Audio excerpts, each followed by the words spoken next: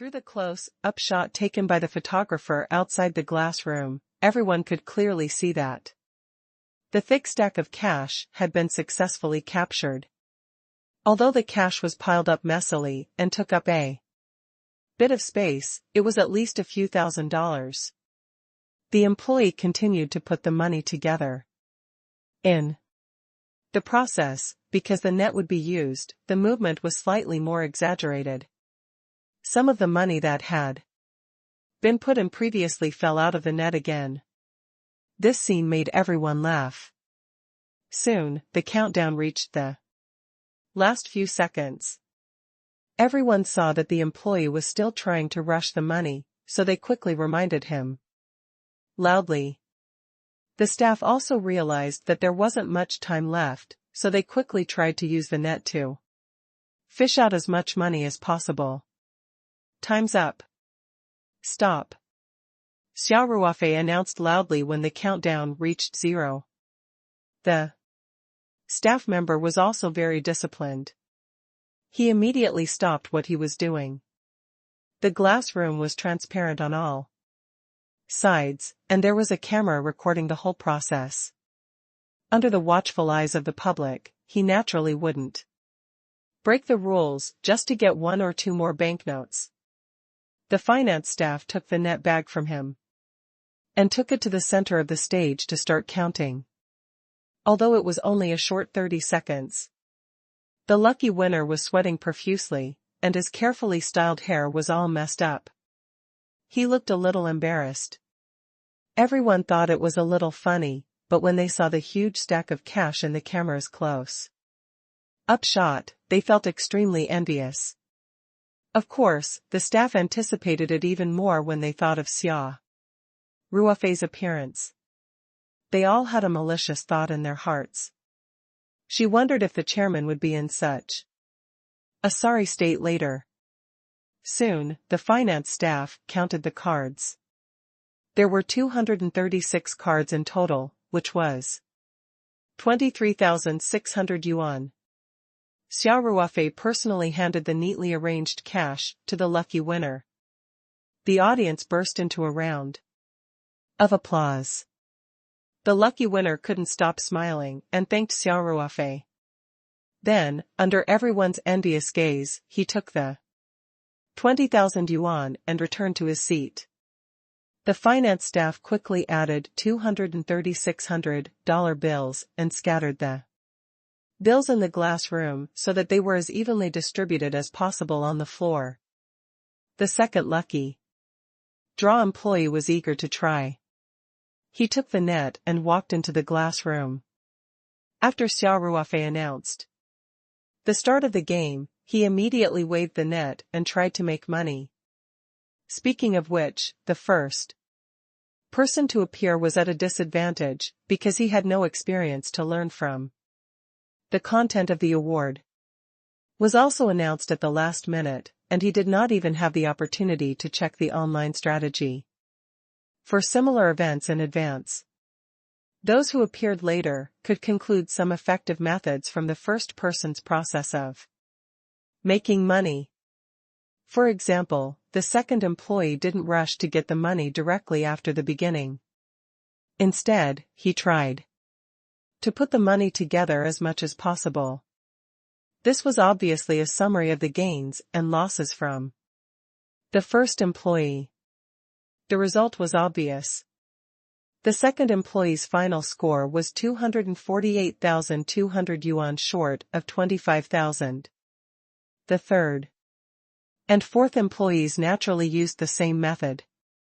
However, there was still a gap in individual operation. Some people had better physical coordination, while others were relatively weaker.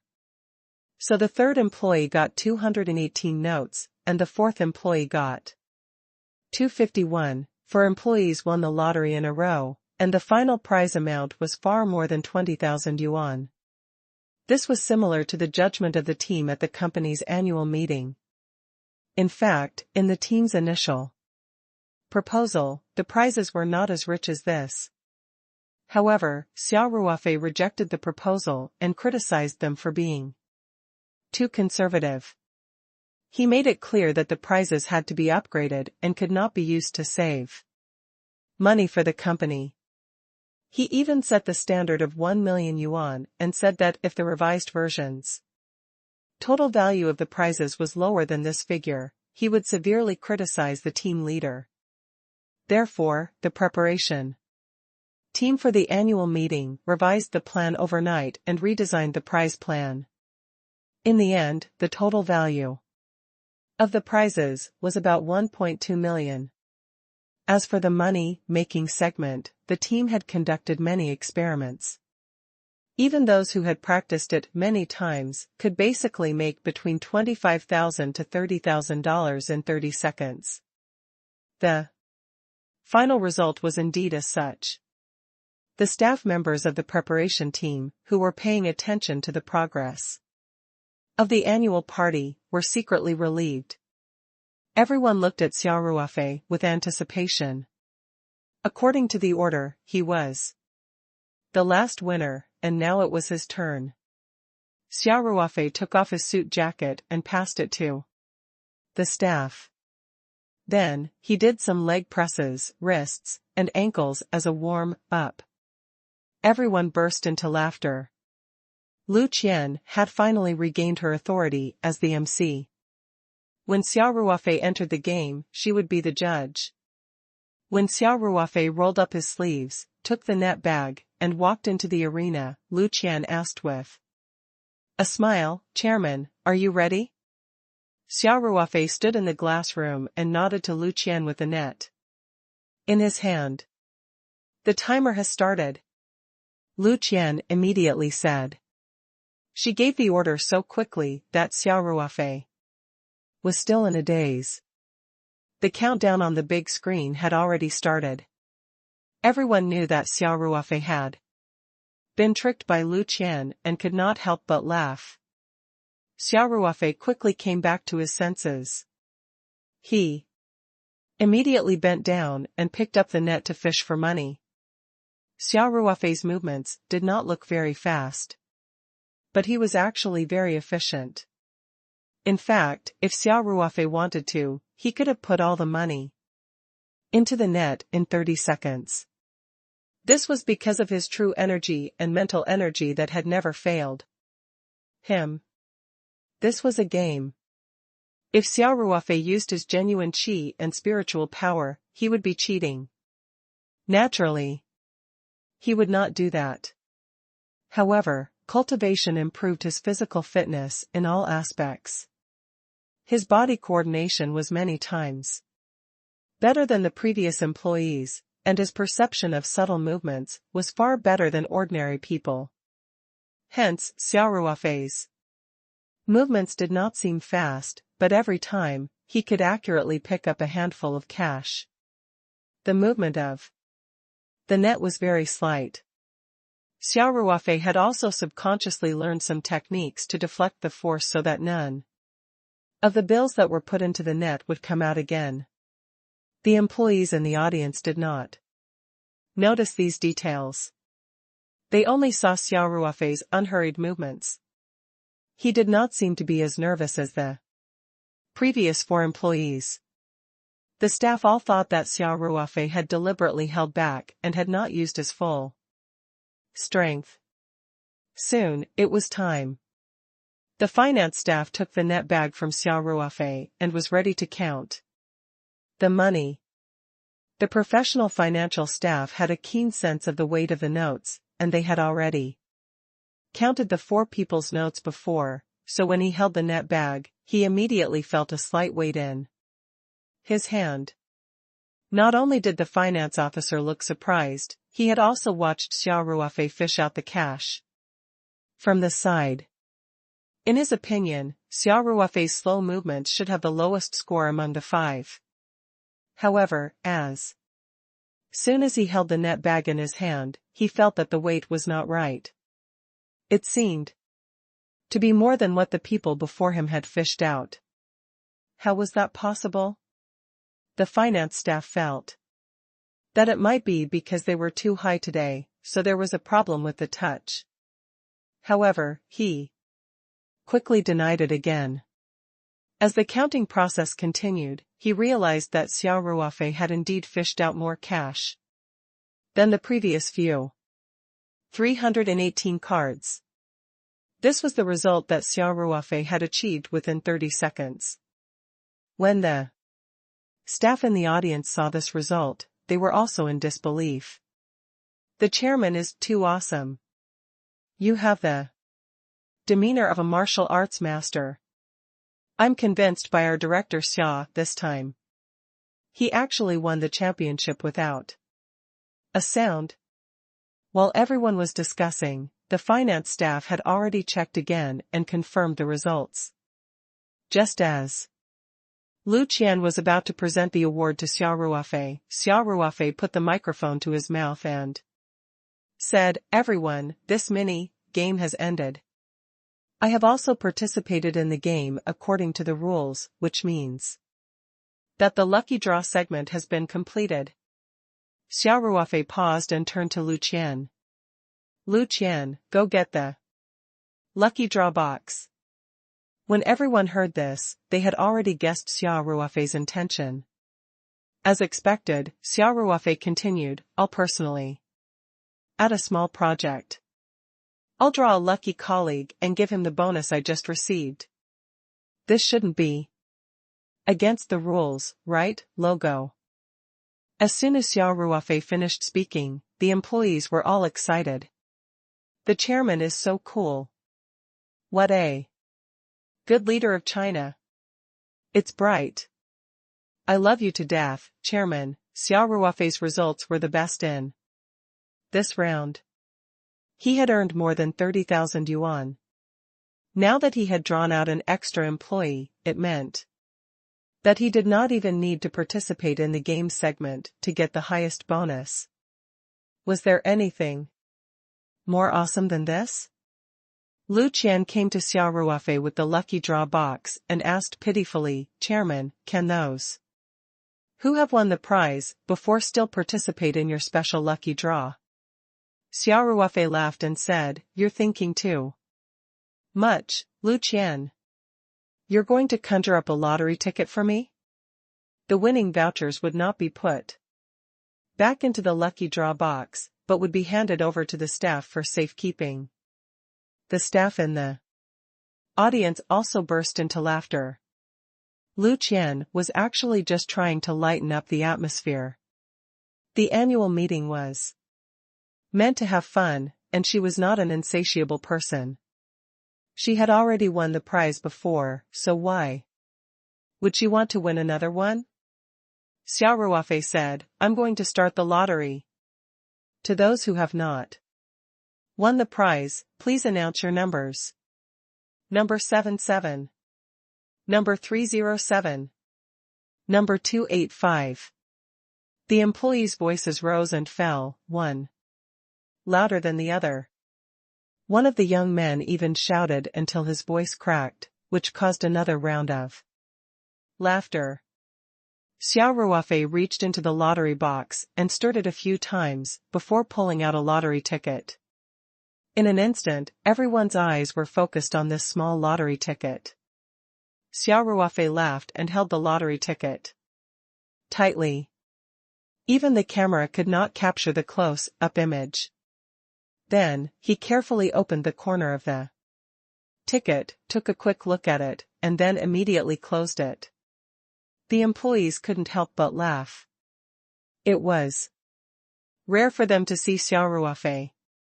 Today, not only did they see him sing on stage, but they also saw him participate in the money-making game. Now, they saw Xia Ruofei's funny side. They suddenly felt that the image of the chairman was much more friendly. "Do you want to know the winning number?" Xia Ruofei asked. With a smile. "I want to." "Chairman, quickly announce it. Don't keep us in suspense. Don't learn from Lu Qian." Lu Qian, who was at the side, didn't know whether to laugh or cry. This young lady had been shot while lying down. "If you want to know the number, then let me hear your applause and cheers," Xia Ruofei said unhurriedly. Clap clap clap, a thunderous applause immediately rang out, mixed with all kinds of cheers of different heights. It was as if even the ceiling of the banquet hall was shaking. Xia Ruofei nodded in satisfaction and smiled. Why don't we let Lu Qian announce this number? No, no, no. Lu Qian quickly waved her hand. I didn't do anything, but I'm already the bad example. I don't want to offend anyone again, ha ha ha. The employees all laughed heartily, and the slightly tense atmosphere suddenly eased. Xia Ruofei did not keep her in suspense and said, let us congratulate number 111. As he announced the winning number, he also showed the lottery ticket in his hand to the camera. A close-up of the lottery ticket appeared on the big screen. It was indeed number 111, a very regular number. Where's the employee holding lottery ticket number 111? Xia Ruofei asked loudly. Initially, Xia Ruofei thought that there would be a happy response from the staff. Unexpectedly, the moment he finished speaking, the staff below the stage were also looking around, but no one stood up. At this time, a staff member quickly flipped through the record book and then said a few words into the walkie-talkie. Lu Qian held her headphones with one hand and listened carefully. She quickly nodded slightly and said to Xia Ruofei, Chairman, the staff confirmed that the owner of lottery ticket number 111 is Gung Ben from the security department. He was on duty at the farm today and did not come to the scene. Xia Ruofei was slightly stunned. He did not expect Gung Ben, who was on duty at the farm, to win the prize instead of so many people. However, he quickly revealed a smile and said, that's not bad either. I think it's more meaningful for the brother who gave up today to win this special award. Don't you guys agree? Although the staff felt a little regretful that they did not win the prize, they still responded to Xia Ruofei's words loudly. Yes. The chairman is right. Brothers from the security department, you've worked hard. He should win this award.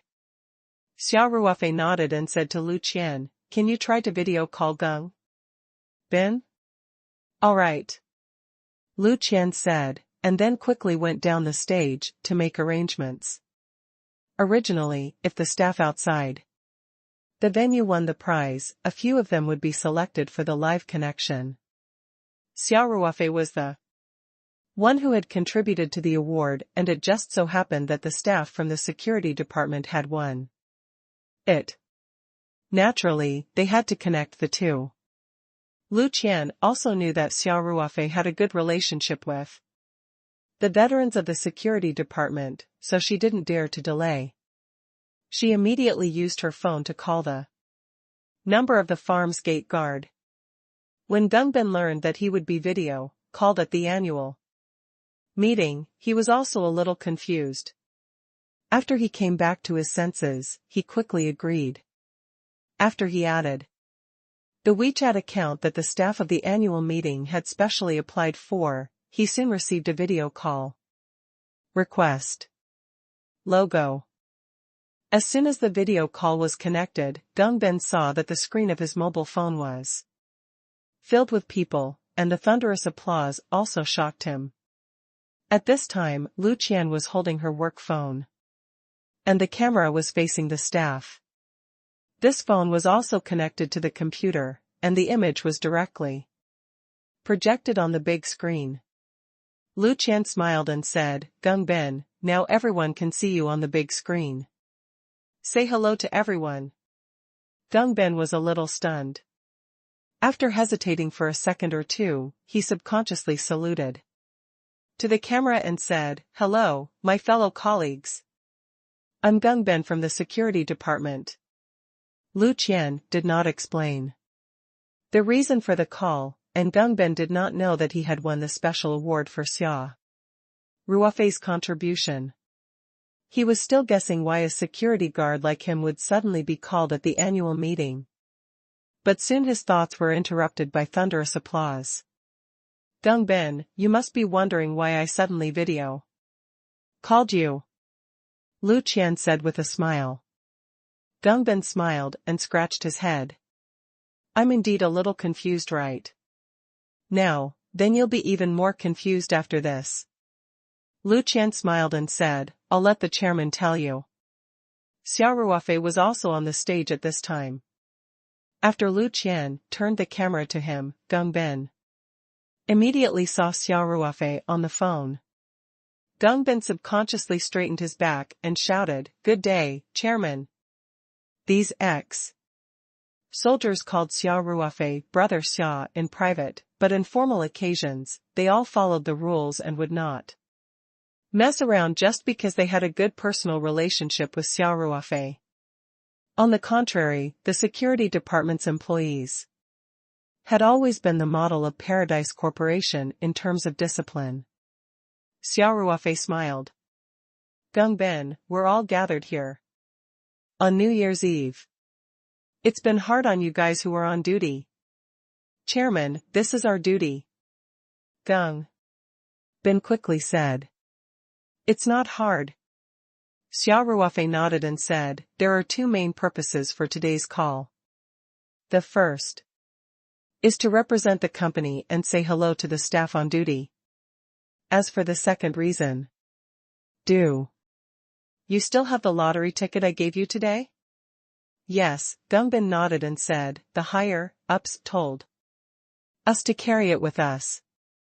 Then take it out and show it to the camera," Xia Ruofei said with a smile. Gungbin quickly took out the lottery ticket from his shirt pocket and aimed the camera at it. Number 111. This was the lucky number printed on it. The crowd burst into applause again. When Gungbin pointed the camera at himself again, Xia Ruofei smiled and said, "Gungbin, I believe you've heard the applause. I'm very happy to inform you that in the lucky draw that just ended, you're number one." "Really?" Gungbin chuckled and said, "I didn't expect my luck to be so good." At this time, Lu Qian also came to Xia Ruofei's side. She held her phone in one hand and said, "Gungbin, this award is very special. Originally, it was the chairman who won the prize. He even got the best result in the game segment and received a total of 31,800 yuan. Then, he personally contributed this prize and drew an employee on the spot to get this prize. This luck finally fell on your head." Gungbin was even more excited when he heard this and quickly said, "Thank you, Chairman." 30,000 yuan was equivalent to several months of his salary. It was even higher than his year-end bonus. This was undoubtedly the best reward for him who had worked hard for a year. Xia Ruofei smiled and said, "You're welcome. You've made a lot of contributions to the company this year. This is the reward you deserve." "Thank you, Chairman," Gungbin said. "I'll definitely work harder. I won't let down the expectations of the company's leaders." Xia Ruofei nodded. "Pleased. I'll get my brothers in the security department to bring the bonus back for you. Please send your regards to the other brothers who stayed behind." "Yes," Gungbin said. After the video call ended, the fun and exciting second prize lucky draw segment officially came to an end. The annual meeting was coming to an end, and the first and grand prizes were announced. The first prize was a 10-day, 9-night luxury tour to the Maldives, and the company would pay for the entire family. The lucky winners could have a maximum of 4 spots, bringing their parents and wives, husbands. If the lucky winners had children, they could apply for an extra spot and bring their children along. All the expenses were covered by the company, which was very humane. There were a total Of 5 spots for such a grand prize. The only grand prize was even more luxurious. It was a family luxury tour to Europe, and the quota was the same as the first prize. Feng Rao went on stage to draw the first prize, while Xia Ruofei naturally drew the grand prize. In the end, 3 people won the first prize, and the other 2 first prizes were won by the more than 100 employees of Paradise Pharmaceutical Factory who guarded the production line. The grand prize went to a staff member of the marketing department who was present. Regardless of whether they won the prize or not, everyone felt that tonight's annual staff party was extremely exciting. However, many people had the same feeling. Although the first and special prizes were tempting, the most exciting part was that Xia Ruofei drew his number, participated in the game, and generously contributed the prize. That scene had left a deep impression in the hearts of many employees. Many years later, when they talked about today's annual meeting, this scene would be the first thing they would think of. The grand prize was worth more than 150,000 yuan, which was definitely a super grand prize. The employee who won the prize was a girl in her 20s named Lin Jessen. When this super lucky thing hit her head, she felt dizzy and even seemed to be dreaming after she went on stage. Xia Ruofei also stayed on stage after the draw. He would personally present the award to Lin Jessen, then give a speech and announce some decisions regarding the company's reorganization. The first and grand prize naturally could not be moved to the stage, but the preparation team for the annual party had made some colored cardboard in advance, on which the awards and prizes were written. After Lin Jessen went on stage, Lu Qian, as usual, had to do a live interview with the only lucky person of the night. "Congratulations, Jessen, for becoming the biggest winner tonight," Lu Qian said, with some envy. "Thank you. So I'm not dreaming, right?" Lin Jessen said in a daze. The staff in the audience couldn't help but laugh. Xia Ruofei, who was standing at the side, couldn't help but smile. "Of course. It's not a dream," Lu Qian said. "It seems that our Jessen is a little caught off guard by this award. Actually, you can give it to me." "I don't mind, I mind." After Lin Jessen regained her senses, she immediately said, "Sister Qian, you can't suppress the newcomer." All right. Lu Qian said, "Then how do you feel now? Can I share it with everyone?" I just feel a little unreal." Lin Jessen seemed to want to continue being silly and cute. "I've never won a prize since I was young. I've never won a small 2 yuan prize when buying scratch to win tickets. I didn't expect to win the grand prize this time." Lu Qian couldn't help but laugh and said, "It seems like you've saved up all your luck and then used it all at once. Jessen, how many slots are you planning to apply for?" Lu Qian asked. Lin Jessen muttered to herself for a moment and said with some embarrassment, "It should be 3 people. If my parents can take leave, I'll take them to Europe."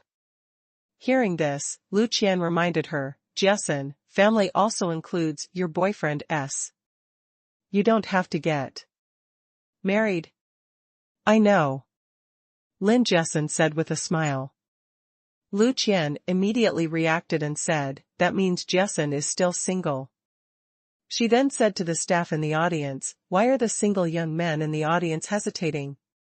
Hurry up and attack. Take a gamble, and the bicycle will change." No. If you succeed, not only will you have such a cute and obedient girlfriend, but you'll also get a free luxury tour in Europe." The employees also started to make a fuss, and Lin Jessen's face suddenly turned red. Xia Ruofei joined in and said, I think it's possible. I can reserve this family member position for you for a month, everyone, did you hear that? Lu Qian immediately said, the chairman has given us a month's time. Our single male colleagues have to make good use of it. Then, Lu Qian showed a flattering smile to Lin Jiesun and said, Jiesun, you don't have to consider men. In fact, if there's a luxury tour in Europe, I can also accept girls. Xia Ruofei was stunned for a moment, then he couldn't help but laugh out loud. The audience was also laughing. Logo. Lin Jiesun was still a young girl who had just graduated not long ago. She blushed at Lu Qian's bold words and didn't know how to respond. Xia Ruofei laughed. That's enough, Lu Qian. Jiesun is as pure as a little white rabbit. You have the cheek to tease her like this? All right. Lu Qian said with a smile. Jiesun was really pitiful. Even the chairman can't help but stand up for her. I can't afford to offend her. Then let's invite the chairman to present the award to Jiesun. Xia Ruofei nodded and took the display board, with the words, Grand Prize, printed on it from the staff. He turned around and handed it to Lin Jiesun. Lin Jiesun's face still had a hint of red as she said in a low voice, Thank you, Chairman. Xia Ruofei laughed and replied, You're welcome. By the way, the 1-month promise is still in effect. If you find a boyfriend within this period, you can apply for one more slot from the company. Xia Ruofei glanced at Lu Qian and said, Forget about being a girlfriend. His words made everyone burst into laughter again. I understand, thank you, Chairman. Lin Jiesun said with a red face.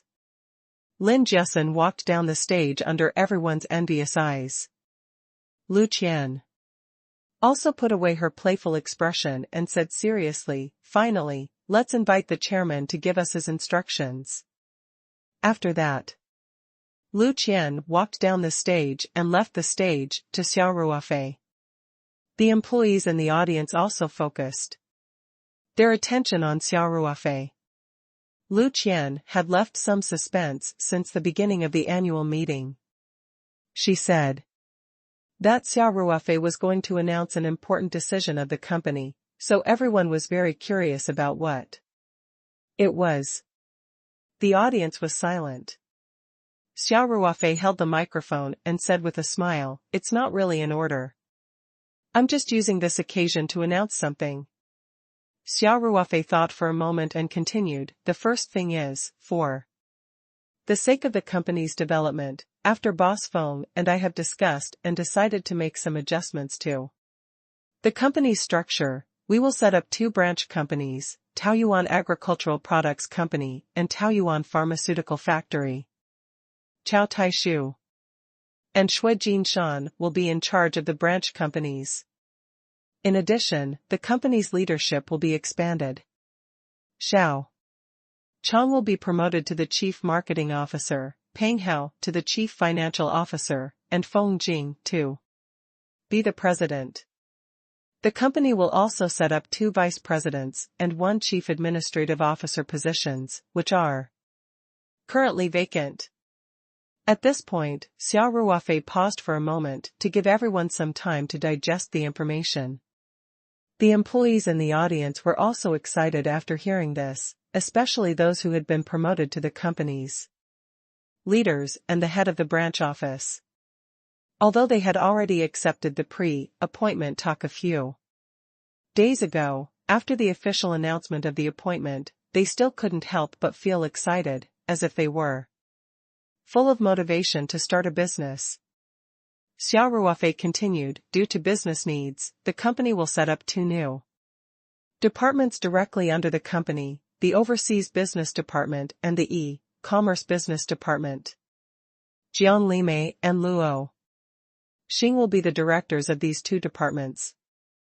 The directors of the finance and marketing departments will be held By Peng Hao and Xiaochang. Xia Ruofei saw that the audience was still silent, so he smiled and said, "The structure and position adjustments have been announced. I suggest that everyone give a warm round of applause and congratulate our newly appointed colleagues." The employees finally came back to their senses and applauded enthusiastically. Xiaochang and the others also quickly stood up and bowed slightly to express their gratitude. "We have limited time today, so I won't invite the above few colleagues to come on stage to give their inauguration speeches." Xia Ruofei smiled and said, "After you go down, all the departments will have a meeting to straighten out the working relationships as soon as possible. After the spring festival, our company will officially start to operate according to the new structure." Xia Ruofei continued, "As for the second thing, I believe everyone has noticed it. Recently, the employees of the Human Resources Department have been very busy. They have gone to various departments to do a large number of surveys and assessments. Some of them have even been asked to check their files. I'm sure everyone is guessing that the company has made some important move. Today, I'll reveal it to everyone. The next step will be a personnel reform. All personnel will be divided into ranks." Xia Ruofei said, "According to the nature of the position, it is divided into management and technical positions. Each position has 10 levels, corresponding to different salaries and benefits. The employees in the Human Resources Department have been working overtime recently to complete the first level, ranking work." After the staff in the audience heard this, they couldn't help but start discussing. The company's management was standardized, and the personnel ranking system was imperative. However, this was related to everyone's vital interests. Everyone was concerned about what rank they would be set and whether their salary and treatment would be affected. Xia Ruofei gestured with his hands and said, "Everyone, stop discussing. Let me finish. There would be a very detailed and scientific standard for the ranks of personnel. It would be issued in the form of company documents, and everyone could read it. Moreover, there were also very clear assessment criteria for the promotion of ranks, so everyone could clearly see their own channel of ascension. Also, please don't worry. After the first ranking, the results will be published on the company's internal website. If you have any questions, you can directly report to the HR department. Also, I can tell you clearly that under the new hierarchy system, most of our colleagues' salaries have been increased." Xia Ruofei continued, "The personnel grading system is just to clarify everyone's career development path and to promote everyone's enthusiasm for work. It's not to reduce the benefits logo."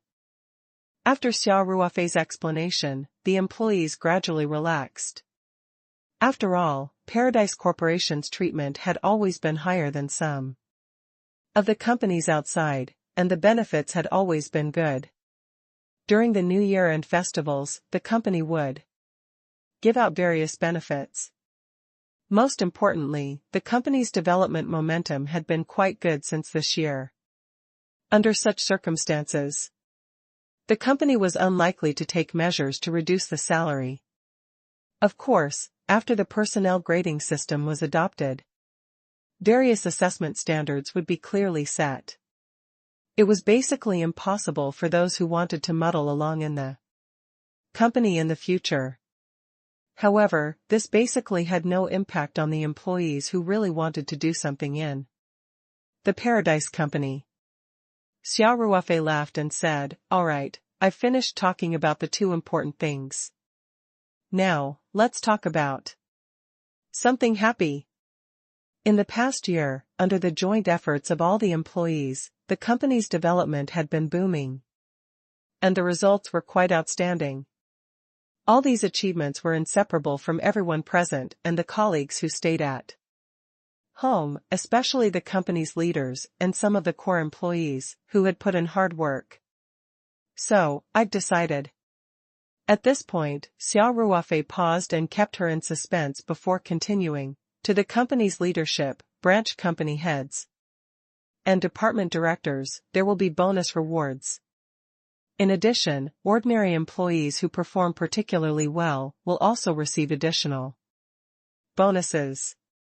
This year, the planned reward range is about 50 people. As soon as Xia Ruofei finished speaking, the audience burst into enthusiastic cheers. Only Xia Ruofei and Feng Jing knew about this. Xiao Chang, Peng Hao, and the others were not aware of it. This was a huge surprise.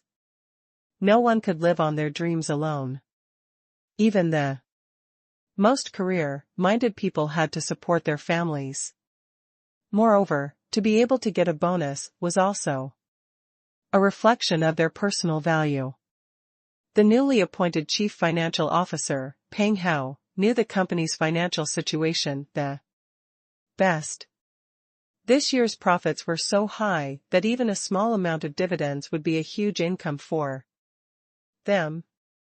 In addition to the middle and senior leaders who were within the scope of the dividends, the ordinary employees were also full of anticipation because 50 of them would also receive a bonus reward. In a company with about 300 people, this ratio was quite high. Especially the business backbones of those departments, they felt that they had great hope, and their hearts were full of anticipation. Xia Ruofei smiled and said, "The company's profit this year is about 300 million Chinese dollars. I plan to take out 5% of the profit, which is 15 million yuan, as a bonus. Of the 15 million, 3 million would be used to reward ordinary employees, and 12 million would be used for dividends for the company's management. The only difference is that ordinary employees will receive an additional reward in addition to the year-end bonus, while the company's leadership bonus will be directly distributed in the form of dividends." After Xia Ruofei announced the specific amount of dividends, the crowd became even more enthusiastic. It was as if they were going out of control, and everyone couldn't help but start discussing. Everyone naturally felt that this distribution ratio was very reasonable. In any company, the most precious wealth was the management with outstanding abilities. It was also a common phenomenon for them to receive high dividends. In comparison, ordinary employees could still get a reward of 3 million yuan, which was 60,000 yuan per person. Moreover, the employees who received this reward could also receive a year-end bonus. These two things added up to more than a year's salary. What was there to be dissatisfied about? As for Peng Hao and the others, who knew that they would no longer receive their year-end bonus after receiving their dividends, they did not care. At their level, it was basically impossible for their year-end bonus to exceed 1 million yuan. However, according to the current bonus plan, they could get at least 1.8 million yuan, which was equivalent to double or even triple the year-end bonus. Where else could they find such a good thing? Xia Ruofei smiled and said, "As the company has not implemented a hierarchical system this year, the selection of the 50 employees will also be evaluated by the Human Resources Department according to the assessment criteria. The top 50 employees will naturally receive a bonus reward. The evaluation results will also be announced on the company's internal website. Everyone is welcome to supervise." Thunderous applause rang out from the audience. Regardless of whether they had any hope of winning the award, the employees were all very excited. Xia Ruofei continued, "The profit-sharing system will continue for a long time. And I promise that this dividend ratio will only increase and not decrease. This year's profit was 300 million, so the dividends were 15 million. If the profit next year reached 3 billion, then he would get 150 million in dividends. I'll say the same thing again, the company will naturally give you the same amount of return as the amount of contribution you've made to the company. All right. Long live the chairman. Long live the Paradise Corporation. The staff below the stage were so excited that they started to shout, "Long live." Xia Ruofei felt a chill down his spine. He gestured with his hands and said, "From next year onwards, the bonus system will become more regular and will be linked to the employee's level. Whether you are a technical or management employee, as long as you reach a certain level, you will be able to participate in the bonus. The bonus ratio will be different depending on the level." Xia Ruofei smiled and said, "Therefore, the personnel grading system is very important. Everyone should study this system carefully after you go down. This is because every promotion assessment is related to your own personal interests, especially the big cake of year-end profit dividends. Only the elite employees are qualified to share it." Xia Ruofei's words had incited the employees' fighting spirit.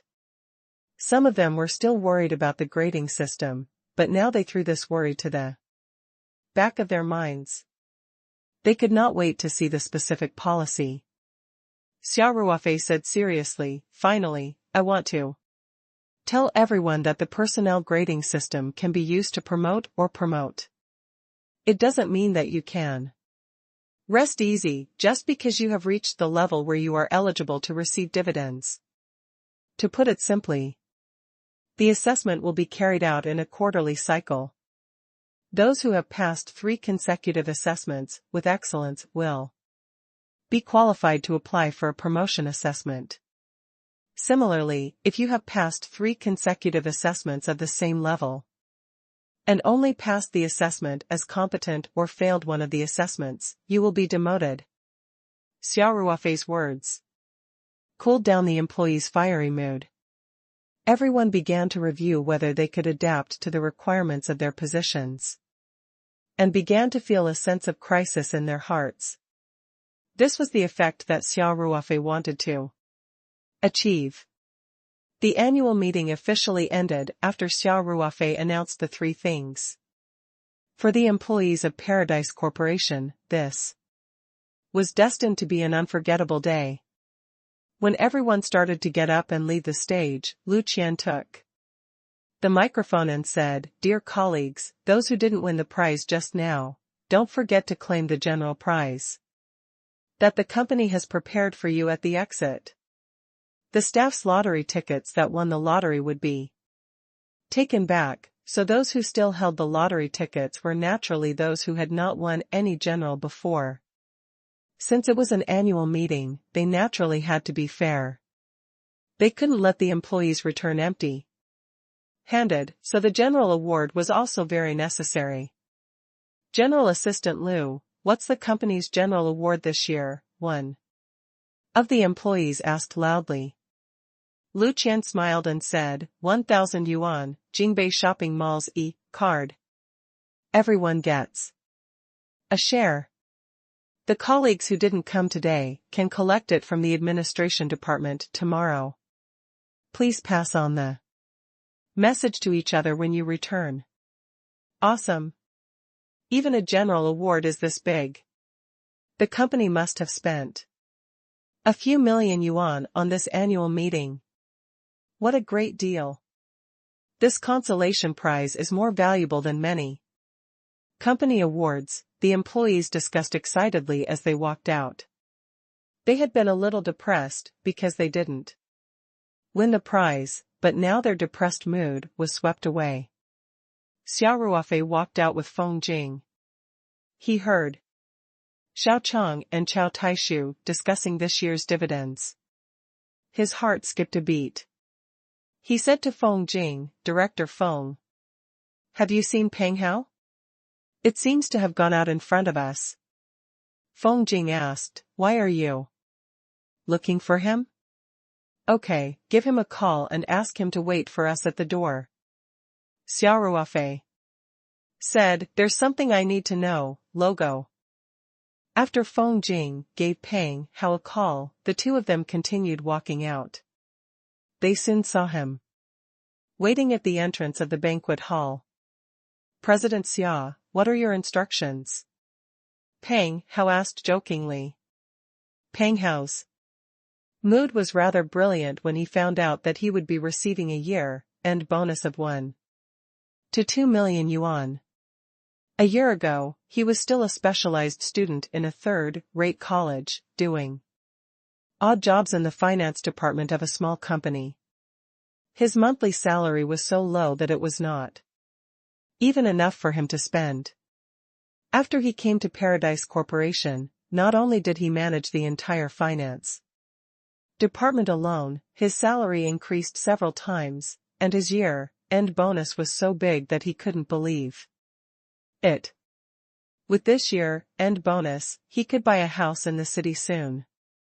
It might be a little difficult to pay in full, but it was definitely not a problem to pay the down payment. Now that his monthly income was so high, a few thousand yuan monthly payment was not a problem. Who would dare to look at him with colored glasses in the future? In the past, at the end of the year, when relatives and friends gathered, Peng Hao always felt a little inferior. Other families' children graduated from prestigious schools and received high salaries in large companies, but he could not even support himself. The intentional or unintentional comparisons between his relatives made him feel like he had a dagger on his back. This year, however, he was looking forward to the reunion dinner. Dear aunties, please tremble in fear. Xia Ruofei smiled and said, let's talk while we walk. You and President Feng can take my car back. The Paradise Corporation had purchased quite a number of vehicles, including 2 buses. Mainly for the Paradise Pharmaceutical Factory, which had more employees. However, Xia Ruofei was used to driving by himself and did not ask the company to assign him a driver. After all, he was used to being free, and he often had to go to the warehouse in the city to deal with some things related to the spirit map space, such as iron maple, tea green, drunken 8 immortals wine, and so on. If a driver followed him, it would be inconvenient for him to do things. The 3 of them walked out of the hotel together. Xia Ruofei asked, Fatty, I just want to know how much liquid funds we have in our account. If we want to take it out, how much can we take out? As the financial manager, Peng Hao was responsible. Some data came out of his mouth without any need to think.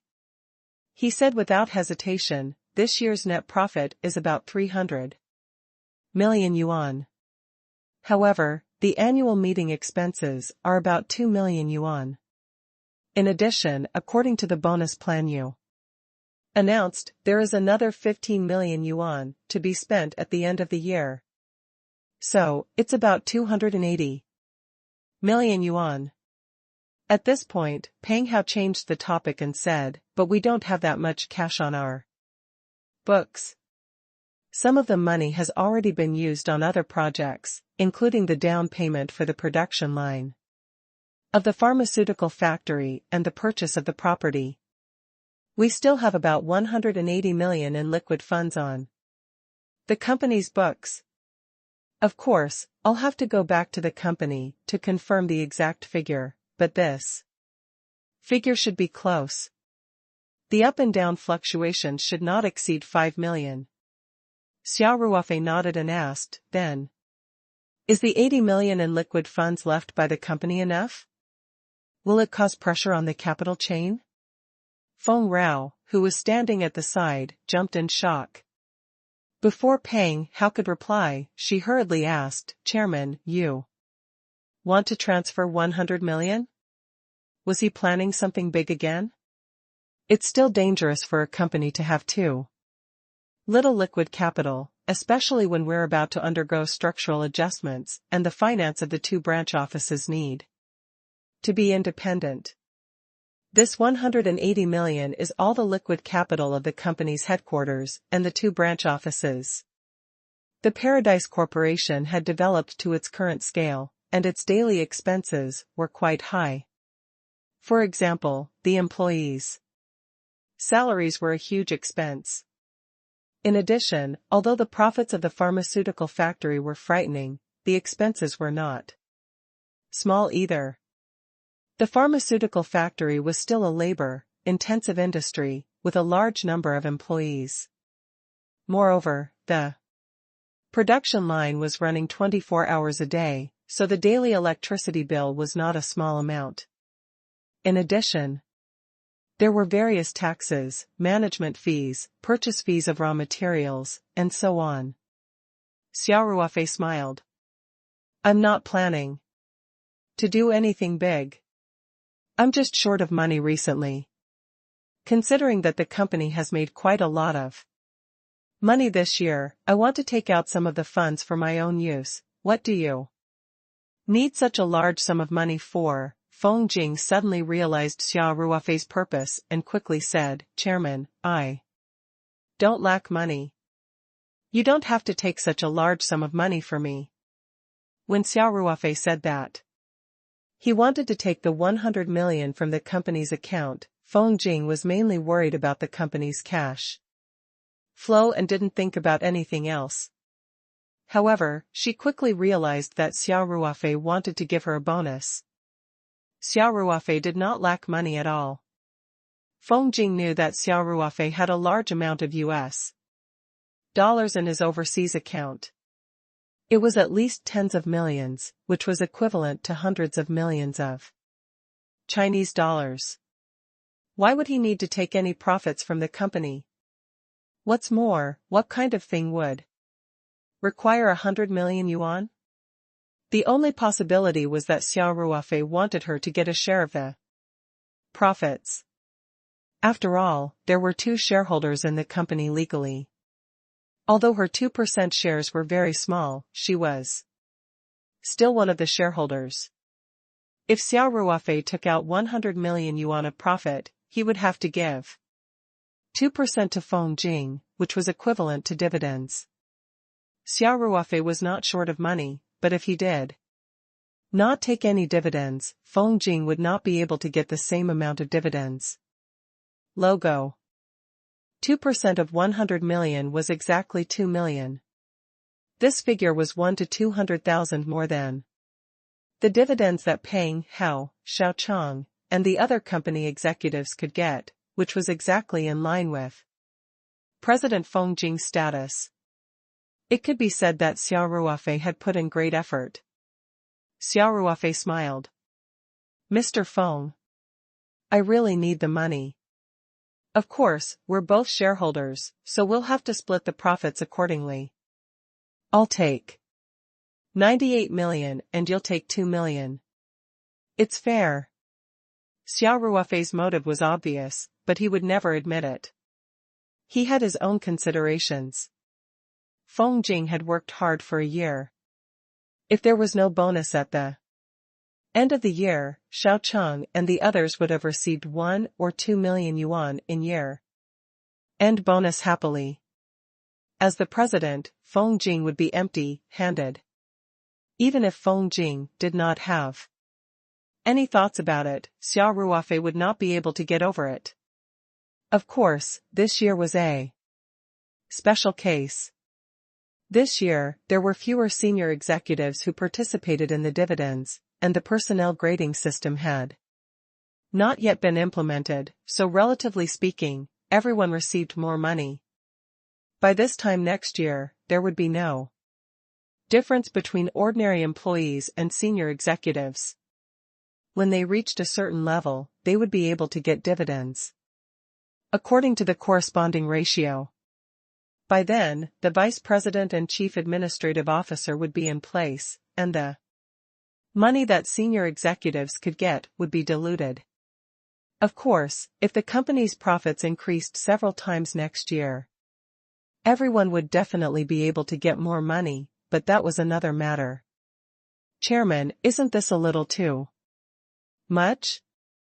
Feng Jing said, not knowing whether to laugh or cry. How can this be a game? The company law has stipulated the way for shareholders to pay dividends. Xia Ruofei pretended to be confused and said, I'm the major shareholder. As long as it doesn't affect the company's normal development, I have the right to ask for dividends. Even if it's a vote, I have 98% of the voting rights. That's an overwhelming advantage. Chairman. Aren't you being a scoundrel? Feng Jing stomped her foot. I really don't need that much money. Besides, wouldn't he be able to earn more money if he kept the money for the company's development? You said it yourself, I'm also a shareholder of the company. How can you be so short-sighted? Xia Ruofei didn't give him any room to explain. This is a special case. We'll talk about the future later. You, Peng Hao, who was standing at the side, could not even get a word in. When he saw that Feng Jing was rendered speechless by Xia Ruofei's words, he said, President Xia, President Feng, can I say a few words? Don't tell me that 80 million isn't enough. Xia Ruofei shot a threatening look at Peng Hao. Chairman, you can't use your power to oppress others. Feng Jing said, you have to respect the opinions of the professionals. The company has to be standardized. First of all, you can't mess around. As the chairman. At this point, Feng Rao turned to Peng Hao and said in a friendly manner, President Peng, don't worry and speak your mind. As long as it's an objective opinion, the chairman won't dare to do anything to you. The way Feng Jing addressed him as President Peng made Peng Hao burst with joy. It was the same as reminding him that he was now one of the company's leaders. Director Feng, Peng Hao said with a grin. Actually, I wanted to say 80 million in liquid capital is more or less enough. Ah? Feng Rao hadn't expected this to be Peng Hao's opinion. All her efforts had been in vain. It's really enough. Peng Hao quickly explained. Of course, the premise was that the company didn't have any major spending plans in the near future.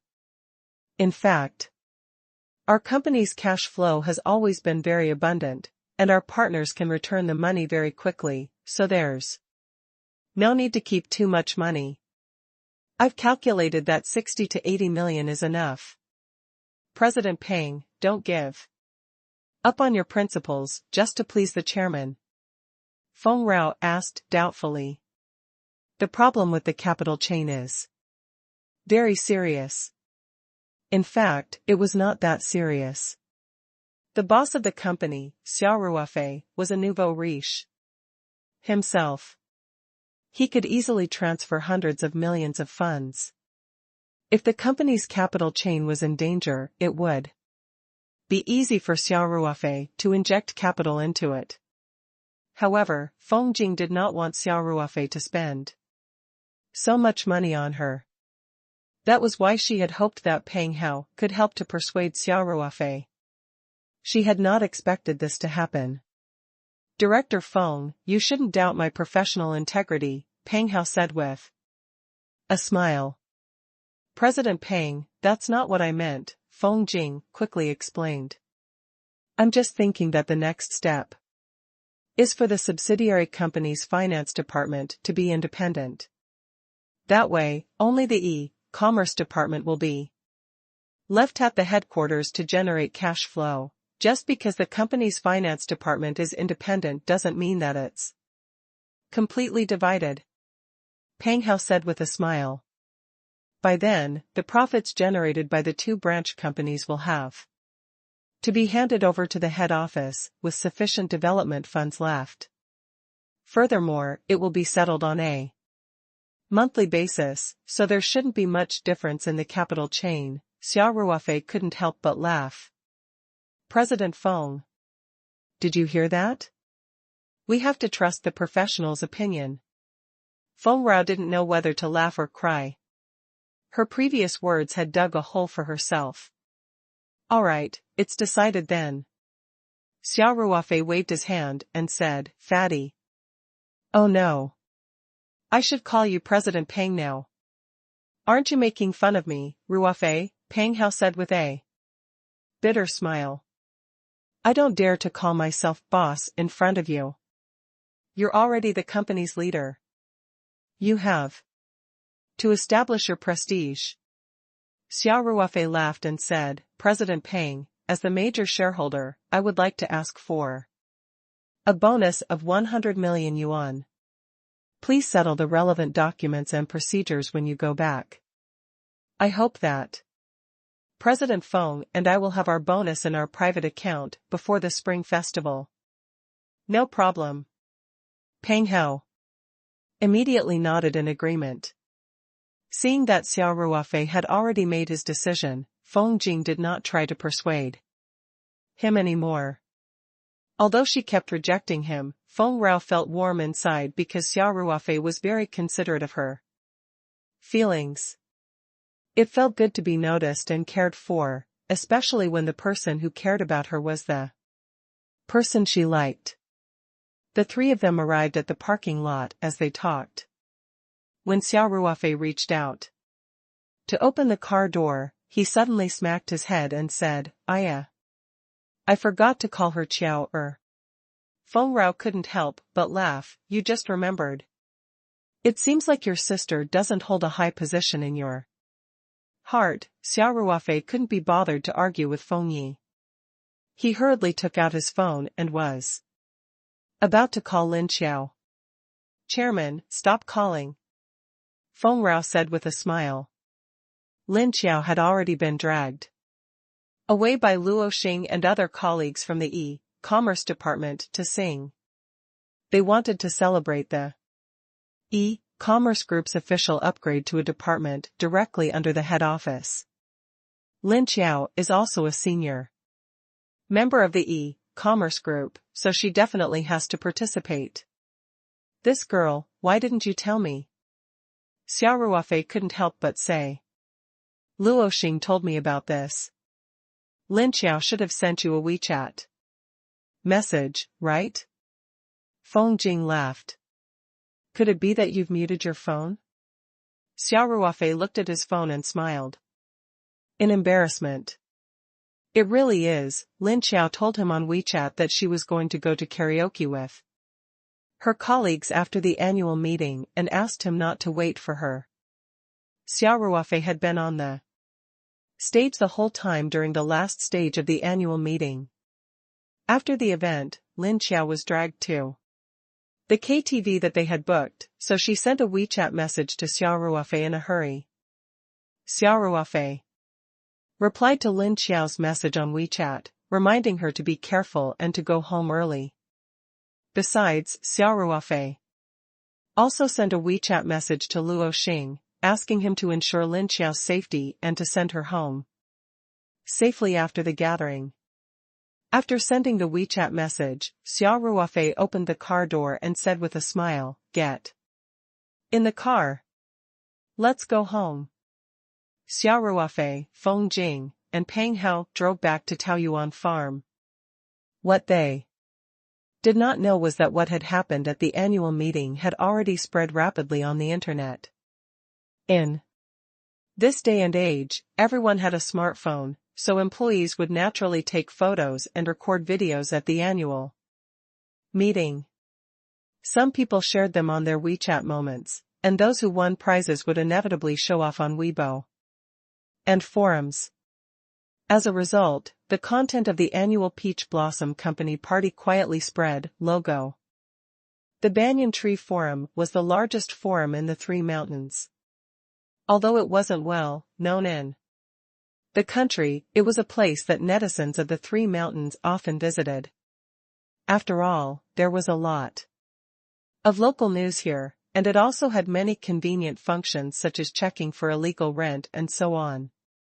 That night, a post on the Banyan Tree forum had unknowingly become popular. In just a few dozen minutes, the number of views had exceeded 10,000, and the system had automatically added the word popular as an icon. The website administrator on duty had also monitored the reading data of this post from the back end. After checking the content manually, he immediately pinned the post to the top with his authority and linked it to a recommendation spot on the forum's homepage. This time, even more people saw it.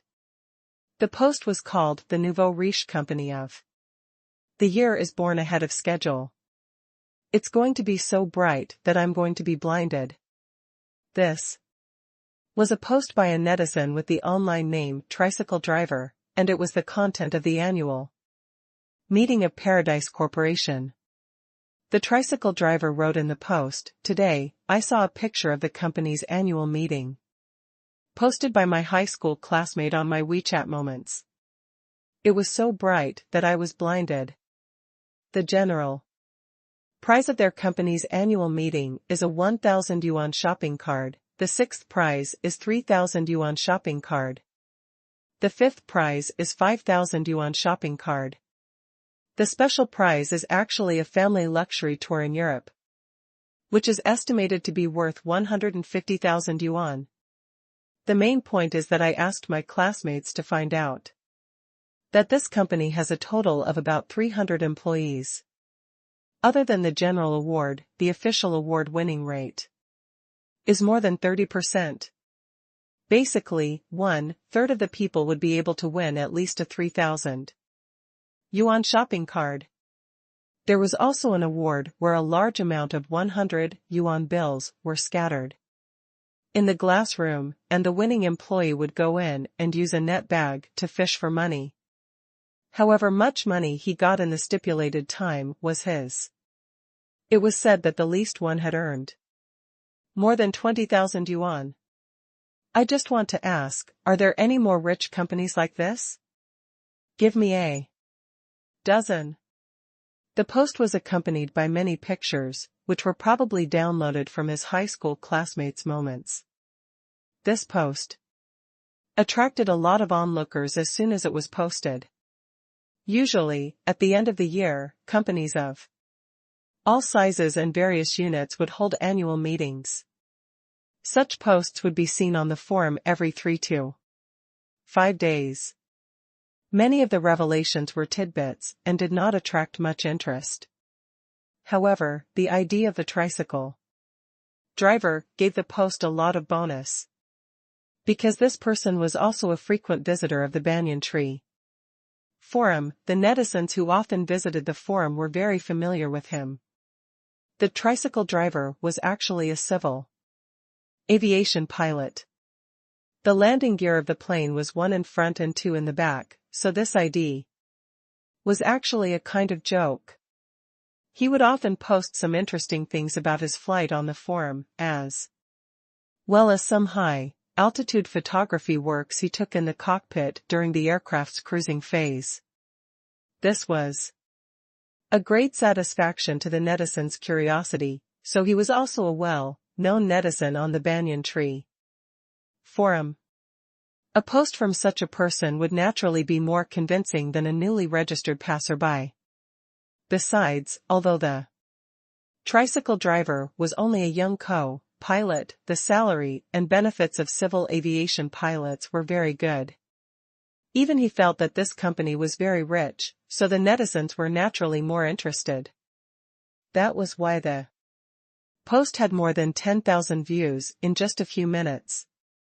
The tricycle driver post also caused a heated discussion among the netizens. Many netizens expressed their envy. Is this the legendary Other People's Company? I'm so tired. The grand prize for our company's annual meeting was only a 2,000 yuan shopping card. I was so unlucky that I didn't even win a small prize.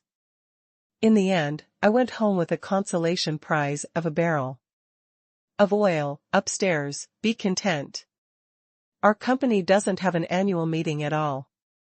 The boss said that this year's profits are not good, so according to the contract, we'll pay a month's salary as the final bonus of the year. Nothing else.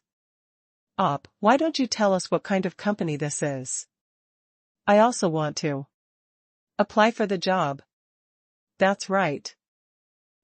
What's the difference between this and sending a picture without balls? Yes. Express company's name. Let us poor ghosts worship him. Of course, it was impossible for there to be only one voice on the internet. There were praises and criticism. Very quickly, there were many sour comments in the post. You're playing to the gallery. A small company with 200 to 300 people doing this is definitely to attract attention. Hee. Even Bat's annual meeting wouldn't be so generous. Why do I find it so hard to believe that this company would spend a few million yuan at a single annual meeting? They are either trying to attract attention, or this company might be a multi-level marketing company. I've heard that such a company even organized a 1,000-person tour group and booked the entire cruise ship. I see that the original poster is an old ID, and the comments on his previous posts are quite good. Did he receive money to post this today? In response to these noises, someone quickly came out to refute. I don't want to comment too much on what you said about that company. After all, I have no right to speak without investigating. But the tricycle driver is everyone's old friend. And I think everyone in the forum knows what kind of character he has. If you say that he would help others create hype for money, I'll be the first one to not believe it. Ha. Those who said that the coachman was a water army were obviously newbies. Who among the old altar members didn't know that the coachman was a pilot? Do they need to ruin their ID for money? Also, I don't agree with this company's hype. The coachman already said that this was posted by his classmate on his WeChat Moments. They're only moving it over. Who would hype it up on their own Moments logo? There's no shortage of haters on the internet. Without any investigation or evidence, they just come at us. Who did this company offend? I've said so much, but I actually want to ask the coachman, what company is this? Are they still recruiting? As the post reached the top, more and more netizens clicked on it, and the number of comments quickly exceeded 1,000. Everyone's comments were mixed, and there were all kinds of opinions. However, the tricycle driver didn't say anything else after he posted. The old forum members all knew the nature of the job of a tricycle driver. If there was a flight mission the next day, he had to ensure that he slept. He might go to sleep after posting the post. The self-discipline of a pilot was quite good. Just as everyone was discussing the post, a comment popped up. Everyone, go to the main post and refresh it. The coachman editor has updated the content of the main post. The netizens who saw this comment immediately returned to the first page. After refreshing the page, they saw that the post had been edited by the original poster a minute ago. The tricycle driver wrote in bold red in the post, I didn't expect that a random post would cause so much discussion. I've seen everyone's comments. In response to the netizens' doubts, I'll give a simple explanation. First, I'm definitely not a water army. The netizens who know me know that although I'm not very rich, at least I'm not a 50-cent party. Second, I won't comment on whether this company is creating hype or not. At least, so far, I haven't seen similar content anywhere else on the internet. Thirdly, I naturally know the name of the company. But to avoid suspicion of hype, I won't say it. Fourth, tomorrow's flight will be earlier, so I should go. And rest, so I won't be able to see your replies and private messages for the time being. I can only reply after my plane lands. Fifth, for the sake of the harmony of the forum, please pay attention to your manners. You are welcome to express your opinions, but if you want to curse, please turn left. This post does not welcome you. Above. The tricycle driver's response was very short, but it caused a wave of praise from the netizens. The anti-fans who had previously argued with the group of scholars also disappeared, mainly because there were too many people scolding them. The tricycle driver still had a very good foundation in the banyan tree forum. Of course, the netizens were also against the tricycle driver's behavior of not announcing the company's name. They all expressed that they would not post the pictures, but the balls, some kind of spending 10,000 people to stab. However, the tricycle driver really went to sleep after updating the post. No matter how the netizens called for him in the post, there was no response. However, the netizens couldn't do anything if the tricycle driver didn't announce it. That would be underestimating the human search, godly weapon. There were many talents on the internet, as if they were all Conan.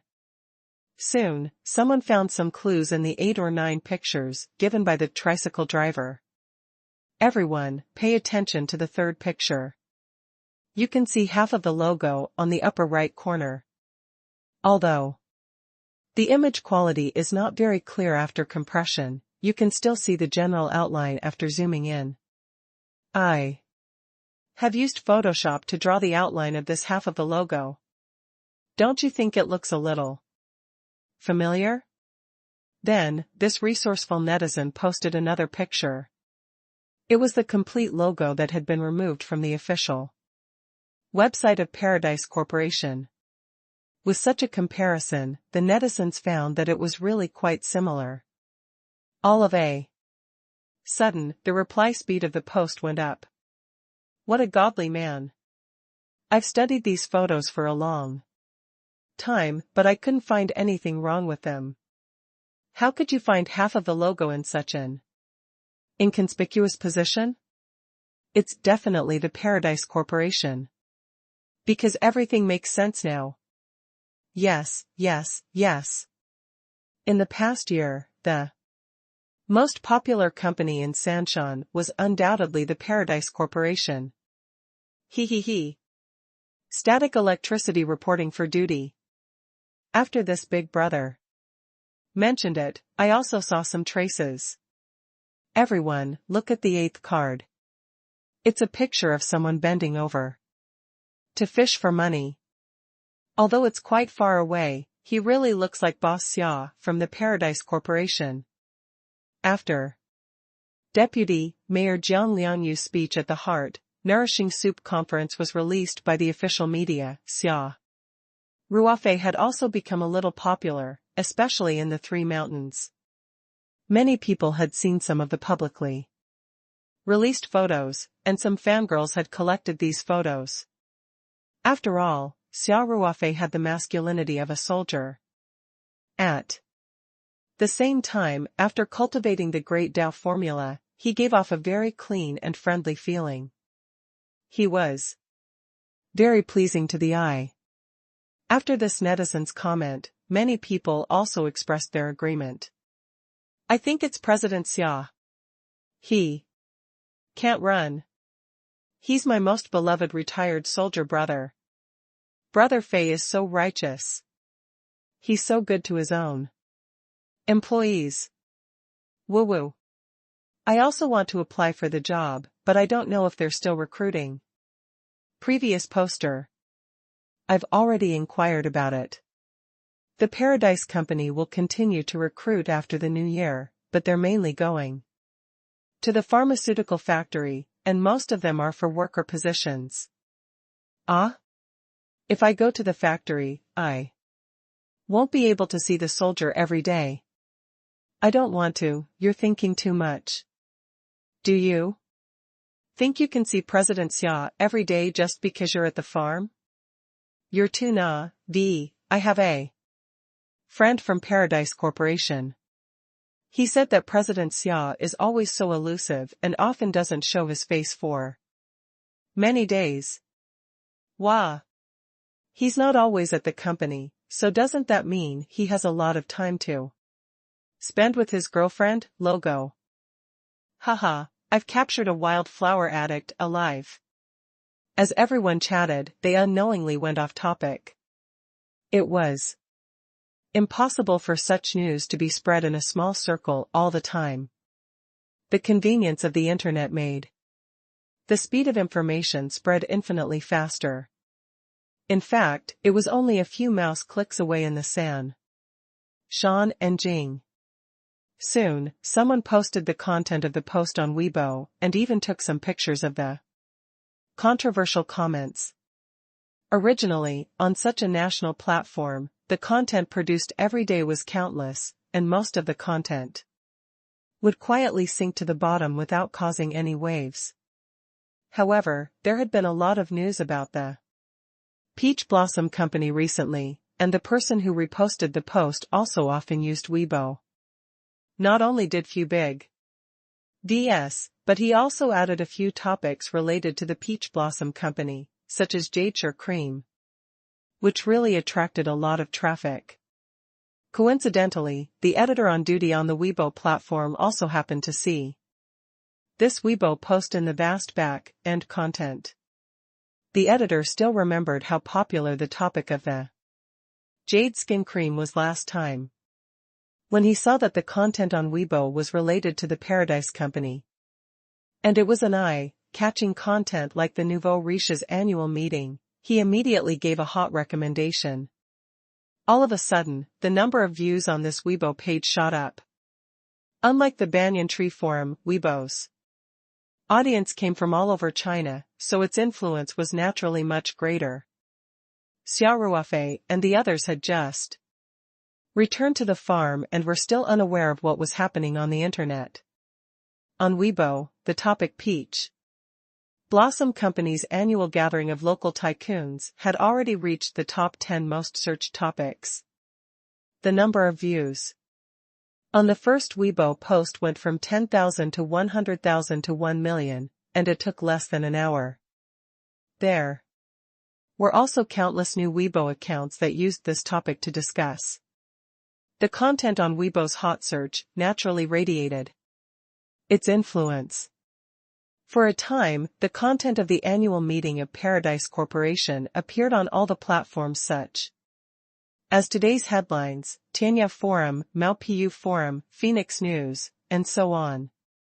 Xia Ruofei had no intention of hyping up the content of the annual meeting. In his opinion, everyone had worked hard for a year, and the spring festival was coming soon.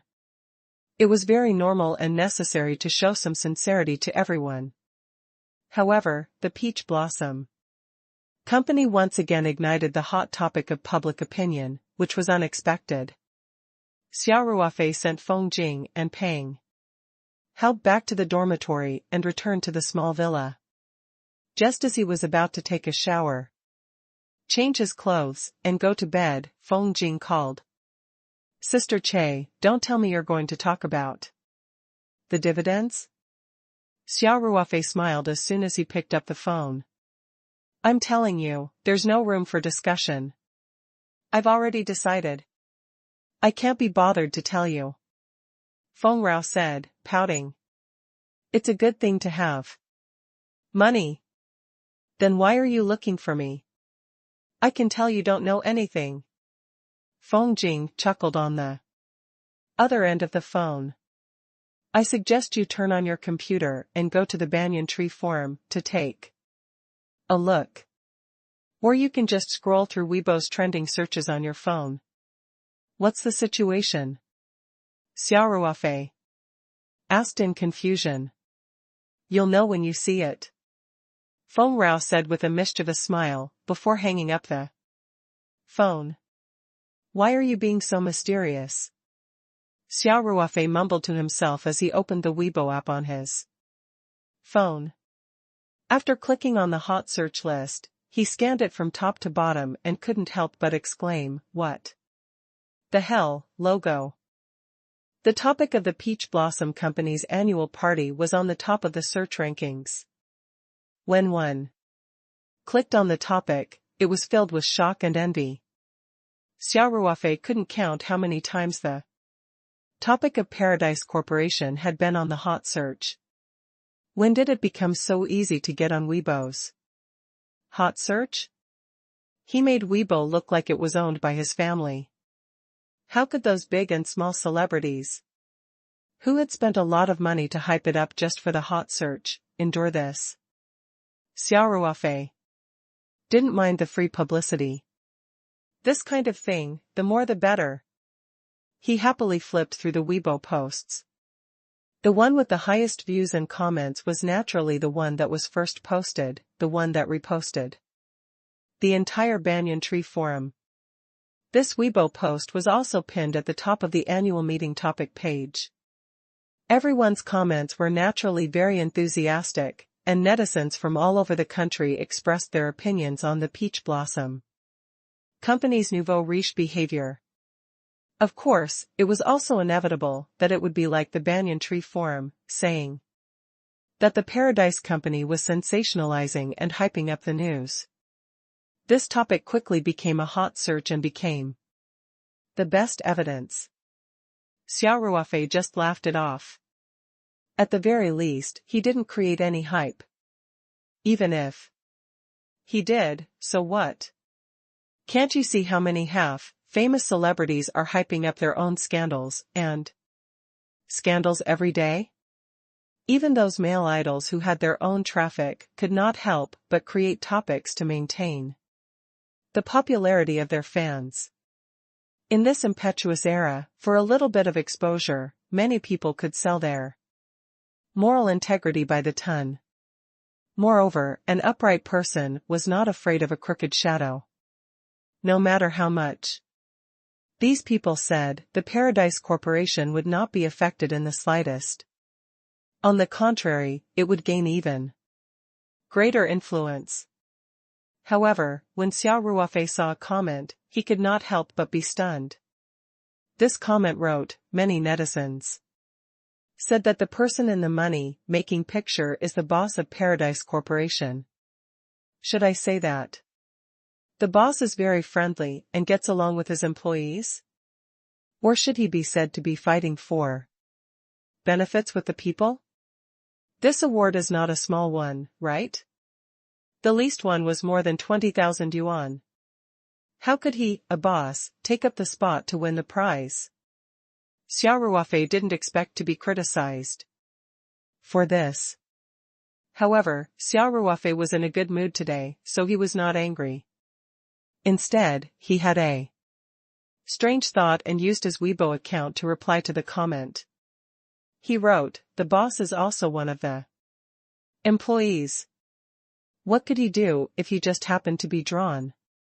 The boss said, baby's heart is bitter. This comment wasn't eye-catching and didn't attract much attention in the beginning. After all, Xia Ruofei's popularity on the internet was not as high as Feng Jing's. Feng Jing had the advantage of being young, beautiful, and gender. Last time, her exposure was much higher than Xia Ruofei's. It could be said that if Feng Jing wanted to debut in the entertainment industry now, many management companies would be willing to extend an olive branch. Xia Ruofei was just joking. However, he had forgotten that Qin Xuan Company had once applied for a mass verification of their employees' private Weibo accounts. As the company's number one, he naturally had someone to help him with it. Therefore, his Weibo account was now verified as chairman of Paradise Corporation. Any trace on the internet would be discovered by people. After all, the population base was too large. Very quickly, someone realized that the owner of this reply was actually the person in question. In an instant, the topic of the Peach Blossom Company's annual meeting immediately soared to an order of magnitude, firmly entering the top 8 most searched topics. Catch a wild chairman alive. What a cute shop owner. Boss Xia, is your company still short of people? I've suddenly become a fan after seeing Boss Xia's reply. Passerby. Fan, +1 inch black turn. After Xia Ruofei replied to the Weibo comment, he threw his phone aside and went to take a shower. When he came out of the shower, he habitually swiped on his phone screen to take a look at Weibo. He was suddenly shocked by the red corner sign at the bottom. In a short while, there were thousands of new notifications. What was going on? Xia Ruofei opened the messages in fear and realized that most of them were notifications from new fans. In such a short time, he had gained more than 3,000 fans. Originally, he didn't post much on Weibo, and he had very few fans. Most of them were followed by his company's employees. It could be said that even his friends didn't pay much attention to his Weibo. After all, he rarely posted anything. Originally, an alternate account with a total of 200 to 300 fans had gained more than 3,000 fans in a short 10 minutes. Even if one spent money to buoy hardcore fans, it would not be so fast. And the red corner sign was still constantly popping up, with new fans following it every second. The other messages were about his account being tagged. Xia Ruofei opened it and realized that most of the comments were replies to his previous comment. He couldn't help but be dumbfounded. How did his identity get exposed so quickly?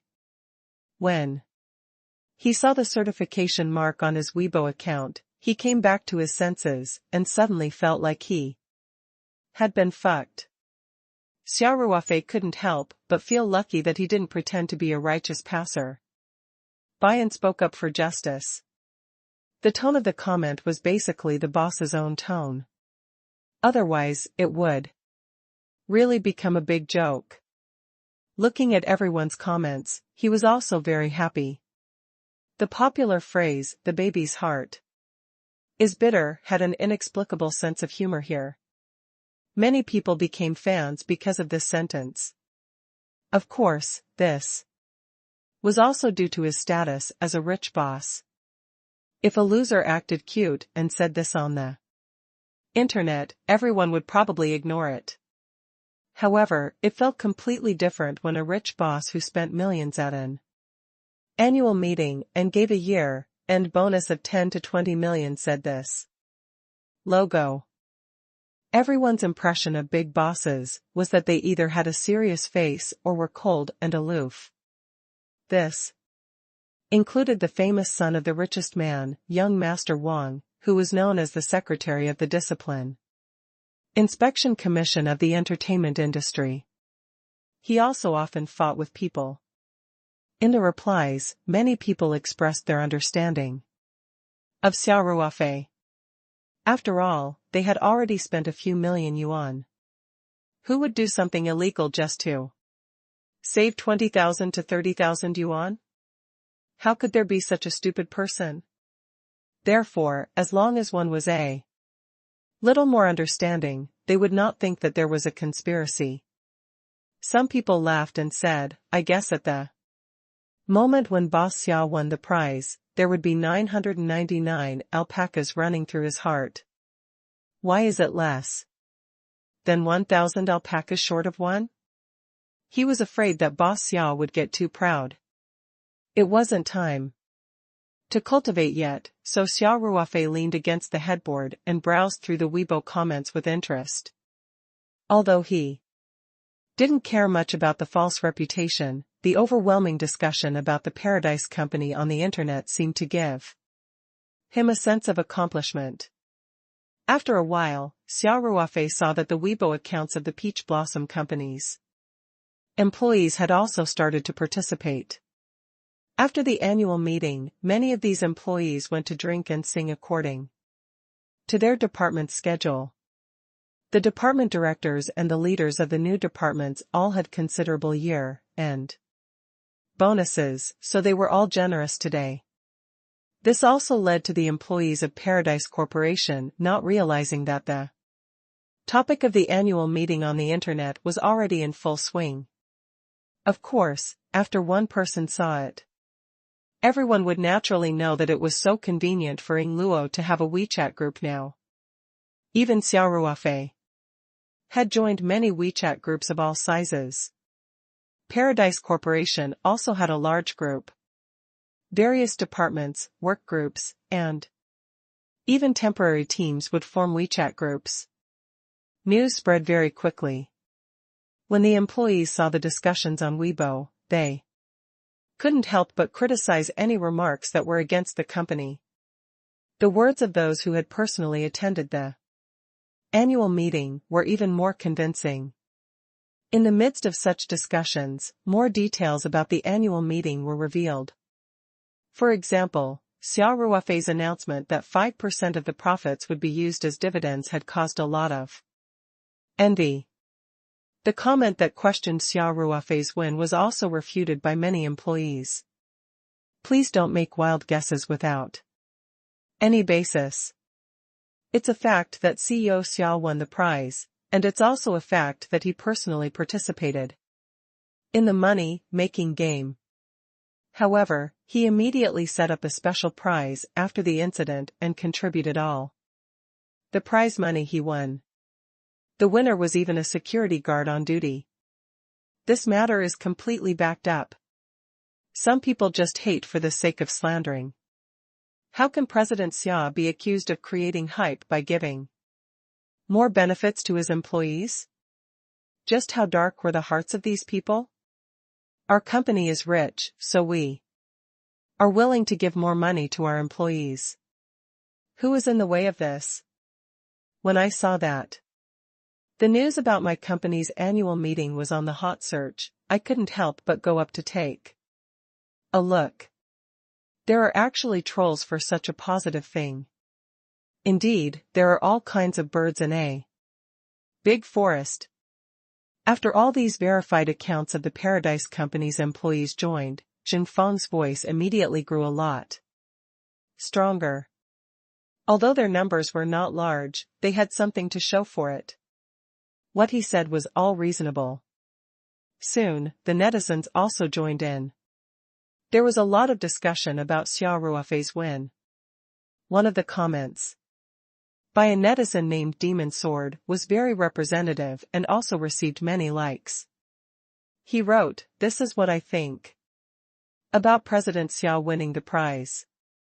As the one who set the rules, he had to first follow the rules. He was also one of the employees. Since he had been drawn for this prize, he had to receive the prize and participate in the game. This was a form of respect for the rules. At the same time, he completed the game segment. After receiving the prize money, he immediately contributed the prize money as a special prize. This shows the loyal side of a boss. In this matter, I think Boss Xia's handling was almost perfect." Xia Ruofei laughed as he gave Demon Sword a like on Weibo. It had to be said that Xia Ruofei rarely used Weibo, so he did not know much about its functions. He didn't know that after he liked the post, it would be listed in the top half of the Weibo page. The observant netizens soon realized that Xia Ruofei liked this Weibo post and many of them laughed. Boss Xia really knows what to love and what to hate. I support your opinion and like it. Previously, haters turned to fans. Now, True Heart Road has turned to fans. What a cute shop owner. The number of fans on Xia Ruofei's Weibo account had increased again. In a short while, it had almost broken through 10,000. These 10,000 fans had all increased overnight. Seeing that it was almost midnight, Xia Ruofei turned off the Weibo notification to reminding Luo Otherwise, his phone would keep vibrating and there would be new messages almost every second. After putting his phone aside, Xia Ruofei started to focus on his cultivation. Fang Xiaoyu was an employee of the marketing department of Paradise Corporation. He was one of the first to apply to the company, so he was definitely one of the first-generation entrepreneurs. Before he came to Paradise Corporation, he had worked for another e-commerce company for a while. That was his first job after graduating from university. However, small and medium-sized e-commerce companies had a hard time surviving, and the company's performance had always been poor. Naturally, his income did not improve much, so he simply resigned.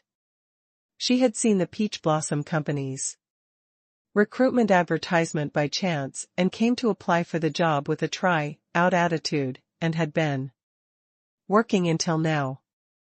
Now that Fang Xiaoyu was one of the core employees of the marketing department, his name would most likely be on the list of 50 People's Awards, because no matter how you looked at it, he met the requirements. Therefore, even though he did not win anything at the annual meeting and only received a Kyokuboku Mall shopping card that cost 1,000 yuan, he was still very excited and immediately posted it on his WeChat moments. He didn't expect that a status update as usual would become the source of all the news about Paradise Corporation on the internet. The culprit was Fang Xiaoyu's high school classmate, Jiang Shuabin, who was now the co-pilot of Heron Island Airlines. Jiang Shuabin was the peddler of Banyan Tree Forum.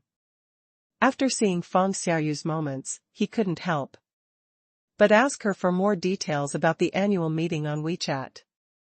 Fang Xiaoyu was excited, and since the annual meeting was not a confidential meeting, she naturally answered all her questions. He didn't expect that Jiang Shuabin would actually post these contents on the internet, and even use the photos in his WeChat moments. When Fang Xiaoyu returned home after the department gathering, she saw that Weibo was full of such content, and the photos were all the same as the ones she had posted on her moments. She couldn't help but feel confused. Soon, he found the source of the news and saw the post on the Banyan Tree Forum. Fang Xiaoyu knew Jiang Shuabin's Banyan Tree ID, so he called Jiang Shuabin immediately. Jiang Shuabin had already turned off his phone to prepare for the next day's flight mission, so Fang Xiaoyu couldn't find him. Fang Xiaoyu spent the whole night in anxiety. The contents of his moments had been reposted on the internet, and he had seen some negative comments. Some of them were even criticizing Chairman Xia Ruofei. Fang Xiaoyu didn't know if she would be affected by this incident. If the year-end bonus was cancelled, or if it was more serious, she might even lose her job, then it would be a tragedy. While he was complaining in his heart about Jiang Shuabin reposting the content of his moments without permission, his heart was also in a mess. The next day, when he went to work, he knocked on the office door of Xiao Chang, who had just been appointed as the company's chief marketing officer, with an uneasy mood. Logo. Xiao Chang, who had just been promoted to chief marketing officer, was in a good mood. Although the integration of the department had not been completed, and the company's headquarters had not moved, his office was still the same. However, he could not help humming a song as he made tea and began his day's work. Hearing the knock on the door, Xiao Chang raised his voice and said, "Please enter." He looked up and immediately laughed. "It's Xiaoyu. Is there something you need?" Fang Xiaoyu was the business backbone under him. She could take the lead in many of the marketing department's work, so she was naturally Xiao Chang's confidant, so his attitude was quite kind. "President Xiao," Fang Xiaoyu said nervously, "I'm here to admit my mistake, yo." "What's wrong with this?" Xiao Chang asked, puzzled. Last night, the news about our company's annual meeting caused quite a stir on the internet. In fact, the earliest post was posted by my classmate from my friend's circle. Feng Xiaoyu said, this incident has affected the company negatively. Just this? Xiao Chang laughed and said, what kind of mistake is this? Yesterday, I also went online to take a look. The response was quite good. To think that you're in the field of marketing. This kind of hot topic of public opinion is hard to come by. What's wrong with not spending a single cent on such a good advertisement this time? Feng Xiaoyu's eyes widened in surprise. But I've seen a lot of negative comments about the chairman on the internet. I'm afraid, you're afraid that the chairman will be angry? Xiao Chang laughed and said, you're underestimating the chairman's mind. He stood up and poured Feng Xiaoyu a glass of water, then said, I'll tell you the truth. Last night, I found out that the pictures circulating on the internet were from your friends, and I immediately called the chairman to explain the situation. What did the chairman say? Feng Xiaoyu asked nervously. What do you want him to say? Give you a good scolding? Xiao Chang laughed and asked. Then, he patted Feng Xiaoyu's shoulder and said, don't worry. The chairman didn't care at all. He even said that this might be a good thing for the company. Really? Feng Xiaoyu finally felt relieved. As the company grows, there will be more and more public opinions like this. Xiao Chang said earnestly, the chairman is a person who does big things. How could he vent his anger on his subordinates over such a small matter? Besides, you're not to blame for this. There were at least 100 or 200 employees who posted on their moments last night. It's just that your classmates just happened to upload this content to the internet. My classmate is a little unreliable, Feng Xiaoyu said, embarrassed. Go back to work in peace. Xiao Chang smiled and said, the spring festival is approaching. You must not relax. It's very likely that you'll enter the 50-person reward list. And the member rankings are about to be decided, so your performance during this period is especially important. Don't let your last moment of slacking go to waste. I understand. Thank you, President Xiao. Feng Xiaoyu puffed out her chest and said, then I'll go back to work. Usually, Feng Xiaoyu and the others called Xiao Chang director, but today, when everyone met him at work, they all called him President Xiao. Xiao Chang felt an unspeakable comfort in his heart. He laughed and said, go.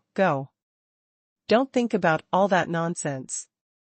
After the annual meeting, the employees of Paradise Corporation were more or less in a state of excitement.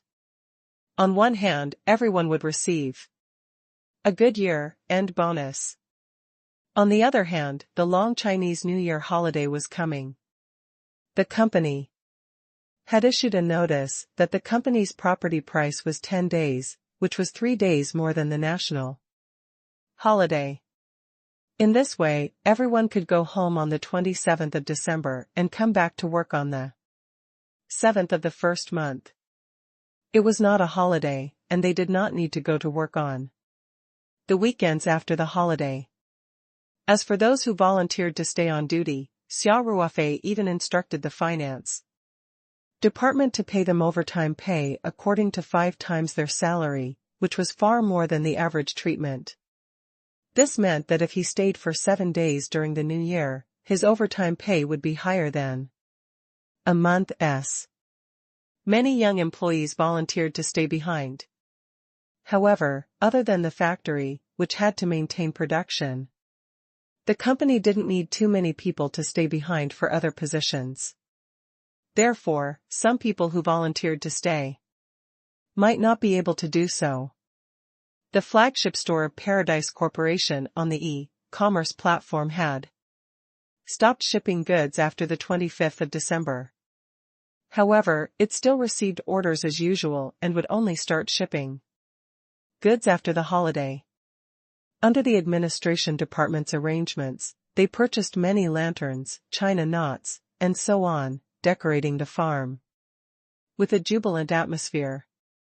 As night fell, the red lanterns on both sides of the farm road lit up, adding to the festive atmosphere.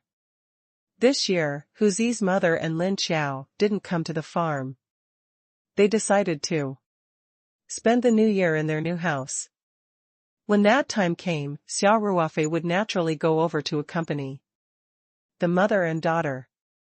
However, squad leader Luo's widow, Lin Yu, brought her daughter, Nan Nan, and squad leader Luo's father back to their hometown. They still had many relatives in their hometown, so they wanted to return to their hometown during the Spring Festival. Xia Ruofei had specially approved Lin Yu's leave and asked her to return home on the 25th of December. He had also asked the administration department to help him buy train tickets and had even sent a car to send his family to the train station. On the 26th of December, the streets of the Three Mountains were filled with a festive atmosphere. Many shops along the street hung red lanterns, and the window displays were filled with window decorations and paper cutting with Chinese characteristics. All kinds of promotions were also endless. Logo. During this period, the company's business had basically stopped. Xia Ruofei had always been a hands-off manager, so he had been very free these few days. Today, he had taken advantage of Ling Qingshua's free time to ask her out to go shopping. After the two of them got together, they didn't see each other much even though they were in the same city. It was mainly because Ling Qingxue had been too busy with work. Ling Xiaotian was gradually passing the power of the company to Ling Qingxue. Every time Xia Ruofei saw Ling Qingshue's haggard look, he would feel his heart ache. He could not help but blame his future father-in-law. Today, Ling Qingxue was wearing a red woolen coat, a light yellow high-collared cashmere sweater, and a red scarf. It was very appropriate for the occasion as the Spring Festival was approaching. She held Xia Ruofei's arm and pressed her body against Xia Ruofei's. Her face was also filled with a happy smile. The two of them were walking in the Wanda Mall. They had just finished watching a New Year film and were about to come out to look for food. There was also a Ling's restaurant chain near Wanda Mall, but Ling Qingxue did not want to take care of her own business. Instead, she was interested in walking around with Xia Ruofei, looking for a restaurant with special characteristics. After all, they were in their own store and the employees all knew her. It would be a little uncomfortable for them to hold hands. As Xia Ruofei walked, he said with an apologetic expression, "Qingxue, I'll still have to eat with Godma and Qiao for the New Year's Eve dinner this year. It doesn't matter. I understand." Ling Qingxue smiled sweetly and said, "You should just keep them company. Don't forget to come home on the second day of the first lunar month. Don't let my dad pick a fight in the Three Mountains." The second day of the first lunar month was the day when the daughter returned to her maiden home.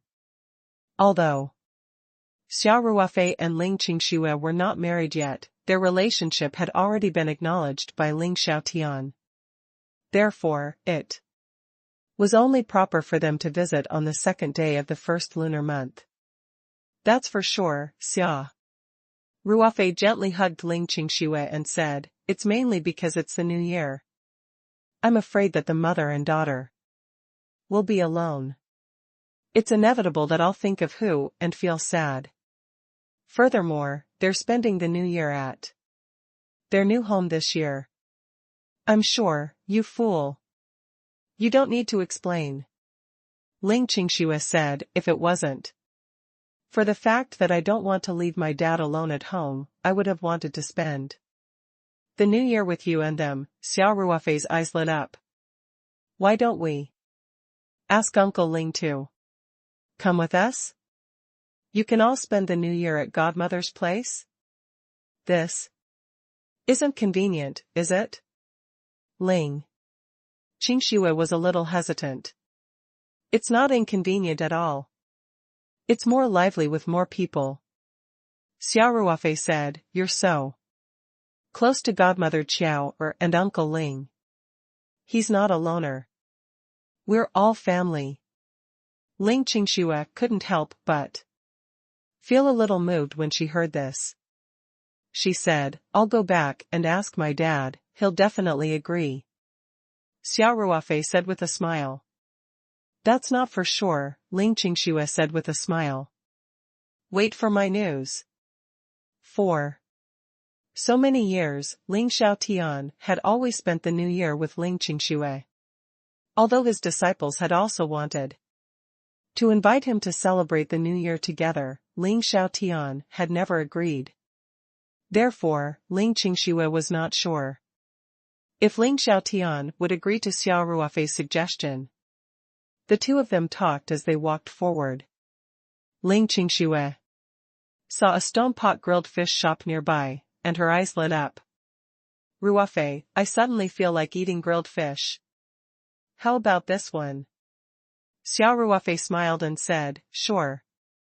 As long as you're not afraid of getting pimples from the heat. With your unlimited supply of jaded skin cream, it's so hard to get pimples. Ling Qingxue said with a smile. I like to hear that. Xia Ruofei grinned and said, let's go. Let's go eat grilled fish. The two of them walked into the shop. Although it was already lunchtime in the bustling Wanda Mall, there were not many customers in the store. It wasn't that the food in this restaurant didn't taste good. This grilled fish restaurant was quite famous in Sanshan. The chain store had 6 or 7 restaurants, mainly because it was close to the end of the year, and many people had left the city to return to their homes. In fact, the bigger the city, the more deserted it would be during the Spring Festival.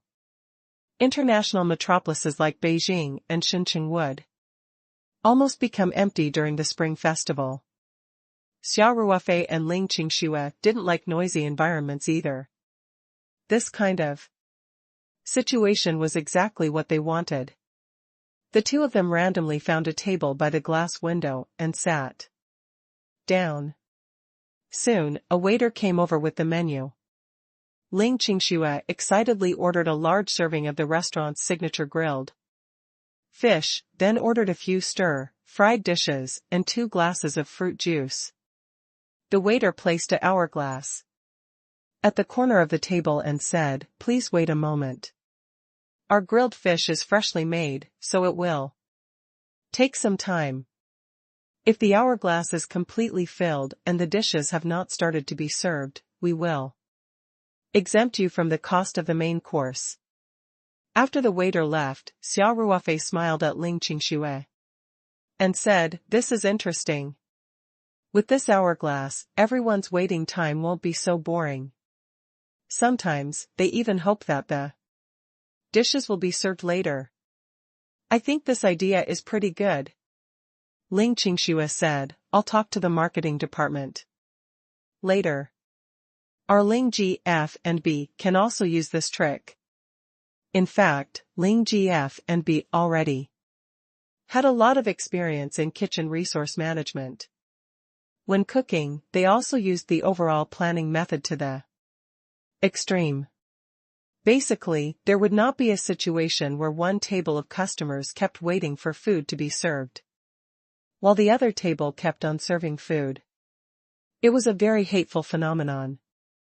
Logo. If this method was used in Ling GF and B, there would basically be no situation of a large area of free orders. Xia Ruofei smiled bitterly. I think you're becoming a workaholic. How can you even think of work? Ling Qingxue stuck out her tongue in embarrassment and said, I didn't pay attention just now. Xia Ruofei suddenly laughed evilly. Qingxue, if I think of a way to make the hourglass move faster, what do you think their expressions will be when they find out that the hourglass has already been emptied by the time the dishes are served? Ling Qingxue said in disbelief, how can the hourglass move faster? It leaks out all the sand, so the time should be constant. Hourglass was a timekeeping tool in ancient times. Even if the small hourglass used in this shop was not very accurate, it was impossible for it to have a huge deviation. Xia Ruofei chuckled and didn't explain further. He just placed his hand on the top of the hourglass. He released a little bit of his mental energy, and the sand was leaking down much faster. It could even be seen with the naked eye. The hourglass was supposed to rely on gravity to leak down, and it was completely sealed from the outside. Basically, it was impossible to exert any external force. However, when Xia Ruofei used his spiritual power to press down, it was equivalent to adding another layer of force to the hourglass. Naturally, the speed of the leakage increased. Ling Qingxue first revealed a look of disbelief, then she quickly chuckled and pushed Xia Ruofei's hand away. She said, all right. They would be discovered soon. You're such a rich boss, yet you're still so shameless? Xia Ruofei chuckled. I saw that you didn't believe me. So I wanted to prove it to you. Right? With that, he turned the hourglass upside down and let the sand flow back for a while, before turning it over again. Then he said with a smile, this can't be considered cheating. That's more like it. Ling Qingxue said with a smile. After the brief interlude, the two of them chatted as they waited. Time seemed to pass by very quickly. After a short while, Xia Ruofei saw a waiter carrying a wooden tray walking towards them from a distant passage. On the tray was a long stone pot. The lid was covered tightly, and not a trace of heat could be seen. Our food is here. Xia Ruofei smiled as he told Ling Qingxue to sit opposite him. The waiter came from behind her, so she could not see him from her seat.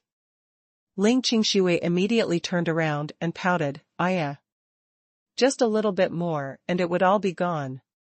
If you didn't mess around just now and put it back for a while, maybe we could have gotten it for free. You're thinking too much. Xia Ruofei smiled and said, their timing is very accurate. I promise that even if we don't move the hourglass, there will be a little sand left. The waiter walked over step by step. Xia Ruofei and Ling Qingxue also tidied up the cutlery in front of them and were ready to eat. At this moment, an unexpected situation occurred. At another table across the aisle from Xia Ruofei's table, the customers had just finished eating and left. A middle-aged female shop assistant in an apron was clearing the table. When the waiter came over with the stone pot, the salesgirl was bending over to wipe the table. When the waiter walked behind her, she just stood up. The aisle was a little narrow, and the middle-aged salesgirl didn't know there was someone behind her, so she got up a little too abruptly and bumped into the waiter holding the tray. Caught off guard, the waitress instantly lost her balance as her hand became soft. The hot stone pot instantly slid off and was thrown towards the middle-aged female clerk, logo.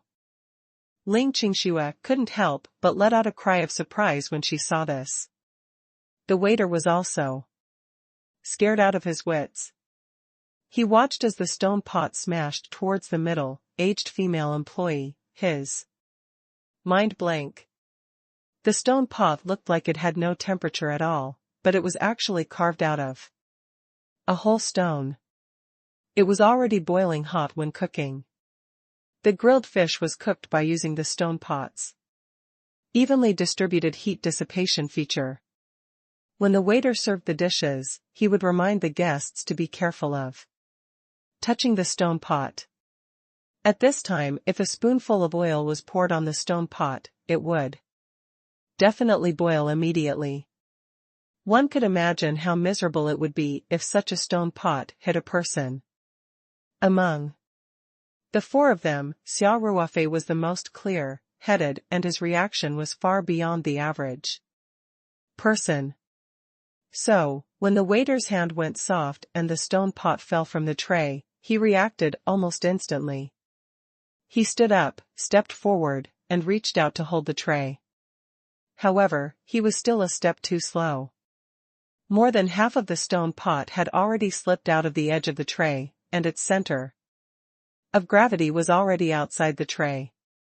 At this time, the tray rushed upward, and the stone pot suddenly tilted down, falling toward the back of the middle-aged female employee.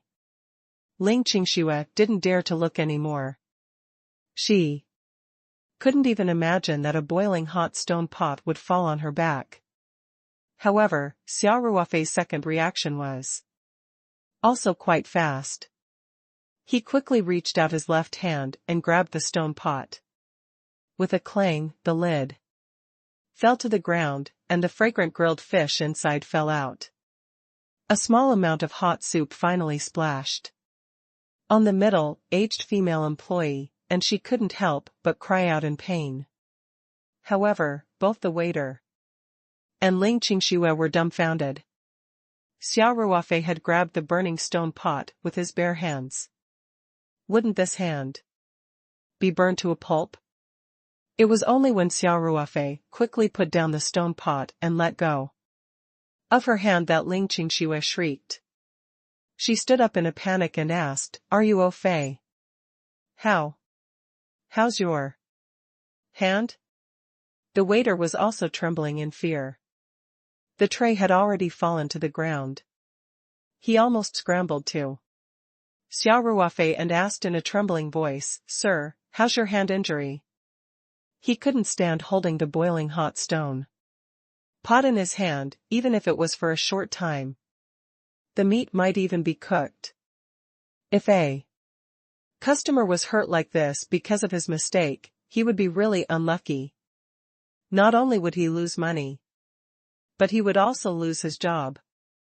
It was almost the new year, and he was really unlucky to have encountered such an incident. Xia Ruofei also felt a burning pain in his hand. Although he had subconsciously spread his true energy in his palm when he caught the stone pot, true energy was not omnipotent. Even if it could block a certain amount of heat, the remaining amount was enough for him to suffer. However, he didn't have the time to check on his injuries and asked with concern, "Auntie, how are you?" Xia Ruofei saw it clearly. A lot of the hot soup had landed on the middle-aged female employee's back. She was just an ordinary person and did not have any true energy to protect her body. She was probably injured badly. The middle-aged female employee was still in shock. She groaned in pain and said, "Young man, I'm fine. But your hand? Hurry and take a look at it," although her back was facing a few people. At the time of the incident, she had subconsciously turned back when the waiter bumped into her. Hence, she had clearly seen Xia Ruofei catch the stone pot with his bare hands. At this time, the middle-aged female employee was full of gratitude, but at the same time, she was very apologetic and a little scared. Xia Ruofei stretched out his left hand and looked at it. His fingers and palm were already red and his knuckles were blistering at a speed that was visible to the naked eye. It was not a light burn. When Ling Qingxue saw the terrible state of Xia Ruofei's hand, her tears could not help but fall. She sobbed and said, Ruofei, why? Are you so stupid?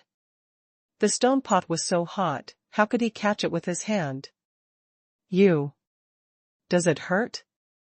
It would be a lie to say that it didn't hurt. However, this kind of pain was within Xia Ruofei's tolerance range. When he was in the Lone Wolf Assault Team, anti-interrogation training was a compulsory course for every member. To put it bluntly, this course simulated the torture of the enemy after being captured. It was a real torture. Although it would not cause permanent damage to the body, the veterans of the Special Forces knew very well which parts of the body could cause the greatest pain. To be able to survive that kind of training, Xia Ruofei could still bear with this kind of burn, even if his fingers were connected to his heart. Furthermore, if he had not caught the stone pot, the middle-aged female employee would definitely have been severely scalded. In that split second, he did not have time to think too much and acted completely subconsciously. Xia Ruofei grinned and said, I'm fine, Qingxue. Don't worry. This kind of burn just looks scary, but it'll be fine in a few days. As he said this, he felt a throbbing pain on his finger. This kind of burn was throbbing in pain. Xia Ruofei was caught off guard and couldn't help but gasp. Ling Qingshua's heart ached even more when she saw this, and she quickly said, You can still laugh.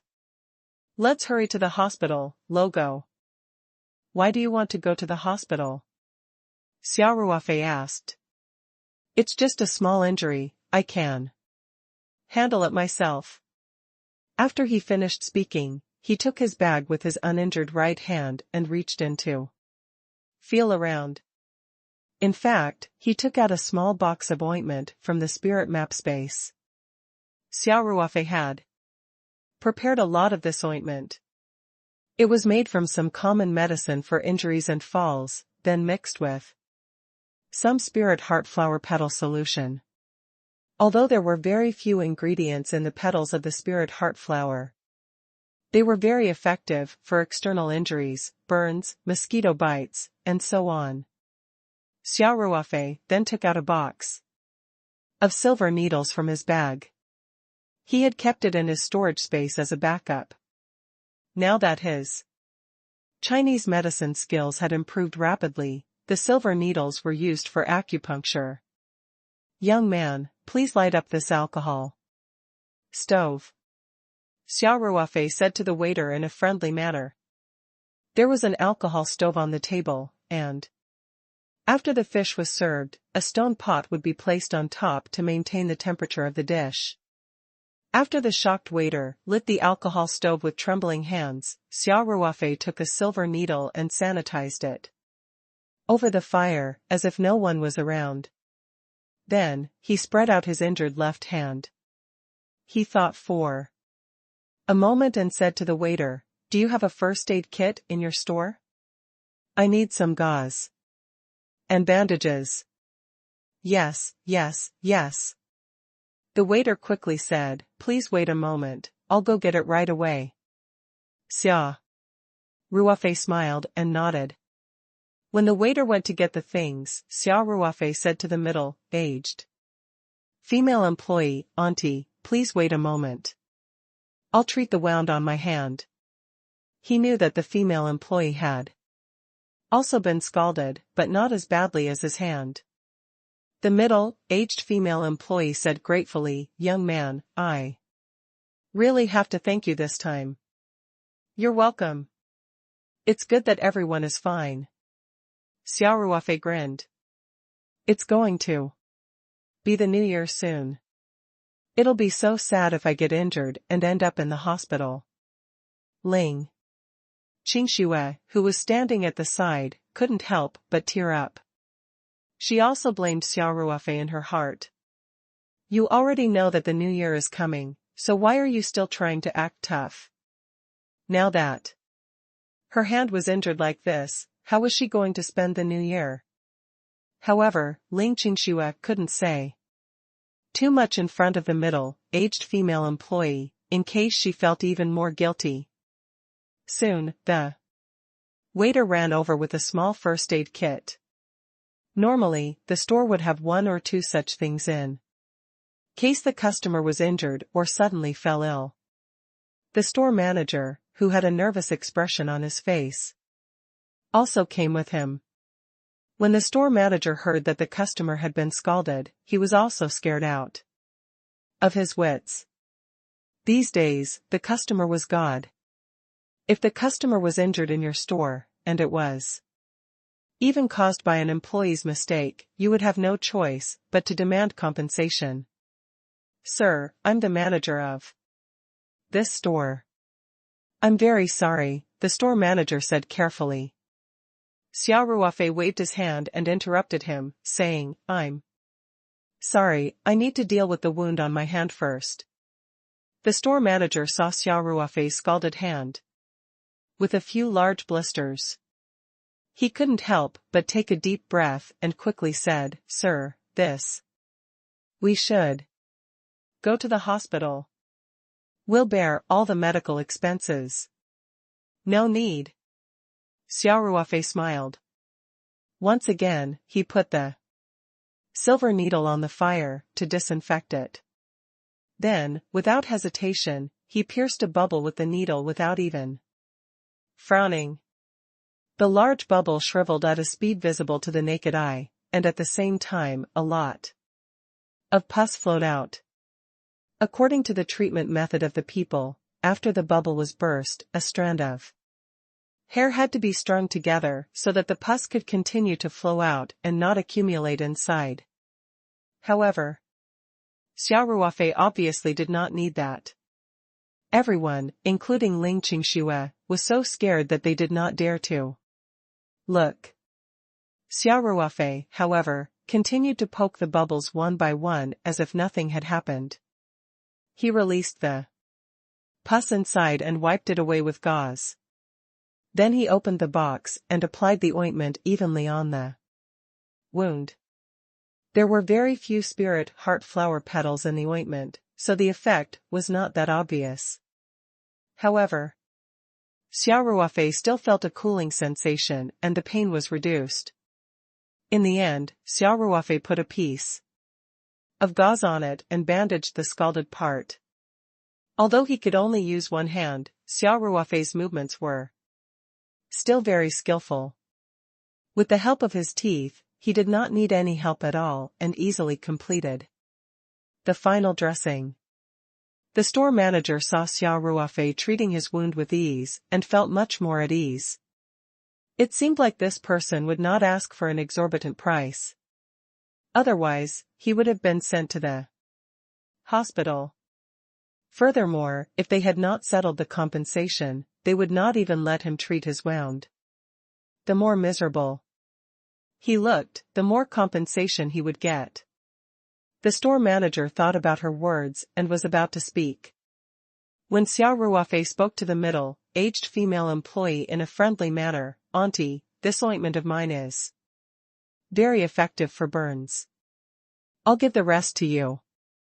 If it's not convenient for you to apply the medicine, you can find a female colleague to help you." The middle-aged female employee's burn was on her back, so it was not convenient for Xia Ruofei to apply medicine for her. Besides, there were so many people in the lobby. He could not possibly ask her to lift her clothes. There was not much left in the box. So Xia Ruofei gave it all to the middle-aged female employee. The female employee took the ointment gratefully. Her lips trembled a few times, not knowing how to express the gratitude in her heart. Seeing this, the store manager said, "Auntie Qin, you go and apply the medicine first. Change your clothes and come back."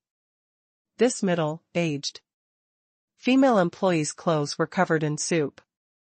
It was obvious that she could no longer wear it. The middle-aged female employee took the ointment and went to find a place to apply it. The store manager couldn't help but feel a little nervous. He said, "Sir, I'm really sorry for what happened. Don't worry, we'll definitely take responsibility for the compensation." Xia Ruofei smiled and said, "It's good that she's fine. We don't need any compensation. To be honest, we don't need this little money, that won't do. No matter what, that's our kind intentions. Otherwise, we'll really feel bad." The store manager was delighted, but he still said that if that's the case, I'll state 2 conditions. Xia Ruofei said. The store manager's expression froze slightly, thinking that he was digging a hole to bury himself. If he had known earlier, he wouldn't have said that. He had hit the snake with the stick. His mind was filled with a myriad of thoughts, but he still had a smile on his face. Please speak. Please speak. As long as it's within our means, we'll definitely do it, logo. Xia Ruofei could see the uneasiness in the manager's heart. He smiled and said, "My conditions are very simple. First, I hope you won't hold this young man and the auntie responsible. After all, this is an accident that no one wants to happen. Secondly, I hope you can give that auntie some medical subsidies or something like that. It's considered a work injury." The apprehension on the store manager's face turned into surprise. He said, "No problem. No problem. Sir, you're a really good person. All right, all right. You don't have to give me the good guy card." Xia Ruofei laughed and said, "It's the new year. It's good that everyone is fine." "Yes, yes, yes." The store manager said, "Sir, madam. Please wait a moment. I'll arrange for a few signature dishes immediately. Take it as a small token of our store. Please don't reject it, or we'll really feel bad." Xia Ruofei had scalded his own hand so that his employees would not get hurt. Furthermore, he did not even ask for any compensation after the incident. The manager was extremely touched. Xia Ruofei turned to look at Ling Qingxue, asking for her opinion. Originally, Xia Ruofei had been injured in this shop. Even if he did not ask for compensation, Ling Qingxue did not want to stay any longer. However, she saw that Xia Ruofei seemed to have the intention to stay, so she nodded her head in understanding. "I'll have to trouble you then," Xia Ruofei said with a smile. "No trouble at all. No trouble at all. Please wait for a moment, the dishes will be ready soon," the store manager said quickly, and then ran all the way to make arrangements. The waiter, who had caused trouble, also thanked Xia Ruofei gratefully. Xia Ruofei waved his hand nonchalantly and let him go to work. At this moment, there was a burst of sparse applause in the shop. Although there were fewer customers as the Spring Festival approached, it was still mealtime, after all, so there were still many customers here. Many people had witnessed what had just happened. They were full of admiration for Xia Ruofei's noble character and unquestionable integrity.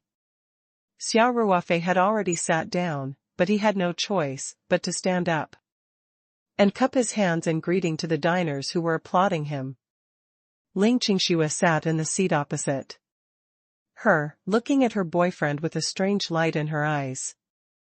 Although she felt sorry for Xia Ruofei's injury, she was proud of Xia Ruofei's heroic performance. Xia Ruofei and Ling Qingxue did not notice that a young girl had taken a picture of the scene with her phone. Yuan Xian was the editor of the nearby Sanshan Evening news agency. She had come to this grilled fish shop for lunch with her sister and nephew. Just now, she had been using her phone to take pictures of her nephew eating his salad. She had been facing Xia Ruofei And the others, so the entire process of Xia Ruofei catching the stone pot with his bare hands had been captured. Her professional sensitivity allowed Yuan Xian to stabilize the camera at once and turn the focus of the video from her nephew to Xia Ruofei's side. After that, Xia Ruofei treated his own wound, pleaded for mercy on behalf of the waiter involved, and watched the diners clap spontaneously.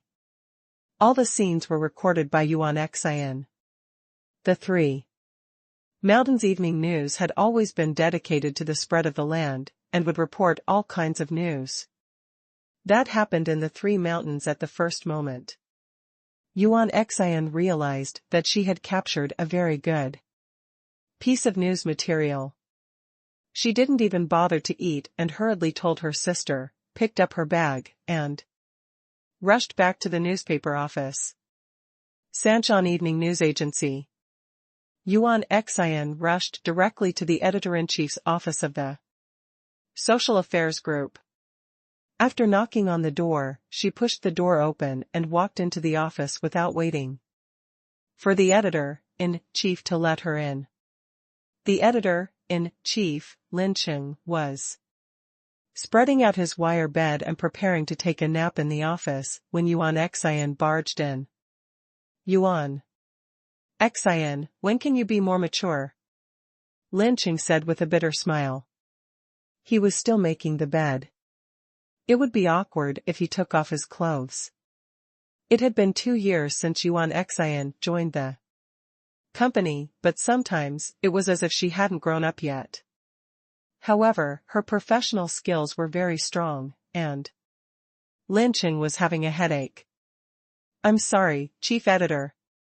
Yuan Xian stuck out her tongue and said, I just took a photo of a very good piece of news material, so I didn't even finish my meal before I rushed over to report it to you.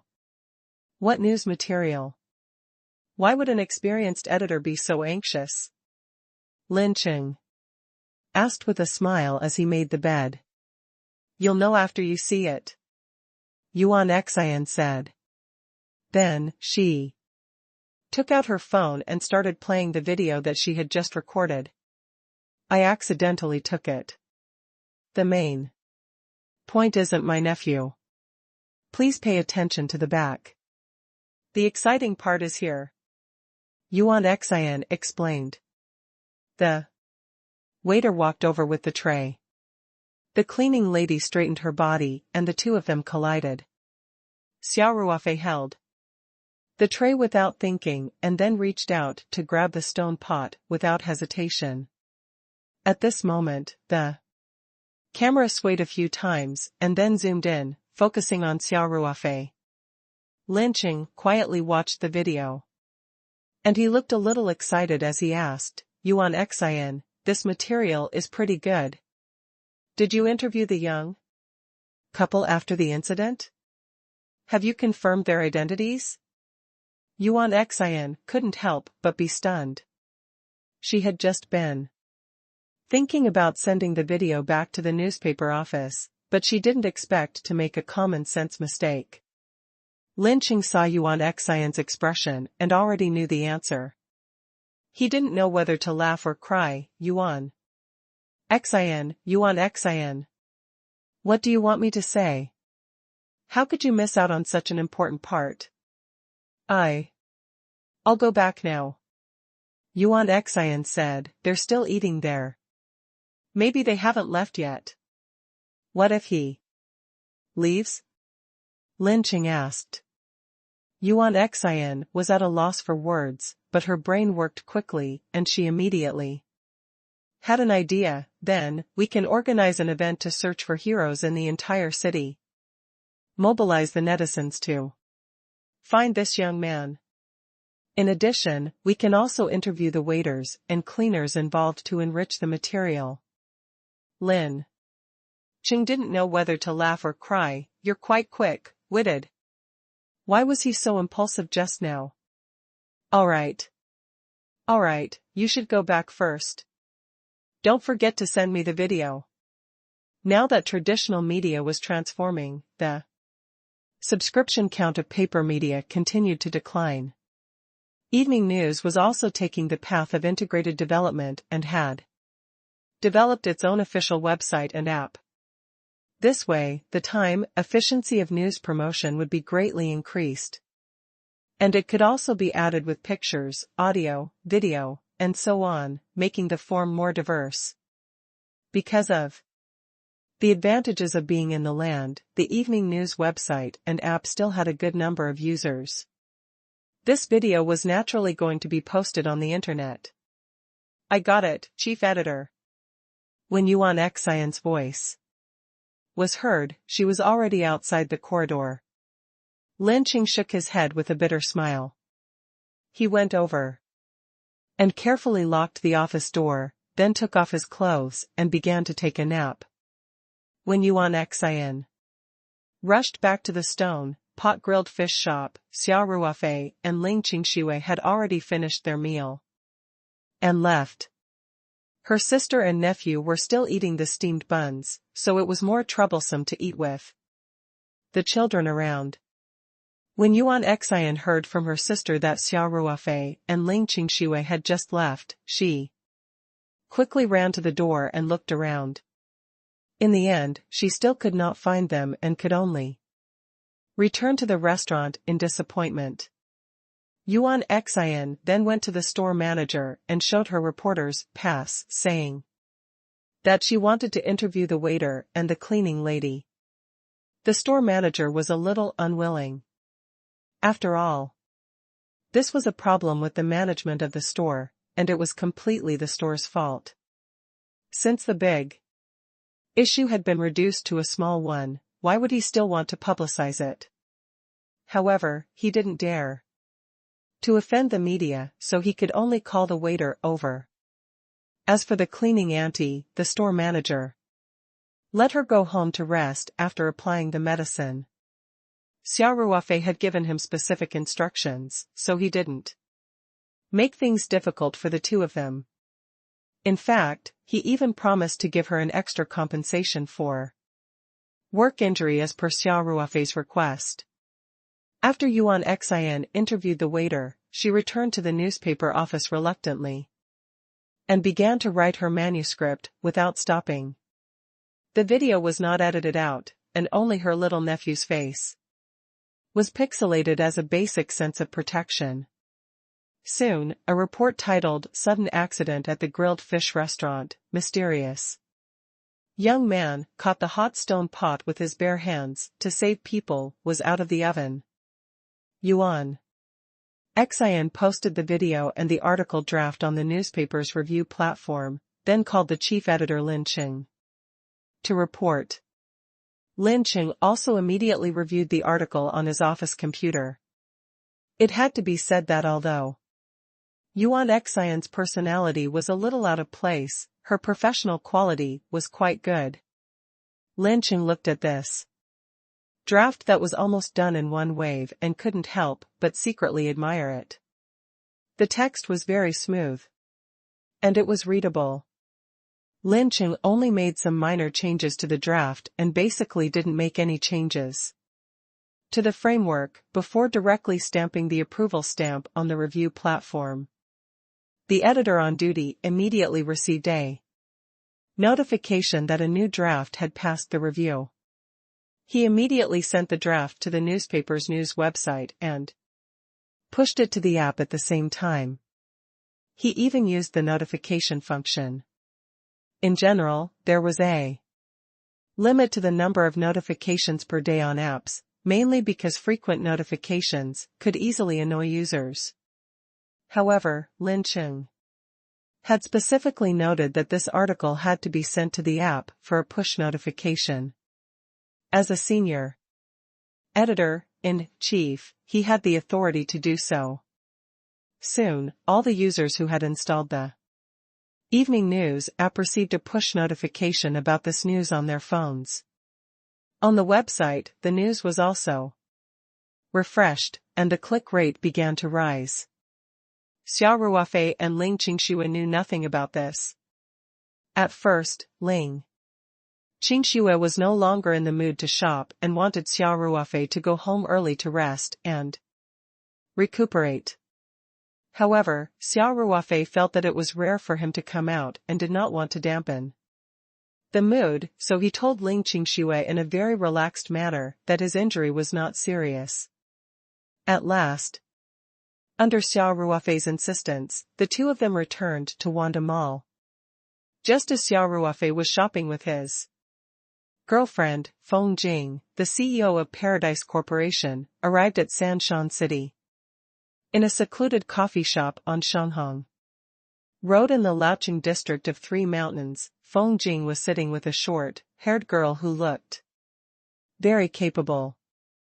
The two stirred the coffee in front of them as they talked. "Boss Feng, I don't think today's meeting is necessary," the short-haired girl said straightforwardly. "Actually, I've already made it clear on the phone that I'm not interested in your company logo." Feng Jing looked at the straightforward woman in front of her and couldn't help but smile bitterly. The person in front of her was Dong Yun, who had been recommended to her by the headhunting company. She was also very optimistic about her chances and had strongly recommended her to Xia Ruofei as the chief executive officer. Inside Feng Jing's bag was a stack of Dong Yun's information. When she was in her second year of high school, she was accepted by Capital University in advance because she won the National Mathematical Olympiad gold medal. However, she chose an offer from Princeton after her college entrance examination and went abroad to study.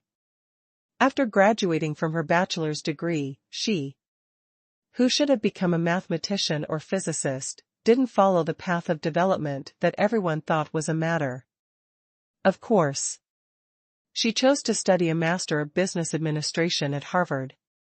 Even with such a huge change in subject, she still graduated from Harvard with excellent results and successfully got an MBA. She had been working in the United States since then. It could be seen that this was a very independent and strong woman, and it was basically difficult for outsiders to change her mind. If the headhunting company didn't mention that Dong Yun was interested in returning to China to work, Feng Jing wouldn't even have tried to hire her. However, it wasn't easy for him to ask her out to meet him, but Dong Yun immediately cut off the conversation. Feng Rao knew that she would most likely return empty-handed today, but she still had to do what she needed to do. "Miss Dong, I heard that you're interested in returning to China to work. Actually, you might as well take some time to understand our Paradise Corporation," she said with a smile. The corner of Dong Yun's mouth slightly curled up as she said, "Director Feng, although I have no intention of joining your company, I have read through the information that the headhunting company gave me regarding your company." After saying that, Dong Yun said unhurriedly, "Tao Yuan Company was founded 2 years ago. In just 2 years, it has developed from a company that supplied high-end vegetables to a hybrid company that is involved in the pharmaceutical industry, the cosmetics industry, high-end food ingredients, and high-end medicinal herbs. The company's market value has also soared from millions to at least 1 billion. Among them, products such as Jade Skin Cream and Heart Nourishing Soup are extremely competitive in the market. The future development prospects are promising." Feng Rao could not help but reveal a bitter smile.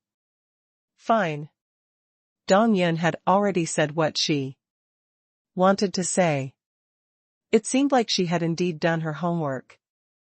The most attractive part of Paradise Corporation was here, but Dong Yun was still not interested in Paradise Corporation's invitation.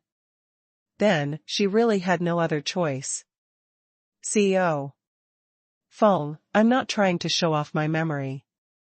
I just want to tell you that I'm not the kind of person who thinks that your company is small or unworthy of the so-called elite who has returned from abroad. I've seriously considered your invitation, and the final result, Dong Yun said indifferently. After saying that, Dong Yun shrugged her shoulders and said, I can only say that I'm very sorry. Feng Rao was a little sad. But she forced a smile and asked, Miss Dong, I respect your personal choice, but can you tell me why you rejected our company's invitation? What aspect of the Paradise Corporation makes you feel that it's not the best choice for you? Dong Yin gave Feng Jing a meaningful look and said, President Feng, I know about your resume. In a sense, our resumes are somewhat similar, so? Feng Jing asked with a smile. I'm sure you can see that too. President Feng. Dong Yin smiled slightly and said, your company's core competitiveness lies in its technology. Although Taoyuan Pharmaceutical Factory can barely be considered a labor-intensive industry, the core of its essence is still the formula of the jade skin cream and the heart-nourishing soup. These are the foundations of your company. I don't quite understand. Feng Jing said. Does this have anything to do with your choice, Miss Dong? The corners of Dong Yun's mouth curled up into a beautiful smile as she looked into Feng Jing's eyes and said, CEO Feng actually understands. You and I are both professional managers. In such a technology-intensive enterprise, no matter if you are the president or the chief administrative officer, with all due respect, Dong Yin shrugged her shoulders out of habit and said, I'm afraid it won't be too challenging. In other words, I work not only for money, but also for a sense of achievement. Otherwise, I wouldn't have chosen to return to China. Feng Rao was speechless. She couldn't refute Dong Yun's words. In fact, she had noticed this problem long ago. When she first joined the Paradise Company, it was not too obvious. As Xia Ruofei miraculously took out more and more precious medicinal herbs and rare formulas, she felt that it was indeed less challenging to be the CEO of the Paradise Company. The company's performance might become more and more brilliant, but it had little to do with her. If she had just joined the company not long ago, she might have made the same choice as Dong Yun. However, she was now staying at Paradise Corporation not only for money, but also for the sense of accomplishment that her career brought. Miss Dong, Feng Jing retorted weakly, I can't deny that what you're saying is true. But the position, authority, and salary that our company can offer you, I don't think many big companies can. President Feng, let's not talk about the treatment first. Dong Yin smiled and said, to be honest, many big companies are also in contact with me, including internet companies of the size of that. Of course, they definitely can't give me a position like CAO, but I'd rather work hard with a small team and enjoy the sense of accomplishment than work as an idle CAO at Peach Blossom Company, logo.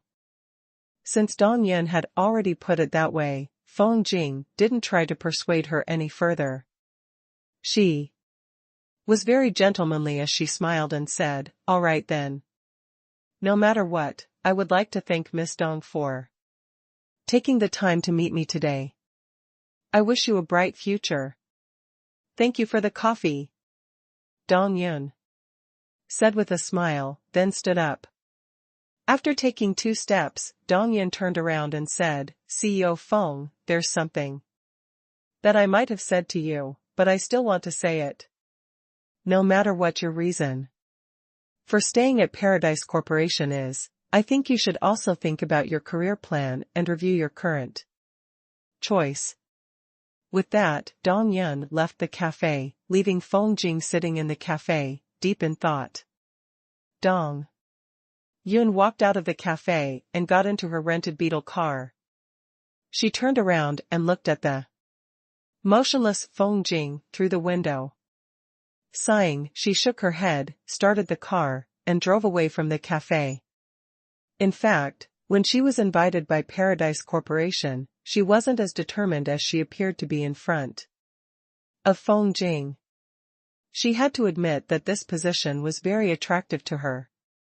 This attraction didn't come from the profession itself, but because the Paradise Corporation was located in the Three Mountains, in a second-tier city.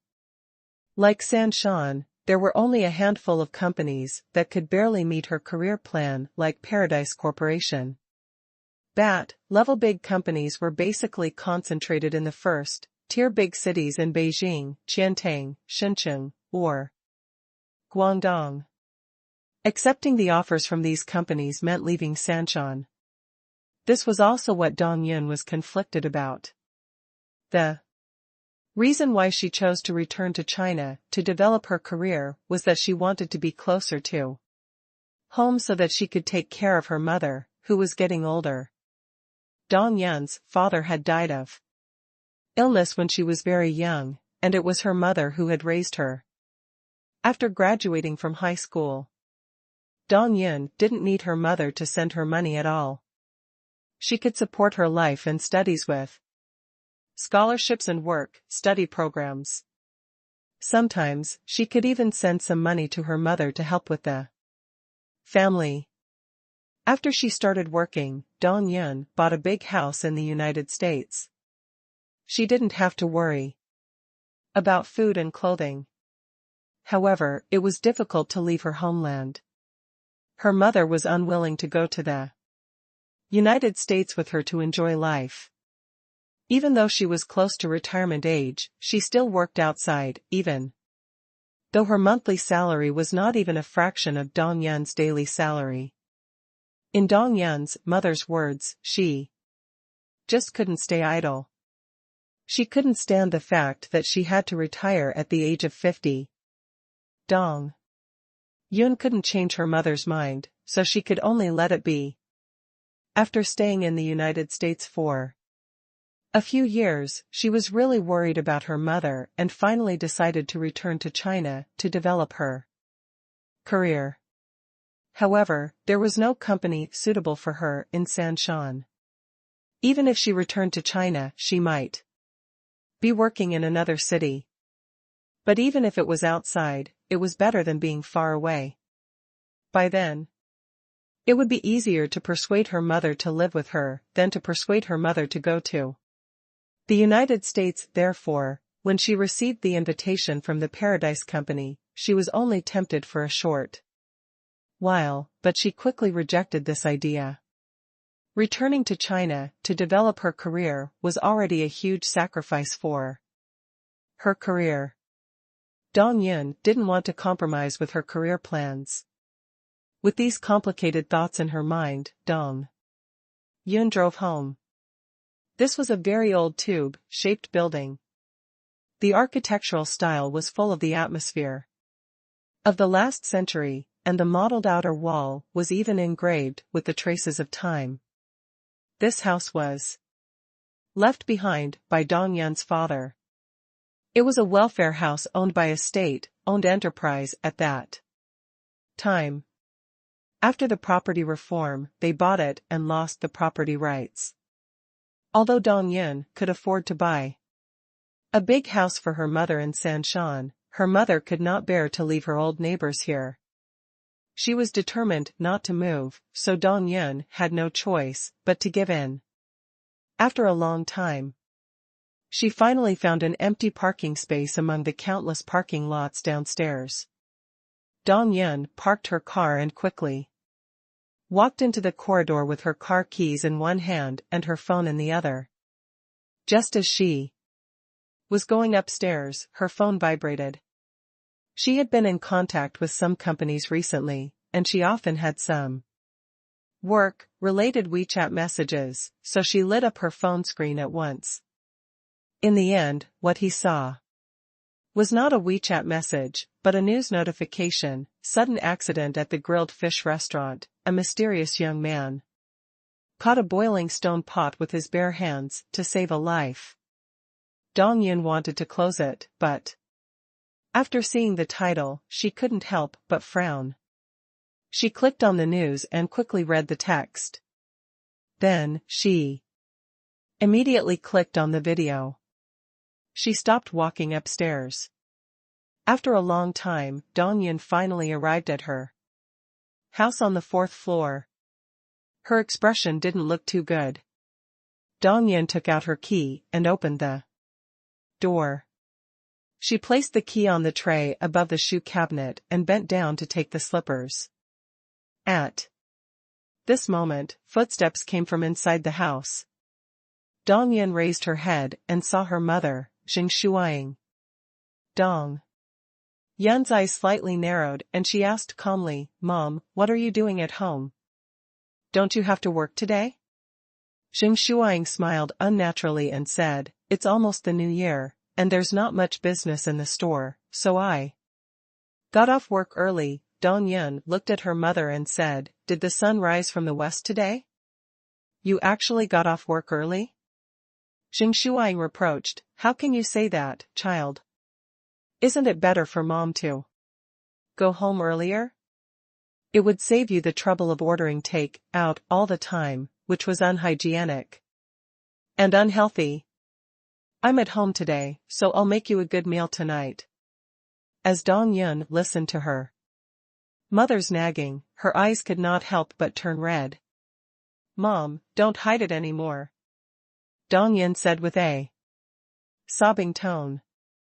"I already know." Xing Shuiying was stunned. She turned to her daughter and asked, "What do you know? Why are you speaking so strangely today? Are you feeling uncomfortable?" Dongyun gently pushed away her mother's hand, which was reaching out to feel her forehead, and said, "Mom, you had an accident in the shop today and almost got into a big trouble, right? The news is already out, why are you still hiding it from me?" After saying that, Dongyun took out her phone and searched for the news article that she had read in the corridor. She stared into Xing Shuiying's eyes and said, "Take a look for yourself. Don't tell me that the person in the video isn't you." Xing Shuiying took the phone doubtfully. When she saw the title, she realized that the matter had really been exposed. Xing Shuiying was the cleaning lady who had been at the grilled fish shop this afternoon. If word of this got out, Xia Ruofei probably wouldn't believe it. The mother of a Harvard MBA student, a senior elite white-collar worker in a big United States company, was actually working as a cleaner in a restaurant. However, this was the truth. This had nothing to do with Dongyun's filial piety. It was the old man himself who couldn't sit still. If it was up to Dongyun, she would naturally wish to move her mother to the United States as soon as possible. That way, she would not have to change jobs. However, Xing Shuiying was not willing to go to a place where she was unfamiliar with the people and the place, and even the language was not understood. No matter how good the United States, it was not as good as his own home. As for work, it had already become a habit of Xing Shuiying. Even though the money that Dongyun sent home every month was enough for her to eat, drink, and have fun, she just couldn't take a break. In the past, she had even been a nanny. After Dongyun's strong opposition, she found this job. Xing Shuiying clicked on the video and saw the shocking scene from that afternoon again. Her hands were still trembling slightly, and she felt a lingering fear in her heart. At the same time, she was filled with gratitude for the brave young man. Seeing her strong-minded daughter's teary eyes, Xing Shuiying forced a smile and comforted her. "Xiaoyun, this was just an accident. You don't have to worry so much. Besides, I'm fine, aren't I, Logo?" "What do you mean by fine?" Dongyun's tone was a little excited. "What else can I do? If you weren't injured, would the store let you go home early to rest?" At this point, Dongyun asked in anger and heartache, "Mom, where are you hurt? Are you okay?"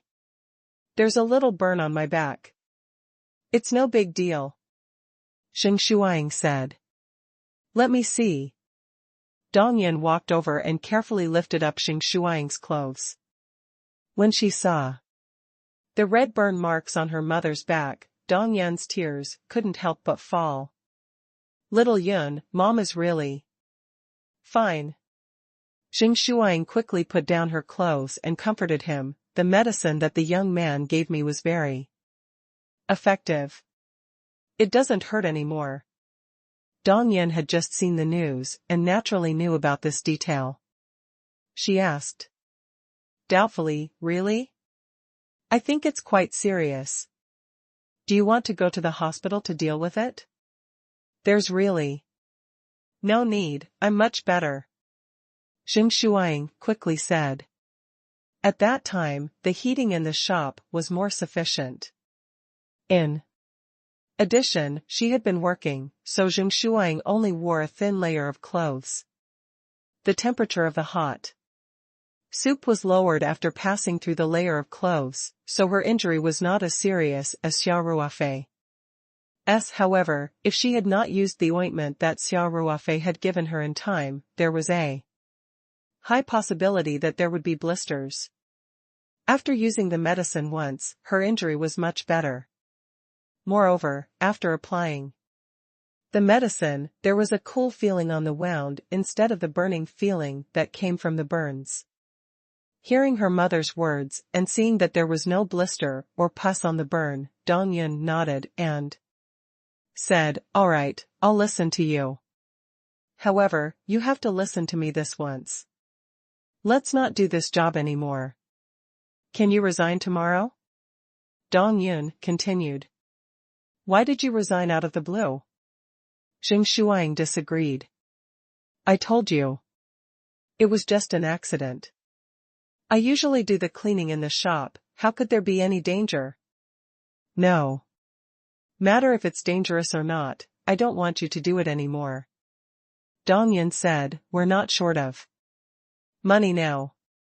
Why do you have to work so hard? You're already at this age, but you're still working hard. Outside, people who don't know you would think that I'm unfilial." Xing Shuang rebuked, "You silly child, what are you saying? Mom isn't old enough to need you to take care of her." "Mom," Dong Yin held her mother's hand and dragged out her words, "just listen to me this once."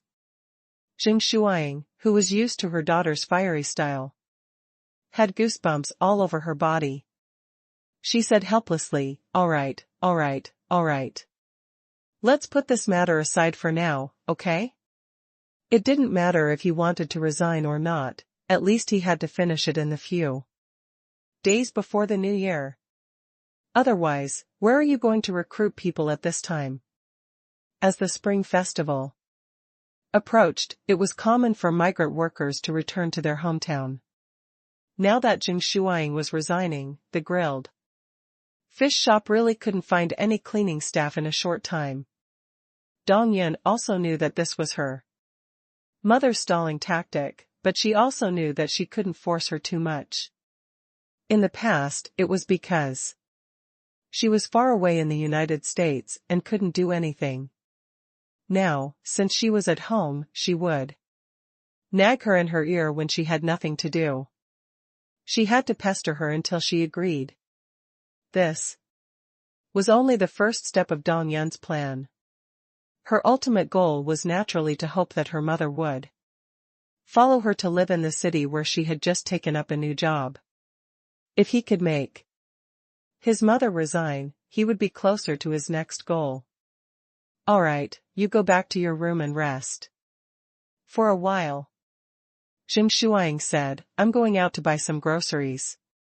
I'll make you a good meal tonight." It had been a few days since her daughter returned to the country.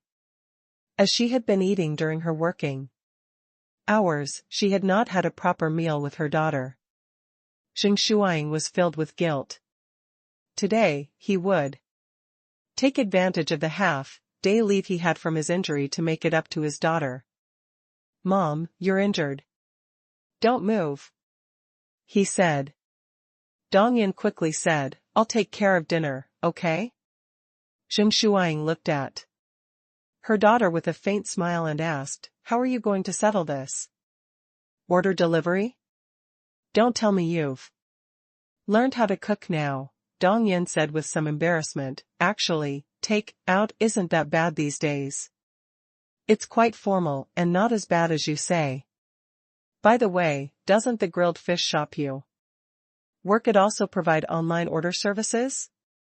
Alright. Xing Shuang smiled and said, it's fine if I have a little burn on my back. I'll cook tonight, so you don't have to worry about it. Rest well at home, I'm going to buy some groceries. Alright. Then I'll have to trouble Mom, Dong Yin said in embarrassment. After Xing Shuang went out to buy groceries, Dong Yin went back to her room and turned on her computer. She opened the PC website of the Sanshan Evening News and couldn't help but click on the front page of the news to read it again. After the post editing by the newspaper, the video showed Xia Ruofei's 2 quick reactions and the process of catching the boiling stone pot with his bare hands in slow motion. Dong Yin was even more frightened after watching it. She couldn't imagine how serious the damage would be if the stone pot had hit her mother's back. If that was the case, her mother would not have suffered a minor injury like she did now. She would have been able to go out to buy groceries and cook at home. She might have even seen her mother in the hospital.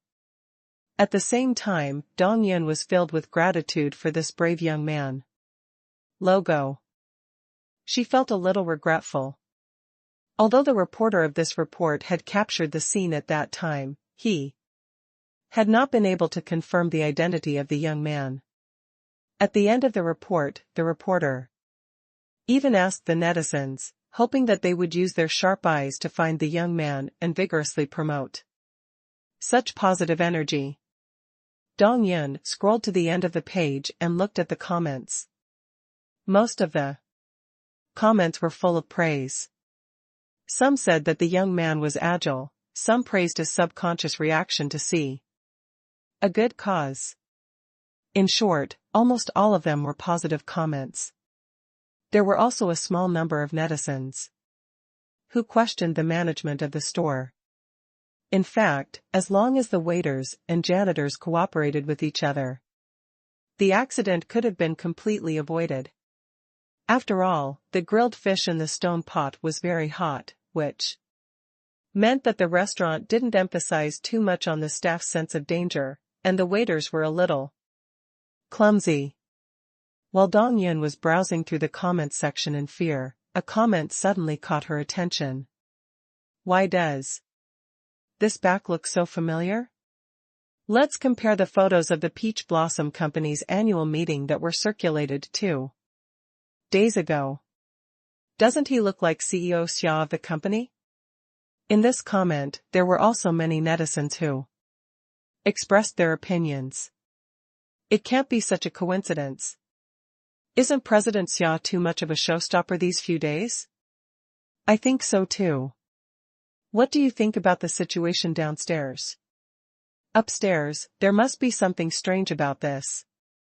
Dong Yin couldn't find the exact answer in everyone's comments, so she simply followed the clues and found the post about Taoyuan Company's annual party that was very popular on Weibo and forums a few days ago. The photo of Xia Ruofei fishing for money was very eye-catching and had been mentioned many times. Dong Yin found the photo easily. However, the photo taken at the annual meeting was taken from a glass room away. And it was a side view of Xia Ruofei. Yuan Xian's video was taken from behind. Other than the moment when Xia Ruofei stepped out to catch the stone pot, the rest of the video was taken from behind the camera. Dong Yin compared it for a while, but the video was not very clear, and the quality of the photos of the annual meeting was not very high. She felt that there was a little similarity, but like the Netizens, she was not sure.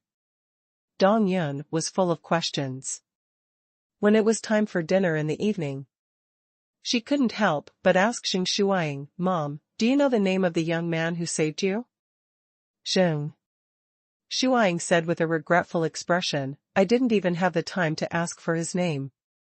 I was scared at first, but I only came back to my senses after I applied the medicine." However, the two young men left very quickly. Oh, Dong Yun was a little disappointed. But I seem to remember that his female companion called him by his name. "It's something Fei?" Xing Shuang suddenly said. "Are you Fei?" Dong Yun quickly asked. "Xia Ruofei?" Xing Shuang scratched her head and smiled bitterly. "My mind was in a mess back then, I really can't remember anything." "Little Yun, why are you asking this?" "I think since he sacrificed himself to save others, we should at least express our gratitude," Dong Yun said. "That's right." Xing Shuang immediately said, "Then I'll try to recall it." At this moment, an idea suddenly came to Dong Yun's mind. Compared to the netizens' various speculations and analysis, there was no need for her to give up what was near and seek what was far. The person involved was right in front of him. Why did he have to use that blurry annual meeting photo as a comparison? At this thought, Dong Yun immediately took out her phone and searched for Xia Ruofei's photo on the internet. 1. Had to admit that the internet had greatly reduced the space for personal privacy, especially for Xia Ruofei, who was considered half a public figure. Although he deliberately kept a low profile, there were still many photos circulating on the internet, including photos of him attending the press conference. Many of them were clear frontal photos from professional media reporters.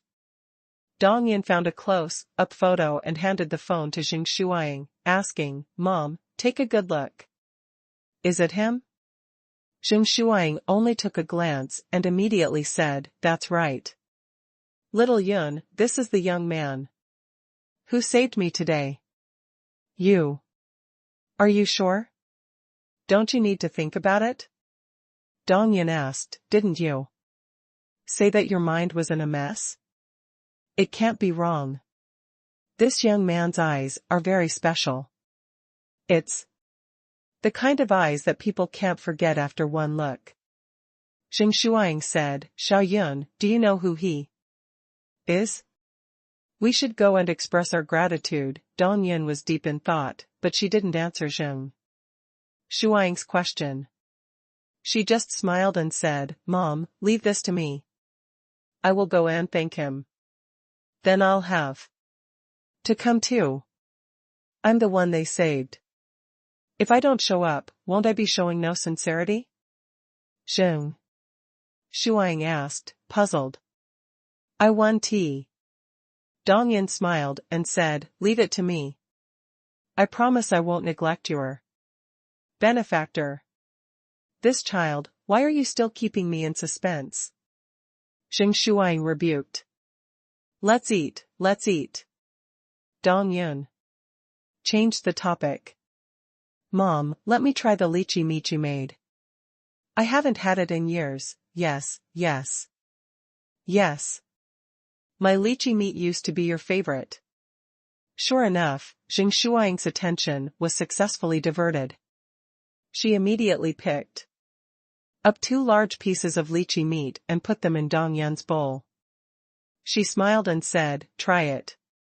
Has Mom's cooking skills deteriorated? Night fell on Peach Blossom Farm. Xia Ruofei drove back to his villa after spending the day with Ling Qingxue. Although there was a small incident today, he was still very happy overall. It had been a long time since he had been shopping and chatting with his girlfriend. The only downside was that Ling Qingxue insisted that he check out of the hotel room he had already booked because of his injured hand. The two of them hadn't been intimate for a long time, so they had already booked a hotel room. They were planning to hang out until dinner, and then go to the hotel to have a good time. However, from Ling Qingshua's point of view, Xia Ruofei's hand had been scalded so badly that it was obviously not suitable for vigorous exercise. So no matter how Xia Ruofei begged, she firmly refused. Xia Ruofei could not use the magical spirit heart flower petal solution to completely curing Luo in front of Ling Qingxue. That would be too unrealistic and would scare Ling Qingxue. In the end, he could only compromise helplessly. Under Ling Qingshue's repeated instructions, Xia Ruofei drove straight back to the farm after dinner to check on Ling Qingxue. She was worried that it would be unsafe for him to drive since he could only use one hand. In fact, on the way back to the farm, Xia Ruofei had quickly found a quiet place to park the car. He took out a small bottle of higher concentration spirit heart flower petal solution from the spirit map space and completely cured his burns. However, he still wrapped his hands with gauze and bandages. This was mainly to cover up his injuries. If Ling Qingxue came to the farm in the next 2 days and saw that his injuries were completely healed, it would be hard to explain. Xia Ruofei parked the car and played with Blackie, Lightning, and the rest in the yard for a while. Then, they heard footsteps coming from the door. "Are you Ruofei, you just came back?" It was Feng Jing's voice. She had nothing to do after dinner at the staff cafeteria and was taking a walk in the farmyard. She happened to see Xia Ruofei's car driving into the villa from afar and decided to walk over to tell him about the news of her failure in recruiting Dong Yun. "Sister Che," Xia Ruofei said in surprise, "please come in."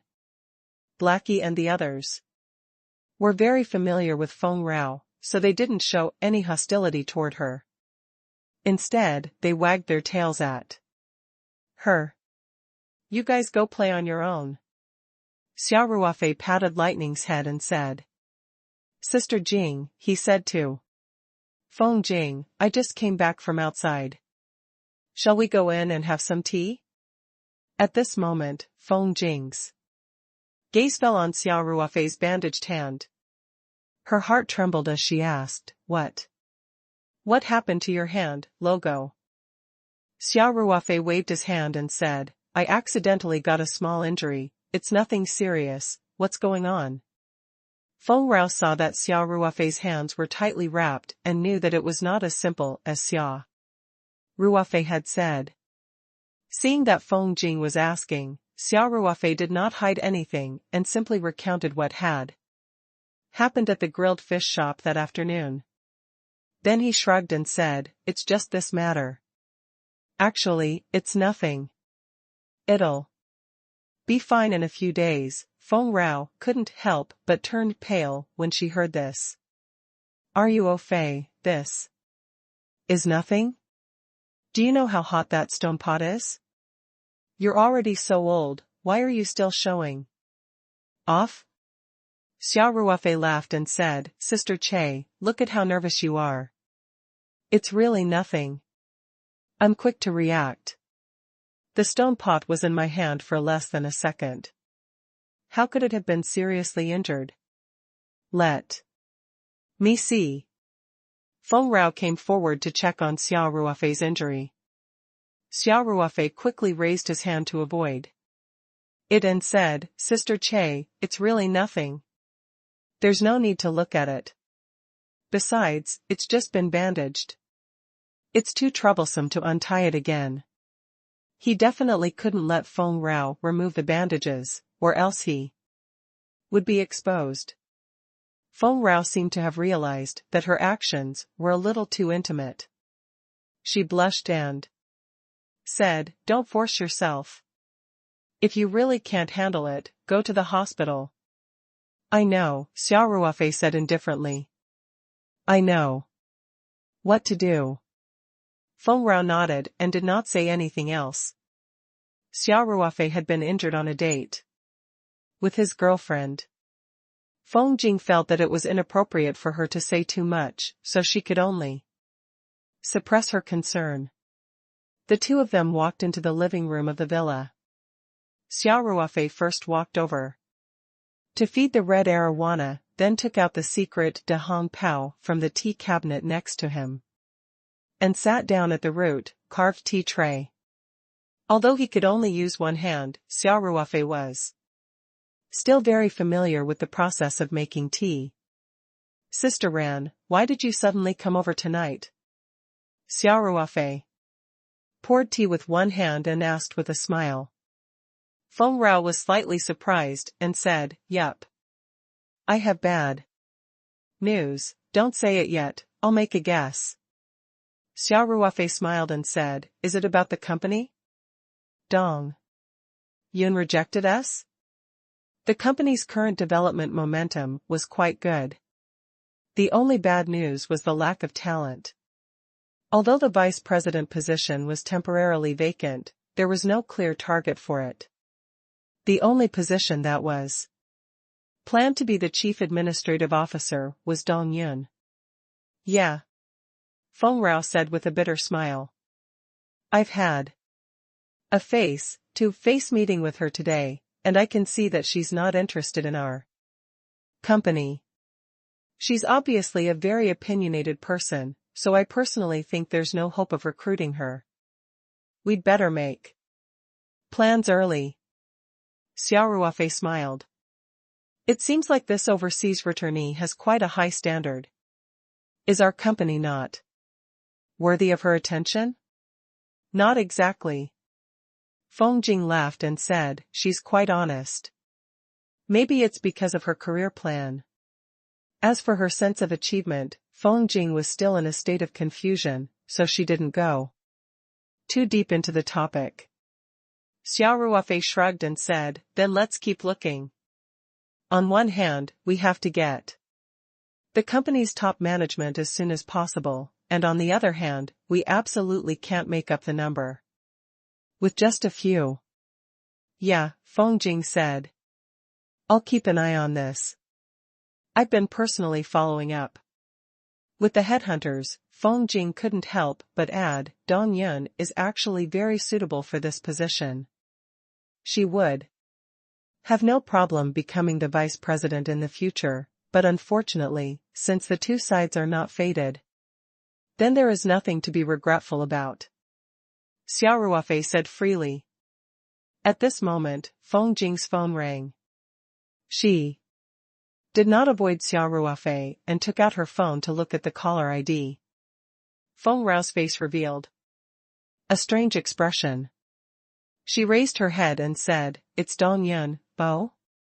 Xia Ruofei said with interest, did she change her mind? Take it and hear what she has to say. Feng Jing nodded and picked up the phone. Good evening, Miss Dong. Dong Yun's voice was a little hesitant as she said, President Feng, I'd like to know the contact information of your company's chairman Xia. Feng Rao was stunned when she heard this. She looked at Xia Ruofei in shock. After a while, she came back to her senses and smiled. Of course, no problem. But may I ask why Miss Dong is looking for our chairman? Hearing this, Xia Ruofei raised his eyebrows. It seems like Dong Yun wants to find me? But I don't even know her. Xia Ruofei was not narcissistic enough to think that his charm could defeat anyone of his age group. Even Dong Yun, whom he had never met before, was his fan. If that was the case, Dong Yun wouldn't have rejected Feng Jing's invitation so firmly today. Dong Yun seemed to hesitate for a moment on the other end of the phone before saying, I have some personal matters that I would like to visit you for. I wonder if it's convenient. Yes, yes. Feng Rao immediately replied. Our President Xia is always free. You can come to the farm directly, call me when you're there, logo. Dong Yun also heaved a sigh of relief and said, all right, if it's convenient, let's do it at 9 a.m. Tomorrow. No problem. Feng Jing said happily, see you tomorrow. See you tomorrow. After hanging up the phone, Feng Jing looked at Xia Ruofei meaningfully. Xia Ruofei stared at Feng Rao and said with a bitter smile, Sister Ran, you don't seem to have asked for my opinion. A beauty like Dong Yun came to visit you, and you're going to reject her? Feng Rao asked. It's not wrong for me to help you agree to this, right? Xia Ruofei was speechless and said, what the hell is this? I say. What is this Miss Dong up to? I should be the one asking you that. Feng Rao smiled and said, when we met this afternoon, Dong Yun didn't mention you at all. Why did she suddenly ask to visit you at night? Ruofei, you didn't bewitch her, did you? Or, for the sake of the company, you didn't hesitate to sacrifice yourself and use the beauty trap? Feng Rao's words made Xia Ruofei speechless. After a long while, he said, Sister Che, your imagination is too rich. I've never seen this elite dong before. Moreover, our company is actively recruiting her. She can make her own choice, but it's not like we don't want her. Do I need to use some beauty trap? Feng Rao couldn't help but giggle. She could tell that Xia Ruofei didn't seem to know what had happened either. No matter what, this is a good thing, Feng Jing said. Who knows what might happen tomorrow? And I still need to correct you. Looking at the current situation, she's really the most suitable candidate for our company's CEO position. It's not that we don't want her, but if there's a chance, it's best to work hard. Feng Jing winked at Xia Ruofei and said, so it's all up to you tomorrow. When it's necessary, use handsome men. Stop. Xia Ruofei said hurriedly, let's end this topic here. Feng Jing couldn't help but laugh out loud when she saw Xia Ruofei's embarrassed look. The next day, Xia Ruofei was still clueless about Dong Yun. He didn't even notice the article by the Sanshan Evening News. In fact, the influence of the Sanshan Evening News was still limited. Moreover, due to the angle of the video, although some netizens had raised their own speculations, saying that the brave young man was very similar to Xia Ruofei, there were only a few responses, and it did not become a hot topic of public opinion. Since Feng Rao had agreed to meet with Dong Yun, Xia Ruofei went to the company's cafeteria for breakfast after his morning cultivation. Then, he returned to the office to handle some daily matters. At around 8:50 a.m., Feng Jing knocked on Xia Ruofei's office door and said with a smile, Dong Yun has already arrived. Shall we go down and welcome her? There's no need to make such a big fuss. Xia Ruofei raised his head and said, we're a chairman and a president. Even if she were to join our company, she'd still be a subordinate. What kind of boss welcomes his subordinates? He hasn't been hired yet, has he? Feng Rao said nonchalantly, we're just taking a few steps. Wouldn't that make us look like we're treating the wise with respect? All right. What you said makes sense. Xia Ruofei smiled bitterly and stood up. When the two of them arrived downstairs, Dong Yun's beetle car had just arrived at the complex. Miss Dong, welcome to our company. Feng Jing took a few steps forward and introduced him with a smile. This is our company's chairman, Mr. Xia Ruofei. Dong Yun smiled at Xia Ruofei and shook hands with him. President Xia, I've heard a lot about you. Xia Ruofei also smiled and said, Miss Dong, you're too kind.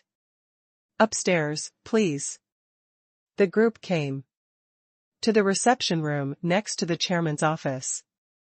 The staff of the administration department had already prepared tea, and the three of them took their seats.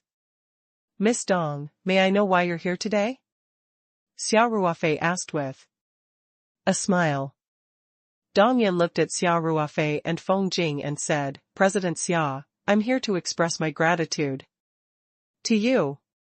Feng Jing and Xia Ruofei were stunned by Dong Yin's words. Xia Ruofei was even more confused.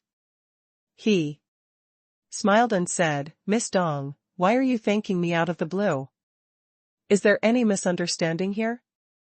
Dong Yin looked at Xia Ruofei and said, Of course it's not a misunderstanding. President Xia, did you have lunch at the Stone Pot grilled fish restaurant next to the Wanda Square in the east of the city yesterday? While saving a cleaner, you even got injured? In fact, when Dong Yin saw the bandage and gauze on Xia Ruofei's hand, she was very sure. Xia Ruofei was slightly surprised, but he still nodded and said, There is such a thing, but that cleaner is my mother. Dong Yin said calmly. Ah? Xia Ruofei couldn't help but be stunned. Could it be such a coincidence? Feng Rao's mouth was wide open as she stared at Xia Ruofei. She was in awe of Xia Ruofei. Wasn't this a little too magical? He went out for a meal and saved a person, and it turned out to be Dong Yin's mother? Moreover, it was a little unbelievable that the mother of a famous elite who had returned from abroad would actually be a restaurant cleaner. In the past, Feng Jing was used to Xia Ruofei's miracles. However, today's incident had refreshed her understanding of Xia Ruofei. It turned out that this boss who didn't like to manage things was not only capable, but also very lucky. Originally, the matter of recruiting Dong Yin had already reached a dead end, and there was basically no hope. But now, with this incident, could it be that there was a glimmer of hope? Feng Rao's mind was filled with thoughts, while Xia Ruofei was still in a daze from the news. Dong Yin continued, Director Xia, I'm here to express my gratitude. I know that President Xia is much richer than me, and I can't give you more gratitude financially. If there's anything you need me to do, I'll do my best. Feng Jing was screaming in her heart, Tell her to join our company. What was there to hesitate about? Unexpectedly, Xia Ruofei smiled and said, Miss Dong, this is just a small matter. I didn't know that the cleaning lady was your mother at that time, and I didn't save her because of your gratitude. In fact, I didn't have time to think so much at that time, so I've already received your kind intentions. You don't have to do anything to thank me. Feng Jing almost couldn't help but shout, Ying, you didn't even grab such a good opportunity. What are you trying to do? Then, she thought about it again. Could it be that Ruofei was playing hard to get? It must be like this guy has always been full of tricks. Director Xia, it may be a small matter to you, but to me, my mother is more important than anything else. Dong Yin was also a little surprised. President Xia, I know your company is lacking a boss. If you don't mind, Xia Ruofei waved his hand and said, Miss Dong, our company is not only short of a chief operating officer, but also a vice president. We are in desperate need of talents. Moreover, Director Feng has communicated with me many times about your situation. We naturally hope that you can join our company. However, all of this needs to be built on the foundation of your recognition of our company. What we want is a business partner with a common goal. Not someone who gives up his career plan to repay a debt of gratitude and is forced to join the company. Xia Ruofei looked at Feng Jing with determination and continued, last night, President Feng already reported to me about your meeting. I understand your decision very well, Miss Dong. So, there's no need for you to change your career plan because of what happened yesterday. Really, there's no need for that at all. Xia Ruofei's tone was very sincere. Feng Jing and Dong Yun could tell that he was sincere and not playing hard to get. Feng Rao was a little disappointed, but at the same time, she was deep in thought. Meanwhile, Dong Yun was in a daze. Because things had developed in a completely different way from what she had imagined. Logo. Dong Yun had thought that Xia Ruofei would ask her to join Paradise Corporation again. Even if he did not mention it out of respect, she had already taken the initiative to agree to join. Under normal circumstances, Xia Ruofei would have just gone with the flow and agreed. In fact, Dong Yun had already made her decision at home. Her mother was indeed the most important person to her. Xia Ruofei's act of righteousness yesterday was undoubtedly a huge favor to her. It was not her style to not repay a favor. She also knew that Xia Ruofei would not be short of money. And the Paradise Corporation had just extended an olive branch to her, so she had already made preparations to change her plan and work for the Paradise Corporation. Of course, this wasn't without a deadline. Her pursuit of her career would never stop, and no matter how great this favor was, it wouldn't make her work for Paradise Corporation for the rest of her life. Therefore, Dong Yun's plan was to work for Paradise Corporation for 1 to 2 years before resigning and leaving. From her point of view, a year was enough for her to sort out the administrative work in the company and set up various effective systems. Even if she left, it would not have much of an impact. At the same time, she would repay Xia Ruofei's kindness. It was killing 2 birds with 1 stone.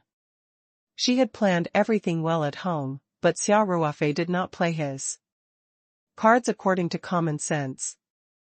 This made Dong Yun a little shocked. Moreover, Dong Yun could tell that Xia Ruofei was sincere and did not seem to be faking it. What should he do? Dong Yun couldn't help but fall into a difficult situation. Xia Ruofei, who was standing at the side, could roughly guess what Dong Yun was thinking. He smiled and said, Miss Dong, I've said it again and again. This is just a small matter, and I don't need you to repay me. However, I can also tell that if I really don't want anything, you might feel bad. Dong Yun's beautiful eyes looked at Xia Ruofei. She thought to herself, you've already said both the right and the wrong. What do you mean? Xia Ruofei didn't keep her in suspense and continued, how about this? Do me a small favor, and then we won't owe each other anything, how about it? As long as it's within my ability, I'll definitely do my best. Dong Yun said seriously, but we can't say that we don't owe each other anything. No matter what, my mother and I will still be grateful to you, President Xia. Okay, Xia Ruofei smiled and said, Miss Dong, you haven't joined a new company recently, right? I hope that if it's convenient, Miss Dong, you can come to our company as a temporary consultant. Whether it's management, system, or other aspects of the company. As long as you feel that there's room for improvement, you can directly mention it to President Feng. I hope that with your help, the company can be more formal and professional. No problem, Dong Yun said without hesitation. Then, please invite Miss Dong to our company after the Spring Festival. Xia Ruofei smiled and said, President Feng, please arrange a car to pick up Miss Dong every day. All right, Feng Ke said. Since Xia Ruofei was determined not to force her to return the favor, and took the opportunity to let Dong Yun work in Paradise Corporation. This was the second best option. There was no doubt about Dong Yun's ability. Although Feng Jing's ability was also very strong. After all, she had been in this environment for a long time, and some people involved were confused.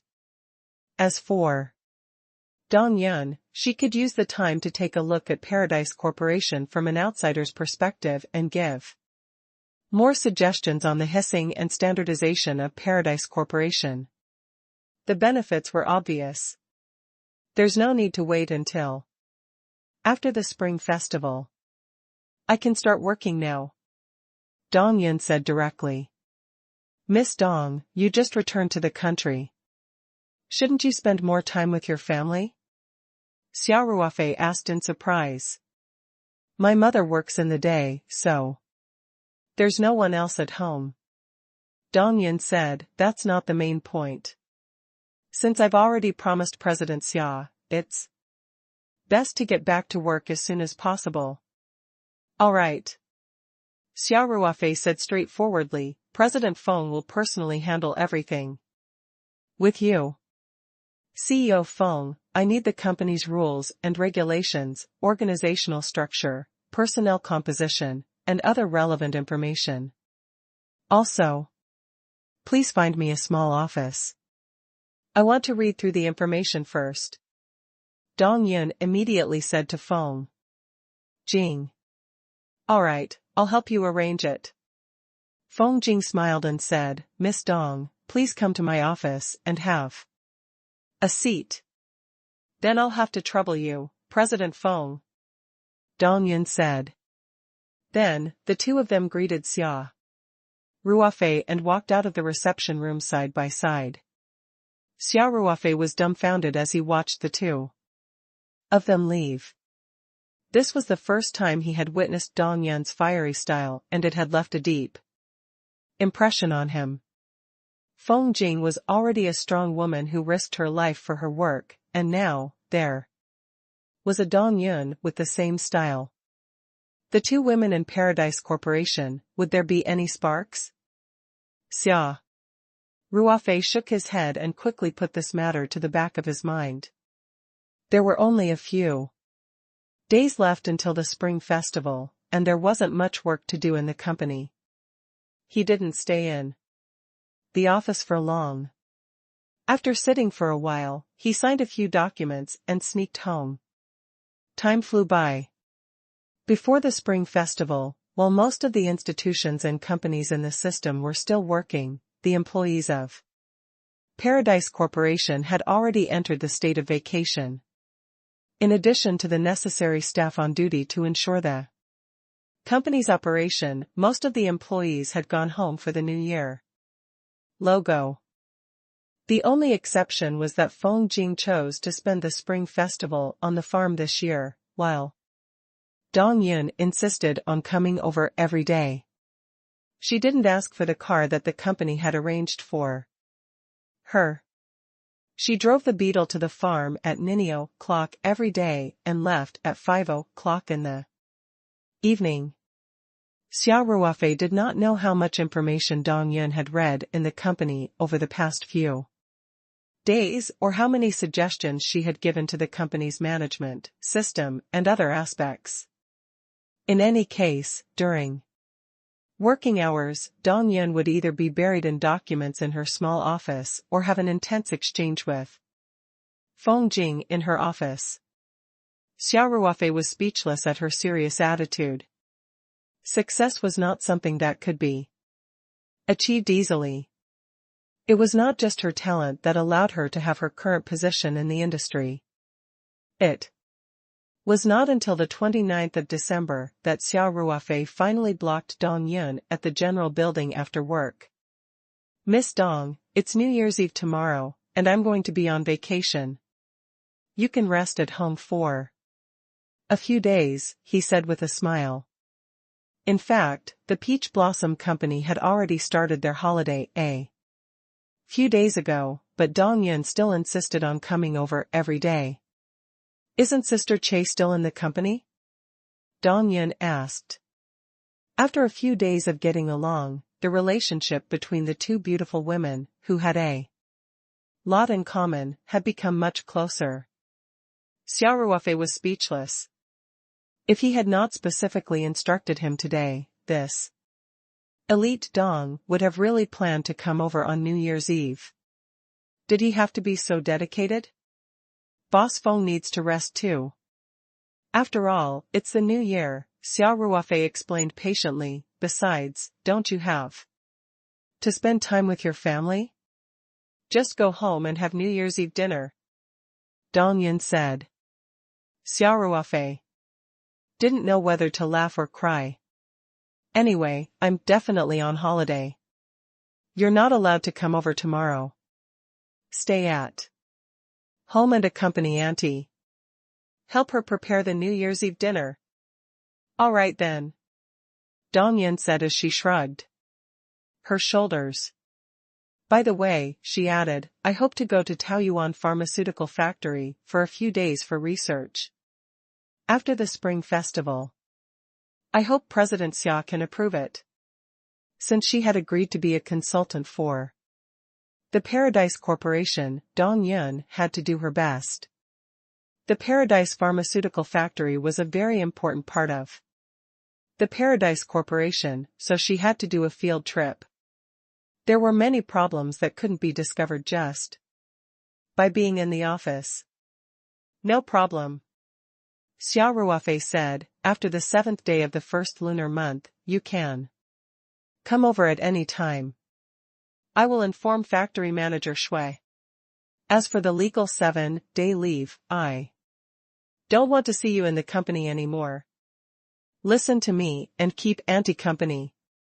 I know. The corners of Dong Yun's mouth curled up slightly, and a faint dimple appeared on her face. President Xia, I'll be going back. Then. Please send my regards to Auntie. Xia Ruofei smiled and said, I also wish you a happy new year. In advance. Received. Dong Yun opened the car door and got in. She waved at Xia Ruofei and drove towards the farm. It was the 29th day of the 12th lunar month, New Year's Eve. Xia Ruofei woke up early in the morning and persevered in completing his daily cultivation. After washing up, he went downstairs in high spirits. The company's cafeteria was also on holiday. However, considering that there were still employees left behind, Xia Ruofei asked Yi Lingyun to organize a few veterans who had worked in the cookhouse during their service to cook a small amount of food every day. Yi Lingyun also chose to stay, mainly because nearly half of the veterans in the security department had gone home for the new year. He was a little worried. In addition, he had younger brothers and sisters who had all gone home for the new year. The old man would not feel too lonely without him, so he planned to skip the spring festival and take a few days off after the 7th day of the first lunar month. Jiang Hua, who was in the Pomfret's breeding workshop, was also worried about the treasures, so he chose to stay behind. However, he had brought his wife and children over, and the whole family was spending the new year on the farm. Xia Ruofei had also specially approved an apartment for the company's leaders so that Jiang Hua and his family could have a happy new year on the farm.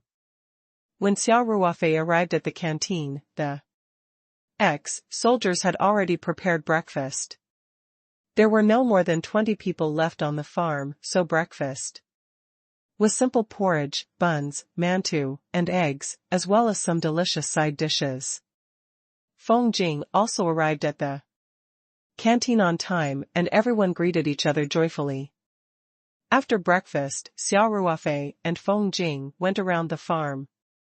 This included the gate guard, the vegetable greenhouse, the Chinese perch cultivation workshop, the office guards. Every time they went to a place, Xia Ruofei and Feng Jing would thank the staff who stayed behind for their hard work and then take out the red packets that they had prepared. This was the most important festival for Chinese people, but these employees still stuck to their posts. As the company's leaders, it was necessary to give them the necessary condolences. Xia Ruofei even specifically instructed Yi Lingyun to arrange for the veterans to prepare some dumplings and send them to the people on night shift. Even if they paid 4 or 5 times the salary, they couldn't do without this kind of humanistic care. Sometimes, a few steaming dumplings were far more able to give employees a sense of belonging to the company than an extra 1,000 yuan. After consoling the farm, Xia Ruofei and Feng Jing drove to Taoyuan Pharmaceutical Factory. Compared to the deserted Taoyuan farm, this place was much more lively. Logo. During the new year, other than a few production lines that were shut down, the rest of the production lines were still in operation. Of course, there were no 3 shifts these days.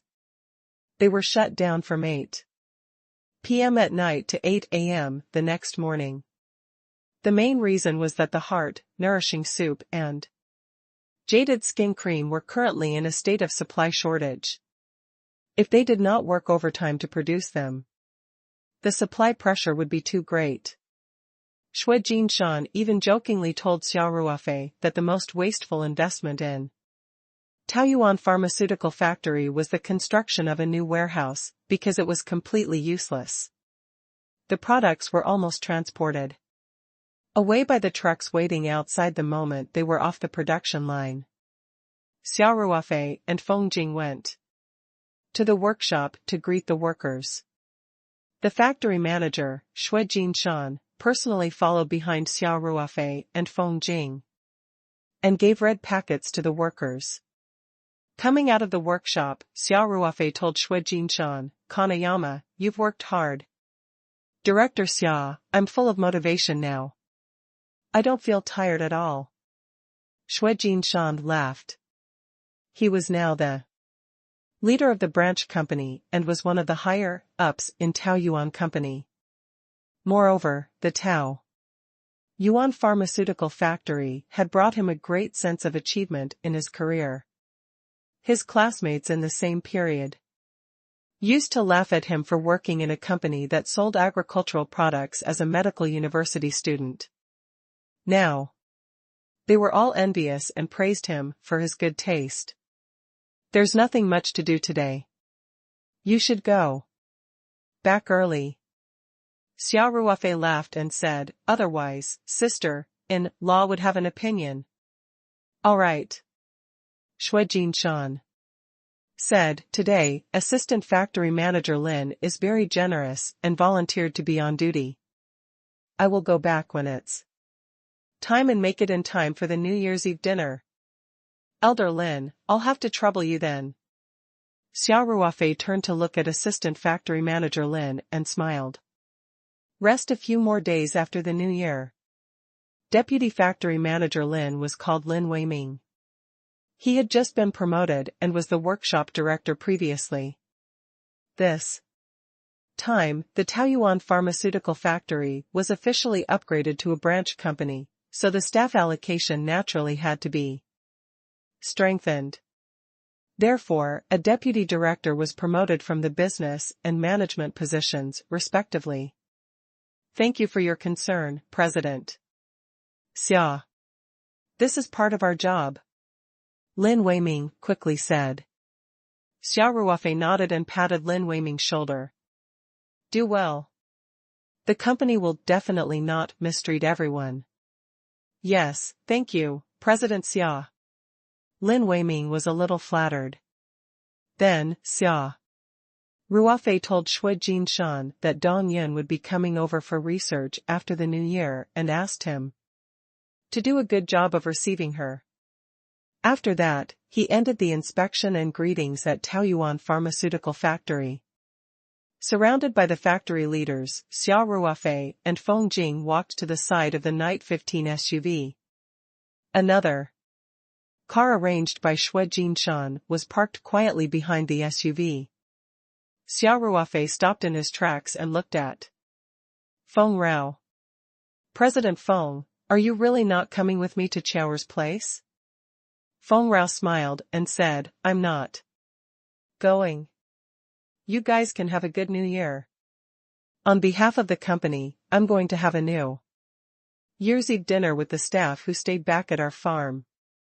Xia Ruofei was initially worried that Feng Jing would feel neglected if she returned to the farm alone, so he wanted to bring her to Lin Xiao's house for the new year.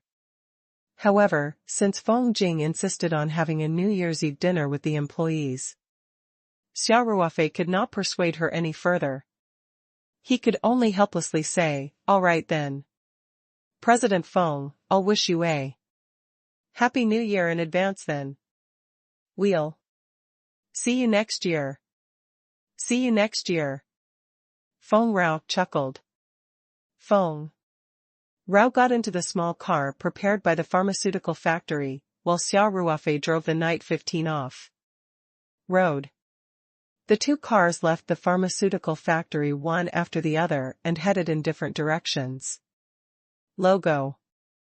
It was already close to noon by the time he finished his tour of the farm and the pharmaceutical factory. As soon as Xia Ruofei's car left the factory, the phone on the control panel vibrated. He glanced at the caller ID on the LCD screen and answered the call. Xiao Xia Ruofei smiled and said as he drove. Brother Ruofei, where are you? Lin Xiao asked, I was waiting for you to have lunch. I'll start preparing the New Year's Eve dinner in the afternoon, I've just finished my work.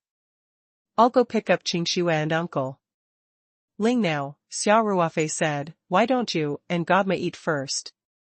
You don't need to wait for us, Ling. Qingxue had mentioned to Ling Xiaotian that they would spend the new year together at Lin Xiao's house. In fact, she didn't have much hope herself. She didn't expect Ling Xiaotian to agree after a little hesitation. That won't do. It's the first time that sister-in-law and Uncle Ling have come to our house. How can we neglect our guests? Lin Xiao chuckled, we're not in a hurry. Drive slowly on the road. I know. Xia Ruofei chuckled. If you have any work to do, leave it for me. After hanging up the phone, Xia Ruofei slightly increased the speed of his car and drove towards Ling Xiaotian's Jiangbin villa. Very quickly, Xia Ruofei picked up Ling Qingxue and Ling Xiaotian. Then, he turned the car around and headed towards Daguanshan district. Today, Ling Xiaotian was dressed in a dark red traditional Tang suit. His face glowed red and he appeared to be in high spirits. Ling Qingxue was also dolled up very fashionably. She was wearing a red cashmere coat with a red scarf, pencil, gray bell-bottomed pants, and black high heels. Her tall and slender figure was accentuated even more. She was also wearing a pink top hat on her head, which made her look elegant and cute. Uncle Ling, let's spend the New Year together from now on. Xia Ruofei chuckled as he drove. It's more lively with more people. Ling Xiaotian laughed and said, sure. Qingxue is going to marry you sooner or later anyway. If I don't spend the new year with you, won't I be a lonely old man?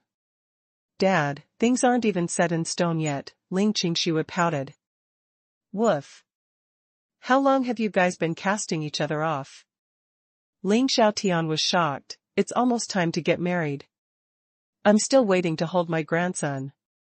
Ling Qingxue's face turned red as she said, you're getting more and more unreliable.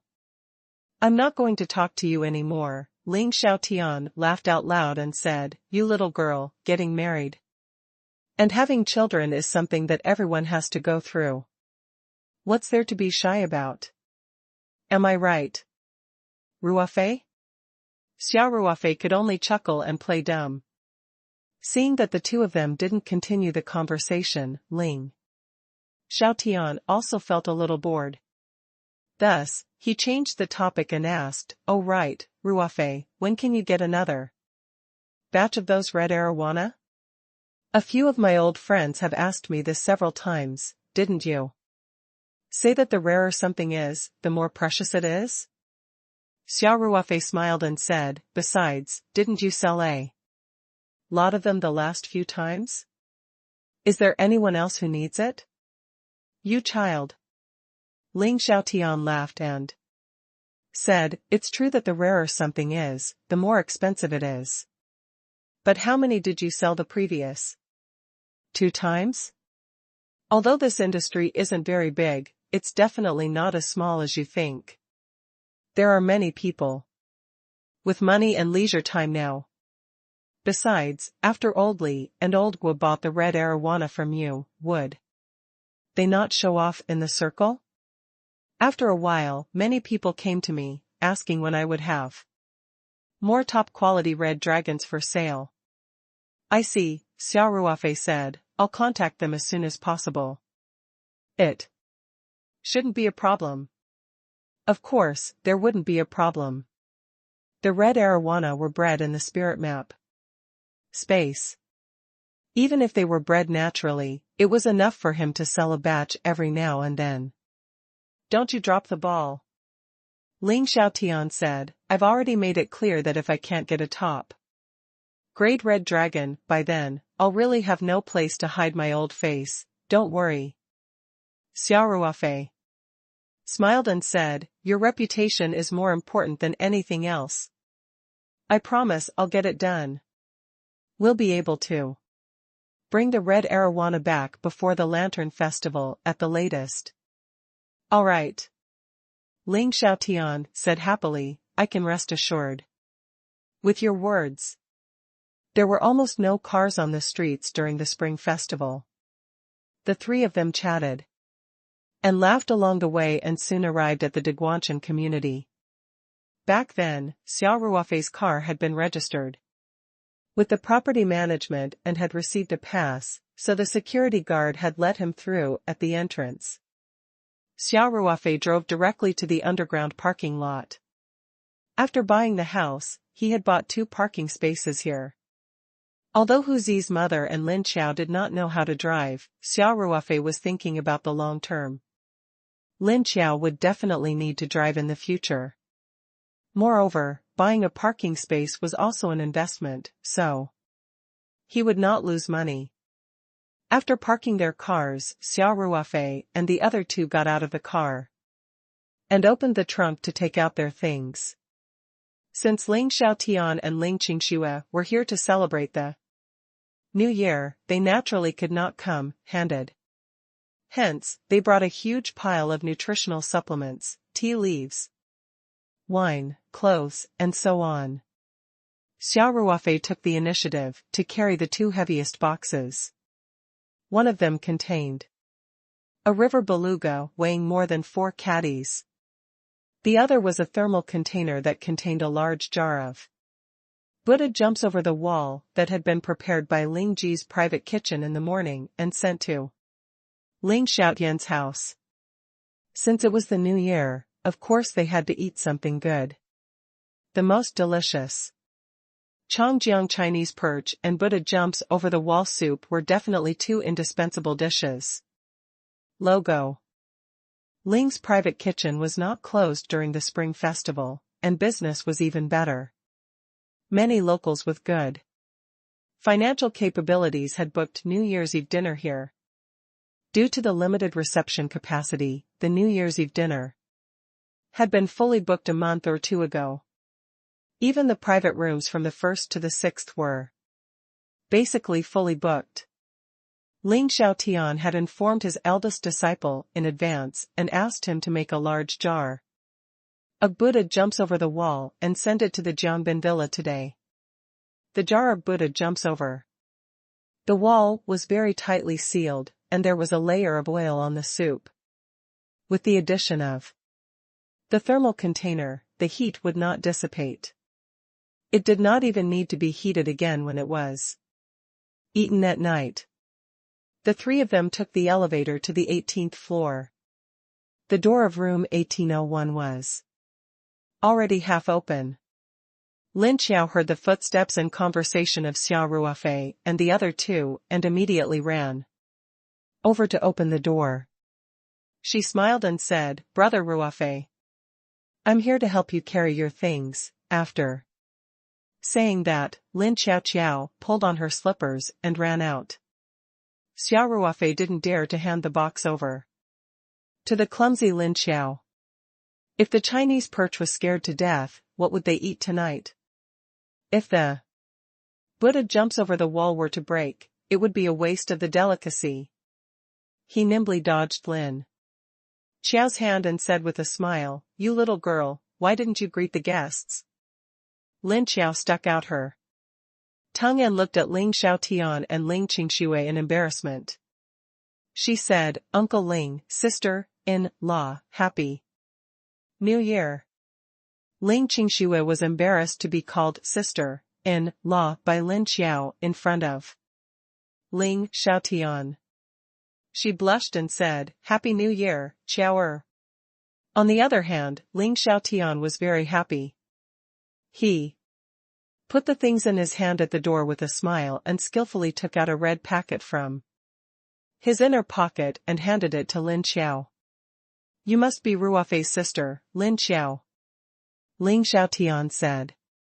"What? A pretty little girl. Uncle Ling, I can't accept this." Lin Xiao quickly waved her hand. "It's the new year. Why can't I accept red packets from the elders?" Ling Xiaotian passed the red packet to Lin Xiao again and said, "Quickly accept it. Quickly accept it." Lin Xiao saw the bulging red packet and knew that there must be a lot of money in it. She looked at Xia Ruofei hesitantly. Xia Ruofei could tell that if the red packet contained brand new Chinese yuan, it would be at least 10,000 yuan. However, this amount of money was nothing to him and Ling Xiaotian. The New Year's celebration was the only thing they wanted. Hence, Xia Ruofei nodded and said, "Qiao. Since it's from Uncle Ling, you should accept it." Lin Xiao took the heavy red packet and said with a smile, "Thank you, Uncle Ling." "That's the way," Ling Xiaotian said with a happy smile. "Let's enter the house." Xia Ruofei said. Lin Xiao actively helped Ling Xiaotian and Ling Qingxue carry their things, and the group of people walked into the house. Hu Zi's mother had also heard the commotion outside, but she was busy in the kitchen, so she did not come out to welcome him. When Xia Ruofei and the others entered the house, Hu Zi's mother was carrying a bowl of soup out. She placed the soup on the dining table and wiped her hands on her apron. She smiled and greeted, "Everyone's here. Come and eat." The moment Ling Xiaotian entered, he used his trademark loud voice to greet him with a smile, "Happy New Year, sister-in-law." Hu Zi's mother also smiled and said, "Happy New Year. Should I ask my in-laws?" After she finished speaking, Hu Zima looked at Xia Ruofei and Ling Qingxue with a smile, making the two of them feel a little uncomfortable. Ling Xiaotian was stunned for a moment before he laughed and said, "Hey. I was wrong. It's time to call them in-laws." Ling Qingxue's face was red with embarrassment. She could only hide her embarrassment by tidying up the things she had brought. Lin Xiao laughed and joked, "Sister-in-law, we're family, there's no need to be embarrassed, you're such a talkative girl, why aren't you getting the bowls and chopsticks?" Xia Ruofei said with a smile. "I know." Lin Xiao stuck out her tongue and ran to the kitchen. No one noticed that there was a faint sense of loss in the depths of her eyes, but she concealed it very well. "By the way, in-law, Qingxue brought you a coat when she went to Hong Kong for business." Ling Xiaotian said, "Qingxue, quickly take it out and let. You're in, La, try it on. I have enough clothes to wear. You don't have to buy me anything. Hu Zi's mother said. It's a child's filial piety. Ling Xiaotian said with a smile. Ling Qingxue suppressed her shyness and took out the cashmere coat from the bag of clothes in the pile. It was a light gray coat. The cutting and materials were very exquisite, and it was obviously expensive. Even though Hu Zi's mother rejected it, she was still very happy that Xia Ruofei's future wife had bought it for her. She took the clothes with a smile, thanked Ling Qingxue, and went back to her room to change. After a while, Hu Zi's mother came out wearing a cashmere coat. It had to be said that Ling Qingxue's taste was quite good. When Hu Zi's mother put on the coat, she seemed to have become a few years younger. At the same time, the color of the coat was not bright, and it was very suitable for people of Hu Zi's mother's age. What was especially rare was that Ling Qingxue had only asked Xia Ruofei about Hu Zi's mother's general figure, and the clothes she had bought fit her very well, as if they were tailor-made. It's good. Xia Ruofei nodded and praised. Lin Xiao put down her bowl and chopsticks and ran over to join in the fun. She shouted exaggeratedly, Sister, La is so good at buying things. Mom looks like a completely different person in this dress. If we walk on the street together, people will think that we're sisters. Hu Zi's mother knocked Lin Xiao's head and said, Nonsense. I'm already 70 or 80 years old, how could I be as exaggerated as you said? Xia Ruofei smiled and said, Godma is still very young. You're the one who's exaggerating, what 70 or 80? Yup. Most importantly, he looks very good. Ling Xiaotian agreed. He looks like he's in his 40s or 50s at most. Ling Qingxue added. Hu Zi's mother had been in a good mood for the past 2 years. In addition, Xia Ruofei would help her recuperate from time to time, so she was in good spirits and even looked younger than people of her age.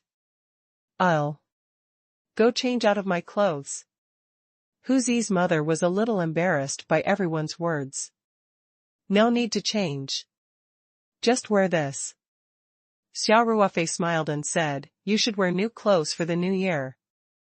Everyone echoed Xia Ruofei's words. Lin Xiao even actively found a pair of scissors and helped Hu Zi's mother cut off the logo on the clothes. Hu Zi's mother had no choice but to call everyone over for lunch. The main focus of the New Year was the New Year's Eve dinner. However, considering that it was Ling Xiaotian and Ling Qingxue's first time visiting the house as guests, Hu Zi's mother had prepared a sumptuous lunch.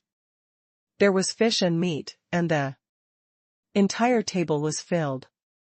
Everyone had a happy lunch and was about to start preparing for the New Year's Eve dinner. Ling Qingxue, as her future daughter-in-law, naturally had to take the initiative to help out in the kitchen. Even Ling Xiaotian had rolled up his sleeves and was eager to try his hand in the kitchen. He was a head chef, so he had to show off his skills for the New Year's Eve dinner. In addition, Lin Xiao also came to join in the fun. As a result, the originally spacious kitchen became a little crowded. Hu Zi's mother could only start to chase people out. In the end, the ladies stayed in the kitchen while Ling Xiaotian and Xia Ruofei were pushed out. Of course, Hu Zi's mother had also agreed to leave a dish for Ling Xiaotian to show off his cooking skills. As for now, he would let the father and son make tea and play chess in the living room. If they really wanted to walk around, they might as well tour the house. Listening to the laughter coming from the kitchen from time to time, Xia Ruofei and Ling Xiaotian could only make tea and chat in boredom. After sitting for a while, Xia Ruofei saw that the couplets had not been pasted on the TV cabinet. He took out the thick rice soup that Hu Zi's mother had prepared in advance and went to the door to paste the couplets with Ling Xiaotian. In the countryside, rice soup was used to paste the Spring Festival couplets. The rice soup was very sticky and would not fall off even after a year. After using a brush to brush the rice soup on the corresponding position on the wall, Xia Ruofei divided the couplets into top and bottom. Then, he took the Spring Festival couplets and started to paste them on the wall. And Ling Xiaotian would be commanding from behind to ensure that they would not get stuck off course. After the two of them worked together, they quickly put up the couplets. Xia Ruofei also stuck the word fortune on the door. This kind of metal anti-theft door could not be made with rice soup, so he could only settle for the second best option and use transparent glue. Then, Xia Ruofei showed Ling Xiaotian around the house. The two of them smoked on the balcony for a while when they heard Lin Xiao calling out from inside the house, "Brother Ruofei. Uncle Ling, come and make a swallow with us, logo." Swallow meat was a specialty of the Three Mountains. The pork legs and lean meat were beaten into minced meat, mixed with sweet potato powder, rolled into paper, thin pieces, and cut into 3-inch pieces. The meat was wrapped in them and made into flat food. It was cooked to be served with soup. Because the skin and filling of the swallow were all made from pork, it was jokingly called wrapped meat. The meat swallow was also known as the Taiping swallow. During the Three Mountains festivals, weddings, funerals, and farewells, they had to eat the Taiping swallow, which represented the auspicious meaning of peace and peace. Therefore, no feast without a swallow, no adulthood was said. The people who were celebrating the New Year with them were all from the Three Mountains, so they naturally had Taiping yans for the New Year's Eve dinner. Xia Ruofei and Ling Xiaotian immediately washed their hands and walked to the dining table. Lin Xiao had already brought over a pot of minced meat and a bag of swallow skin. Ling Xiaotian was also an expert, and after weighing it in his hand, he couldn't help but praise, "The quality of this swallow skin is very high." Lin Xiao said proudly, "My mom bought some good pork hind legs and peeled the swallow skin herself. It's much better than the ones you bought outside." The traditional process of making swallow skin was very complicated and time-consuming. Most people would not make their own swallow skin because there were many swallow meat shops in Sanshan that could be bought at any time. Those who were more particular would just choose the better ones. For example, a century-old shop like the Swallow Meat could be said to have very few that made their own skin. Lingji Restaurant also made swallow skin and sold it to customers. Thus, Ling Xiaotian was also very proficient in making swallow skin. When he heard this, he couldn't help but say in surprise, "I didn't expect the in-laws to have such a unique skill." Nowadays, there aren't many people who know how to make swallow skins. Hu Zi's mother heard this from the kitchen and laughed as she stuck her head out. "I learned a little from the elders in my family when I was young, but in front of experts like my in-laws, I'm just trying to show off in front of an expert." No, no. No. Ling Xiaotian said, "This is not any worse than what our shop's chef makes. In-law, you really know how to talk." Hu Zi's mother said happily, "Then you have to eat more later." "Definitely, definitely." Ling Xiaotian chuckled as he agreed. In the kitchen, Hu Zi's mother and Ling Qingxue were busy preparing the New Year's Eve dinner. Meanwhile, Xia Ruofei, Ling Xiaotian, and Lin Xiao were chatting in the dining room while making swallow meat. The atmosphere was joyous and harmonious. The afternoon passed by quickly.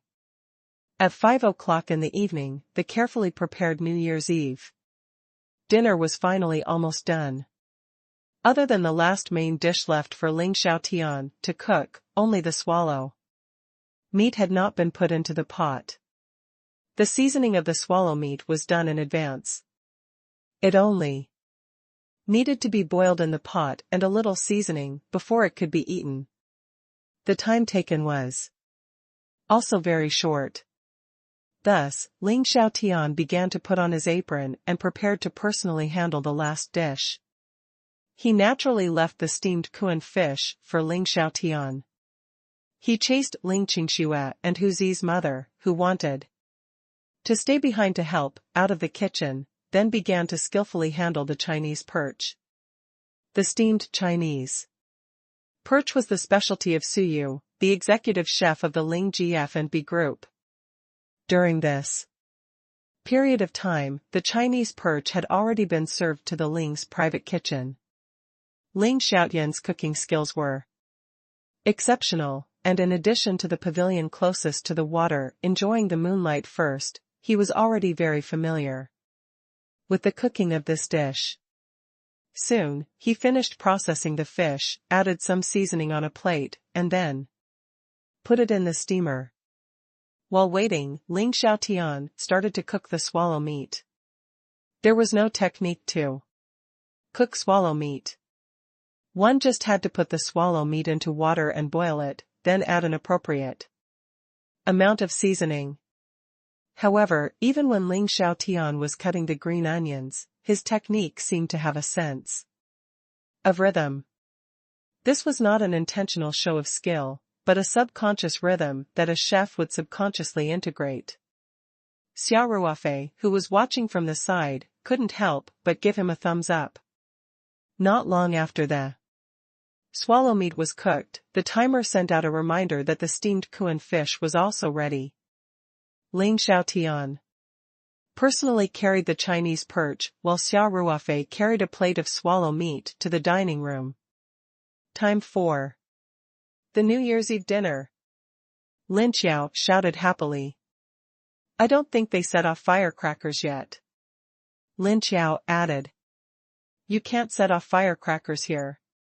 Xia Ruofei said with a smile. Although there was no prohibition of fireworks in Sanshan, the control was relatively strict.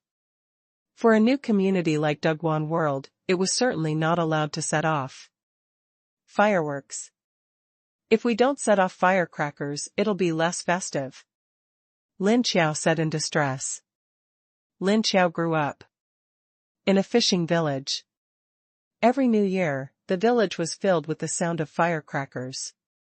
She would often follow her brother to pick up unlit firecrackers and set them off all over the village. Xia Ruofei rolled his eyes and said, I have an idea. Then, he turned on the TV and stereo system. Xia Ruofei had personally installed all the electrical appliances here. The TV came with an internet box. Xia Ruofei quickly found the sound of firecrackers in the box and turned up the volume. A burst of crackling firecrackers came from the sound system. The high-end subwoofer cannon made the firecrackers sound quite shocking, but it lacked the smell of smoke. This works too? Lin Xiao laughed and said, I guess you can say that I let him go.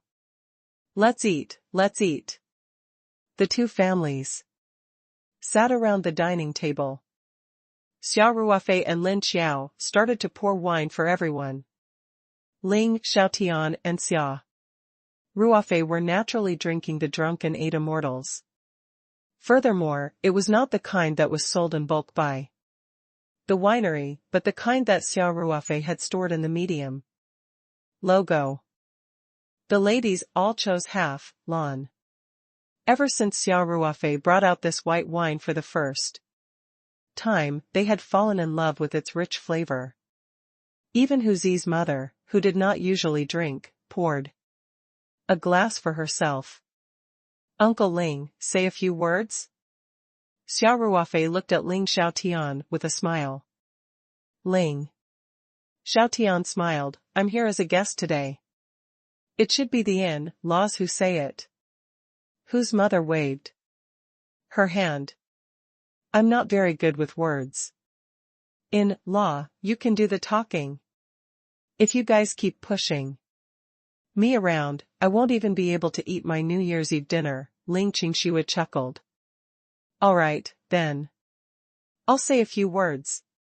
Ling Xiaotian raised his wine glass and said, "Today, our two families are spending the new year together. This is fate. Here, I also hope that the children can live in harmony and love each other. As for the elderly, they should try their best to maintain a healthy body and not cause trouble for the children. Come, everyone, let's raise our glasses and wish you a better annual meeting. Cheers. Cheers." After drinking the first glass of wine, the New Year's Eve dinner officially started.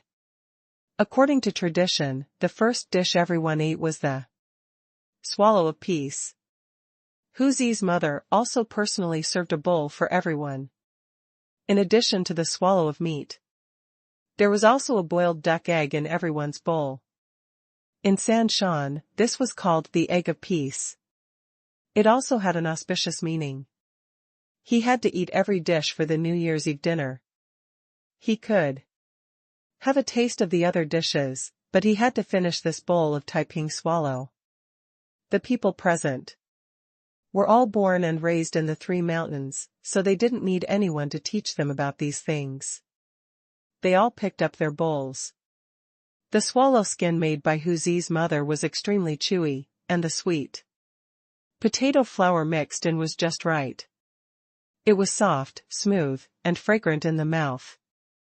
The meat filling was also very flavorful, and trotter's hoof was also added. There was a bit of crunchy in the fresh and fragrant taste.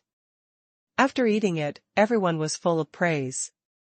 Even Ling Xiaotian, the head chef, with a very picky taste, couldn't help but give a thumbs up. Seeing that everyone liked the swallow she made so much, Hu Zi's mother was so happy that she could not close her mouth. "In-law, I still have 2 pounds of swallow skin left. If you like it, you can bring it back. If you want to eat it, you can make some for yourself," she said with a smile. "Mom," Lin Qiao said with a smile. "Uncle Ling is a top chef, and they sell swallow skins in their shop. Why would they need us to give them to them?" However, Ling Xiaotian immediately replied, "Yes, yes, yes. This swallow skin is much better than the one made by the chef in our shop. In-law, I won't stand on ceremony then. Haha, it's embarrassing to eat and take, we're family, don't be so formal," Huer's mother said happily. After eating the swallow of peace, everyone would choose the dishes they liked according to their taste. The steamed Chinese perch and Buddha jumps over the wall were still the most popular dishes. Lin Qiao's mouth was full of oil, and even Ling Qingxue, who always paid attention to her image, took a few mouthfuls. Ling Xiaotian was so happy that he grinned when he saw that his dish was well received. The main credit for this dish came from the ingredients provided by Xia Ruofei, but that did not affect his sense of achievement at all. Sanshan wasn't like the North. The New Year's Eve dinner usually started earlier. After everyone had their fill, the Spring Festival Gala had yet to begin. It was only a warm-up live broadcast. Hu Zi's mother, Ling Qingxue, and Lin Qiao began to clean up the mess. Ling Xiaotian and Xia Ruofei were once again excluded by the women. The father-in-law and son-in-law simply sat in the living room, making tea and watching TV.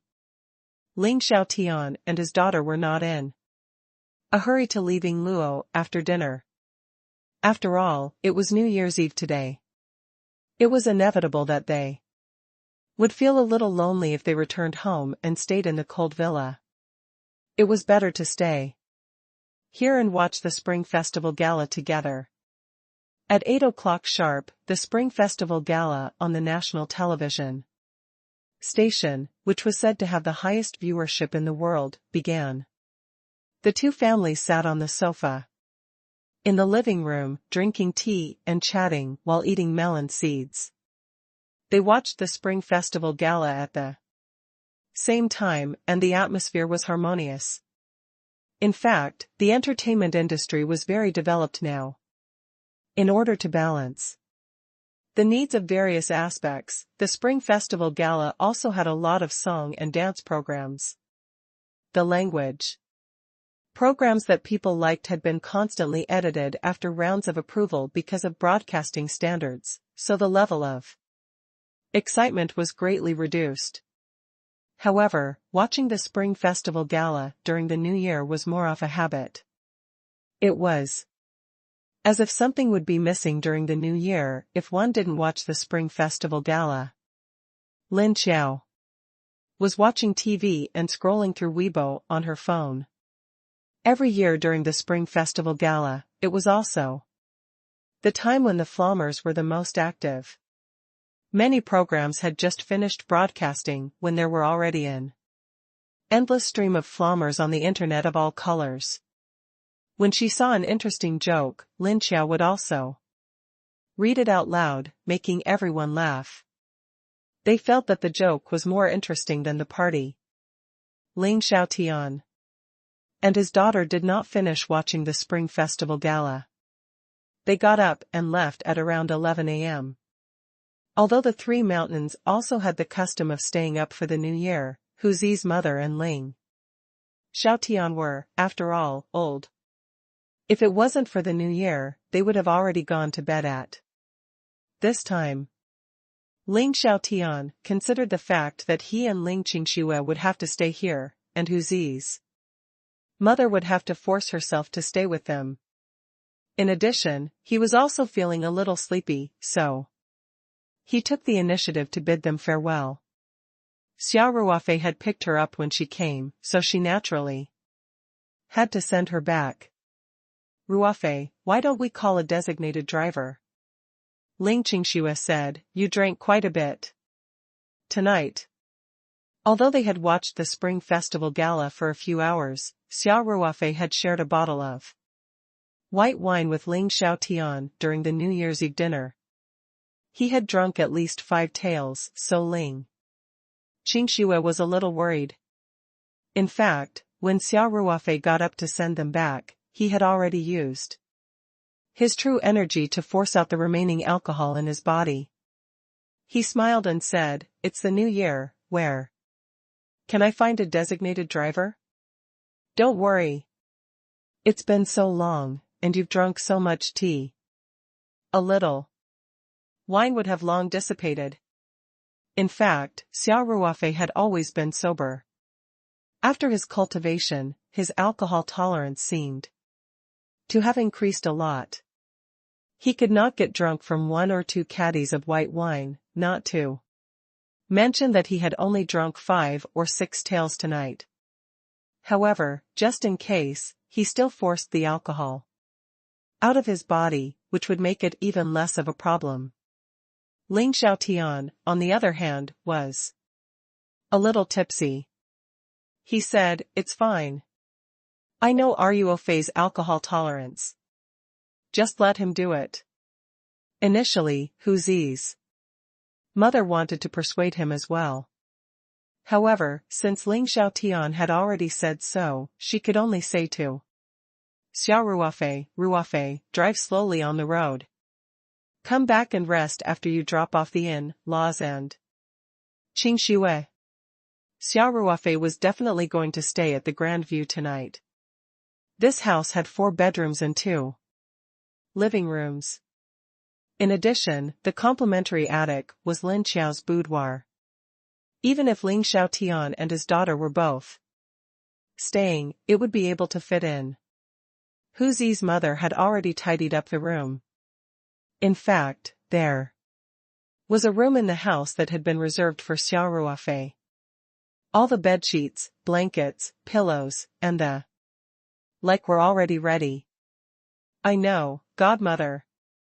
Xia Ruofei smiled and said, you should rest early too. You don't have to. Wait for me. Xiaoer won't be sleeping for a while, so she can just open the door for me. All right. Hu Zi's mother said with a smile. The mother and daughter sent the three of them off at the door. Xia Ruofei took Ling Xiaotian and Ling Qingxue to the elevator and went directly to the underground parking lot. They drove out of the Deguanshan community and headed towards Ling Xiaotian's Jiangbin villa. There weren't many cars on the street on New Year's Eve. At this time, most people were at home watching the Spring Festival Gala with their families. Night XV's roar echoed on the empty street. They were unimpeded, and soon they approached the villa community by the river.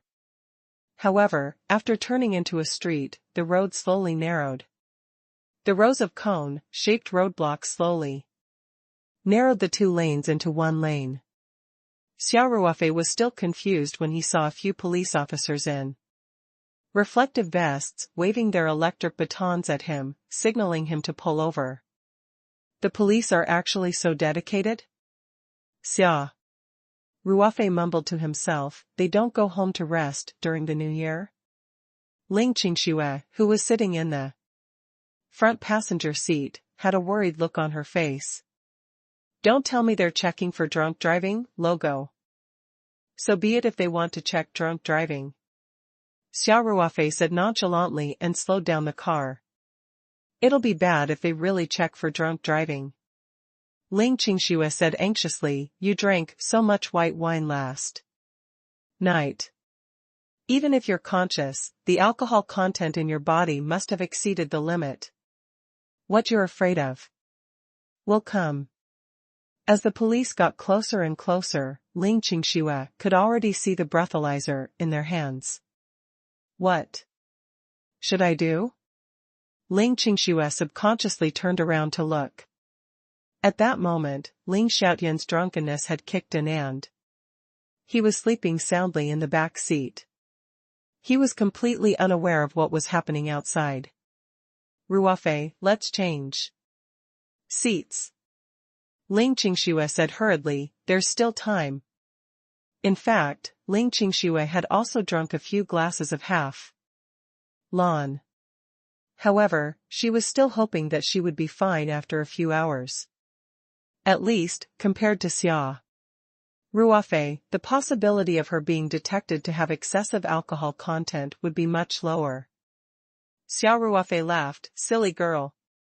I told you I'm fine, there's no need to change seats, it would be terrible if they changed seats.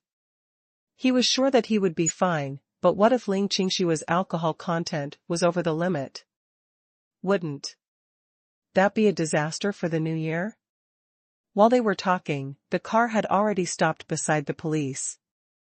It was too late to change seats. Ling Qingxue was extremely anxious. Her hands were clasped together tightly as she looked at the police officers outside the car window uneasily. Xia Ruofei laughed as he rolled down the window and stuck his head out. The chassis of the Night 15 was very high, so he had to lower his head slightly to see the police outside. Police? You've worked hard. He's still on duty on the road during the new year, Xia Ruofei said.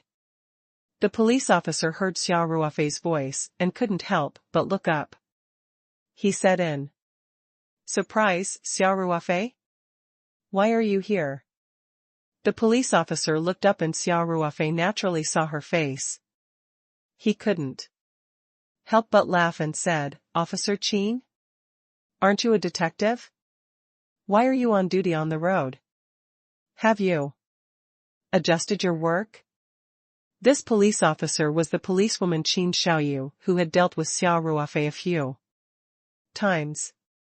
The police officer next to Qin Xiaoyu had smelled the smell of alcohol when the car window was rolled down and thought that they must have been caught for drunk driving. Now that he saw that the pilot actually knew Qin Xiaoyu, he could not help but hesitate and whispered, "Captain Qin, why don't we let it go?"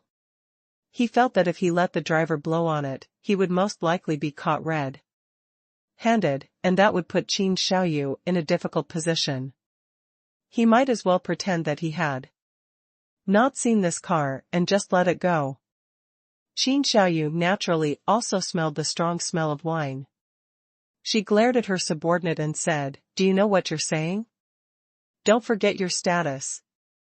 Their entire police team had been sent to the road to support the traffic police. This was a unified operation in the bureau to prevent anyone from taking risks on New Year's Eve and driving after drinking. In fact, every year during the new year, drunk driving was on the rise. Even though the crackdown on drunk driving was unprecedented, some people still had the mentality of getting lucky. Qin Xiaoyu was famous for not recognizing her own family. Not to mention that her friendship with Xia Ruofei had not reached that stage, even if it was her good friend. If she committed a crime, she would never show favoritism. That was why the police officer's words made her feel a little angry. Xia Ruofei was still chuckling. "By the way, how's Fluffy for? Don't let it suffer, or I'll take it back." Simao was one of the dogs that Xia Ruofei kept in the medium. Last time, under Qin Xiaoyu's request, Xia Ruofei gave her a dog, and this dog was Simao. Qin Xiaoyu's expression was slightly stunned. Simao had grown up in the spirit map space, and its intelligence was much better than the average dog. In the past few months, she and Simao had developed a very good relationship. At this time, Qin Xiaoyu remembered that Simao was a gift from this guy in front of her, if he was confirmed to be drunk driving. Qin Xiaoyu could not help but feel conflicted, especially when she saw the gentle smile on Xia Ruofei's face. She, who was jokingly called the Iron Lady by her colleagues, could not help but hesitate. However, she quickly hardened her heart and said with a straight face, "I'm on duty now. We'll talk about unrelated things later." After she finished speaking, Qin Xiaoyu motioned for her subordinate to take out the breathalyzer and then saluted Xia Ruofei as a routine. "Comrade, it's a routine inspection. Please cooperate and blow some air. He really doesn't recognize his family," Xia Ruofei teased. Qin Xiaoyu bit her lips secretly and personally took the breathalyzer from her subordinate and handed it over. Although she didn't say anything, her meaning was obvious. Xia Ruofei laughed and puffed up his mouth to blow at it. At this moment, Ling Qingxue did not dare to look in that direction anymore. Her heart was beating very fast. When she saw that Xia Ruofei knew the police officer on duty, she still had some hope in her heart. She did not expect that the female police officer would still insist on testing the alcohol content. Qin Xiaoyu secretly sighed and took the breathalyzer to take a look at the results. She was stunned. The test result was 8 milligrams per 100 milliliters, which was far from the 20 milligrams drinking driving standard. As for the 80 milligrams drunk driving standard, it was far from being enough. This result surprised Qin Xiaoyu, but she was secretly relieved. Qin Xiaoyu saluted Xia Ruofei and said, "Thank you for your cooperation, Logo." Then, she made a hand gesture to let them in. Xia Ruofei smiled and waved at Qin Xiaoyu as he started the car. Just as the car was about to move forward, Qin Xiaoyu suddenly said, Simao is doing very well at my house. You can come and see him when you have time. Qin Xiaoyu saw a hand stretched out from the window of the Night 15 that had already driven past her, making an okay gesture. This guy. The corners of Qin Xiaoyu's mouth couldn't help but curve up. The police officer beside her couldn't help but be stunned. Cold-faced Captain Qin could actually smile? My eyes aren't playing tricks on me, right? He could not help but rub his eyes. Qin Xiaoyu stuffed the breathalyzer into her subordinate's hands and said, What are you looking at? Aren't you going to record the results of the examination? The police officer took the breathalyzer and saw the number on it. His mood was the same as Qin Xiaoyu, and he heaved a sigh of relief. He quickly jotted down the license plate number, test results, inspection time, and so on. As for the strong smell of alcohol in the bus, it was not like they had never encountered such a thing before. It was most likely that there were drunk passengers on the bus. There was limited space in the car. The windows were closed in the middle of winter, so there wasn't enough air circulation. As long as there was a drunk passenger, the car would definitely be filled with the smell of alcohol. In the Night 15 SUV, Ling Qingxue looked at Xia Ruofei in disbelief. I passed, just like that? What else? Xia Ruofei shrugged. If it wasn't for the fact that the air in the car contained a lot of alcohol, and he had inevitably breathed in a little, the test result would have been even lower. He had even used true energy to force all the alcohol out of his body. Ling Qingxue looked at Xia Ruofei with a half-smile and said, Don't tell me that.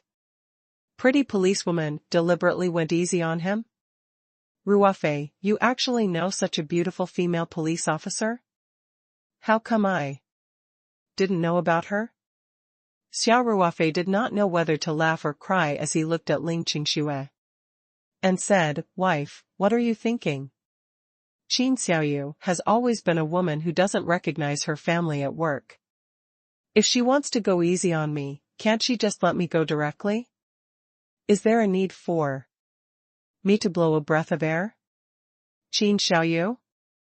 That's a nice name. Ling Qingxue giggled and said, It seems like you know her quite well.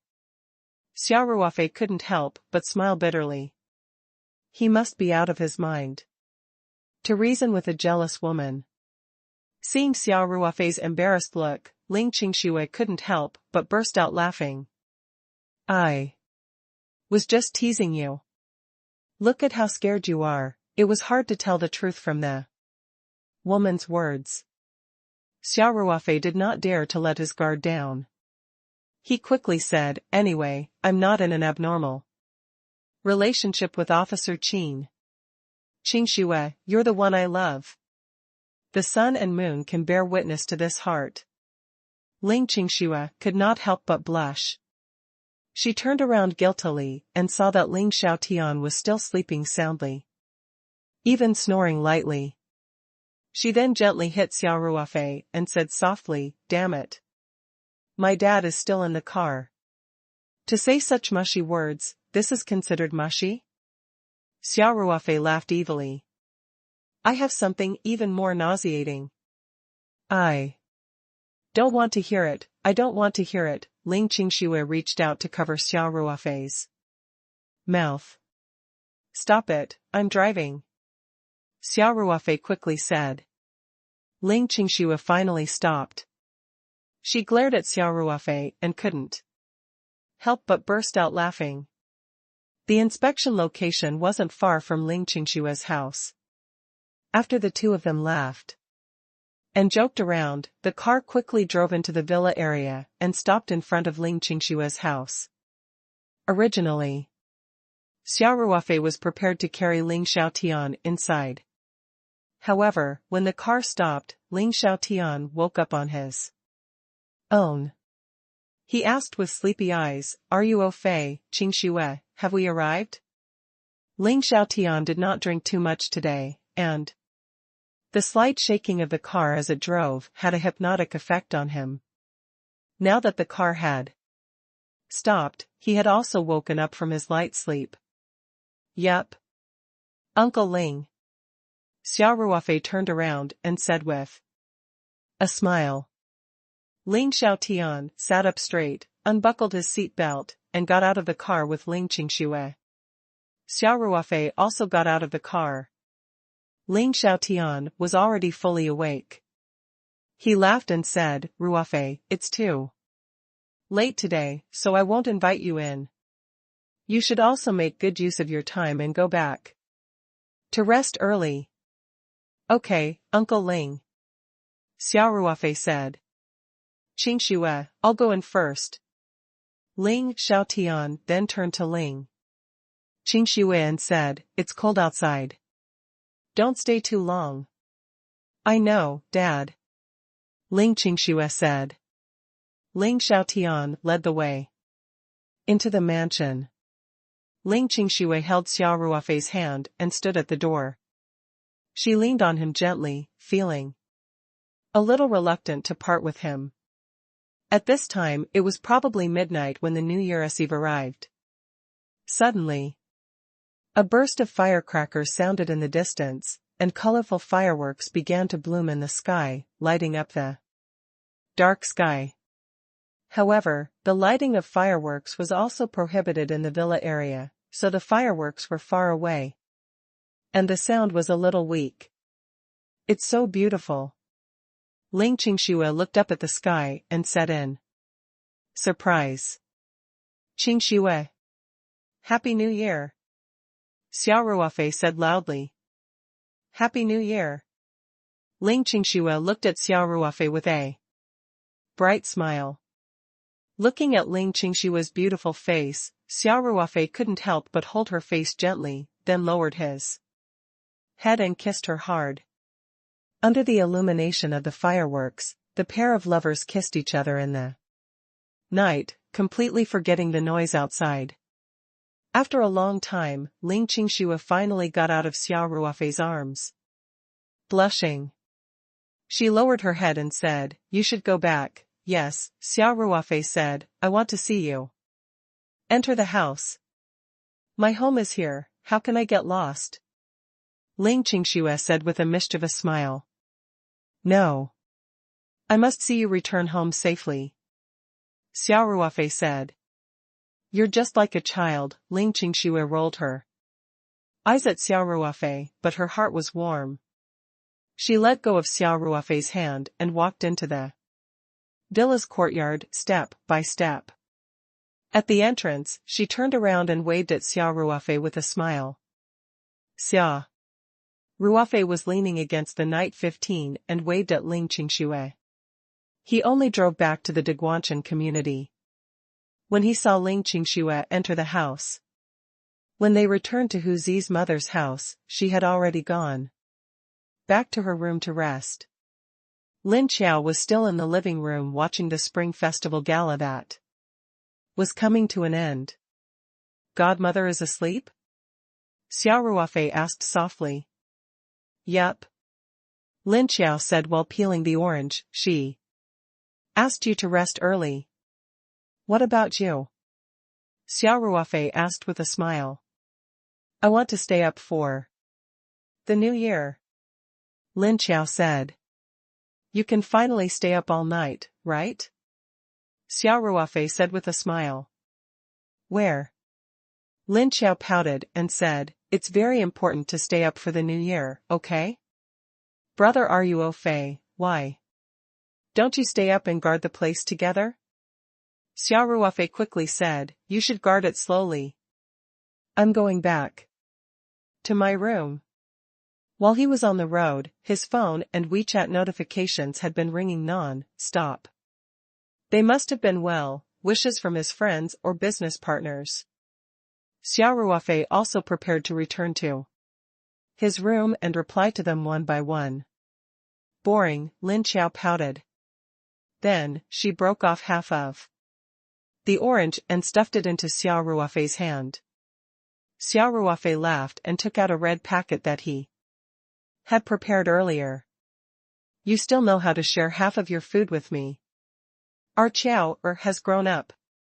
Here, this is your New Year's money. Take it. When Ling Xiaotian gave Lin Xiao a red packet, she would hesitate for a while. But when it came to Xia Ruofei's red packet, Lin Xiao would never be polite. She took it and opened it on the spot. Wah! Another big red packet. Lin Xiao shouted happily, I'm really rich this year. Lin Xiao's voice was a little loud. Xia Ruofei quickly pointed to Hu Zi's mother's bedroom and made a shushing gesture. Lin Xiao quickly covered her mouth and then released it. She stuck her tongue out at Xia Ruofei and smiled. Thank you, brother Ruofei. You're the best. You little girl, you're so sweet with red packets. Xia Ruofei touched Lin Xiao's head lovingly and said, you should sleep early too. Don't really stay up all night. I know. Lin Xiao said. Xia Ruofei then strode back to his room. First, he took out a change of clothes from his bag and went to the bathroom to take a shower. Then, he lay on the bed. He had missed the midnight cultivation time tonight. He was going to reply to messages and WeChat before going to sleep. Logo. Xia Ruofei received a lot of messages on WeChat. Other than Liang Weimin and some business partners, Liang Qichao, Peng Hao, and other friends, including Wolf King and his old comrades in the army, had also sent him well wishes. What touched Xia Ruofei was that Grandpa Tang Yitian and his wife, as well as M.A. Xiong's family in Hong Kong, all sent him a message of blessing at midnight. There was a time difference between United States and Australia and China. Tang Yitian, and the others must have sent him a message on time. Xia Ruofei also saw a message in English. It was very simple, with only 3 words, Happy Spring Festival. This was different from Happy New Year. Spring Festival referred to the Chinese New Year, while the former meant Happy New Year in the world. In most cases, it referred to the Gregorian New Year, which was New Year's Day. Xia Ruofei couldn't help but smile when he saw the sender. This message came from faraway Europe. It was from Monica. Thinking of this foreign beauty who had had a few nights of fun with him, Xia Ruofei's heart wavered. He quickly tapped on the virtual keyboard on his phone and replied to the messages one by one. Most of the business partners greeted him out of courtesy. Xia Ruofei also wrote a group message of thanks and well wishes and sent it back. As for Tang Yitian, and the others, including his old comrades and friends, Xia Ruofei seriously replied to them one by one. The reply to Monica was also very simple. Thanks. Miss you, thanks. I miss you. Monica replied very quickly. There were no words. It was an emoji with a picture of a seductive red lips. Xia Ruofei couldn't help but laugh. This little vixen. It was already 1:30 in the morning when he finished replying to all the messages. He would still receive a few messages at this time. Xia Ruofei turned off his phone and went to sleep. At dawn, Xia Ruofei's biological clock made him open his eyes. Even though it was the first day of the new year, Xia Ruofei did not slack off. After a simple wash-up, he sat cross-legged on the bed and felt the rich spiritual qi of heaven and earth. He made the best use of his time to cultivate. After finishing his cultivation, Xia Ruofei opened the door. and walked out. Hu Zi's mother was already preparing breakfast, and Lin Xiao, who stayed up until God knows what time last night, was still upstairs. Ruofei, come over for dinner when you're up. Hu Zi's mother said. Xiao usually sleeps until late in the morning. She went to bed so late last night. I don't know what time she'll wake up. Godmother, Happy New Year. Xia Ruofei said with a smile. Happy New Year, Happy New Year. Hu Zi's mother was also in a good mood. She said, we'll be eating leftovers today. Try to get over it. Xia Ruofei smiled. I know. It's the next year's meal. This was also an old custom of the Three Mountains. No new rice was cooked on the first day of the first month of the lunar year. They had to eat the leftovers from the first night, which meant that they had more than enough food every year. Of course, this was also something that Hu Zi's mother had prepared in advance last night. It was not really leftovers. China was so big, and the New Year customs were different all over the country. For the Three Mountains, on the first day of the first lunar month, there was basically no sweeping, no dumping of garbage, no bathing, and no going far. In addition, one had to go to bed early at night, commonly known as night lantern. They were competing to see who slept early. As a native of the Three Mountains, Xia Ruofei naturally knew about these customs. Hu Zi's mother did not have to bother explaining. Although the breakfast was the New Year's meal, it was still sumptuous. There were golden, fried taro rice cakes, Taiping rice noodles, and so on. Soon, Xia Ruofei finished a big bowl of rice noodles and a few pieces of taro cake. Hu's mother saw that he was eating so happily and was genuinely happy. Xia Ruofei treated this place as his second home. The custom on the first day of the first lunar month was not to go far, so he might as well not go out and stay at home to chat with Hu Zi's mother. When he was busy, he could only visit the Forestry Bureau dormitory. Occasionally, there were not many opportunities to sit and chat without any disturbance. Although she had taken very good care of the mother and daughter, Xia Ruofei knew that it was far from enough. Especially after Lin Xiao went to the university on Egret Island, Hu Zi's mother would feel even more lonely and would need the company of the old man even more. This was also the reason why she was never tired of helping Lin Yui pick up Nan Nan, even though it was tough. Lin Xiao didn't go downstairs until 10 o'clock. Hu Zi's mother urged her to wash up while she herself went to heat up the breakfast. Xia Ruofei looked at Hu Zi's mother, who was busy, and sighed. What appetite! Xia Ruofei stayed in the Daguanshan neighborhood for the entire day on the first day of the Lunar New Year. That night, Hu Zi's mother urged them to go back to their room to rest early. This was because, according to the customs of the Three Mountains New Year, they had to sleep early on the first day of the Lunar New Year. The earlier the better. For young people who were used to staying up late, this was really a little uncomfortable. Xia Ruofei didn't know if Lin Xiao would obediently go to sleep after going back to her room. She probably hid under the blanket and secretly played with her mobile phone. Since he didn't feel sleepy at all, he simply sat up to cultivate at midnight. On the morning of the second day of the first lunar month, Hu Zi's mother had already prepared a gift for Xia Ruofei. Today, Xia Ruofei was going to visit Ling Xiaotian. The second day of the first lunar month was the day that the sun, in Law of the Three Mountains, would visit. Logo. After breakfast, Hu Zi's mother and Lin Xiao walked Xia Ruofei to the door and handed him the gift they had prepared. Then, They tidied his clothes and said kindly, Ruofei, when you're with your in-laws, you have to be more sweet with your words. Try to marry Qingxue this year. Xia Ruofei didn't know whether to laugh or cry, but he still nodded his head and agreed.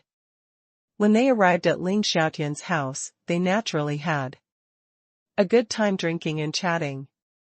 They even had 2 consecutive meals until 10 o'clock in the evening. The drunk Ling Xiaotian had not forgotten that he wanted Xia Ruofei to stay at his house. Naturally, Xia Ruofei was more than happy to do so. Ling Qingshue's face was as red as a ripe apple. She helped her father back to his room to rest, then rolled her eyes at Xia Ruofei and led him to the guest room that had been prepared for him. How could Xia Ruofei miss such a God-given opportunity? The Ling family's nanny had also gone back for the new year. Only Ling Xiaotian, his daughter, and Xia Ruofei were left in the huge villa. Now that Ling Xiaotian had been easily drunk by Xia Ruofei and had fallen into a deep sleep, how could Xia Ruofei still control his own flame? At the door of the guest room, Xia Ruofei hugged Ling Qingxue, whose face was as red as fire, and kissed her deeply. Ling Qingxue didn't even try to resist. She started to respond to Xia Ruofei enthusiastically.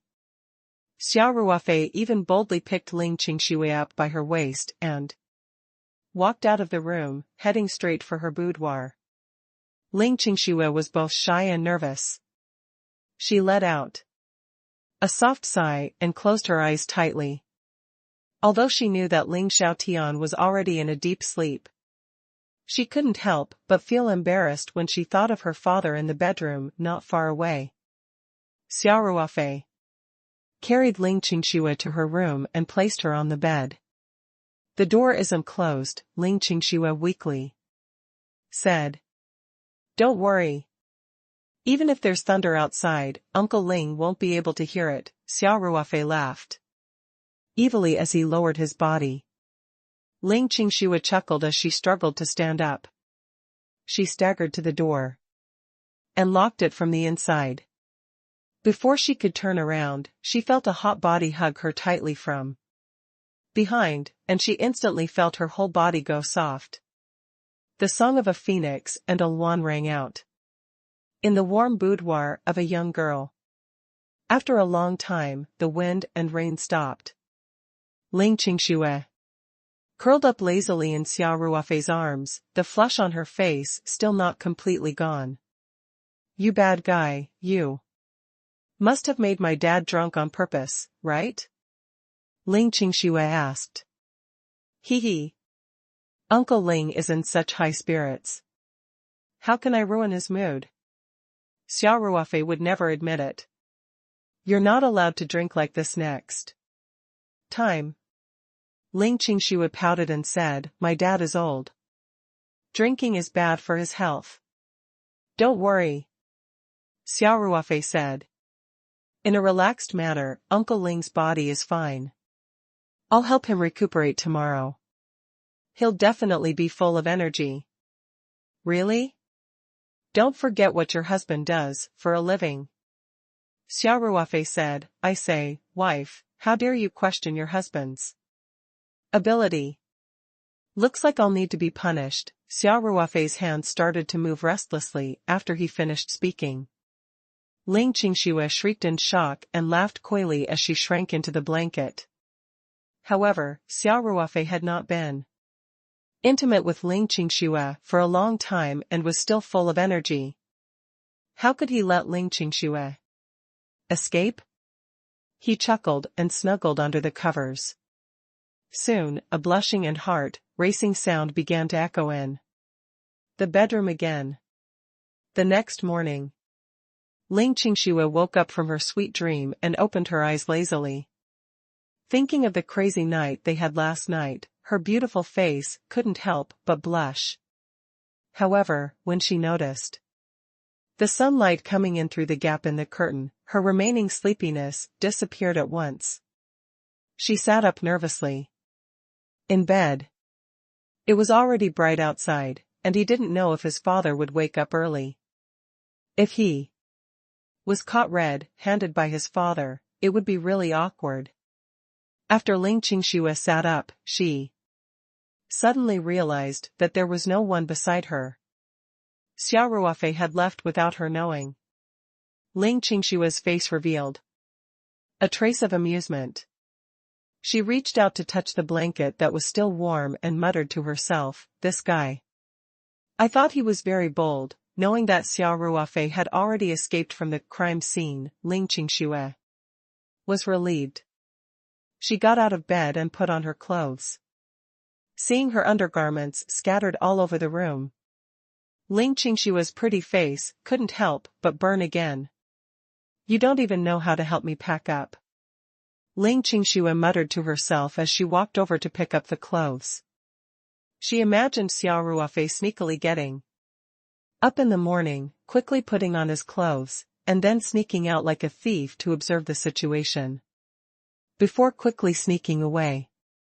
She couldn't help but laugh. Girls usually took a longer time to clean up when they woke up early. It took Ling Qingxue more than half an hour to finish washing up. She opened the door and walked out. Coincidentally, Ling Xiaotian seemed to have just woken up as well. He walked out of another bedroom not far away. "Qingxue, you're up." Ling Xiaotian greeted with a yawn. "Yup. Dad, you just woke up too?" Ling Qingxue looked at Ling Xiaotian's slightly pale face and asked with concern, "You were so drunk last night. Are you feeling uncomfortable now?" "It's fine." Ling Xiaotian laughed. He was just a little lacking in spirit. "Our family's wine will never get you drunk." Ling Xiaotian did not boast about himself. Other than the mellow and rich fragrance, the unique characteristic of the drunken eight immortals wine was that it would not get to one's head, no matter how drunk one was on the first day. One would not get a headache the next day. At most, one would be a little dispirited. For example, this time, Ling Xiaotian would usually wake up about an hour ago and train for a while every morning. But today, he overslept. After getting up, other than feeling a little tired, he didn't have any other hangover symptoms, such as headaches. "Oh right, where's Ruofei?" Ling Xiaotian asked. Ling Qingshue's face heated up slightly, and she said guiltily, "I don't know. I just woke up." "He can't be still sleeping, right?" Ling Qingxue then glanced at the guest room with its tightly shut door. At this moment, Xia Ruofei's voice came from downstairs. "Uncle Ling, Qingxue, you're up. Come down and have breakfast." Ling Qingxue and Ling Xiaotian looked down through the railing and saw Xia Ruofei wearing an apron. He was holding 2 bowls of soup in his hands, and the dining table was already filled with a sumptuous breakfast. Ling Xiaotian chuckled and said, "Ruofei, how can I let you make breakfast for us? You're a guest, Uncle Ling. You're treating me as an outsider, aren't you?" Xia Ruofei smiled and said, "I don't think of myself as an outsider."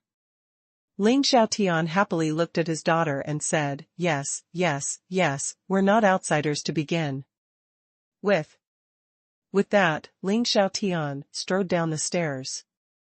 Ling Qingshue's lips curved into a mesmerizing smile. This guy's mouth sure is sweet. He even knows how to please his future father-in-law. The two of them went downstairs to the dining room. Xia Ruofei pointed at the bowl of black medicinal soup on the table and said, "Uncle Ling, drink this bowl of hangover soup before you eat breakfast. This is something I specially made for you." Ruofei is so considerate. Ling Xiaotian chuckled as he said that.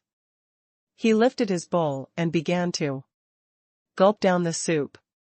Qingxue, this bowl is yours. Xia Ruofei said, this is a nourishing soup. At this point, Xia Ruofei moved closer to Ling Qingshue's ear and whispered, it's specially used to quickly replenish physical strength. Ling Qingxue blushed and could not help but secretly glare at Xia Ruofei. Then, she quickly looked at Ling Xiaotian.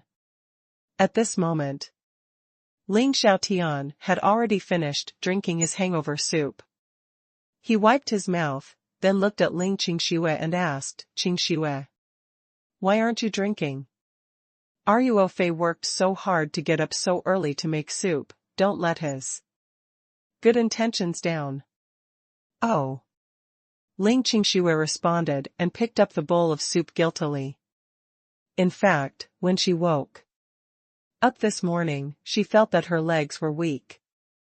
Ying had been too crazy last night. The amazing thing was that after drinking the soup that Xia Ruofei had specially made, she felt a warm sensation in her stomach. Soon, this warmth seemed to spread to her limbs and bones. She really felt that her strength had recovered a lot. The effect was immediate. Ling Qingxue couldn't help but look at Xia Ruofei. Xia Ruofei was winking at her, as if to say, praise me. Hurry up and praise me. Seeing Xia Ruofei's funny look, Ling Qingxue couldn't help but burst out laughing. Let's eat, logo. After breakfast, Xia Ruofei bade farewell and left the Ling residence.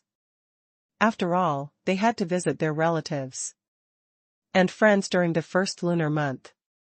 At the same time, with Ling Xiaotian's current status, there would definitely be many friends, relatives, and disciples who would come to visit. Moreover, Xia Ruofei had not returned to the farm since New Year's Eve, while Feng Jing was still spending the new year at the farm. It was only right that he returned to the farm. After returning to Taoyuan Farm, Xia Ruofei went to the various posts as usual and expressed his condolences to the employees who had stayed on duty during the new year. He even made a trip upstairs to his office. When he saw that Feng Jing wasn't in, and most importantly, Dong Yin wasn't here for overtime, he nodded his head in satisfaction. Xia Ruofei took out his phone and called Feng Jing. He laughed and asked, Boss Feng, where are you? Chairman, Feng Jing hesitated for a moment before saying, I'm at Taoyuan Pharmaceutical Factory right now. Xia Ruofei couldn't help but be stunned. He smiled bitterly and said, why aren't you resting properly during the holidays? I saw that you weren't in the office just now, so I wanted to call you to praise you. Consultant Dong wants to look into the pharmaceutical factory. I didn't have anything to do, so I accompanied her here. Feng Jing said. Fine. The two strong women were together again. Chairman, what's the matter? Feng Rao asked. Again. It's fine, Xia Ruofei said. But just take a look. It's still the holidays. If there's anything, we can talk about it after the start of the new year. I know. If there's nothing else, I'm hanging up. Feng Rao said with a smile, obviously not taking Xia Ruofei's words seriously. Xia Ruofei smiled bitterly and stopped trying to persuade them. He knew that it was useless unless he went to the pharmaceutical factory and took them away by force. However, this would dampen their enthusiasm for work. Since they were enjoying it, he might as well not care. After walking around for a while, Xia Ruofei decided to go back to the small villa. He played with Lightning, Blackie, and the rest in the courtyard, basking in the warm winter sun and enjoying the rare leisure time. That evening, on Ancient Tower Street in the Laocheng district of Three Mountains, there were a lot of food stalls here, and the narrow streets were a little dirty and messy, but it was very popular. Pang. Hao strolled in from the corner of the street and walked to the entrance of a food stall with ease. He looked around. A slightly thin youth was sitting behind an oily table. When he saw the obvious target, Peng Hao, he immediately stood up and waved, calling out, "Little fatty, over here." Peng Hao's small eyes immediately narrowed into a line as he quickly walked over. The fat on his body jiggled with his steps, making him look rather comical. "Pingzi, you're quite early, kid." After Peng Hao sat down, he lightly punched the shoulder of the thin young man opposite him. This man was none other than Xia Ruofei and Peng Hao's classmate, Guan Ping.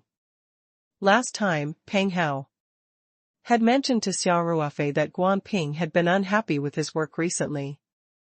Xia Ruofei had asked Peng Hao to invite Guan Ping out for a chat. Peng Hao knew that Xia Ruofei had the intention to let Guan Ping work in the Paradise Corporation, so he had also contacted Guan Ping and arranged for this meeting. Guan Ping's eye bags were a little deep, and his face was filled with fatigue. It was clear that he had been working hard recently. However, Guan Ping was still very happy to see his good friend from his high school days. He smiled and said, "Today is my treat. The host naturally has to come earlier." "You brat," Peng Hao laughed and continued, "That fellow, Ruofei, should be here soon. My appointment with him is at 6 o'clock sharp. He has always been very punctual. It's not easy to find this place, and it's not convenient to park nearby." Guan Ping laughed and said, "Let's chat while we wait." "Nonsense. I ate skewers here every day when I was in high school, how could he not find it?" Peng Hao said, "It's 5:50 right now. I bet he'll definitely be here in 10 minutes. As the two of them were talking, they heard a voice behind them. "Little fatty. Are you talking bad about me behind my back?" Peng Hao turned around to look. "Wasn't that Xia Ruofei? Speak of the devil, and the devil will come." Beside Xia Ruofei was a young man with a cold expression. It was Yi Lingyun. Xia Ruofei had specially brought Yi Lingyun over today.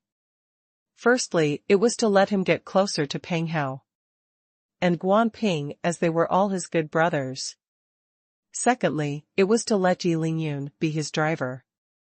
He was definitely going to drink today. Although he could use his true energy to force the alcohol out of his body, it was not easy to explain. If he insisted on driving after drinking, it would inevitably be a bad example. Peng Hao quickly put on a flattering expression and said exaggeratedly, "Oh great boss Xia, how would I dare to speak ill of you?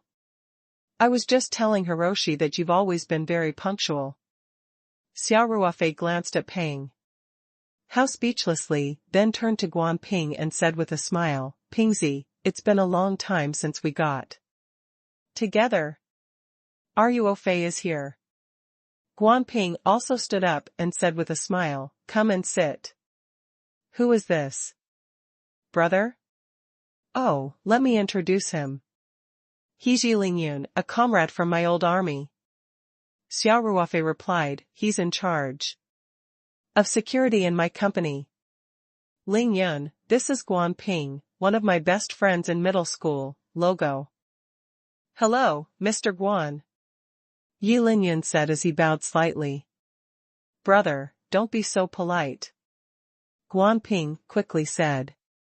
"We're all Ruofei's brothers, you can call me by my name, or you can call me Pingzi." Alright. Alright. Everyone, please sit down," Xia Ruofei said. "Fatty, stop standing there. You won't look tall even if you stand up. Don't expose me," Peng Hao said gloomily. Everyone sat around the small square table. The stools were ordinary plastic stools, and the tables were the cheapest kind of small folding table, which was even glistening with oil. However, Xia Ruofei did not seem to mind and sat down. When Guanping saw this, he felt a sense of relief. It seemed like this brother of his didn't have those bad habits just because he was rich. At least in front of him, he was still the good brother who ate skewers and played games with him. Ruofei, my financial ability is limited. I can only treat you to food at the food stalls. Please don't mind. Guanping said with a smile. If you say such things again, be careful or I'll hit you. Xia Ruofei grabbed a handful of boiled peanuts and said while peeling them, have you forgotten that the three of us used to drink a bottle of beer? Their middle school was nearby. When they were studying, they used to come to ancient Tower Street for barbecue. Sometimes, after evening self-study, they would even meet up to eat barbecue. In fact, when they were students, they almost didn't drink, but when they were young, they always felt that drinking was a cool thing, so even though they were a little tight on money, they would sometimes order a bottle of beer and share it with the three of them. Peng Hao and Guanping reminisced when Xia Ruofei mentioned the past. Ha ha ha. You probably haven't been here for a long time, have you? Guanping said with a smile, my house is not far from here. Sometimes I come here for a meal after work. Let me tell you, the barbecue here is still the same as before. Oh, really? Then I'll have to eat a few more skewers later. Xia Ruofei smiled and said, oh right, have you ordered the food? I've already ordered. Guanping said, don't worry, I ordered a lot of your favorite mutton and gluten. It's still Pingzi who understands me. Xia Ruofei chuckled. The three of them chatted for a while, and the boss had already served the skewers. Soon, the small square table was filled with skewers. Then, they asked for another case of beer. Although it was winter, one had to drink beer to have the feeling of eating skewers. Other than Yi Lingyun, who had to drive, Xia Ruofei and the other two filled their glasses with wine. After the three of them finished a big glass of beer, Xia Ruofei wiped his mouth and laughed. Satisfying. Then, he reached out and picked up a skewer of beef gluten, and began to gobble it down. To be honest, the ingredients used for the beef tendon were ordinary, and the heat was not very good. It could not be compared with the exquisite food in the big hotels. However, even Xia Ruofei, who was used to eating Taoyuan vegetables and had a mouthful of them, still felt that it was very delicious. It was the same taste he had when he was in middle school. The four of them chatted as they ate, and the topic unknowingly turned to Guanping's work. After Xia Ruofei had a drink with Guanping, he asked, Pingzi, I heard little Fatty say that he hasn't been very happy recently? The smile on Guanping's face turned bitter as he said, little Fatty is still the same as before, you can't keep your mouth shut at all. You brat, you're full of nonsense. Xia Ruofei said angrily, so I'm not your brother? And you're treating me differently from little Fatty? Did water get into your brain? Peng Hao chuckled at the side and ignored the two's bickering. He only lowered his head and ate. Yi Lingyun naturally wouldn't interrupt. He was also very serious about the skewers in his hands. Guanping smiled bitterly, Ruofei, that's not what I meant. Aren't you usually very busy? This small matter of mine, I'm the boss of the company. How busy can I be? Xia Ruofei said, Lil Fatty's working hours are longer than mine every day. Pingzi, these are not reasons. You're treating me as an outsider. Fine. I was wrong. Guanping said, punish yourself with a cup. Finishing, Guanping poured the wine and downed it. He then wiped his mouth and said, Ruofei, it's actually nothing much. It's just that I wasn't very happy during that period of time. I poured out some bitter water when I drank with little. Fatty, what's going on? Xia Ruofei asked Guanping. Yup. What's wrong? Peng Hao also asked. The last time I asked you, you wouldn't tell me even if you died. Guanping wanted to say something but stopped. Yi. Lin Yun immediately stood up and said, Brother Xia, Brother Guan, I'm going to the washroom. Ling Yun, it's fine, it's fine. Guanping quickly said, I'm not trying to avoid you. Don't misunderstand. Brother Guan, I really need to go to the bathroom, Yi Ling Yun said with a smile. Xia Ruofei could also tell that Guanping seemed to be hiding something. So he said to Yi Ling Yun, you go. By the way, there's no washroom in this stall, so you have to go to the McDonald's across the street. Guanping couldn't help but laugh, not bad. I haven't been here for a few years, but I'm quite familiar with the terrain. This old street hasn't changed much in so many years. It's like we've returned to a few years ago when we entered Geta Street. Xia Ruofei said with a smile. Yi Lingyun nodded in response and walked out of the food stall. Speak. Xia Ruofei stopped smiling and looked at Guanping. What happened? Guanping sighed. This is a little melodramatic. I'm telling you, don't laugh. I say, why have you become so wishy-washy? Peng Hao could not help but say, I'm worried to death. I'll talk. Guanping quickly said, actually, there was a new manager at our store last autumn. She's a woman, and she took a fancy to me. Peng Hao and Xia Ruofei were stunned for a moment before bursting into laughter. This was a food stall, and everyone was talking loudly, drinking, and chatting, so the two's exaggerated behavior did not attract any attention. Guanping replied with a depressed look, I knew it. You too, Xia Ruofei tried hard not to laugh and said, I'm sorry, Pingzi. I really couldn't help it just now, Peng Hao chimed in from the side, I didn't expect you to be so lucky even though you're not as strong as I am and not as handsome as Ruofei. But wasn't this a good thing? Why are you depressed? Xia Ruofei smiled and said, it might not be a good thing. Little fatty, have you forgotten about Zhao Xueqing? When Xia Ruofei first bought the villa, Zhao Xueqing was the local agent entrusted by the overseas villa landlord. At that time, Guanping was in charge of the miscellaneous matters of the transfer of ownership, so he had more contact with Zhao Xueqing. Guanping had a good impression of her. Ruofei, what's all this about?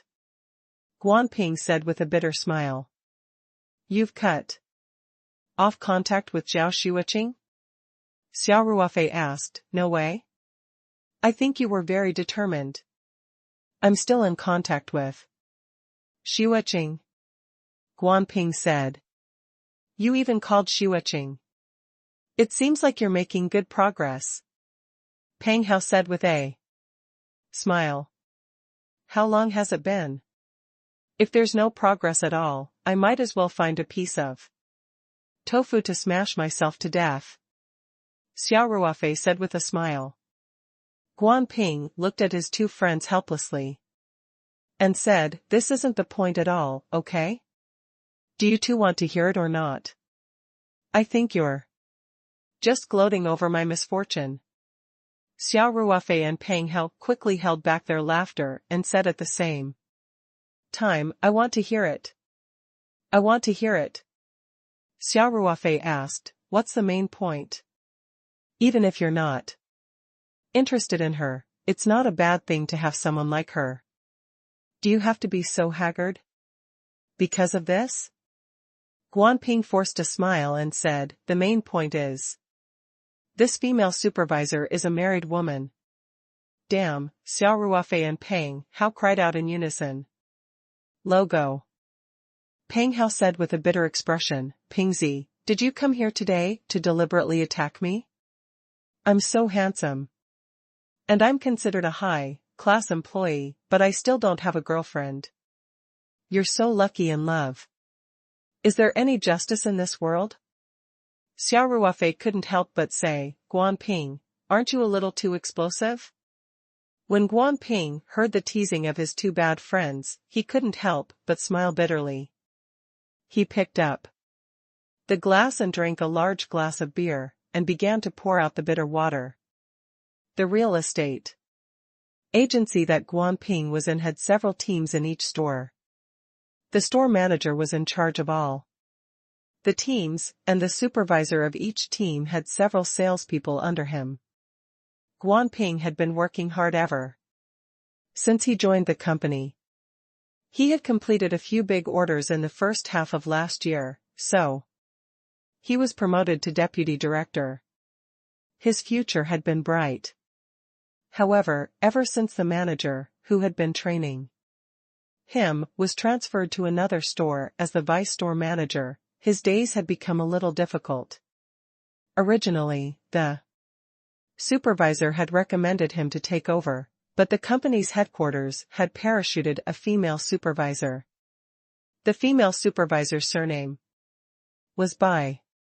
She was a young woman in her early 30s who still retained her charm. It was said that her husband was the deputy supervisor of another store in the company.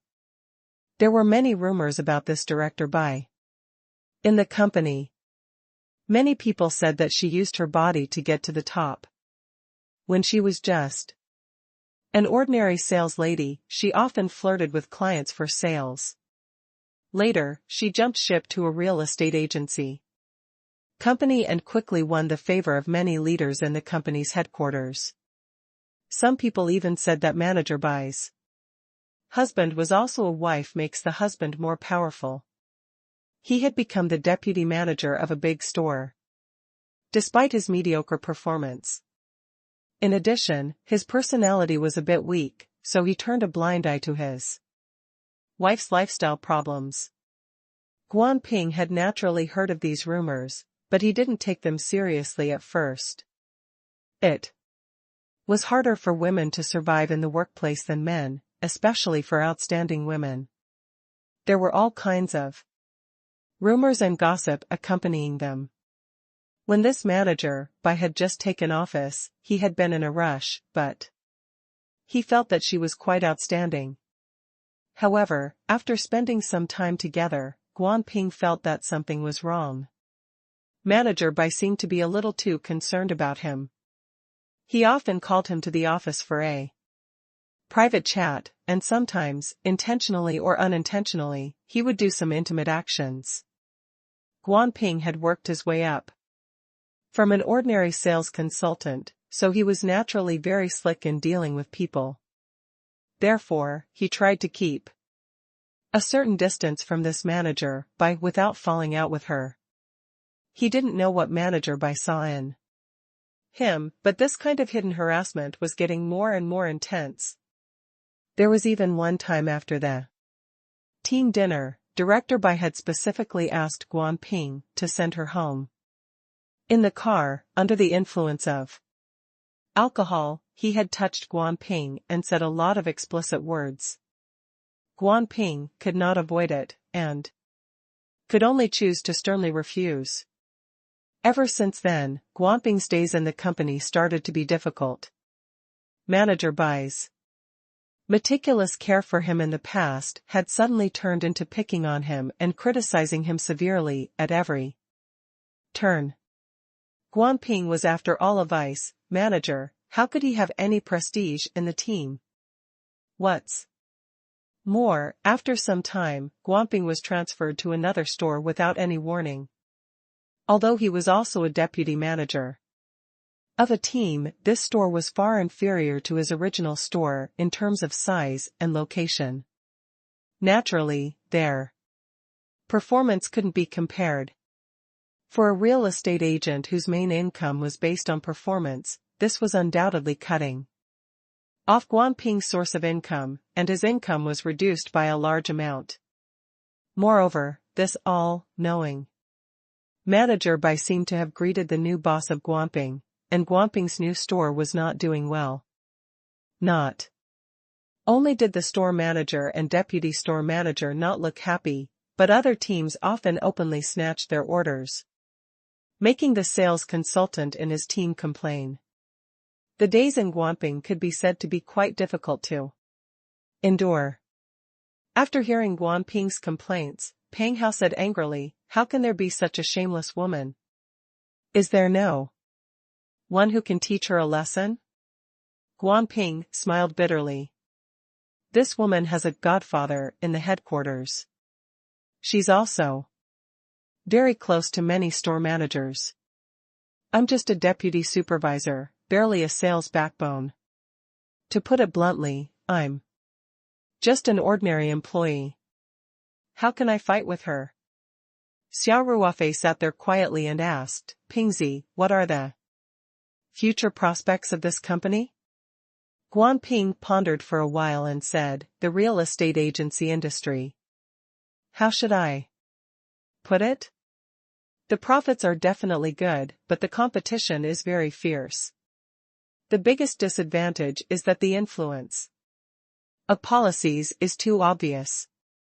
Often, the state or local government will introduce one or two regulatory measures, and many small intermediary companies will close down. Also, the industry standards need to be improved.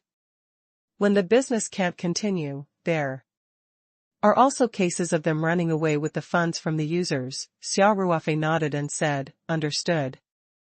Peng Hao, who was standing at the side, saw that Xia Ruofei did not have any reaction and could not help but say, "Ruofei, since Hiroshi isn't happy with this company, why don't we?" Xia Ruofei waved his hand and interrupted Peng Hao. He turned to Guanping and asked, "Hiroshi, if I'm not mistaken, the company you're working for is called Pioneer Real Estate, right, logo?" "Yep." Guanping asked, "What's the matter?" Xia Ruofei smiled. "I just feel that it's a little familiar. I think I've heard it before. I can't remember where." Peng Hao chuckled and said, "Where else have I heard of this? Hiroshi must have told you about it." "It wasn't Hiroshi who said it," Xia Ruofei said. "I'm thinking." Seeing this, Peng Hao smiled and said, "Take your time to think about it.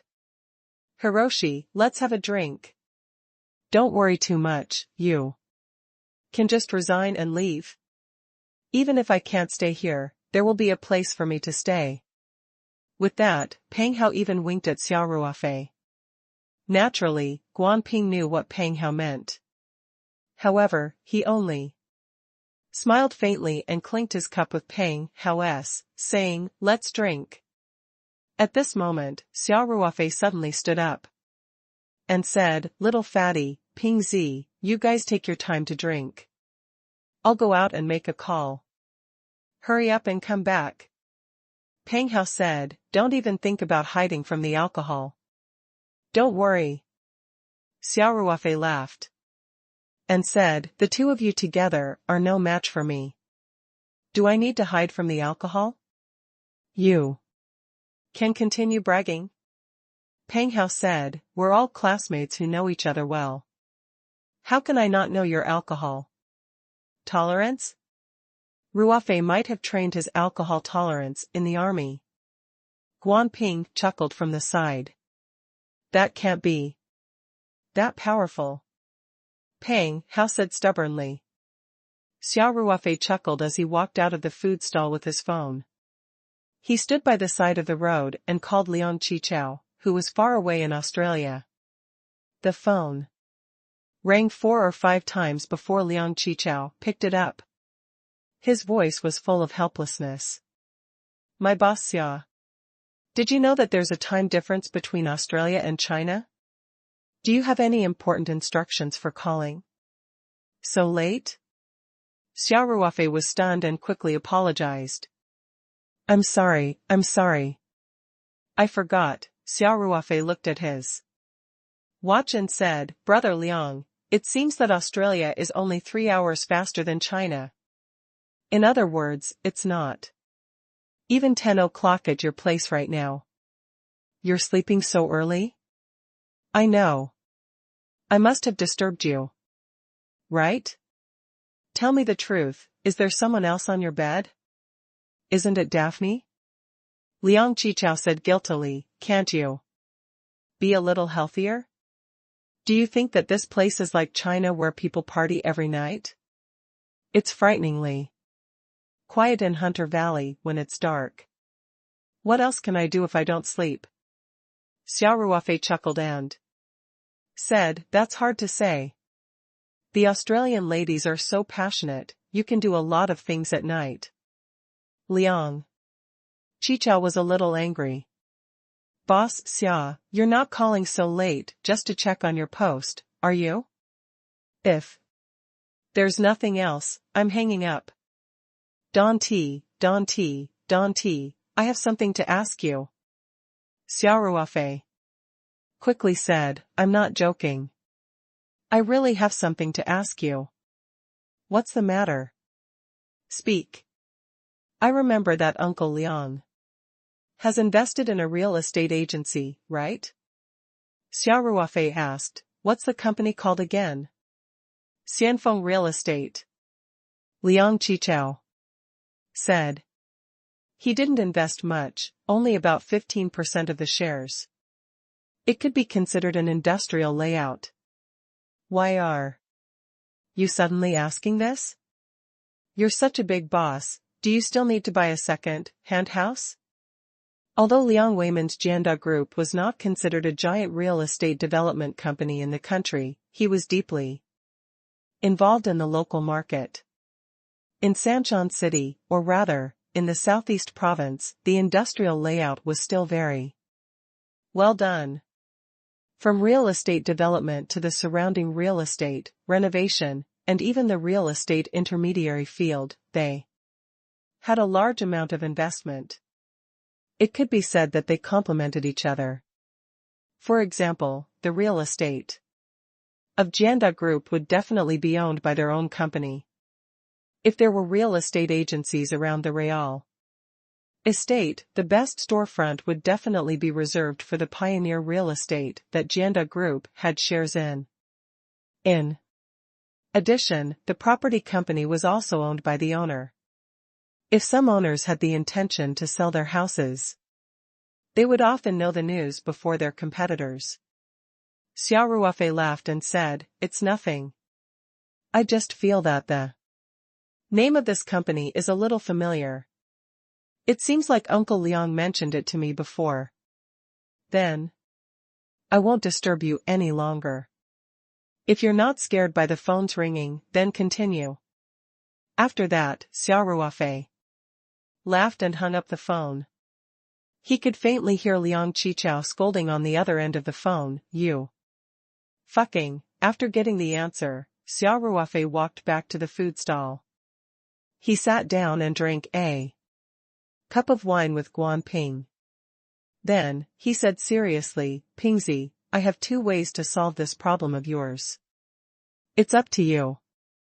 Pang Hao clapped his hands and laughed. I knew Ruofei wouldn't just sit back and do nothing. Pingzi, you should have told Ruofei about your matters earlier. But you're too proud to resist, Guan Ping looked at Xia Ruofei and Pang Hao gratefully and smiled. Ruofei, tell me about it first. Xia Ruofei nodded and said, the first option is to resign and leave. I, Xia Ruofei, didn't have many friends in middle school. You and Fatty are my best friends. Now that my company is developing well and you have experience in sales, how about you come to my company to help me after you resign? In terms of position, it might not be too high in the beginning, like a manager under the marketing department or e-commerce department. You can bring your own team. Now that Paradise Corporation was getting bigger and bigger, the management was also moving towards the standard aspect, especially after the implementation of the personnel ranking system. Even if Guanping was Xia Ruofei's good friend, he couldn't start off too high when he first joined, otherwise, it would be a little unfair to the employees who were promoted step by step. Moreover, Guanping would easily attract criticism, and it would be difficult to carry out his work. Xia Ruofei did not want his company to grow to such a scale and become a family business. He believed that as long as Guanping had the ability, he would be able to rise above the rest. Guanping was not surprised by Xia Ruofei's first suggestion. He smiled and said, "Ruofei, I'd like to hear your second plan." Xia Ruofei smiled and said, "The second option is to stay at Pioneer Real Estate." Hearing this, Peng Hao couldn't help but say, "Ruofei, you can't do that. Didn't you hear what Hiroko said? That woman is pressing us and using all sorts of methods to run Hirata. We can't stay in this company anymore." Guanping laughed and said, "Little fatty, let Ruofei finish. I think he must have his reasons for proposing this." Xia Ruofei chuckled. "Fatty, look at Pingzi. He's more composed than you.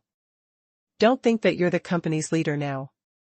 If he comes to our company in the future, he might be better than you." Alright. Don't keep me in suspense, just say it." In one breath. Peng Hao said gloomily. Xia Ruofei smiled and said, "Pingzi, if you want to stay at Pioneer Real Estate, it's not a problem. I can get a friend to help you talk to him. I promise that all these messy things will not disturb you in the future. You can focus on your career." Xia Ruofei then looked into Guanping's eyes and said, "There are two solutions. It's up to you to choose." "Ruofei, thank you for being so thoughtful," Guanping said gratefully. "We've been brothers for a lifetime, so there's no need to say such polite words." Xia Ruofei said with a smile. Guanping nodded his head heavily. "Alright, then I won't regard you as an outsider. However, I might need to think about it carefully, and I can't give you an answer now." Xia Ruofei smiled and nodded. "I understand. After all, this is a matter of great importance. It's better to think carefully and not make a hasty decision. Call me when you're done thinking." "Alright." Guanping said, "Come, Ruofei, let me toast you. Let's have the three of you together." Xia Ruofei laughed and said, "Didn't Lil Fatty say he was going to get me drunk? Come at me. Who's afraid of who?" Peng Hao said, "Don't be fooled by the fact that you're my boss now. I definitely won't go easy on you." "Ha ha ha. Then let's finish a bottle first." Xia Ruofei laughed and said, "Logo." At 9:30 p.m., Xia Ruofei and the rest left the food stall. After that, they did not talk about Guanping anymore. Xia Ruofei understood. After all, he had been in this job for many years. It was not easy to just resign. He would give Guanping enough time to think. The four of them had consumed 4 boxes of beer. Yi Lingyun had to drive, so he did not touch a single drop of alcohol. In fact, the 40 bottles of beer were all drunk by Xia Ruofei, Peng Hao, and Guanping. In the end, Peng Hao did not get Xia Ruofei drunk.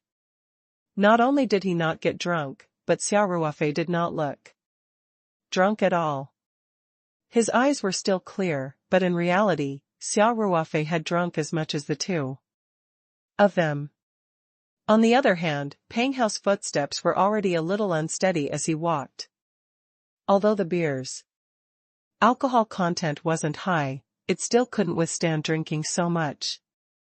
Guanping was also a little tipsy, but he was in a much better state than Peng Hao. He was still supporting Peng Hao by the side. Compared to Peng Hao, Guanping was more composed and wouldn't drink so much. Moreover, after working in sales for a long time, his alcohol tolerance had also improved. Gouda Street was narrow, and there were many stalls on the side of the road. With bicycles and electric motorcycles, the traffic was quite chaotic. Hence, Xia Ruofei told Ji Lingyu not to drive in after he got the car and to wait at the corner of the street. He was definitely going to send Peng Hao and Guanping back first, so he and Guanping held on to Peng Hao's arm as they strode toward the street. It wasn't easy to find a parking space nearby. When they came, Xia Ruofei parked his car quite far away, almost 2 streets away. So when the three of them reached the intersection, Yi Lingyun had not come over yet, so the three of them stood by the roadside and waited. Xia Ruofei took out a cigarette and passed it to Guanping. When he passed it to Peng Hao, he saw that his eyes were already in a daze. He did not even have any reaction to the cigarette that was right in front of him. It seemed that the cold wind had gotten to her head after she came out. Xia Ruofei chuckled. Pingzi, I think we should take a picture of Chubby Boy's current state. Let's see if he still dares to provoke me when it comes to drinking. Good suggestion. Guanping laughed and said, Come, let's pose for him. With that said, the two bad friends helped Peng Hao to sit down on the curb. A drunk person's body was especially heavy, and without someone to lean on, one would definitely fall. The two of them swayed twice, but they still could not hold on. Xia Ruofei looked up and helped Peng Hao to a nearby trash can. They sat down on the roadside and Peng Hao leaned on the trash can. Ha ha ha. This is a good style, Guanping said. Peng Hao didn't stop there and even mumbled, Come, Pingzi, let's have another toast with Ruo Fei. Xia Ruofei and Guanping couldn't help but laugh. They took out their phones and started taking pictures, recording all of Peng Hao's ugly state. At this moment, a voice came from behind them, Guanping? After hearing this voice, Guanping's movements became stiff. He slowly straightened his body and looked back. The smile on his face also disappeared at once. Manager Bai, Manager Liu, he said lightly. When Xia Ruofei heard these 3 words, he stopped filming and turned around to look at them with interest. A man and a woman were standing opposite Guanping, and one of them was a young woman in her early 30s. She was probably the manager Bai that Guanping had mentioned. In fact, this woman was still a pretty girl. Otherwise, she wouldn't have been able to open up a path so easily with her body. However, in Xia Ruofei's eyes, she was just an ordinary person. After all, he had many beautiful women around him, and his girlfriend, Ling Qingxue, was just a character. Moreover, Manager Bai's makeup was quite thick, making her look a little flirtatious. On top of that, her lips were very thin, and her appearance was born from her heart. People with this kind of face were generally mean, no wonder Guanping didn't like her at all. The man next to Manager Bai was about 35 or 36 years old. He was dressed in a suit and leather shoes, and had the air of a successful man. However, he should not be Manager Bai's husband. Because Xia Ruofei had heard Guanping call him store manager Liu. Xia Ruofei still remembered that Guanping had said at the food stall that Manager Bai's husband had become the deputy manager because of her. He was still far from the store manager's level.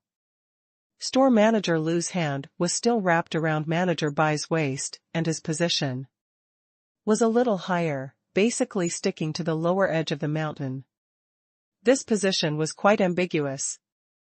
This was the first time Xia Ruofei had seen Guanping's description of this manager Bai. It was an eye-opener for him. This woman's private life was really rotten. Manager Bai and store manager Lu didn't seem to be avoiding anything. Even when they met Guanping, who was an acquaintance, the two of them still maintained this ambiguous posture. Even store manager Lu's face had a bit of a boastful look. The corners of manager Bai's mouth twitched. I saw your back from afar just now. It really is you. I thought they were a few drunkards. Guanping's brows furrowed. Manager Bai, is it a big deal to have a meal with a friend after work? It's nothing. Of course it's nothing. Manager Bai laughed exaggeratedly, then changed the topic. If you don't come to this kind of place to eat, isn't the class a little low? You're the sales star of our company. How come you can only hang out in food stalls now, logo? After saying that, manager Bai looked at the bustling ancient Tower Street with a look of disdain. It's our freedom to eat wherever we like. We don't need you to worry about this. Guanping said in a tone that was neither haughty nor humble. Manager Bai's expression changed slightly, and a cold light flashed in her eyes. However, she quickly put on a wronged expression and said in a sweet voice, Manager Lu, your new employee seems to have a lot of opinions about me. Seeing this, Manager Lu reached out and patted the back of Manager Bai's hand. He glanced at Guanping in disgust, cleared his throat, and said, Guanping, although the company doesn't prohibit employees from drinking after work, you're so drunk, how can it not affect your work tomorrow? Besides, how could there be working hours in sales? Many of the colleagues from the other teams were still showing their clients around at this time. Your team's performance this month is at the bottom again. Don't you feel any sense of urgency? Guanping's face was filled with shock as he said, Manager Lu, it's the third day of the first lunar month today. You still have 3 days before work. Only then did store manager Lu realize that he had said something wrong. He said angrily, I'm talking about this. His sales performance was a mess, and he still had the mood to come out and drink? What's wrong with the third day of the first month? Bilingling from Guanping's team even brought clients to look at houses on the first day of the new year. Bilingling was manager Bai's cousin, and she was also working at the same store that Guanping was currently working at. She had also inherited manager Bai's style of dressing up every day. Coupled with her relationship with manager Bai, she was well liked by both the manager and the store manager. However, it was pure nonsense to bring clients to see houses on the first day of the first month. Who would receive house viewing visitors on the first day of the first lunar month? Even if he was in a hurry to buy a house, it shouldn't be during the new year, right? Moreover, this season was the off-season for second-hand house transactions. Usually, there were not many orders, not to mention the Spring Festival holiday. Guanping's mouth twitched, and he didn't explain anything. This store manager Lu was obviously looking for trouble. He had nothing better to do than to criticize manager Bai and please manager Bai. After all, a higher position was more important than a higher position, so he had to listen to whatever manager Bai said. Manager Bai said with a smile, Manager Lu, it seems like little Guan isn't convinced. I can see that your prestige in the shop is only average. Even a deputy director dared to show you attitude. This kind of situation would never happen in our shop. When store manager Lu heard this, he was even more furious. He glared at Guanping and said, "Guanping, what's with your attitude? You can't say, can you?" He didn't like Guanping to begin with. And Manager Bai had even specifically said that she wanted to teach Guanping a lesson. Therefore, he had often criticized Guanping. Now that Guanping didn't even give him any face in front of Manager Bai, he was naturally even more displeased. "I didn't say anything, Manager Lu," Guanping said, suppressing his anger. "Whatever you say goes. What attitude do you still need? Look at you now. Do you still look like a subordinate?" Store manager Lu said, "Don't you know the most basic manners when meeting your superior? How did you pass the training? Also, you're always in the shop looking bitter and hateful. Who are you trying to show your face to? I'm telling you, if you don't want to work, then get lost. Pioneer Real Estate doesn't lack a so-called sales star like you." Guanping could feel the fury in his chest burning, and his gaze turned sharp. In the sales industry, he had faced all kinds of customers and was often bullied. It could be said that he had been trained.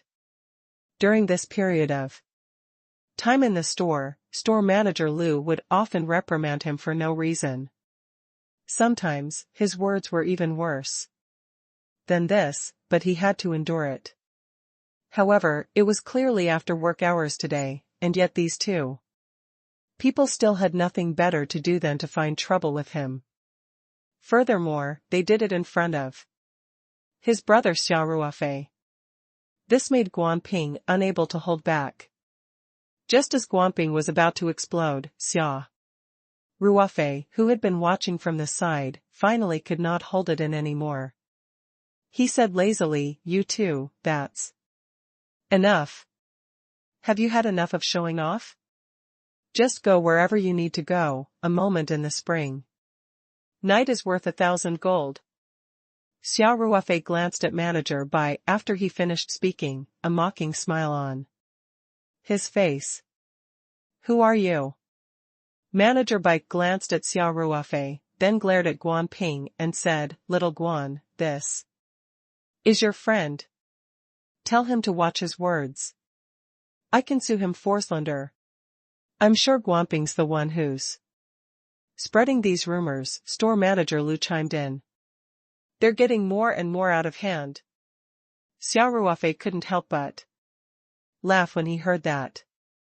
These two people were really shameless to a certain extent. Manager Lu's hand was almost touching Manager Bai's boobs, and Manager Bai was completely stuck on Manager Lu's body. The two of them were walking on the street so openly, and he dared to say that it was a groundless rumor. Could it be that the two of you are still husband and wife? Xia Ruofei looked at store manager Lu's annoying claws with a smile. "Does it have anything to do with you? Are you in charge of household registration at the Public Security Bureau or file records at the Civil Affairs Bureau?" Manager Bai fired off like a machine gun. "Since when is it your turn to manage my business? You pauper who can only afford food from food stalls, you'd better take care of your mother and see if she's cheating on you." Xia Ruofei's face turned cold. This Manager Bai had a mean look, but it was beyond his imagination. His words were too harsh. Guanping couldn't help but explode. "Bai Jingjing, keep your mouth clean. If there's anything, come at me. Did my brother offend you? Guanping, what's with your attitude?" Store manager Lu's face darkened as he chided, apologized to Manager Bai immediately. Guanping's neck stiffened. He was about to speak but was stopped by Xia Ruofei. He glanced at Bai Jingjing coldly and said, "What a dirty mouth." Bai Jingjing blurted out, "You're filthy, Pa." Before she could finish her sentence, she was interrupted by a crisp slap. Bai Jingjing covered her face and was stunned. After a while, she screamed, "You bastard, you dare to hit me? I'll hit you again if you say one more dirty word." Xia Ruofei said indifferently, "You can try if you don't believe me." Bai Jingjing swallowed back her next curse. She turned to look at store manager Lu and said, "He hit me, and you're just going to watch. Are you still a man?" Store manager Lu was also a tall and strong man. He just didn't expect Xia Ruofei to suddenly hit him, so he didn't react in time. After hearing Bai Jingjing's words, he suddenly felt a rush of hot blood. In addition, Xia Ruofei's white and clean skin after cultivation made him look like a weakling, which made him even more confident. Store manager Lu let go of Bai Jingjing's waist and walked over. "Little bastard. He even hit a woman. If I don't teach you a lesson today, my surname isn't Lu." Xia Ruofei looked at store manager Lu's unsteady steps and knew that he had never trained before. At most, he only had a bit of brute force. Store manager Lu rushed over aggressively, but Xia Ruofei was still calm and composed. It was not until store manager Lu's fist was almost in front of him that Xia Ruofei easily shifted his feet and dodged the reckless punch. Then, he stretched out his leg and tripped him lightly. Store manager Lu had used a lot of strength and his center of gravity was already unstable after hitting nothing. With Xia Ruofei's slight stumble, he lost control of his body and fell on the ground. During the whole process, store manager Lu didn't even touch the corner of Xia Ruofei's clothes, and Xia Ruofei didn't use any strength at all. He easily fell to the ground. Before manager Lu could stand up, Xia Ruofei walked over and lifted him up easily by the collar. Xia Ruofei threw store manager Lu in front of Bai Jingjing and said indifferently, "Now, can you apologize to my brother?" Bai Jingjing was dumbfounded. Store manager Lu was more than 170 pounds. The young man in front of him actually picked him up with one hand, and it was as if he was carrying a small bundle of straw, completely effortless. How terrifying was this strength? Store manager Lu was in a daze from the fall and did not come to his senses for a long time. Guanping looked at this adulterous couple in disgust and shook his head. "Ruofei, forget it. There's no point in arguing with this kind of person." Xia Ruofei smiled and nodded. "Up to you. Let's go."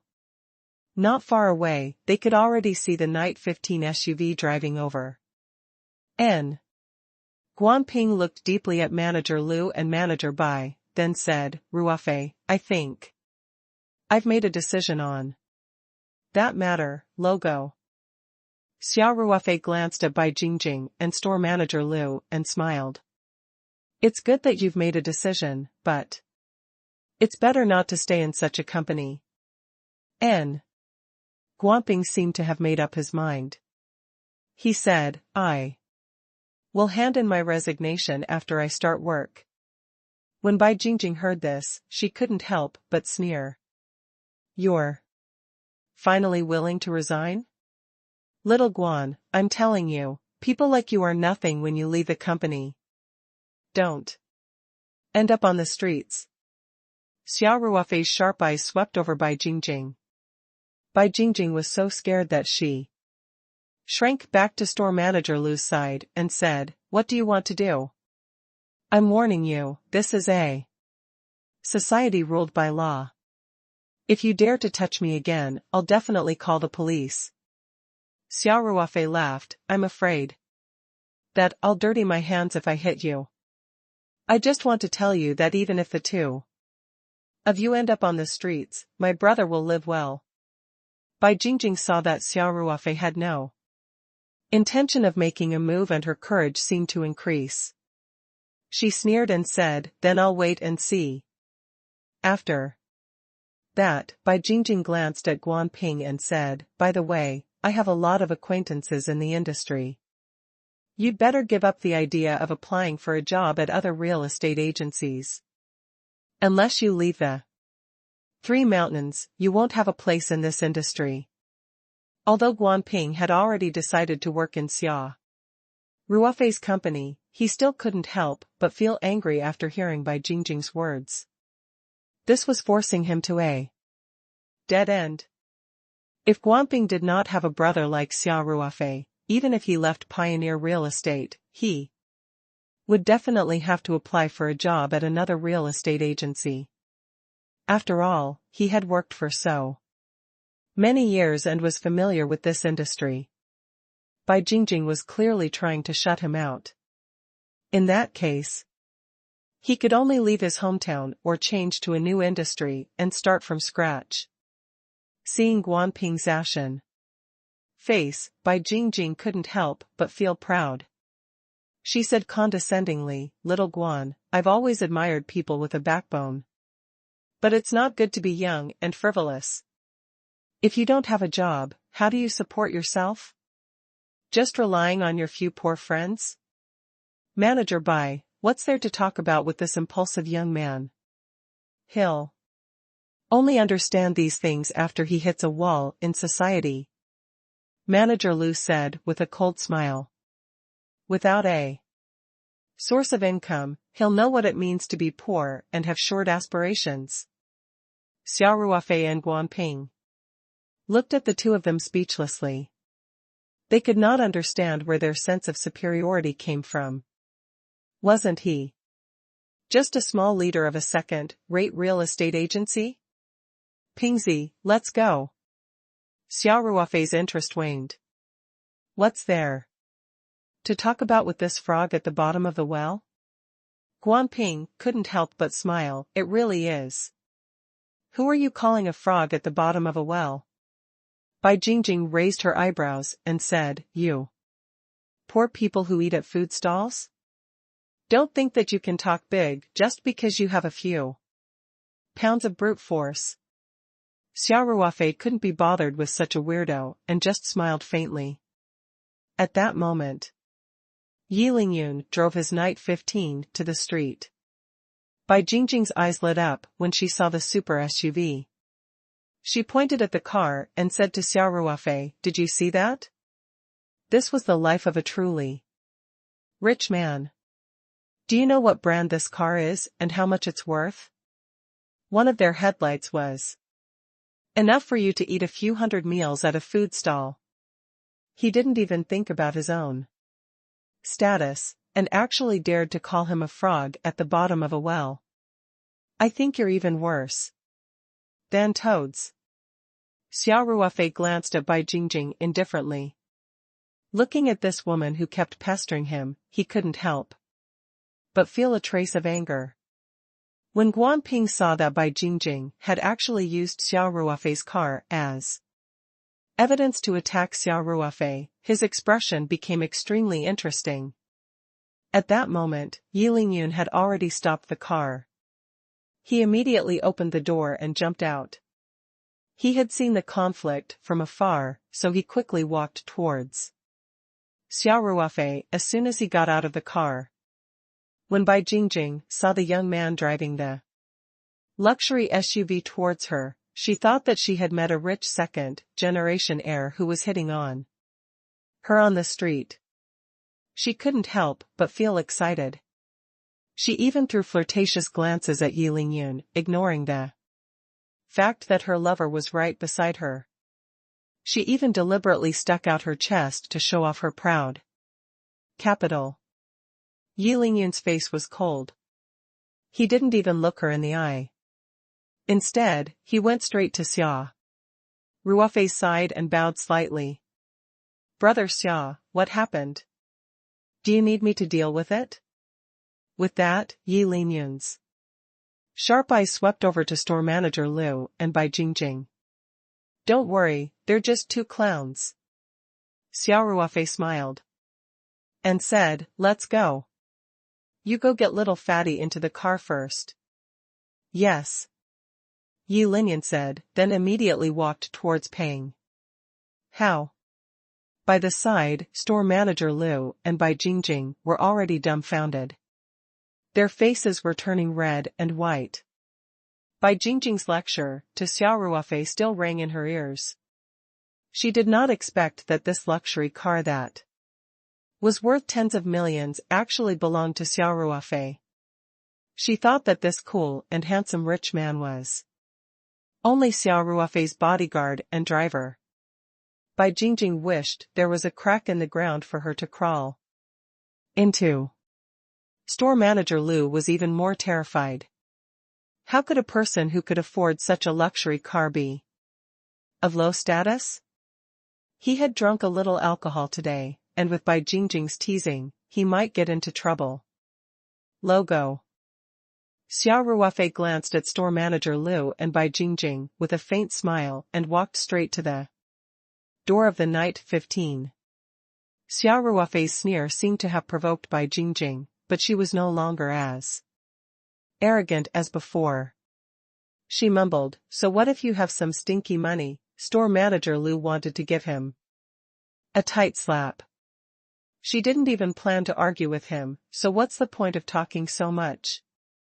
Although Bai Jingjing's voice was soft, Xia Ruofei's hearing was sharp. He gently closed the car door and turned around. There's nothing great about being rich. There are many rich people in the world, and I don't feel that I'm superior to them, but, at this point, Xia Ruofei changed the topic and his tone became a little cold. I remember that you said that my brother would live on the streets after leaving Pioneer Real Estate. You just wanted to use money to threaten my brother and make him stay in your company even if he had to endure the humiliation. Now you're telling me that you think you're so great just because you're rich? Are you even worthy? Bai Jingjing gritted her teeth and her face turned red, but she couldn't refute.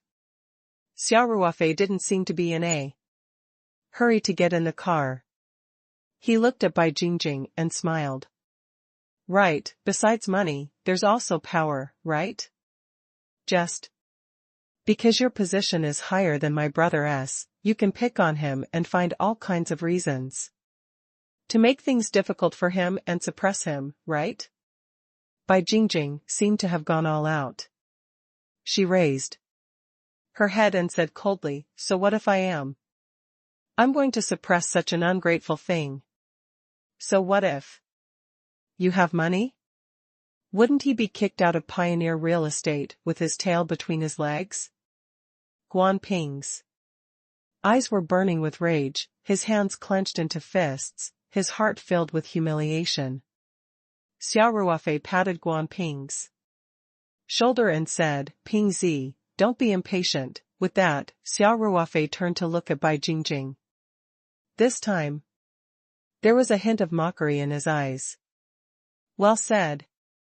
A higher rank can crush a higher rank, so you have the right to not cancel it, right?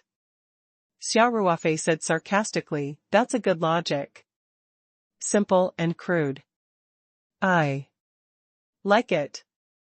Bai Jingjing had a bad feeling, but she still snorted and said, humph. You're deliberately mystifying.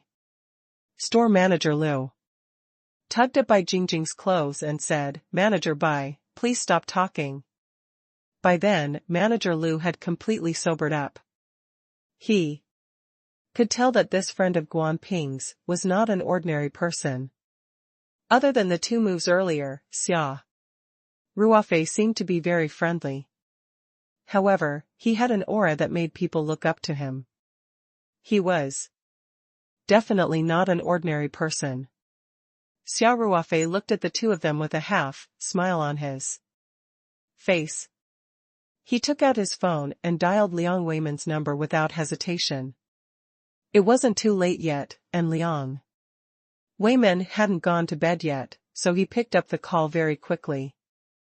Happy New Year, Ruofei, he said, with a bright smile.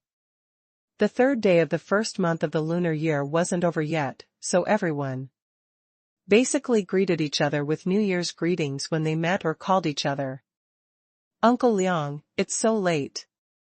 I hope I didn't disturb your rest. Xia Ruofei chuckled. No, I'm just watching TV. Liang Weimin said, Chi Chao didn't come back for the New Year either. His house is cold and empty. Other than watching TV, there's nothing to do. Uncle Liang, you're criticizing me. Xia Ruofei said, Brother Liang can take a break anytime. I didn't restrict him. Liang Weimin laughed and said, it's this kid who didn't want to come back. He was so carefree overseas. Why would he be willing to come back and listen to our nagging? He's mainly busy with his business. The farm business has been busier during this period. Please understand. Xia Ruofei smiled and explained on Liang Qichao's behalf. Liang Weimin was also in a good mood. How could he not know what Liang Qichao had been doing in Australia? Because of this, Grandpa Tang, he even called Liang Weimin and praised Liang Qichao, which made Liang Weimin very happy. Ha ha ha. I'm just saying. We're so happy that Qichao can do his business properly.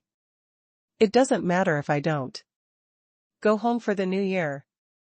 Liang Weimin said. When Uncle Liang isn't too busy, you can bring Auntie to visit Brother Liang. Xia Ruofei smiled gently and said, Paradise Farm's environment is not bad. You guys can take it as a vacation. Good. I'll definitely go there when I have the time, mainly to check if that kid is slacking off. Liang Weimin smiled and asked, by the way, Ruofei, why are you calling me so late? At night? Xia Ruofei looked at Bai Jingjing and store manager Liu. Actually, when the two of them saw Xia Ruofei take out his phone, they had a bad feeling. However, they heard Xia Ruofei talking about his daily life on the phone and did not know what he was up to. Most importantly, Xia Ruofei had addressed him as Uncle Liang. There did not seem to be any leader with the surname Liang in the company. Bai Jingjing was the company's famous social butterfly. She quickly scanned through the company's top management and confirmed that there was no one with the surname Liang. She could not help but feel more at ease when she saw Xia Ruofei looking at her. She snorted. You're bluffing. Xia Ruofei glanced at Bai Jingjing and asked, Uncle Liang, I'd like to ask how much authority you have over Xianfeng Real Estate logo. Liang Weimin was taken aback, but he quickly replied, this is a real estate agency that our group has invested in. Our group accounts for about 15% of the shares. As for the right to speak, it should be okay. Our group has 2 executive directors stationed there. Also, I have a good personal relationship with the general manager of Pioneer. At this point, Liang Weimin couldn't help but ask curiously, Ruofei, you didn't call me just to ask about this, did you? Do you want to buy a second-hand house? This was not right. If you want to buy a house, you should look for me. We have 2 new buildings that are very good. Xia Ruofei did not know whether to laugh or cry. Liang Weimin and Liang Qichao were indeed father and son. Their thought processes were so similar. Uncle Liang, I'm not thinking of buying a house, Xia Ruofei explained and continued, it's just that 2 employees of Pioneer Real Estate have terrible characters. If it's convenient for you, can you help me give them a heads up and say hello? Liang Weimin's heart skipped a beat when he heard that. He didn't even ask Xia Ruofei what had happened and just said, Are you au fait? Tell me their names and positions. I'll give you a satisfactory explanation in 10 minutes. Liang Weiman knew Xia Ruofei very well.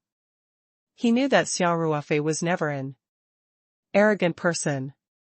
Today, Xia Ruofei had called him overnight and said that the two employees had bad characters. This meant that the two blind employees of Pioneer Real Estate must have made Xia Ruofei angry. He was very angry. Xia Ruofei was the benefactor of Liang Weiman's family. Not only did he help Liang Qichao a lot, but he was also very close to Tang He. He was a very important friend of Liang Weiman. No matter what rank these two employees were, even if they were the top management of Pioneer, Liang Weiman would stand on Xia Ruofei's side without hesitation. Even if the situation escalated to the point where Jianda Group withdrew its funds from Pioneer, he would not even frown. Xia Ruofei turned to look at Guanping, covered the microphone and asked, "What are their positions?" Bai Jingjing and store manager Lu's faces turned pale, and they became more and more nervous. One of them is the manager of the Jiangbin restaurant, and the other is the manager of the water shop. Guanping answered without hesitation. Xia Ruofei nodded and said to Liang Weiman, "Uncle Liang, one of them is the manager of the Jiangbin branch. The other one is the manager of the water shop, by Jingjing. I'll remember it. Ruofei, I'll call you back later," Liang Weiman said sternly. When Liang Weiman heard the positions that Xia Ruofei had announced, that they were just a store manager and a small manager, he didn't have any hesitation at all. Although the scale of Pioneer Real Estate was not particularly large, it had at least 100 stores in the province, which meant that there were at least 100 to 200 store managers and reserve store managers. As for a supervisor like Bai Jingjing, the number was several times more. To the whole company, people of this level were insignificant. Since they had made Xia Ruofei angry, what else was there to say? Xia Ruofei smiled and said, "Then I'll have to trouble Uncle Liang. I hope we can teach them a lesson that will leave them with a deep impression." At this point, Xia Ruofei looked at Bai Jingjing and store manager Lu. He didn't know why, but his calm gaze seemed to have a kind of attractive power that made the two of them not dare to look at him directly. Their hearts were in a mess, and a trace of regret began to grow. Xia Ruofei glanced at them and added, "By the way, they once threatened my brother that even if he left Pioneer Real Estate, he would not be able to survive in the real estate agency industry in Sanshan." So, Liang Weiman replied without thinking, "I understand. It was not a big deal to ban the entire industry. Ruofei, give me a few minutes, I will give you a satisfactory explanation." "Uncle Liang, thanks," Xia Ruofei said, "I'll treat you to a drink later." "Ha ha ha. It's a small matter." Liang Weiman laughed heartily and said, "But I won't be polite when I drink." "Who asked you to have so much good wine in your house?" "There's enough good wine, we won't go back until we're drunk." Xia Ruofei agreed with a smile. Logo. Xia Ruofei didn't chat with Liang Weiman for too long and quickly hung up. After the call, Xia Ruofei did not look at Bai Jingjing and store manager Lu again. Yi Lingyun had already helped Peng Hao into the car. Xia Ruofei patted Guanping's shoulder and said, "Ping Zi, let's go." "All right." Guanping didn't pay any more attention to Bai Jingjing and store manager Lu, who both had ugly expressions on their faces. He opened the back door and got in. Yi Lingyun was quiet as usual. Since Xia Ruofei said that he did not need to deal with this matter, he would do his best. Without a word, he got into the driver's seat, started the car, and drove away. Bai Jingjing and store manager Lu stood in the same place, watching Night 15 leave in a Cloud of dust. The two of them were silent for a long time. Bai Jingjing finally couldn't help but say, "Old Lu, this man. He's probably bluffing, right? That Uncle Liang or whatever, the company doesn't have a senior manager." With the surname Liang, store manager Lu said unhappily, "You're asking me, but who should I ask? What should I say about you?" She had already seen that he had an extraordinary identity, and he wasn't prepared to do anything. So what was the point of trying to argue? Now it's like this. Bai Jingjing's eyes reddened and she said pitifully, "I just can't stand it. What right does he have to say that about me?" Bai Jingjing was full of seduction. She almost subconsciously made such a coquettish expression. If it was any other time, store manager Lu would have been enchanted, but now, he felt a little disgusted. Bai Jingjing saw that store manager Lu didn't say anything and felt even more uncertain. She couldn't help but comfort herself. "I'm sure he's fine. They were just a few rich young men, how powerful could they be? He's definitely looking for a way out." Store manager Lu was annoyed and said, all right, no matter what, it's always right to be more restrained in the future. Go back. I'm a little tired today." Store manager Lu had already booked a room at a nearby hotel and was prepared to have sex with Bai Jingjing that night. But after what had happened, he was no longer in the mood. He directly wanted to return home.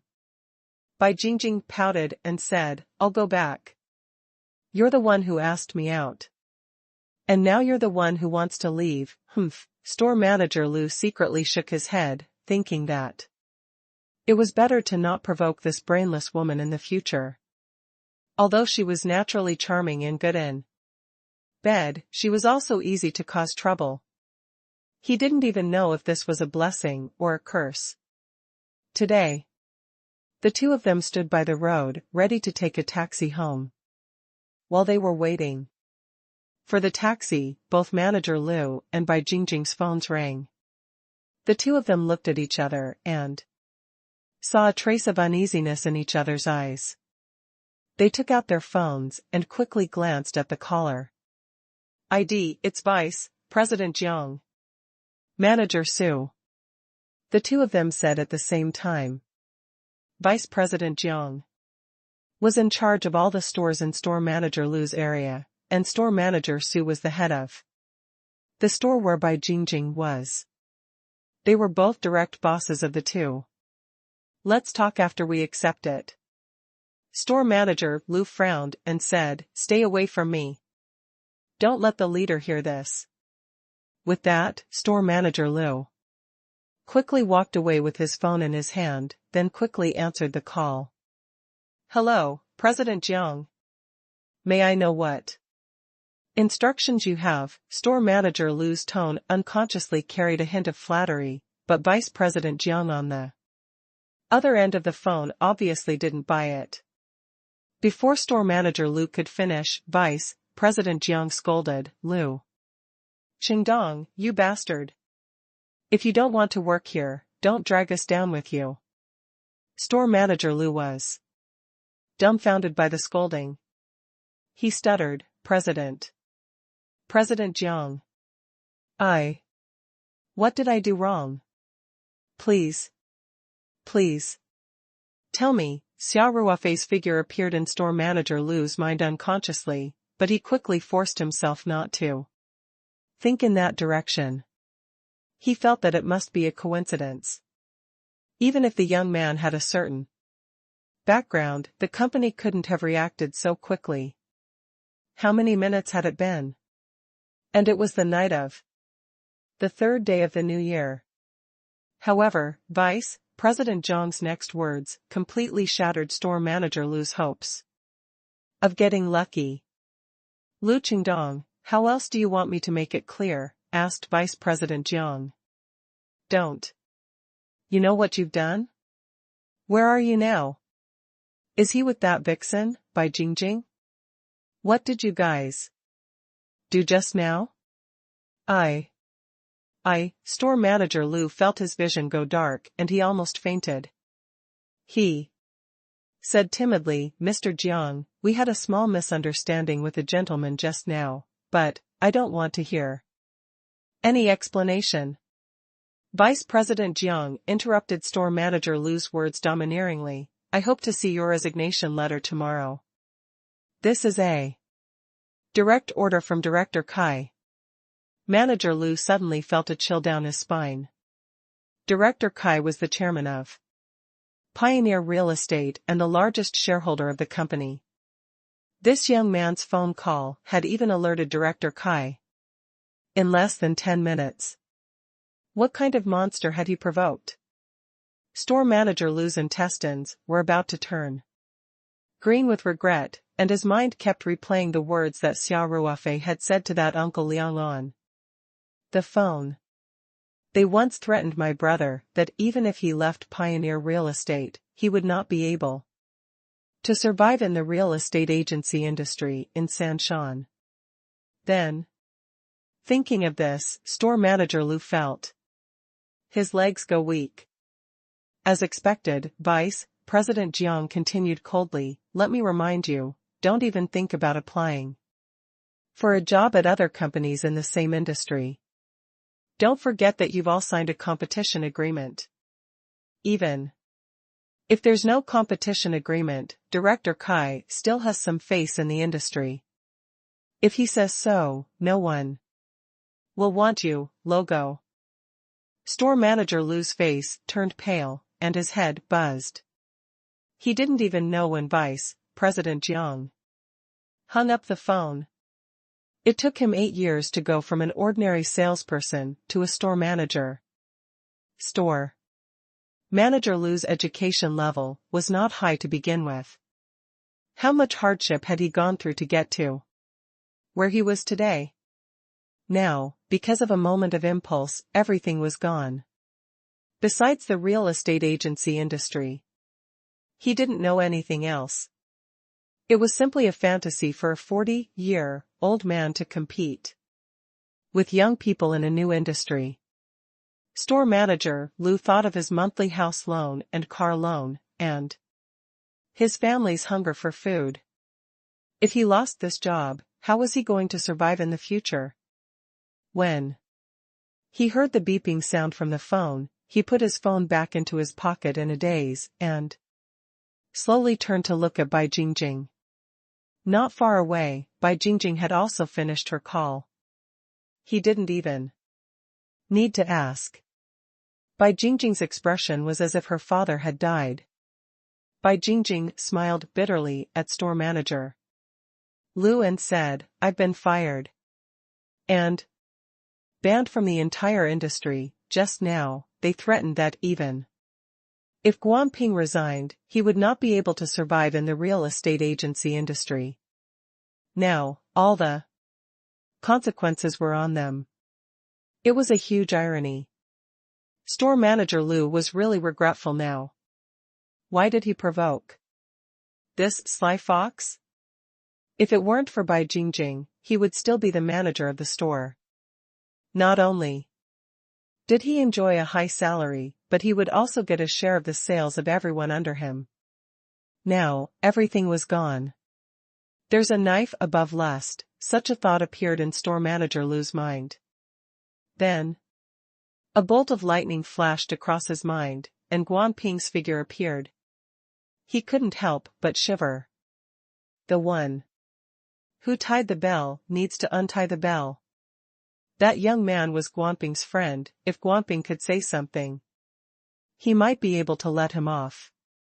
With that thought in mind, store manager Lu felt as if he had found a life-saving straw. Without a word, he took out his phone and quickly found Guanping's number and dialed it. Bai Jingjing didn't know how to react, but she heard store manager Lu mumble, Guanping, answer it. I beg you, pick up the phone. Bai Jingjing suddenly realized that she had Guanping's number as well. However, she was too late for manager Lu. Even she couldn't get through to him. Hence, Bai Jingjing could only walk towards store manager Lu with her eyes sparkling. No one knew what she was thinking. In the night 15 SUV. After Xia Ruofei gave Yingyun Peng Hao's address, he leaned back on the passenger seat and closed his eyes to rest. Peng Hao's income this year was quite impressive. He had already taken out a mortgage at the end of the year to buy a big 4-room apartment of more than 130 square meters, which was also a real estate developed by Janda Group. After Xia Ruofei had informed him of this, Liang Weimin had even readily given him a big discount. The house was furnished and furnished. Peng Hao had added some furniture and electrical appliances. And the whole family moved in. They would be living in the new house this year for the new year. Now, Peng Hao's parents were quite satisfied with him, and they held their heads high in front of their relatives and friends. Pingzi, give uncle and auntie a call and ask them to come downstairs to pick up chubby boy. Xia Ruofei suddenly turned around and said, "It's getting late. Let's not go upstairs." "All right." Guanping laughed as he took out his phone. Just as he was about to make the call, his phone vibrated. Guanping took a look at the caller ID, and his face turned ugly. He snorted and said, "It's Lu Qingdong." "You mean that store manager Lu?" Xia Ruofei raised his eyebrows and asked. N. Xia Ruofei revealed a look of understanding. It seemed that Uncle Liang was really efficient. It had only been 10 minutes. "You take it. Let's hear what he wants to say," Xia Ruofei said with a smile. Guanping nodded his head and pressed the answer button, before coldly saying, "Store manager Lu, do you have any other advice?" On the other end of the phone, store manager Lu was no longer as arrogant as he used to be in front of Guanping. He said, "I don't dare. Little Guan." No, Guanping. It's our fault for what happened today. I've been too rough with you while you were in the store, and I've made you suffer a lot. I'm really sorry." A look of surprise appeared on Guanping's face. If it wasn't for the number and voice, he would have thought that it was someone else. He had been transferred to manager Lu's store for 2 to 3 months, but he had never seen manager Lu speak to his subordinates in such a tone. Even when Guanping had made it clear that he wanted to resign, manager Lu was still acting all high and mighty. Why did his attitude suddenly take a 180-degree turn? "Manager Lu, are you making fun of?" Guanping frowned and said, "I don't have time to joke with you." "Guanping, I really know I was wrong." Store manager Lu lowered his posture even more. Please help me put in a good word for your friend. I really can't lose this job. My mother is old and sick.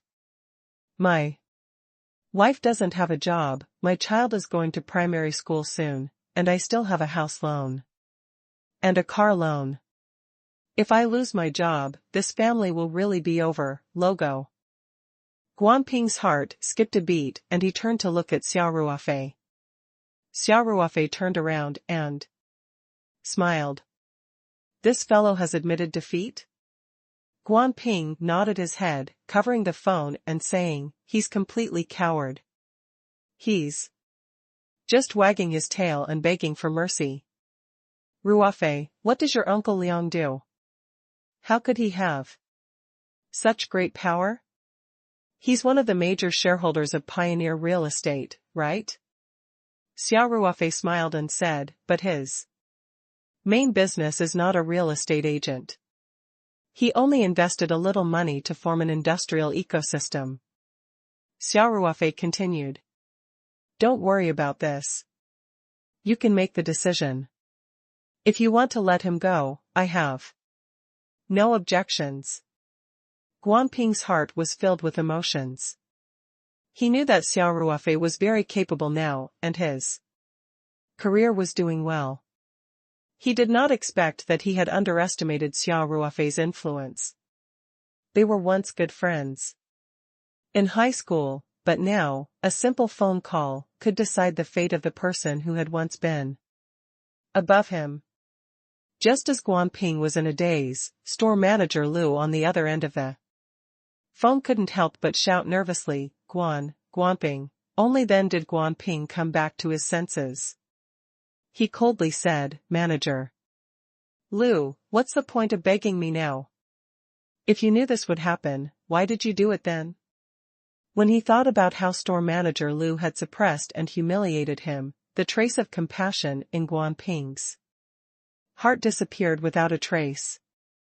Guan Ping, I didn't recognize you before, please forgive me just this once. Store manager Lu begged. Not only does Director Kai want to fire me, but he also wants to ban me from the entire industry. I really have no way out. When Guan Ping heard the words Director Kai, his face twitched. At the same time, he felt a sense of warmth in his heart.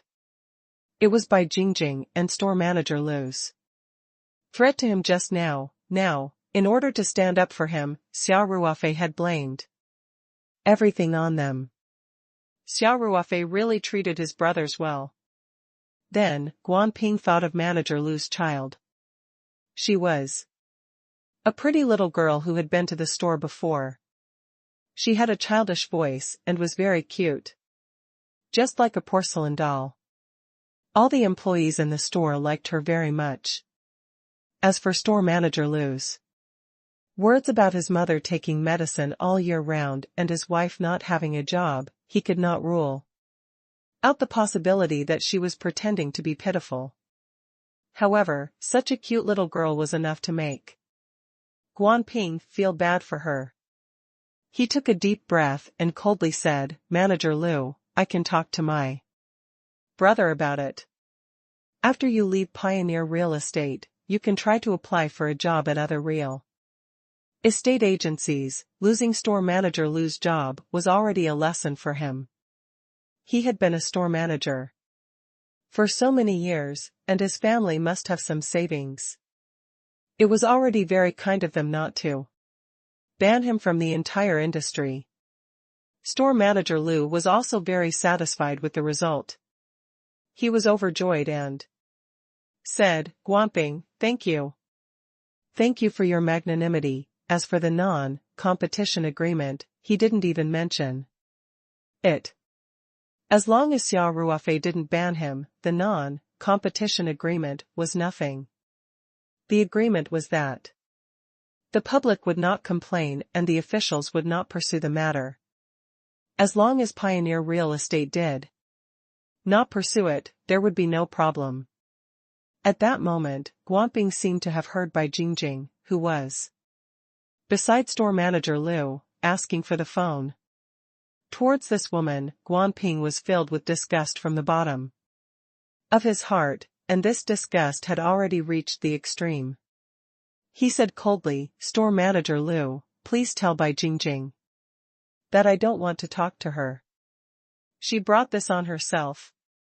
No one will pity him. With that, Guan Ping hung up the phone. He leaned back in his seat and looked up at the roof of the car. He let out a long breath, as if he had vented all the depression he had been feeling all this time. Logo.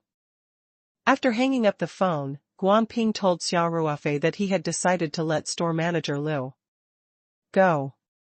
Xia Ruofei naturally did not have any objections. This time, he had done it to stand up for Guan Ping. Otherwise, Guan Ping could have just resigned. It would not have affected him at all. Soon, Liang Weimin called Xia Ruofei and told him about the situation with store manager Lu and Bai Jingjing. Xia Ruofei expressed his sincere gratitude. At the same time, he also said that store manager Lu was an accomplice. He could just let him resign on his own accord. As for the ban on the entire industry, he could forget about it. Liang Weimin naturally agreed. As for Bai Jingjing, who Xia Ruofei didn't even mention, Liang Weimin naturally knew what to do. It didn't take long for the car to arrive at the neighborhood where Peng Hao's house was located. Peng Hao's parents were already waiting downstairs. They could not help but grumble when they saw how drunk Peng Hao was. However, Xia Ruofei was Peng Hao's good friend and boss, so they could not blame Xia Ruofei. Xia Ruofei, on the other hand, apologized to Peng Hao's parents in embarrassment.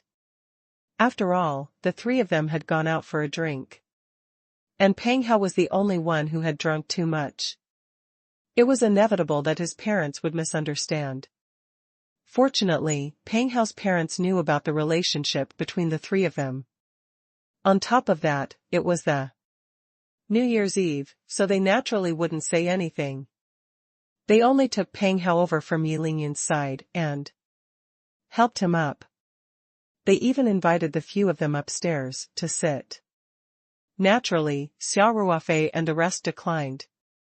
Politely, they watched as Peng Hao and his family entered the elevator before they got in and left. Then, Xia Ruofei asked Yi Lingyun to drive Guanping home. At the entrance of Guanping's neighborhood, Xia Ruofei said to Guan Pingzi, rest well at home for the next few days and calm down. Go to work after the new year. And resign. I'll talk to Xianfeng Real Estate. They definitely won't make things difficult for you. After you submit your resignation letter, you can report to my company directly. I'll make arrangements in advance.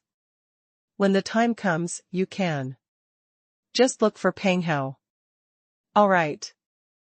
Guanping nodded and said, Ruofei, you don't have to assign me any duties. I'll start from an ordinary employee. Xia Ruofei smiled and said, I have my own plans. You don't have to worry about it. All right, it's getting late, let's go in. I should go back too.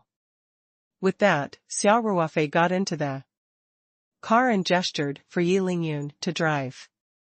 Guanping watched the Night 15 walk further and further away before he turned and walked into the community. On the 5th day of the first lunar month, Sanshan Airport.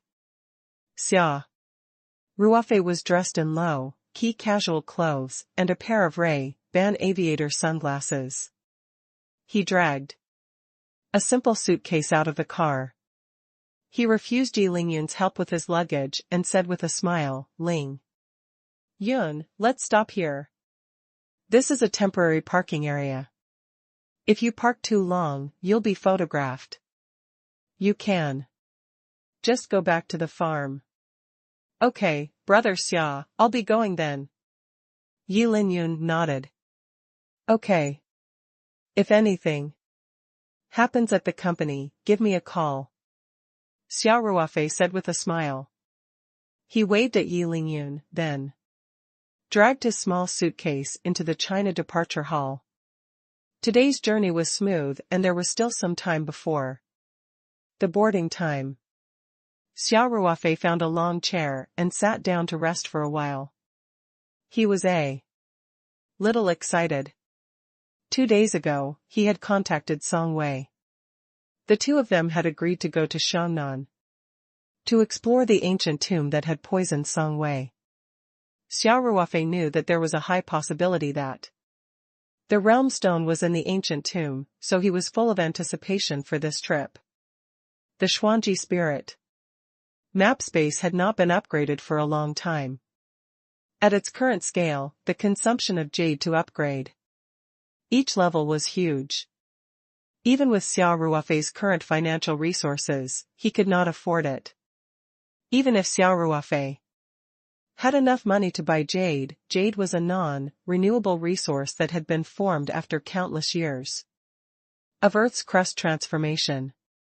It was not realistic to rely on jade to upgrade the space. After all, the amount of jade that could be bought on the market was limited. Moreover, if he continued to buy a large amount of jade in the long run, it would definitely arouse suspicion.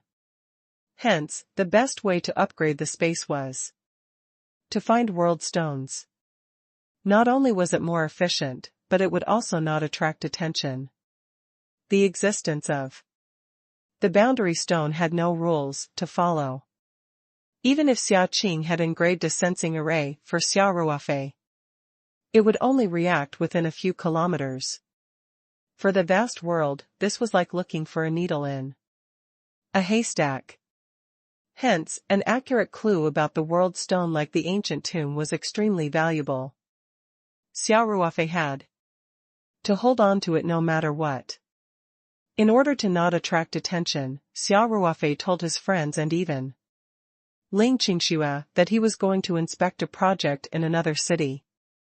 He even booked his own plane tickets. Yi Lingyun, who sent him to the airport, did not know where his destination was, much less that he would be going with Song Wei. Xia Ruofei sat on the bench for a while. Then, he received a WeChat message from Song Wei. "I'm already out of the car, have you arrived yet?" Xia Ruofei immediately replied, "I'm at the departure hall. I haven't registered yet. I'm waiting for you." He raised his head and looked at the entrance of the departure hall. Through the glass door, he saw Song Wei getting out of a black car. Song Wei also refused. The drivers helped to carry her luggage. After taking out the boarding device from the trunk, she asked the driver to go back. Song Wei dragged her luggage into the departure hall and immediately looked around. Logo. Xia Ruofei sent a WeChat message over. "I'm at your 3 o'clock. Song Wei immediately looked to her right and saw Xia Ruofei. She dragged her luggage and walked over. The two of them did not greet each other very familiarly. Song Wei sat down beside Xia Ruofei as if they were meeting in the underground. Although the probability of meeting an acquaintance in the airport was very low, the two of them tried to keep a low profile as much as possible. Xia Ruofei said to Song Wei as he flipped through the magazine, "Give me your ID, I'll get my boarding pass." N. Song Wei quickly passed her ID card to Xia Ruofei. Xia Ruofei received it without a trace. He stood up, tidied his clothes, and then walked to the check-in counter. He got the boarding pass very quickly. They didn't have any large luggage to check in, so the procedures were naturally very fast. Xia Ruofei turned around and saw that Song Wei was already dragging her luggage towards the security check. Hence, he walked over to her. When they passed each other, Xia Ruofei accurately stuffed the boarding pass and ID card into Song Wei's hands. The two of them found two different security checkpoints, lined up to pass the security check, and entered the departure hall. Compared to the busy hall outside, there were fewer people in the departure hall. The two of them walked together naturally. Xia Ruofei and Song Wei showed their first-class boarding passes at the entrance of Heron Island Airlines VIP waiting room and entered the VIP waiting room with fewer people. The VIP waiting room was very quiet, and all the seats were placed in a disorderly manner. In addition, there were some bonsai and screens separated from each other, so the privacy was quite good. The two of them found two adjacent leather seats and sat down. Then, they couldn't help but smile at each other.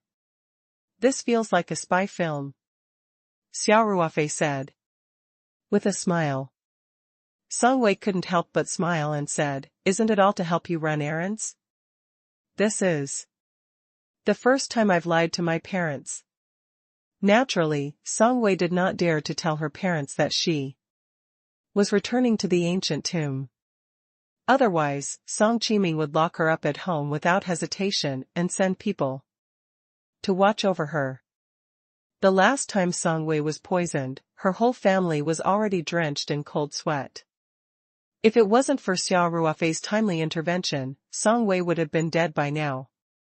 Song Qiming and his wife did not even support Song Wei's participation in the normal field archaeological activities organized by the school, let alone Song Wei's desire to explore the terrifying ancient tomb again. Therefore, Song Wei told her parents that they should take the opportunity to travel to other places to relax during the few days before the holiday. Xia Ruofei smiled. Actually, there's no need for you to take the risk with me. You just need to tell me the location of the tomb and the details of the situation inside. Song Wei snorted and raised her head. You want to shake me off? No way. Hee. Xia Ruofei laughed but did not say anything. Ruofei, when we reach the place, you can't ditch me and go in alone. Song Wei said warily. Otherwise, I'll really cut off all ties with you. Until now, Song Wei had not told Xia Ruofei the exact location of the ancient tomb. She only asked him to buy a ticket to the provincial capital of Hunan, Tanzhou City. Do I look like a dishonest person? Xia Ruofei asked, not knowing whether to laugh or cry. That's hard to say, Song Wei chuckled. I'm going in with you. Anyway. Alright. Xia Ruofei forced a smile and said, but you have to promise me that once we enter the tomb, you must listen to my instructions and not act rashly. Other than the poison, there are other risks. No problem. Song Wei agreed readily. The two of them sat in the VIP lounge and chatted for a while. Then, the announcement of their flight starting to board sounded on the broadcast. The VIP lounge was scheduled to board a little earlier than the economy class passengers. The two of them quickly boarded the plane through the covered bridge. Under the guidance of the beautiful first-class cabin crew, they came to the first-class area at the front of the cabin and found their seats. After putting his luggage in, Xia Ruofei put on his headphones and started to listen to music. However, his eyes were looking outside through the oval-shaped porthole. His mind had already flown to Shannan province. Song Wei, on the other hand, sat in the aisle seat. This was something she had requested. Every time she took a plane, she would never sit in a seat by the window. Song Wei leaned against the soft back of the first-class seat and turned her head slightly to look at Xia Ruofei's side profile. Her beautiful eyes were filled with a strange glow.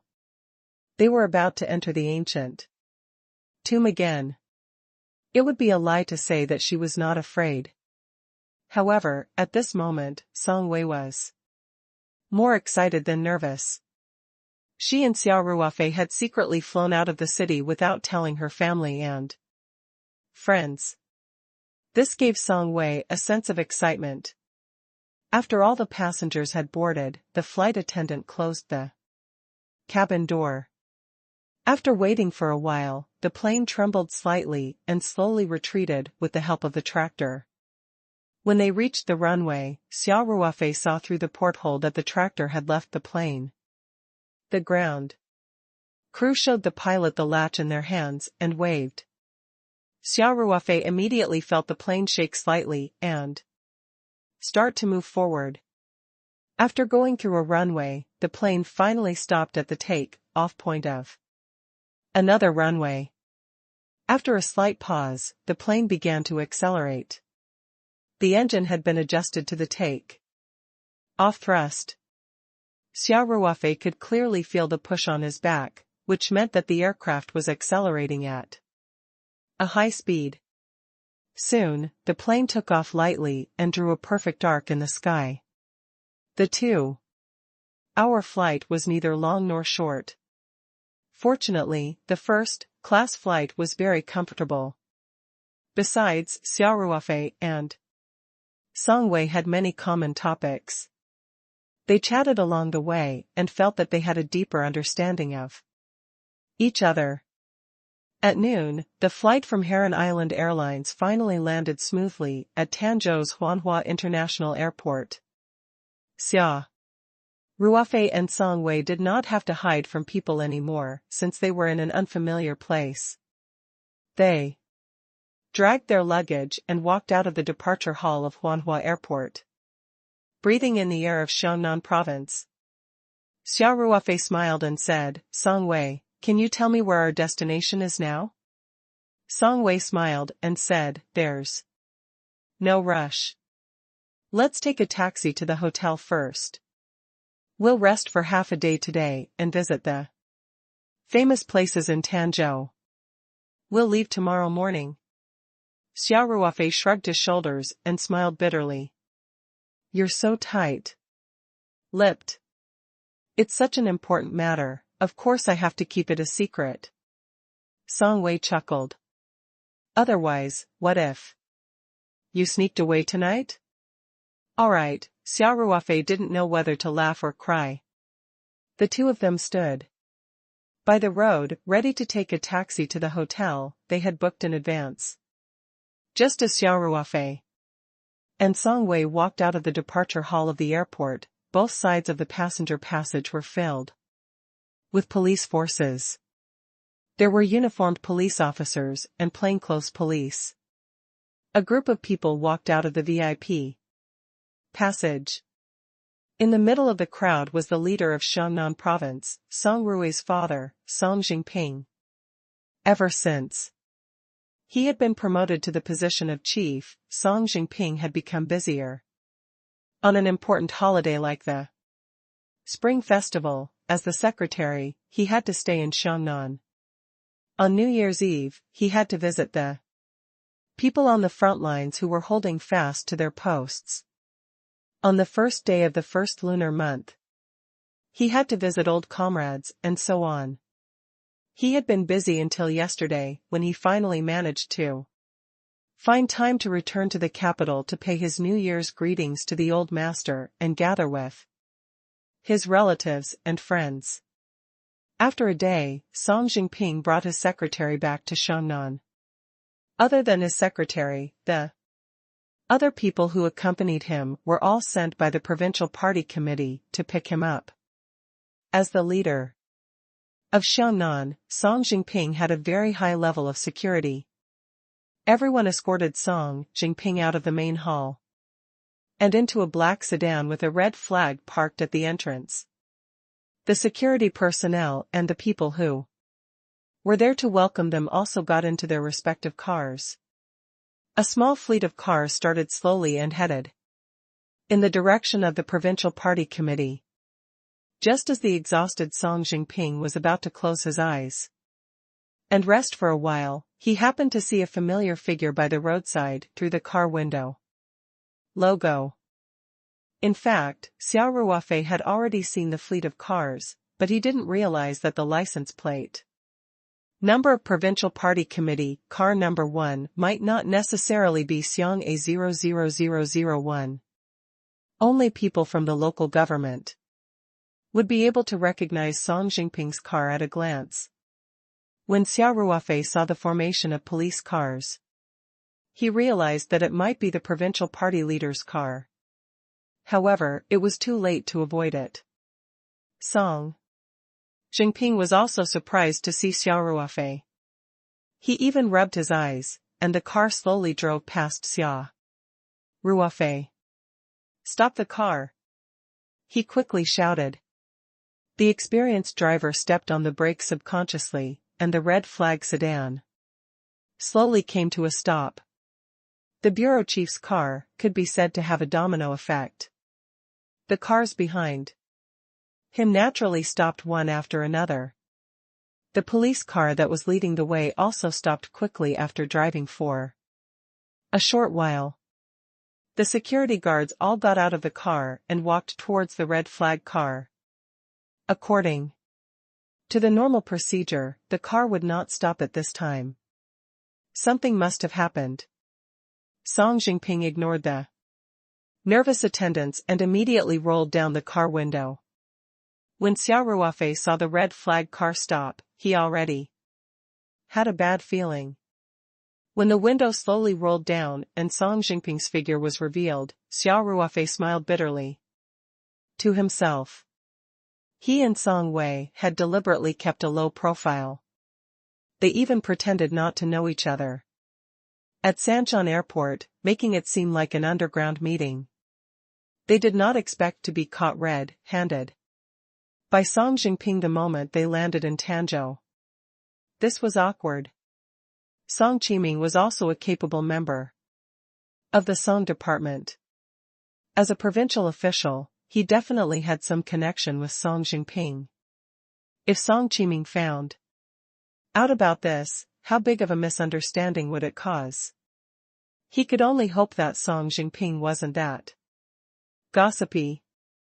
Xia Ruofei took the initiative to bow and said, "Hello, Uncle Song." Song Jingping could not help but laugh. "So it's really you, Ruofei? I couldn't believe it when I saw it just now. Why didn't you call me first? Before you came to Tanzhou?" "Eh? Wei Wei is here too." "You guys are." Song Jingping's secretary sat upright in the front passenger seat. When he heard this, his heart couldn't help but skip a beat. He couldn't help but glance at the two people outside the car from the corner of his eye. Someone who could make Secretary Song speak in such an intimate and casual tone must have an extraordinary background. Xia Ruofei and Song Wei were embarrassed and did not know how to answer. Song Wei was a little embarrassed and said, "Hello, Uncle Song." Then, she glanced at Xia Ruofei with a blushing face, obviously throwing the difficult question to Xia Ruofei. Xia Ruofei looked even more embarrassed. He said, "Uncle Song, we're just here for a vacation. We don't have a clear destination, so we'll just go wherever we want. We didn't want to disturb you." A meaningful look appeared on Song Jingping's face as he looked at the young man and woman in front of him. This was undoubtedly the best interpretation of a perfect couple. Although Song Jingping had heard that Xia Ruofei already had a girlfriend, he naturally would not ask. From the bottom of his heart, he even hoped that Xia Ruofei and Song Wei could be a couple. After all, Song Wei was half a member of the Song family. In that case, Xia Ruofei's relationship with the Song family would be closer. Xia Ruofei was definitely a capable person. His miraculous deeds had shocked Song Jingping. In addition, Elder Song also liked Xia Ruofei, so Song Jingping naturally hoped that Xia Ruofei could get closer to the Song family. Now, it seemed that this was about to become a reality. A young man and a young woman traveling together to a strange place thousands of miles away, and they were very low-key, obviously not wanting others to know. How could there be no story behind this? At this thought, Song Jingping couldn't help but smile. Xia Ruofei saw Song Jingping smile and smiled bitterly in his heart. He quickly explained, "Uncle Song, it's not what you think." Song Jingping chuckled and replied, "I know." He knew. Ruofei, since you've already met him, you can't pretend that you've never been to Tanzhou. Let's get in the car. Song Jingping also knew that it was not good for the convoy to stay here for too long, so he invited Xia Ruofei to board the car first. Xia Ruofei knew that Song Jingping had caught him red-handed, so it was impossible for him to come and leave quietly. He nodded at Song Wei, and the two of them walked over. Song Jingping's secretary was also very quick-witted. She quickly turned around and said, "Secretary, I'll go to the back of the car." Although the back row could seat 3 people, he couldn't occupy the front passenger seat alone and let the secretary and his two juniors squeeze in the back, right? All right. Song Jingping nodded slightly. Tell the driver not to go back to the provincial party committee and to go home directly. Also, call home and ask Aunt Huang to prepare some good dishes. Yes, secretary. The secretary replied immediately. Then, he opened the door and got out of the car. He gestured for Xia Ruofei and Song Wei to enter. He was very polite. Song Wei sat in the front passenger seat while Xia Ruofei sat in the back to accompany Song Jingping. The convoy started moving slowly again and left Huanhua Airport. They changed their plan and headed for the villa of the Standing Committee of the Provincial Party Committee. As an official of Song Jingping's rank, and someone from a prominent family, his emotional intelligence was naturally not too low. Therefore, after the two of them got into the car, Song Jingping did not continue asking about their sudden appearance in Shannan Province. Logo. In front of Xia Ruofei and Song Wei, Song Jingping was like an ordinary, honest elder. He did not put on any airs and just laughed and chatted with them. As they spoke, the topic shifted to Song Ruofei. This was normal. One of them was Song Ruofei's father, and the other was Song Ruofei's best brother. This was naturally a topic that could not be avoided. Have you been in contact with Song Ruofei recently? Song Jingping smiled and asked, I heard that he's been lingering around Beijing and rarely goes to the Three Mountains. We haven't seen each other much these days, but we still keep in touch. Xia Ruofei said. He was secretly amused. If Song Jingping knew that Song Ruofei was staying in the capital to chase a girl, he would probably be furious. That kid's too playful, you should talk to him more often. Song Jingping said, although you're younger than him, he'll still listen to you. Song Ruofei is actually very ambitious. He's just a little more active when he's young. Uncle Song. You don't have to worry too much. Xia Ruofei said with a smile. If he was half as steady as you, I wouldn't have to worry about him, Song Jingping said emotionally. Xia Ruofei accepted such praise, especially when he was compared to Song Ruofei. He was even happier. It was a pity that Song Ruofei was not present. Otherwise, he would have felt even better. Xia Ruofei was secretly happy, but he said humbly, Uncle Song, you're too kind. I'm a poor kid, and I'm taking care of things early. I've experienced slightly more than Song Ruofei, Xia Ruofei continued, actually, a few of our good friends are planning to do something together. Song Ruofei is also actively participating. Is that so? Song Jingping was a little surprised. He's never mentioned it to me. Maybe it's because he hasn't succeeded yet, so he doesn't want you to know too early. Xia Ruofei smiled and said, maybe he wanted to give you a surprise. I'm already praying to the heavens that he's content with his lot. Song Jingping said. Then, he looked at Xia Ruofei with admiration and continued, but it'll be great if he can do something with you. Ruofei, please guide him. Don't worry.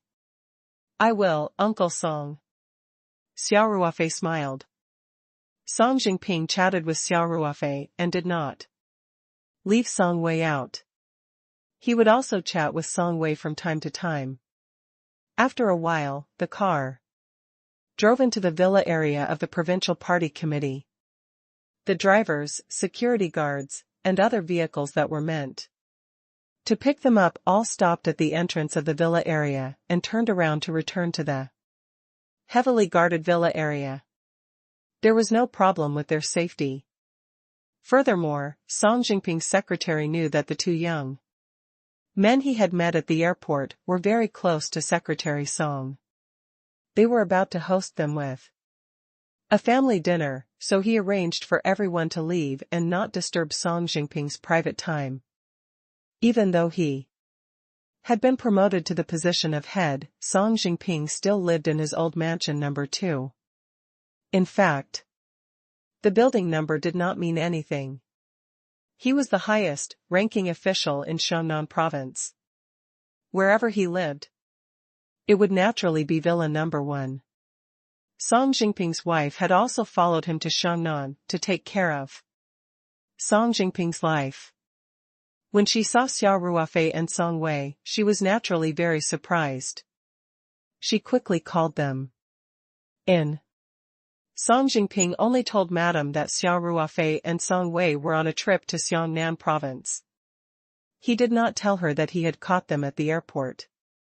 As Song Jinping's secretary had made a call in advance, Song Jinping's housekeeper, Aunt Huang, had already prepared a sumptuous lunch in advance.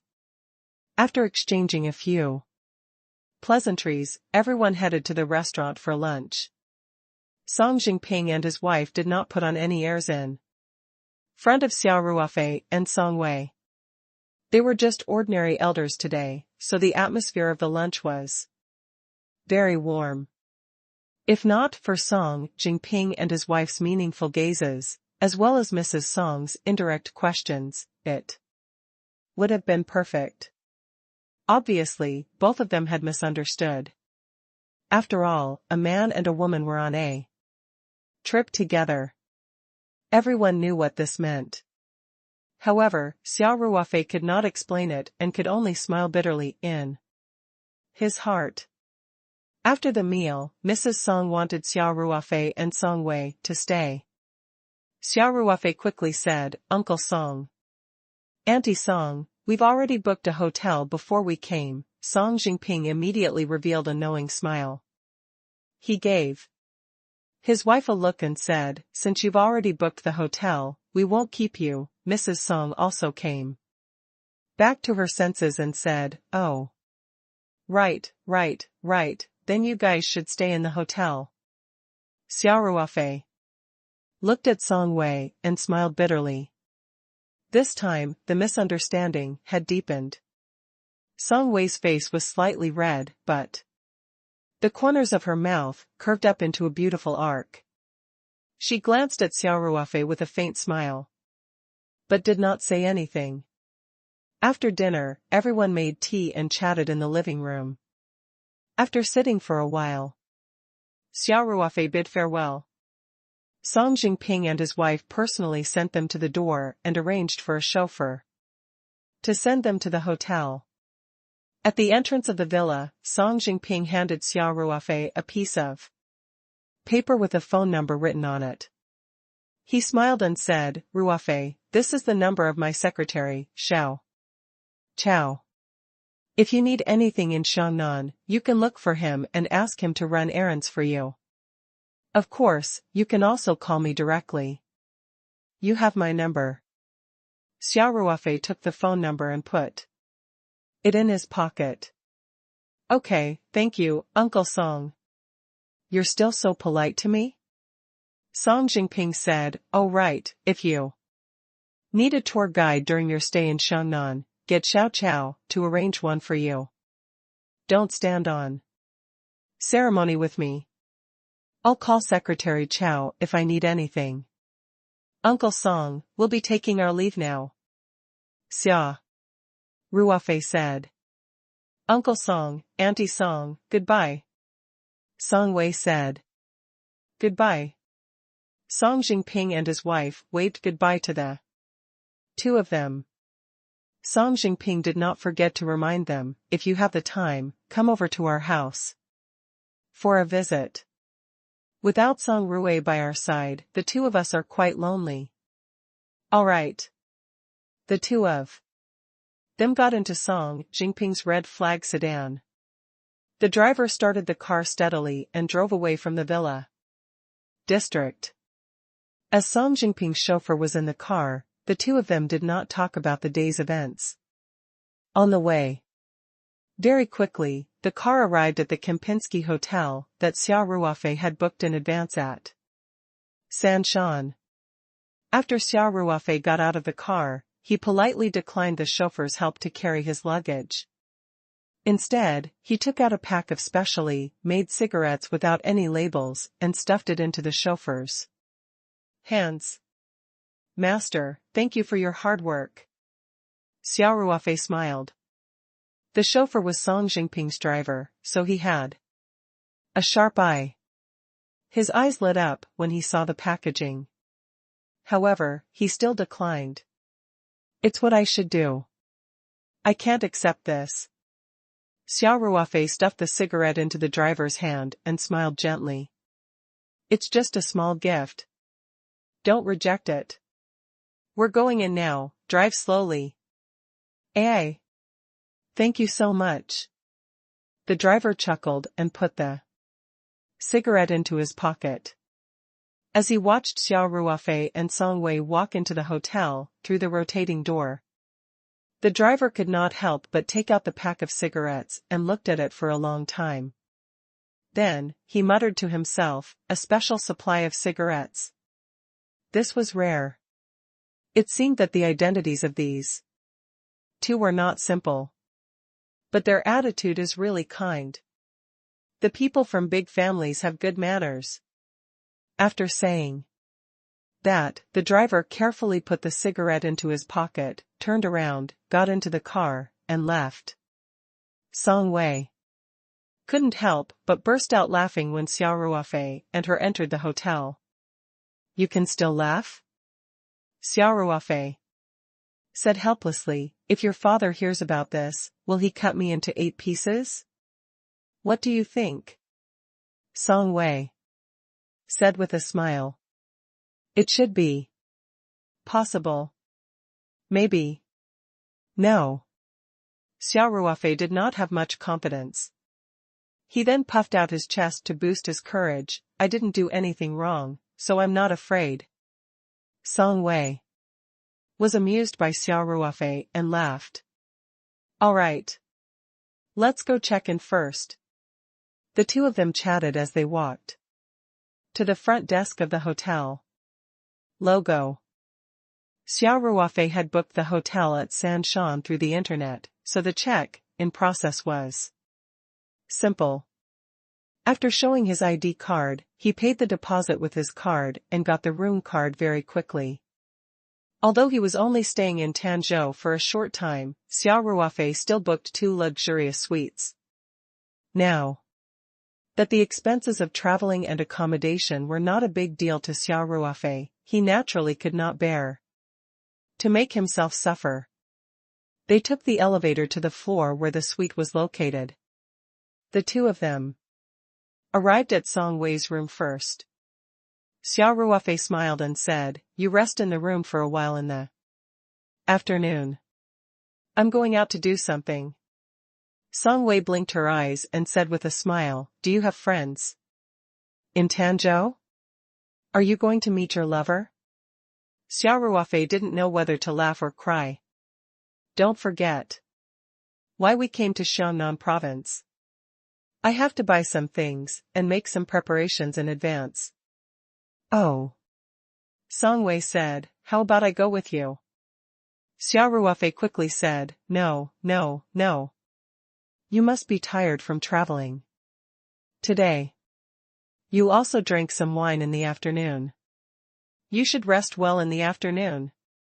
We still have to hurry on our journey tomorrow." At this point, Xia Ruofei's eyes narrowed and he asked, "Could it be our final destination is very close to Tanzhou? Or just in Tanzhou?" Song Wei winked at Xia Ruofei mischievously and said, "I'm not telling you. I'm going to rest now, take care, I won't send you off." After she finished speaking, Song Wei turned around and entered her room. She immediately closed the door. Xia Ruofei smiled bitterly and mumbled to himself, "This girl's mouth is really tight." However, since they were already in Xiangnan province, Xia Ruofei was not in a hurry. Song Wei would definitely bring him to the ancient tomb. He dragged his small suitcase to his room. The luxurious suites on each floor were at the end of the corridor. The rooms at the end had the best view, so Xia Ruofei's room and Song Wei's room were separated by the entire corridor. Xia Ruofei put his luggage in his room and left the hotel. He first took a taxi to an outdoor equipment store and bought some outdoor equipment. At the same time, he also went to the supermarket to buy a lot of drinking water and food. After transporting the items back to the hotel, Xia Ruofei went out again. This time, he went to a street that sold incense. This time, they were entering an unknown ancient tomb.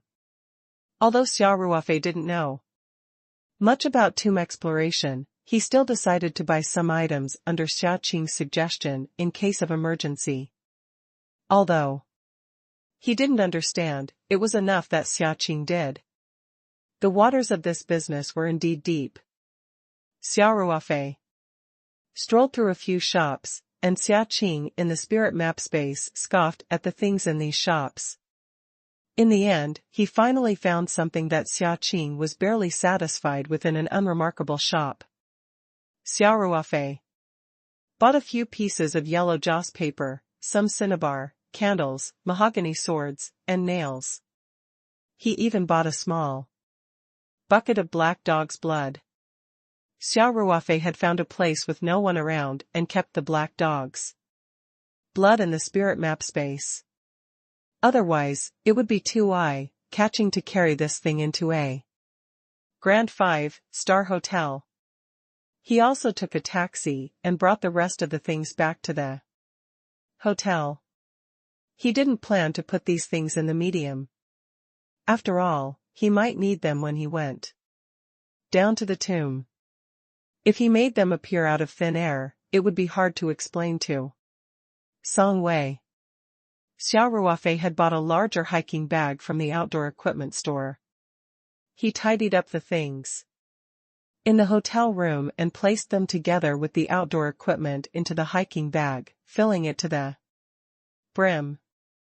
2 outdoor tents were tied to the top of the hiking bag, and a portable worker's shovel was inserted on the side of the bag. It could be said that everything could be equipped was equipped. Xia Ruofei looked at the time.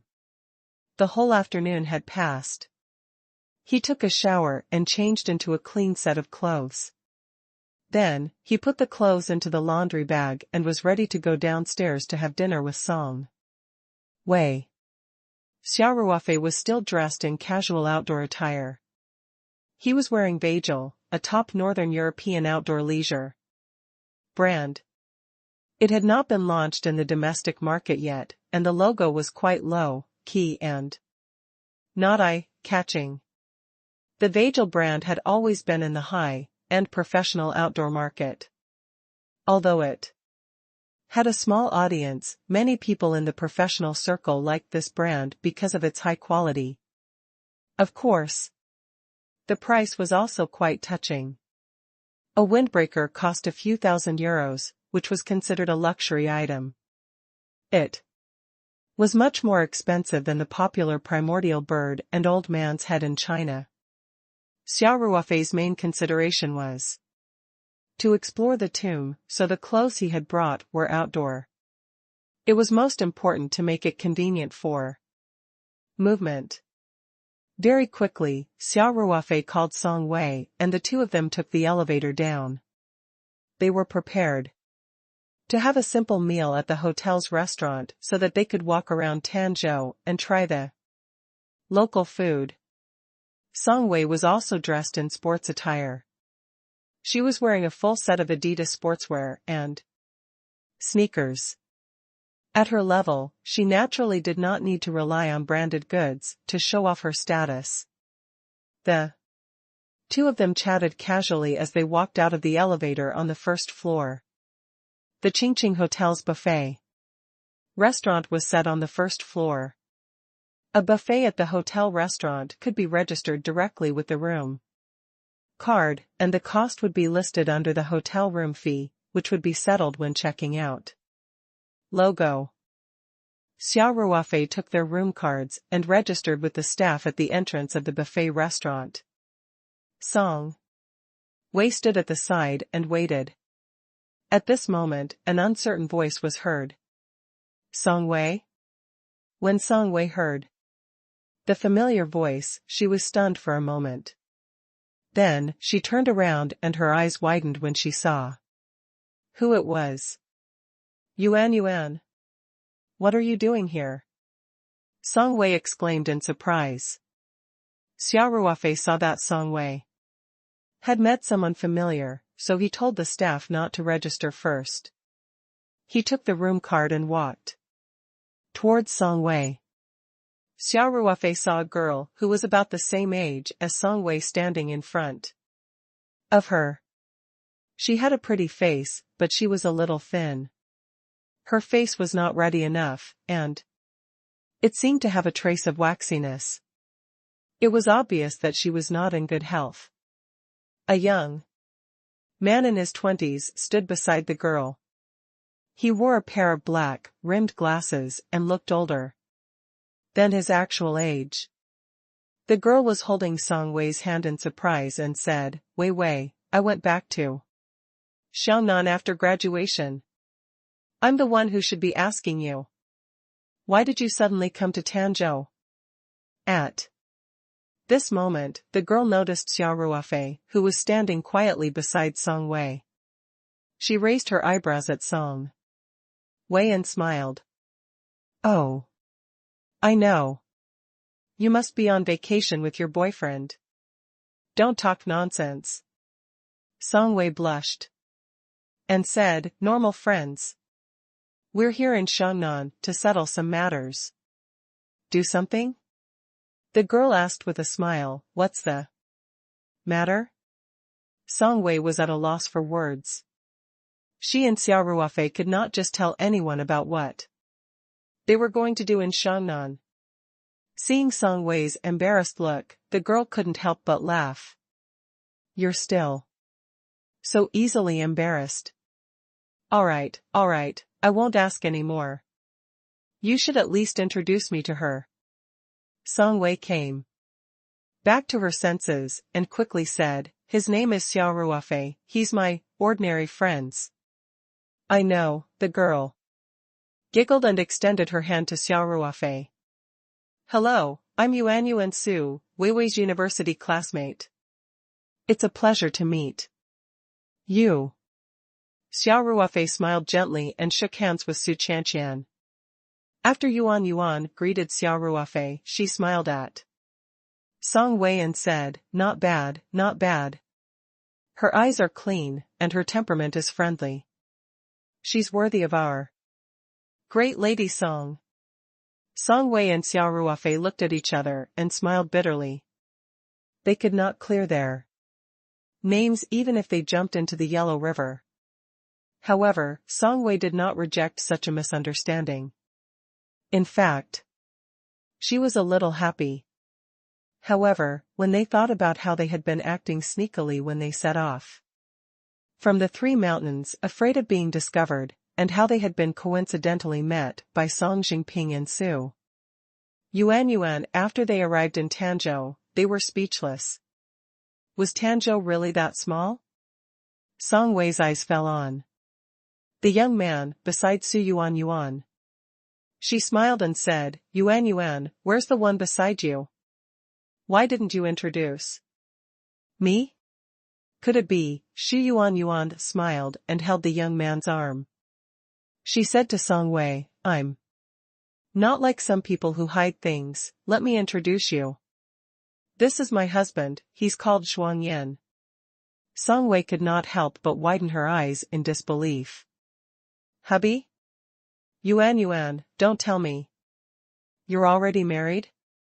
How long has it been since we graduated? Su Yuan glanced at Zhuang Yan beside her and a trace of happiness flashed in her eyes. She smiled and said, yup. If he felt that she was suitable, he would marry her. Otherwise, Wouldn't it be even more impossible to get married? Yuan, are you mocking me? Song Wei pretended to be angry. Su Yuan giggled and said, No. No. Didn't you already find the right person? Then, Su Yuan glanced at Xia Ruofei. Song Wei blushed and tried to cover it up. Why didn't you tell us that you were getting married? Even if it's just sending a message to our classmates' group chat, it's fine. Su Yuan held Xuanyan's arm tightly and said with a smile, We're all so far apart, and we're all in the north and south, so I don't think we should trouble everyone, you. Song Wei pointed at Yuan and said, Since I know, I'll give you a red packet. Su Yuan laughed and said, There's really no need. You're still in school, and you're spending your parents' hard-earned money to give me a red packet. Xia Ruofei could not help but look at Song Wei. It seemed that Song Wei was quite low-key when she was in college. Her classmates, be it Zhuai or Su Yuan, whom she had met today, did not know about her illustrious family background. At this moment, Xuanyan smiled and said, Yuan, let's not stand here anymore. It's been a long time since we last met. Let's sit down and chat over there. It was obvious that Xuanyan was very good to Su Yuan. Song Wei was happy from the bottom of her heart that her classmate had found her own happiness. The four of them came to their rest area in the hotel lobby and sat down on two empty couches. Su Yuan and Song Wei hadn't seen each other for more than half a year, so they naturally had endless things to talk about. Xia Ruofei and Xuanyan were ignored by them. However, they naturally didn't care, especially Xuanyan. When Su Yuan was talking, he would occasionally look at her face with eyes full of love. It was obvious that the two were quite in love.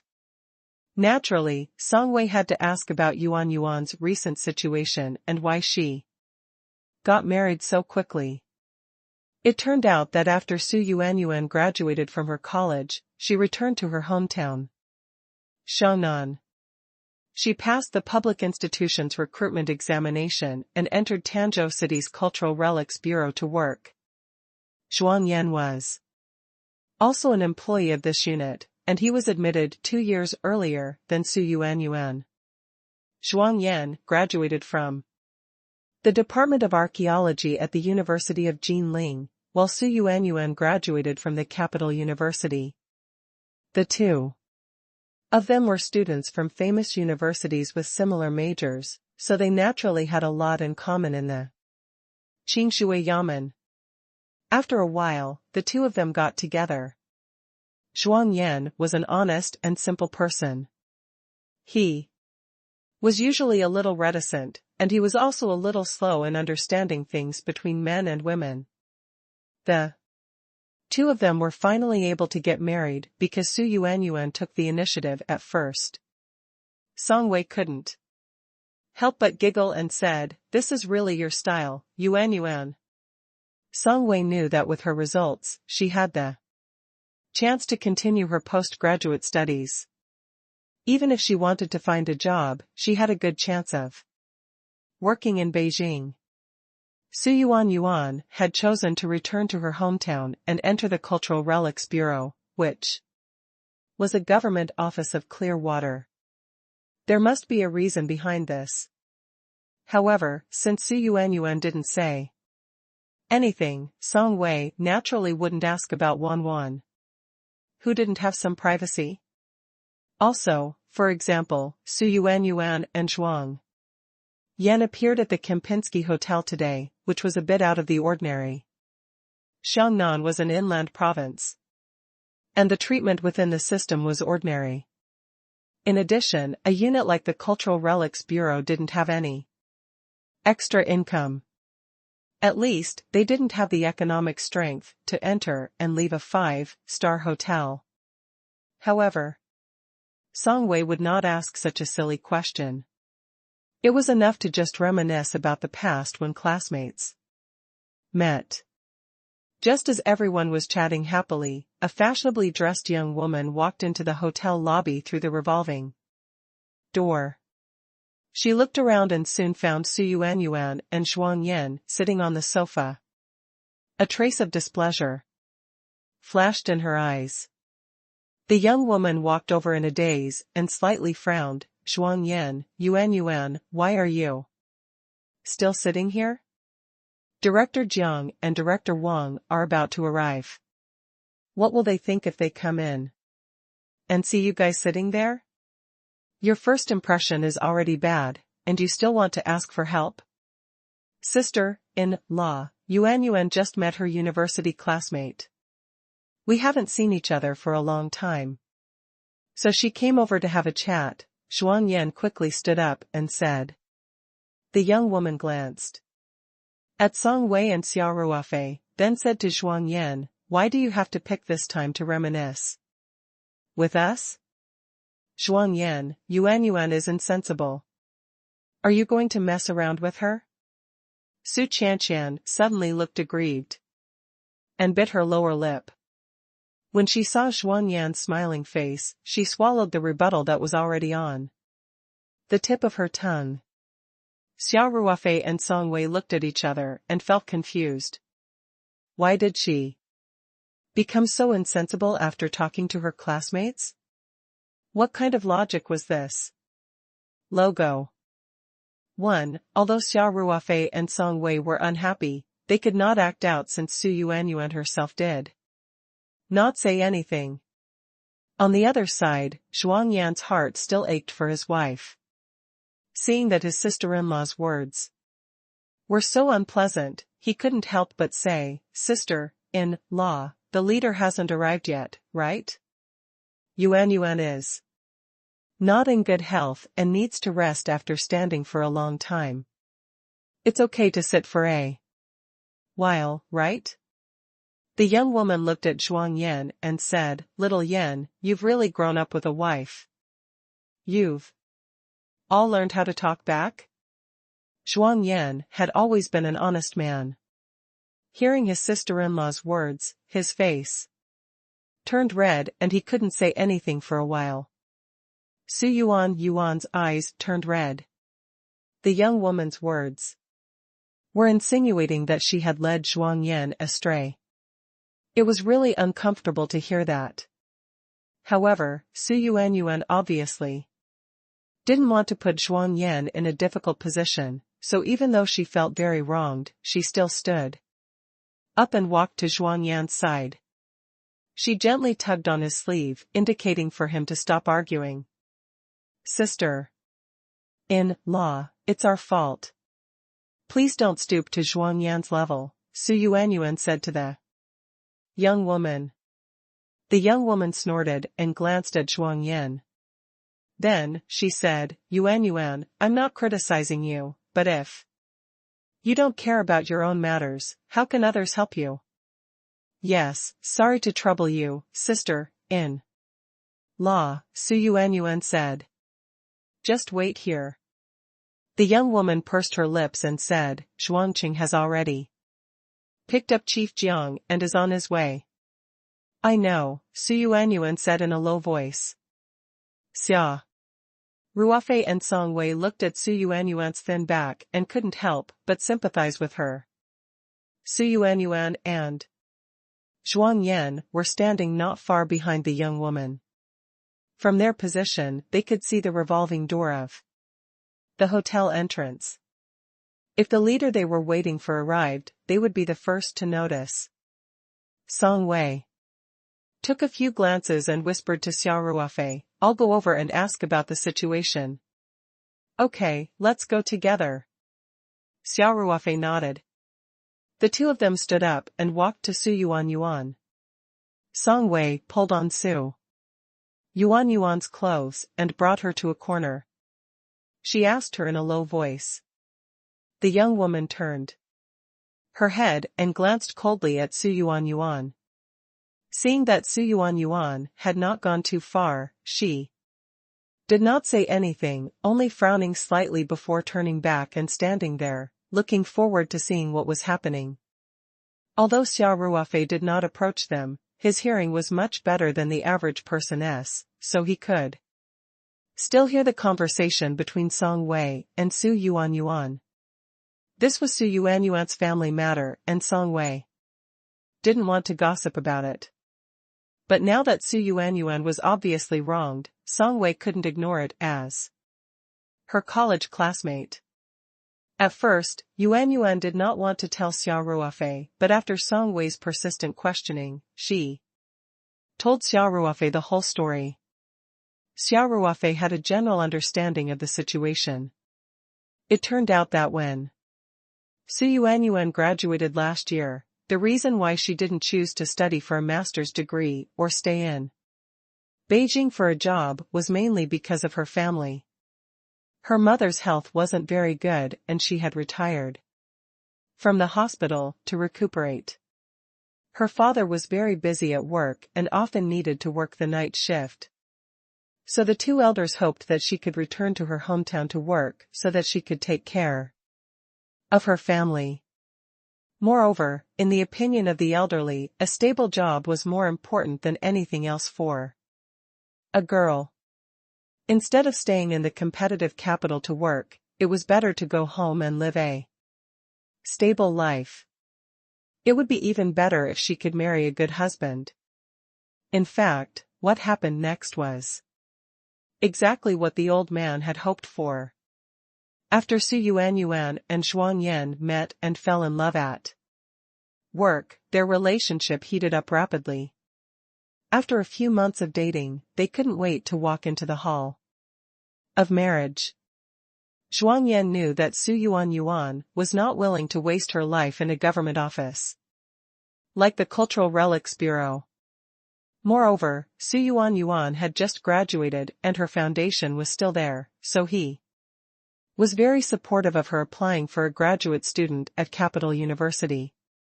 Su Yuanyuan's grades in university were very good.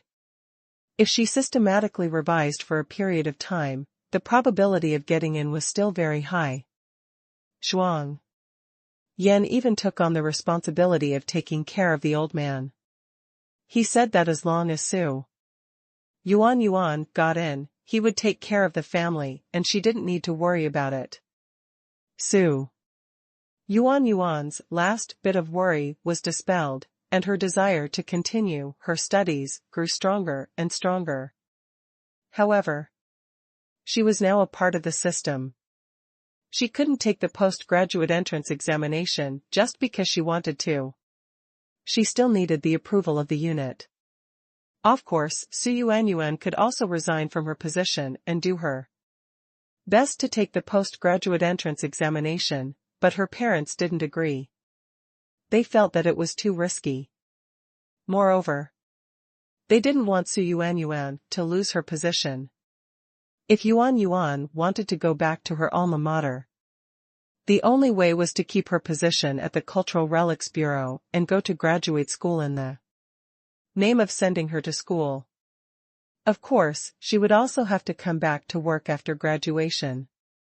Su Yuanyuan naturally didn't want to go back to the Cultural Relics Bureau, but she had to take things one step at a time. She had to get into her master's degree first and go back to study. As for the things after her master's degree, she could consider them a few years later. Therefore, the problem went back to the far end. There were many people who wanted to go out to further their studies every year. Su Yuanyuan's qualifications were very shallow, and she had worked for less than a year. In such a situation, the unit would not approve it at all. Therefore, he could only hope that the leader would show mercy. That was why they had this dinner today. The young woman's name was Zhao Na, and she was the wife of Zhuang Yan's brother, Zhuang Qing. She and Zhuang Qing both worked at the Tanzhou city's finance bureau. Logo 2. Compared to Zhuang Yan and his wife's work, Zhuangqing and Yao An's work was much more glamorous. Working in the Ministry of Finance, which had a lot of power, was like heaven and earth compared to the Cultural Relics Bureau, which only had a cup of tea and a piece of newspaper every day. Moreover, Zhuang Yan was very honest, so the status of the young couple at home was much lower than that of their brother and sister-in-law. Yao An's father used to be the head of the Finance Bureau and had retired. However, Yao Na came from a well-to-do family, so she looked down on Su Yuanyuan, who came from an ordinary working family. This time, after Zhuang Yan and Su Yuanyuan had put in a good word for her, Yao Na reluctantly agreed to help to make some connections. Zhuangqing and Yao Na worked in the Finance Bureau and had a wide range of friends. Today, they had an appointment with Wang Yaokuan, the deputy director of the Cultural Affairs Bureau, through Jiang Ben, the deputy director of the Finance Department. The Cultural Relics Bureau was a secondary bureau under the Cultural Relics Bureau. Generally speaking, the director of the Cultural Relics Bureau was the deputy director of the Cultural Relics Bureau. Although Wang Yaokuan was not in charge of the Cultural Relics Bureau, he was also a member of the Cultural Relics Bureau, just like the director of the Cultural Relics Bureau. He was obviously quite powerful.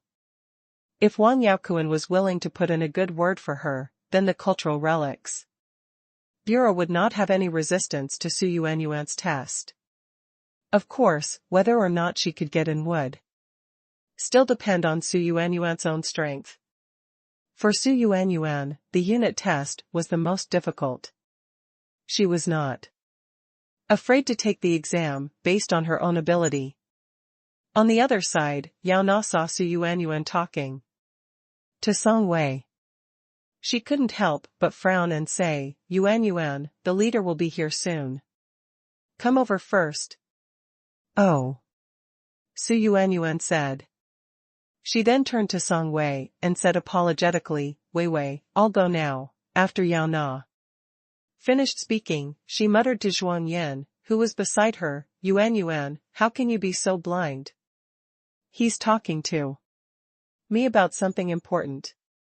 He's obviously a country bumpkin who has never seen the world." Zhuang Yan turned around awkwardly to look at Song Wei and Su Yuanyuan. Seeing that there was still some distance between them and they probably couldn't hear Yao Na, he heaved a sigh of relief. However, Zhuang Yan did not expect that Xia Ruofei had heard every single word of Yao Na's. He frowned slightly and looked at Su Yuanyuan, then at Zhuang Yan. After thinking for a while, he held back and didn't say anything. It wasn't easy for Su Yuanyuan to begin with, so he didn't want to make things difficult for her. Song Wei also walked to Xia Ruofei's side. She saw that Xia Ruofei's expression was not good and could not help but ask, "Are you Ruofei, what's wrong?" Xia Ruofei looked at Yao Na, who was not far away, and said softly, "It's nothing. Your classmates' crickets have a foul mouth." Song Wei knew that Xia Ruofei must have heard Yao An's words. She smiled and said, "Forget it. Don't lower yourself to her level." "I want to help Yuanyuan," he said. "Okay, I'll give Uncle Song's secretary a call later," Xia Ruofei said indifferently. To Song Jingping's secretary, this was a task of zero difficulty. He didn't even need to personally handle it. At that moment, a group of 3 people walked into the hotel lobby from the revolving door. Yao Na, who had been extremely arrogant just now, instantly put on a bright smile on her cold face. She directly left Zhuang Yan and Su Yuanyuan behind and quickly walked up to them. "Director Jiang, Chief Wang, welcome," Yao Na said with a smile. Xia Ruofei and Song Wei looked at each other when they saw Yao An's overly enthusiastic attitude. Xia Ruofei was speechless at her ability to change her face. Director Jiang was a man in his 30s. He wore a pair of high, myopia glasses and looked like an intellectual. Bureau Chief Wang's figure was a bit out of shape. His big belly simply made him look like a standard bureaucrat. Beside them was a man in his early 30s. He looked a little similar to Zhuang Yan. He was Zhuang Yan's brother, Zhuang Qing. Director Jiang also smiled when he saw Yao Na. He said to Director Wang, "Chief Wang, this is Yao Na, the Deputy Director of the Tanzhou Finance Bureau. She's a well-known strong woman in our province's finance system." Director Jiang, you're too kind. Director Wang, it's an honor to meet you. Yao Na said with a smile. Director Wang squinted at Yao Na with a smile on his face. He extended his hand to Yao Na and said, "Associate Chief Physician Yao, hello." Yao Na quickly extended her hands to shake Director Wang's. Director Wang seemed to be in a daze as he held Yao Na's smooth hands. It was obvious that they were shaking hands for a longer time than usual. Zhuang Cheng's expression only froze for a moment, but he quickly recovered. Seeing that Director Wang had let go of Yao Na's hand, Zhuang Qing heaved a sigh of relief and quickly said, "Leaders, the private room is ready. Please come in." Yao Na looked at Zhuang Yan and Su Yuan, who had followed them over. She had no intention of introducing them, but directly said, "Zhuang Yan, Yuan, quickly go to the private room and inform the waiter to serve the dishes." "What are you doing?" "Oh." The honest Zhuang Yan quickly said. And pulled Su Yuan to the stairs. Su Yuan could only turn around and look at Song Wei with an apologetic expression. Song Wei smiled and waved at Su Wan. Then, she made a phone call gesture. Xia Ruofei and Song Wei looked at Yao Na and her husband, who were leading Director Jiang and Director Wang up the stairs, and shook their heads. "Let's go." Xia Ruofei said, "Let's go eat first. If Su Yuan's case is successful, then we'll forget about it. If not, then we'll just help her again." Song Wei sighed and said, Yuan is too honest. All of us are supposed to be equal, but this Yao Na is acting like she's an elder and is so overbearing. I'm not happy to see her like this. You can't meddle in other people's family affairs. Xia Ruofei said, "Anyway, she's living with Zhuang Yan. I can see that Zhuang Yan is still very good to her. If Zhuang Yan doesn't treat her well, then she's really living in deep water and fire." Song Wei said, "Let's not talk about this anymore. Let's eat first." The two of them walked to the buffet restaurant again, registered at the door, and went in. After a simple dinner, Xia Ruofei and Song Wei did not return to their rooms. Instead, they went to the hotel lobby to sit on the sofa and chat. They were going to ask about the situation after Su Yuan came out. If she couldn't they would help her talk to Yao Na and get this done so that she wouldn't have to smile at Yao Na. In a private room on the second floor, the atmosphere was very lively. However, Su Yuan was not used to it. As she looked at Zhuang Qing and Yao Na, who kept toasting to the two leaders, she felt at a loss for what to do in this kind of situation. Unfortunately, her husband, Zhuang Yan, was also an honest man. He did not know anything about these social activities. In Yao Na's words, Zhuang Yan was a nerd. Su Yuan even saw Director Wang stroking the back of Yao Na's hand when he was talking to her, which made her want to leave immediately. More Importantly, Yao Na and Zhuangqing didn't even mention helping to approve the postgraduate entrance examination. Instead, they talked to Director Jiang about their financial system. Yao Na also asked Director Jiang to take care of Zhuangqing. It seemed that there would be a group of financial system cadres selected from all over the province coming to the provincial office for an exchange and replacement. Yao Na was also actively fighting for this opportunity for Zhuangqing. Su Yuan couldn't help but feel a little bitter. Yao Na said that she was working for them, but in the end, she didn't say a word. One had to know that this meal was paid for by Su Yuan and Zhuangqing. One meal would cost the couple a month's salary. Just thinking about it made Su Yuan's heart ache. Sister-in-law, can you tell Chief Wang about me? Su Yuan whispered to Yao Na while she was toasting. Logo. Yao Na glanced at Director Jiang and Director Wang, who were talking to Zhuangqing. Seeing that they weren't paying attention to them, her face darkened. She put the glass on the table and said, Yuan, how can you be so insensible? Was it that easy to ask the leader for help? Shouldn't they liven up the atmosphere first? He can't wait to ask for the leader's help, that's too eager for quick success. But, Su Yuan said, I've drunk a lot of wine, and it's getting late. At the dinner party today, a bottle of drunken eight immortals wine that cost 888 yuan had become the first choice for many people during social gatherings. At the same price, the taste was even better than those famous white wines. She had already opened the second bottle. Thinking of this, Su Yuan couldn't help but feel her heart ache. Her and Zhuangyan's actual monthly salary was less than 7,000 yuan, but today's meal had cost them a few thousand yuan. The key was that they had no idea what was going on. Are you feeling heartache over the money?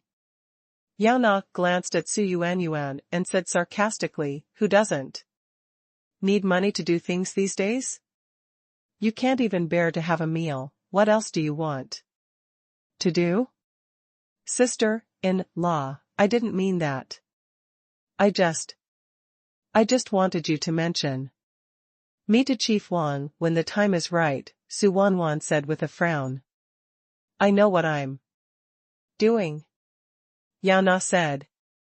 Then, she ignored Su Shiyuan and immediately raised her glass with a smile. Her expression changed faster than turning a page in a book, because Director Jiang raised his glass at her. Seeing their brother and sister-in-law standing beside the two leaders, Zhuang Yan and Su Yuan looked at each other and saw a trace of helplessness in each other's eyes. Su Yuan and Zhuang Yan felt uneasy at the social gathering. They were not used to it. Under Yao Na's instructions, Zhuang Yan went to pay the bill in advance. When he saw the number on the bill, his heart ached even more. The key was that he had spent so much money, but there was no progress at all. When Yao Na's social interaction was about to end, she casually mentioned Su Yuan's postgraduate entrance examination to Bureau Chief Wang. Chief Wang nodded while picking his teeth. He laughed and said, It's a good thing to be a graduate student. I'll go back and understand the situation. Yao Na thanked Su Yuan for saying such a useless sentence and even asked Su Yuan to come over and give her a toast. In the end, Yao Na didn't mention this matter again until the end of the dinner. Bureau Chief Wang and Director Jiang naturally wouldn't take the initiative to make a promise. Instead, they talked about dirty jokes as if no one else was around, completely ignoring the two ladies in the room. Su Yuan felt like she couldn't hold on any longer and wanted to escape immediately. When they finally had their fill and Everyone was ready to leave. Su Yuan heaved a sigh of relief. A group of people walked down the stairs. The more Yuan thought about it, the more depressed she felt. She had spent so much money and treated the two leaders to a meal with a smile, but in the end, there was no result. It was just a light-hearted perfunctory sentence. Su Yuan finally couldn't help but walk up to Bureau Chief Wang and ask Chief Wang about my postgraduate entrance examination. At first, Director Wang was stunned. Since Yao Na wasn't paying attention to him, he had completely forgotten about Jianjia. Then, he said in an official tone, "Little Su. Didn't I tell you? I'll go and find out more about that matter of yours. But don't get your hopes up," he continued, "since there's a rule on the number of working years, you'd better follow it. Otherwise, if everyone wanted to further their studies, who would be able to work? Isn't the unit in a mess?" Su Yuan was stunned. She had treated him to a good meal, but not only did he not make any progress in his postgraduate entrance examination, but he was also criticized? Yao Na quickly walked over and said with a smile, "Chief Wang, Yuan has just graduated from school and is still young. Please don't take it to heart." "I'm not angry," Director Wang laughed and said, "since you've spoken up yourself, why would I be angry? However, young people are still a little too impatient. There's no harm in training for a few more years in the unit." Yes, Yao Na quickly agreed.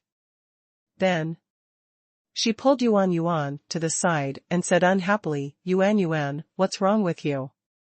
Sis, in law, this Director Wang doesn't want to help at all, said Su Yuan. Just now in the private room, he kept playing Tai Chi and didn't answer directly at all. How do you want him to answer you directly? Yao Na said sarcastically, you want him to pat his chest and promise that he will help you? Who do you think you are? Don't you understand that leaders always leave some room for discussion? Su Yuan was speechless. However, she just couldn't understand. Bureau Chief Wang didn't have any sincerity at all, so why did Yao Na interpret it in a different way? Yao Na continued, Yuan, how can Chief Wang not be angry when you keep asking him questions? It was almost done, but if it's ruined now, then you can only blame yourself. Su Yuan was stunned. She had no idea that Yao Na had already started to push the blame away. In fact, Yao Na didn't support Su Yuan's postgraduate studies at all. She felt that women should just stay at home and take care of their husbands and children. Especially when she heard that Su Yuan was going to study and that Zhuang Yan had to help Su Yuan take care of the elderly at home, she was even more against it. That was why Yao Na didn't mention anything about Su Yuan in the private room today. Instead, she was very concerned about her husband, Zhuangqing, going to the Provincial Department of Finance for an exchange logo. At this moment, a voice was heard, Su Yuan, since your sister-in-law is in a difficult situation, I'll help you talk to her about this. It was Xia Ruofei who spoke. He was chatting with Song Wei in the hotel lobby while waiting for Su Yuan. Xia Ruofei had seen everything just now. He had also heard the conversation between Yao Na and Su Yuan. Yao Na's expression changed slightly. She frowned and said, why is it? You guys again? We're paying to stay here. Is there a problem with that? Xia Ruofei said indifferently, could it be that this Kemsky belongs to your family? Even if it's your house, can you chase your guests out? Yao Na snorted and said, "You're really sharp-tongued. I've never seen someone as boastful as you. Go and say hello." "Do you know what Yuan wants to do? You're taking it all on. Isn't it just a postgraduate entrance examination?" Xia Ruofei shrugged. The commotion had alerted Chief Wang, Director Jiang, and the others. They were about to leave the hotel, but they stopped when they heard Xia Ruofei's words.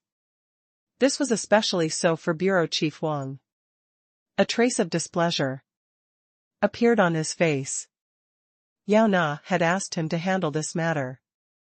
He had just used a bunch of bureaucratic tone and said that the difficulty was very high, but this young man had played it down so easily. Wasn't he deliberately slapping his face? Director Jiang and Director Wang walked over. Director Jiang said, "Young man, taking the postgraduate entrance examination isn't an easy task. Every unit has different rules.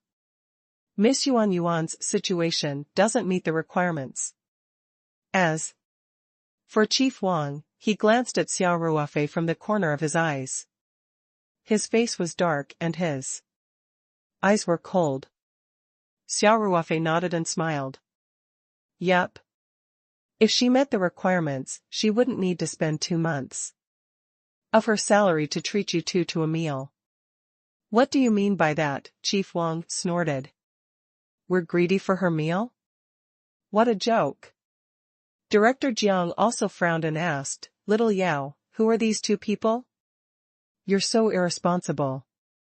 If this gets out, people will think that Chief Wang and I are here to cheat." Yao Na's face turned pale. She had worked so hard to get into the good books of Chief Jiang from the provincial office. If Chief Jiang bore a grudge because of Xia Ruofei's first sentence, then their days in the city's finance bureau would be difficult. Director Jiang, Chief Wang, these 2 are Yuan's university classmates. They're from the countryside and don't know anything. Please don't take it to heart," Yao Na said hurriedly. Then, Yao Na glared at Xia Ruofei and said coldly, "Apologize.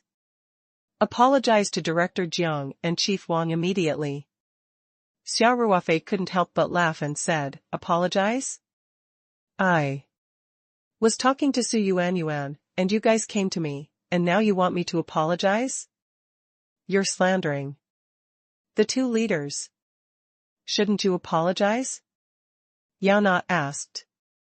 "What a joke." Xia Ruofei sneered. "Did I slander you?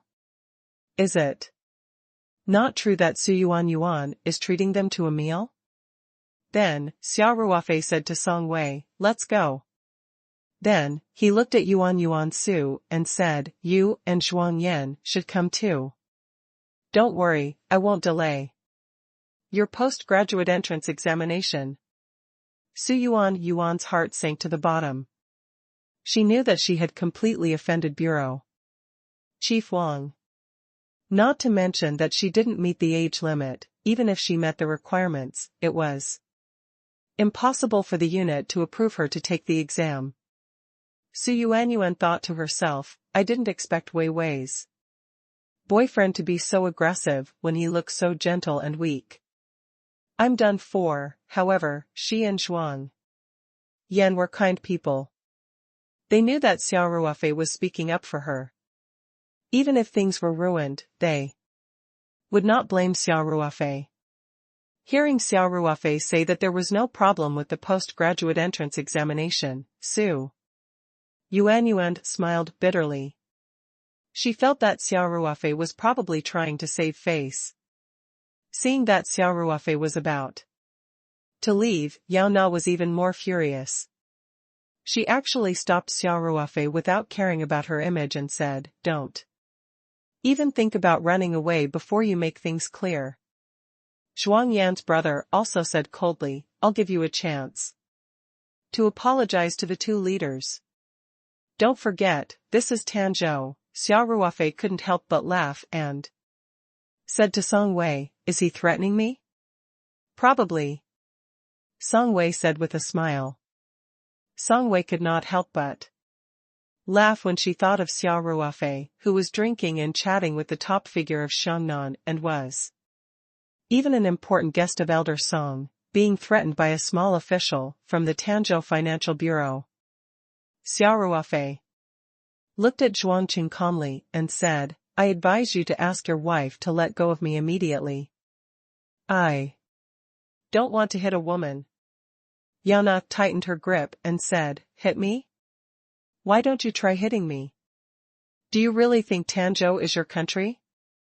Director Jiang saw that many people had already looked over. As an official, he naturally paid great attention to his personal image, so he couldn't help but frown. All right, Jiang said.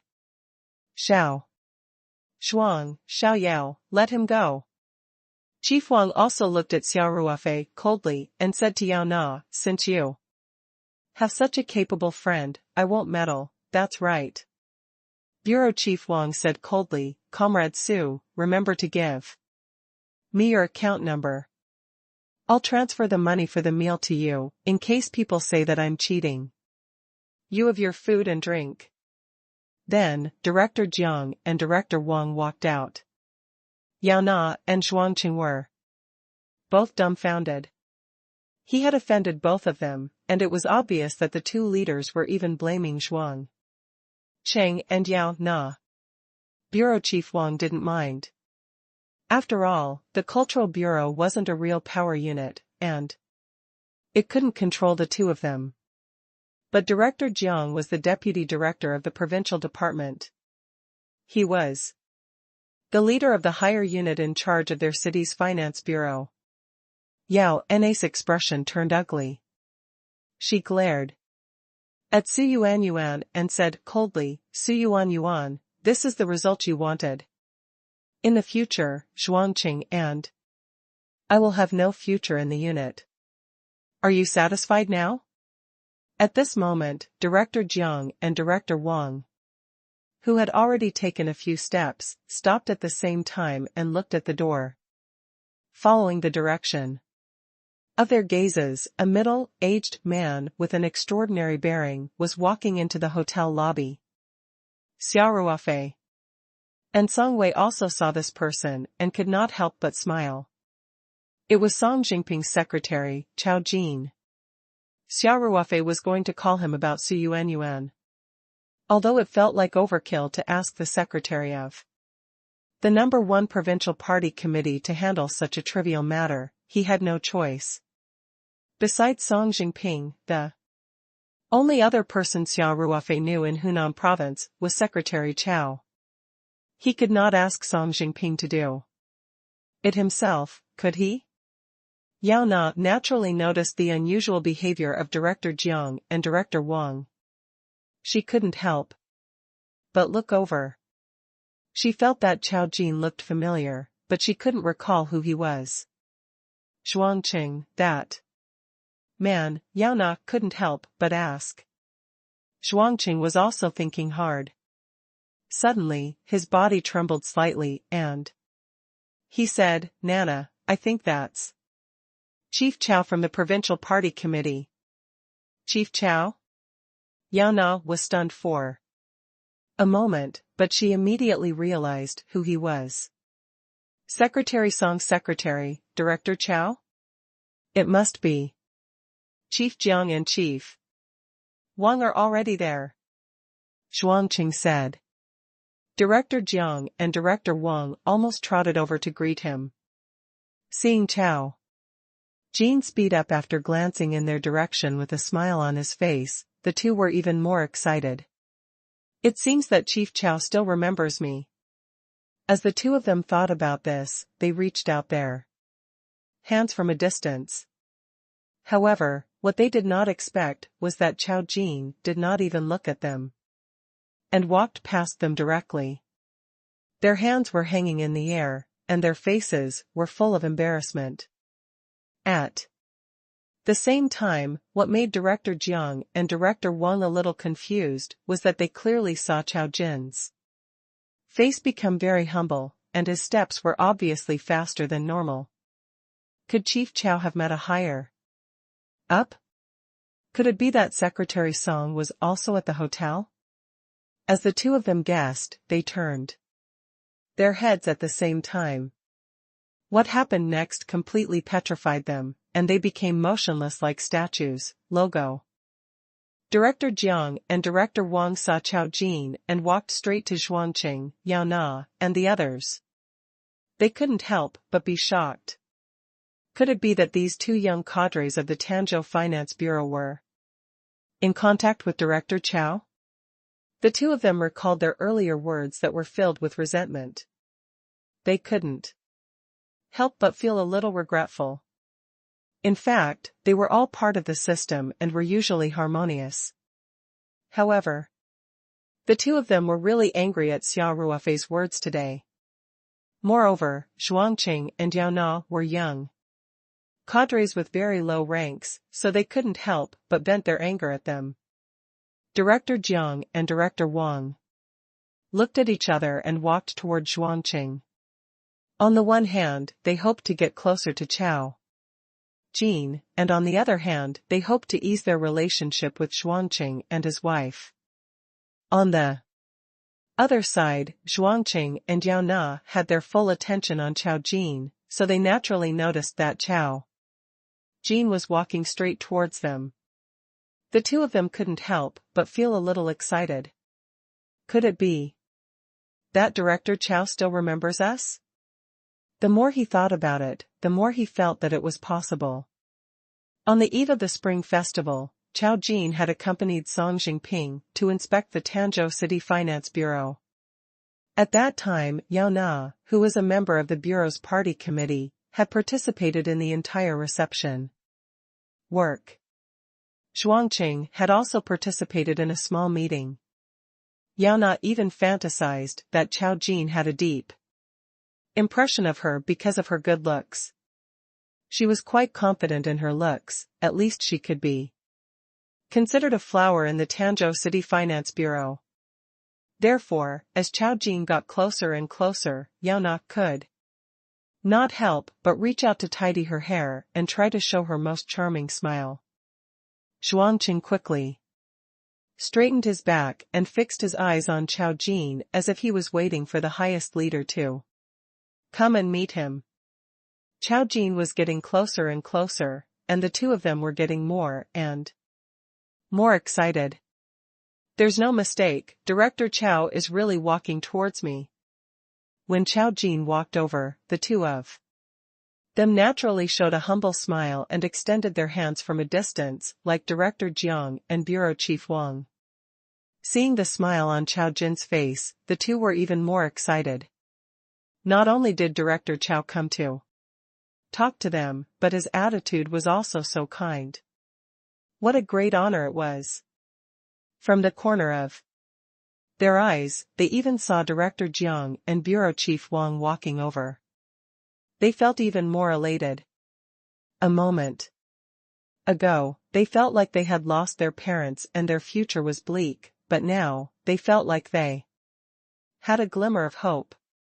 However, the smile on Zhuangqing and Yao Na's faces froze as soon as Chao Jin opened his mouth.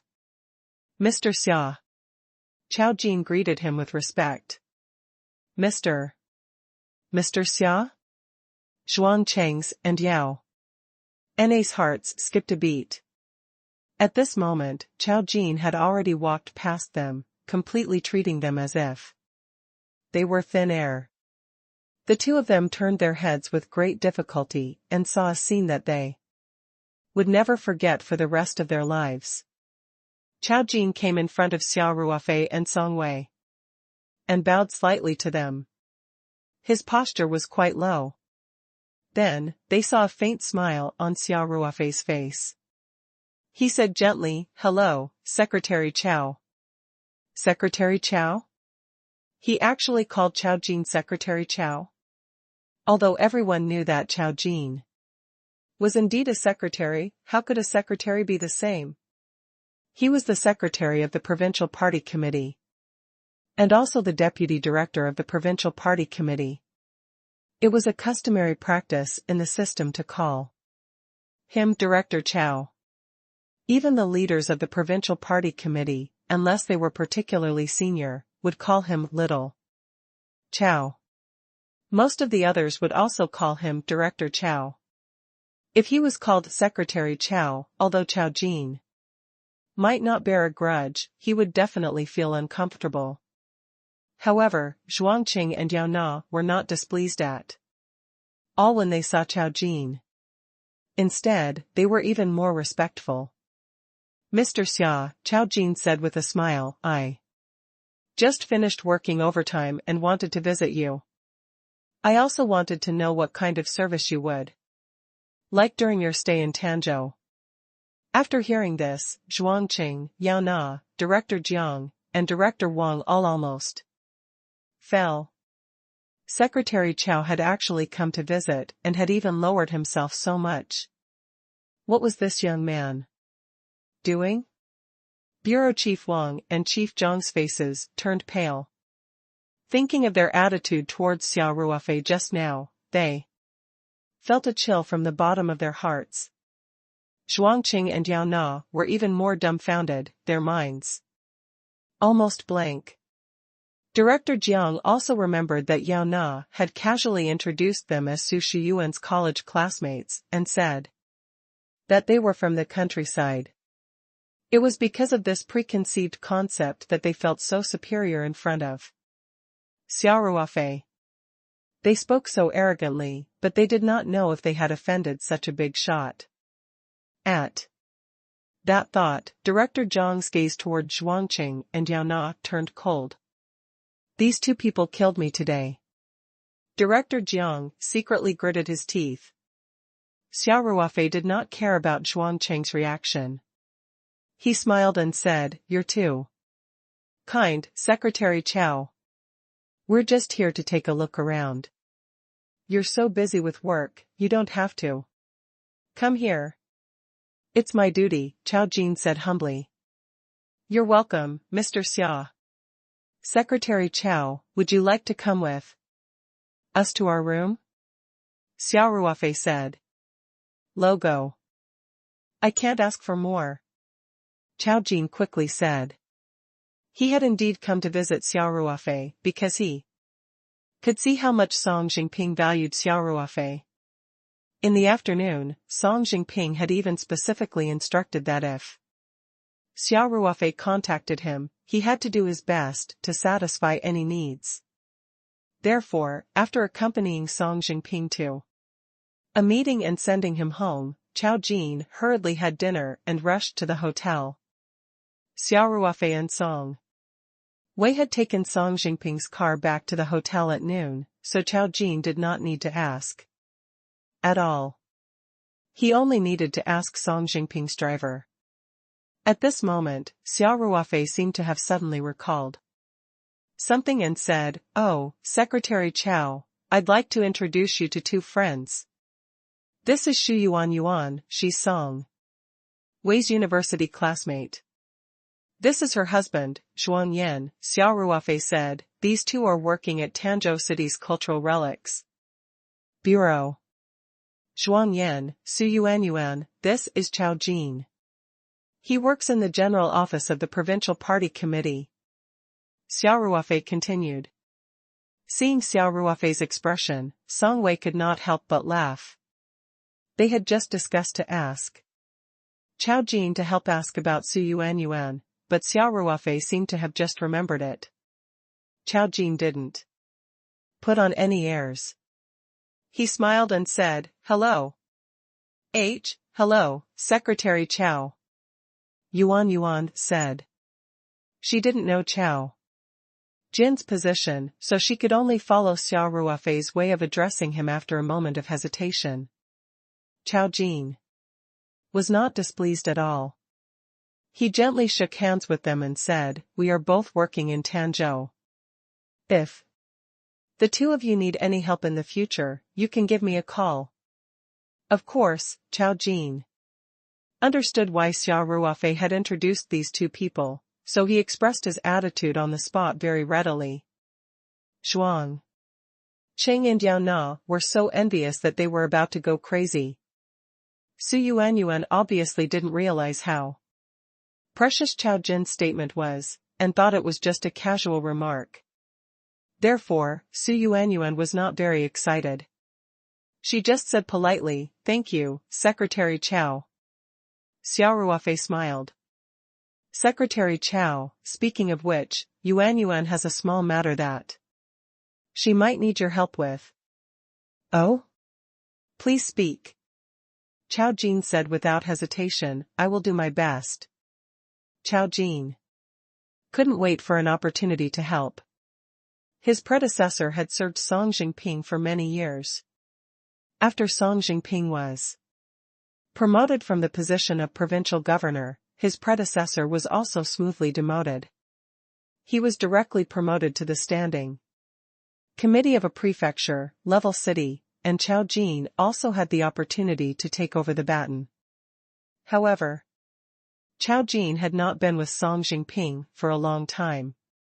He was always on thin ice at work, afraid that the chief would be dissatisfied. If he could ensure that Xia Ruofei's service was good, it would undoubtedly be a huge bonus. Su Yuanyuan came back to her senses. Could it be that Secretary Chao could help her with her postgraduate entrance examination? Isn't he from the provincial party committee? Moreover, he was only a secretary. How could he manage the Tanzhou Cultural Relics Bureau? Xia Ruofei smiled and said, "It's like this. Yuanyuan is a top student who graduated from Beijing University.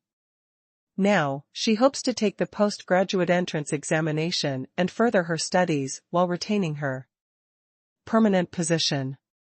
However, the duration of her working experience may not meet the requirements submitted by the unit, so the card." At this moment, a hurried voice interrupted Xia Ruofei's words. "Mr. Xia, there won't be any problems with Comrade Su Yuanyuan's postgraduate entrance examination. I'll immediately go and coordinate the implementation." It was Bureau Chief Wang who spoke. He and Chief Jiang had been listening for a long time. Seeing that Xia Ruofei had indeed brought up this matter to Chao Jin, he was afraid that Xia Ruofei would also say that he had accepted the banquet but did not do anything, so he hurriedly took the initiative to express his position. Chao Jin was listening attentively to Xia Ruofei's words. He did not expect that someone would come out of nowhere and interrupt him. He was a little unhappy. However, he did not know Xia Ruofei's relationship with this person, so he did not show it. He only asked indifferently, "And you are?" "Hello, Chief Chao." Chief Wang quickly said. "I'm Wang Yaokuan, the Deputy Director of the Tanzhou City Cultural Bureau." "Oh, it's Bureau Chief Wang," Chao Jin said lightly. It sounded like one was the Deputy Bureau Chief, and the other was the Secretary. There seemed to be a big difference in status, but in fact, it was the opposite. Chao Jin, the Secretary, was a Real Deputy Bureau Chief, while Wang Yaokuan was only a Deputy Bureau Chief in the city's Qingshui Yamen.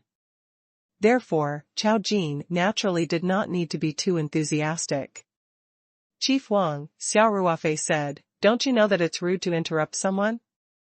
Wang Yaokuan suddenly looked embarrassed, and Chao Jin seemed to have noticed a subtle change. His eyes began to become cold.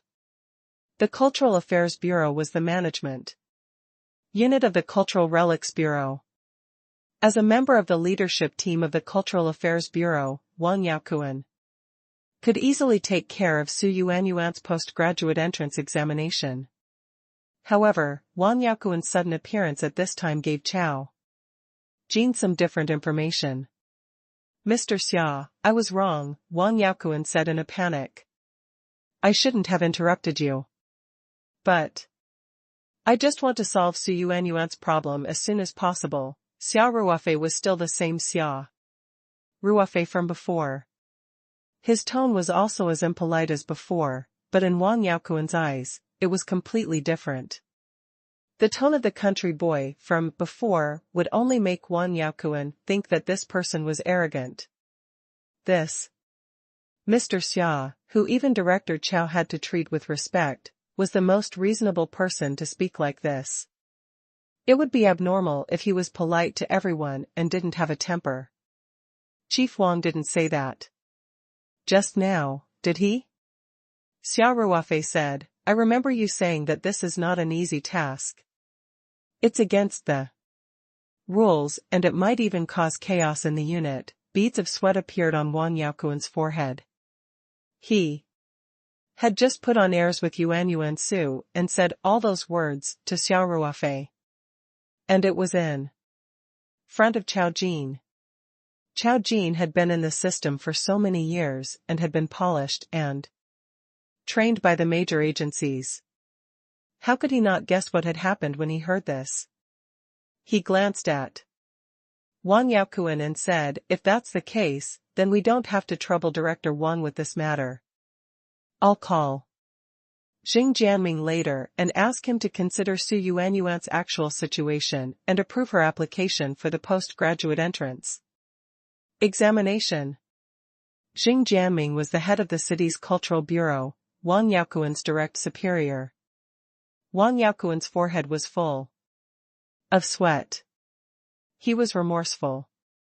If he had known that Su Yuanyuan was so stubborn, he wouldn't have been so reserved. It was originally a matter that could be solved with a phone call, but now there was a big problem. Yuanyuan, why don't you thank Secretary Chow? Xia Ruofei said with a smile. Thank Director Chow. Su Yuanyuan said quickly. Although Su Shiyuan did not have a lot of work experience in the system, her emotional intelligence was not low. When she saw that even Chief Wang was so respectful to Chao Jin, and that Yao Na and Zhuangqing, who were always flamboyant, were completely reduced to the background and did not even dare to breathe loudly. How could she not know that Chao Jin's identity was definitely not ordinary? Since he had spoken, he would definitely be able to help her with this. Moreover, she had heard Wang Yaokuan call Chao Jin Director Chow, so she naturally did not dare to call him Secretary Chow like Xia Ruofei did. Chao Jin smiled and said, it's nothing. If Comrade Yuanyuan can be admitted to Beijing University's graduate school, it will also be good for the construction of the unit. A special talent like you should do things differently. How can you stick to the rules? Xia Ruofei couldn't help but secretly laugh. The leader's words are really good. No matter if it's positive or negative, he can always say something reasonable, and it's impossible to refute. Secretary Chow, let's not just stand here and talk. Let's go to the room and have a seat. Xia Ruofei said. Right, Yuanyuan and Shuang Yan, come up and sit for a while. 2. Song Wei said with a smile. Thus, the group of them walked toward the elevator, leaving Zhuangqing, Yao Na, and the others standing there looking at each other. They felt as if there was a dagger on their backs, and if they left just like that, they would feel uneasy. Xia Ruofei looked at Yao Na and the others who wanted to follow him but did not dare to. He whispered to Chao Jin and asked Song Wei to lead them upstairs. Then, he turned around and walked towards Zhuangqing and the others, Logo. When Chief Wang and the others saw Xia Ruofei walking over, a glimmer of hope rose in their hearts. And they quickly walked over to welcome him. Master Xia. Chief Wang said impatiently. I was blind before. And accidentally offended you. Please forgive me, Mr. Xia, today's incident was all a misunderstanding. We had eyes but failed to recognize Mount Tai. Please don't take it to heart, Xia. Xia Ruofei frowned as the four of them came up to him and explained. When they saw Xia Ruofei's unhappy expression, the four of them shut their mouths and looked at Xia Ruofei uneasily. Xia Ruofei looked at Director Jiang and Chief Wang and said coldly, "I'll return the money for tonight's meal to Su Yuan." Yes, yes, yes. Director Jiang and Director Wang responded. Even if Xia Ruofei did not say anything, they would have done it anyway. The dinner tonight was not going to be good. Go. Xia Ruofei said indifferently. Then, "Young Master Xia, what about Director Chao?" Director Jiang asked. Carefully. Xia Ruofei looked at him and asked calmly, "Do you mean I should praise you in front of Chao Jin?" "I wouldn't dare," Director Jiang smiled. Xia Ruofei said impatiently, "I don't have the time to send Chao into mess with you." Director Jiang and Director Wang were relieved. Although Chao Jin would inevitably have a bad impression of them, it was better than deliberately targeting them in the future. With the influence of Chao Jin's position, he didn't even need to do anything. As long as he gave a slight hint at the right time, their official careers might suffer a heavy blow. If the force was stronger, people like Director Jiang and Bureau Chief Wang wouldn't be able to stand the investigation at all. They might even be thrown into jail in a few minutes. Xia Ruofei said, "I'll give you two a piece of advice. Whether you are an official or a person, it's best to have a bottom line.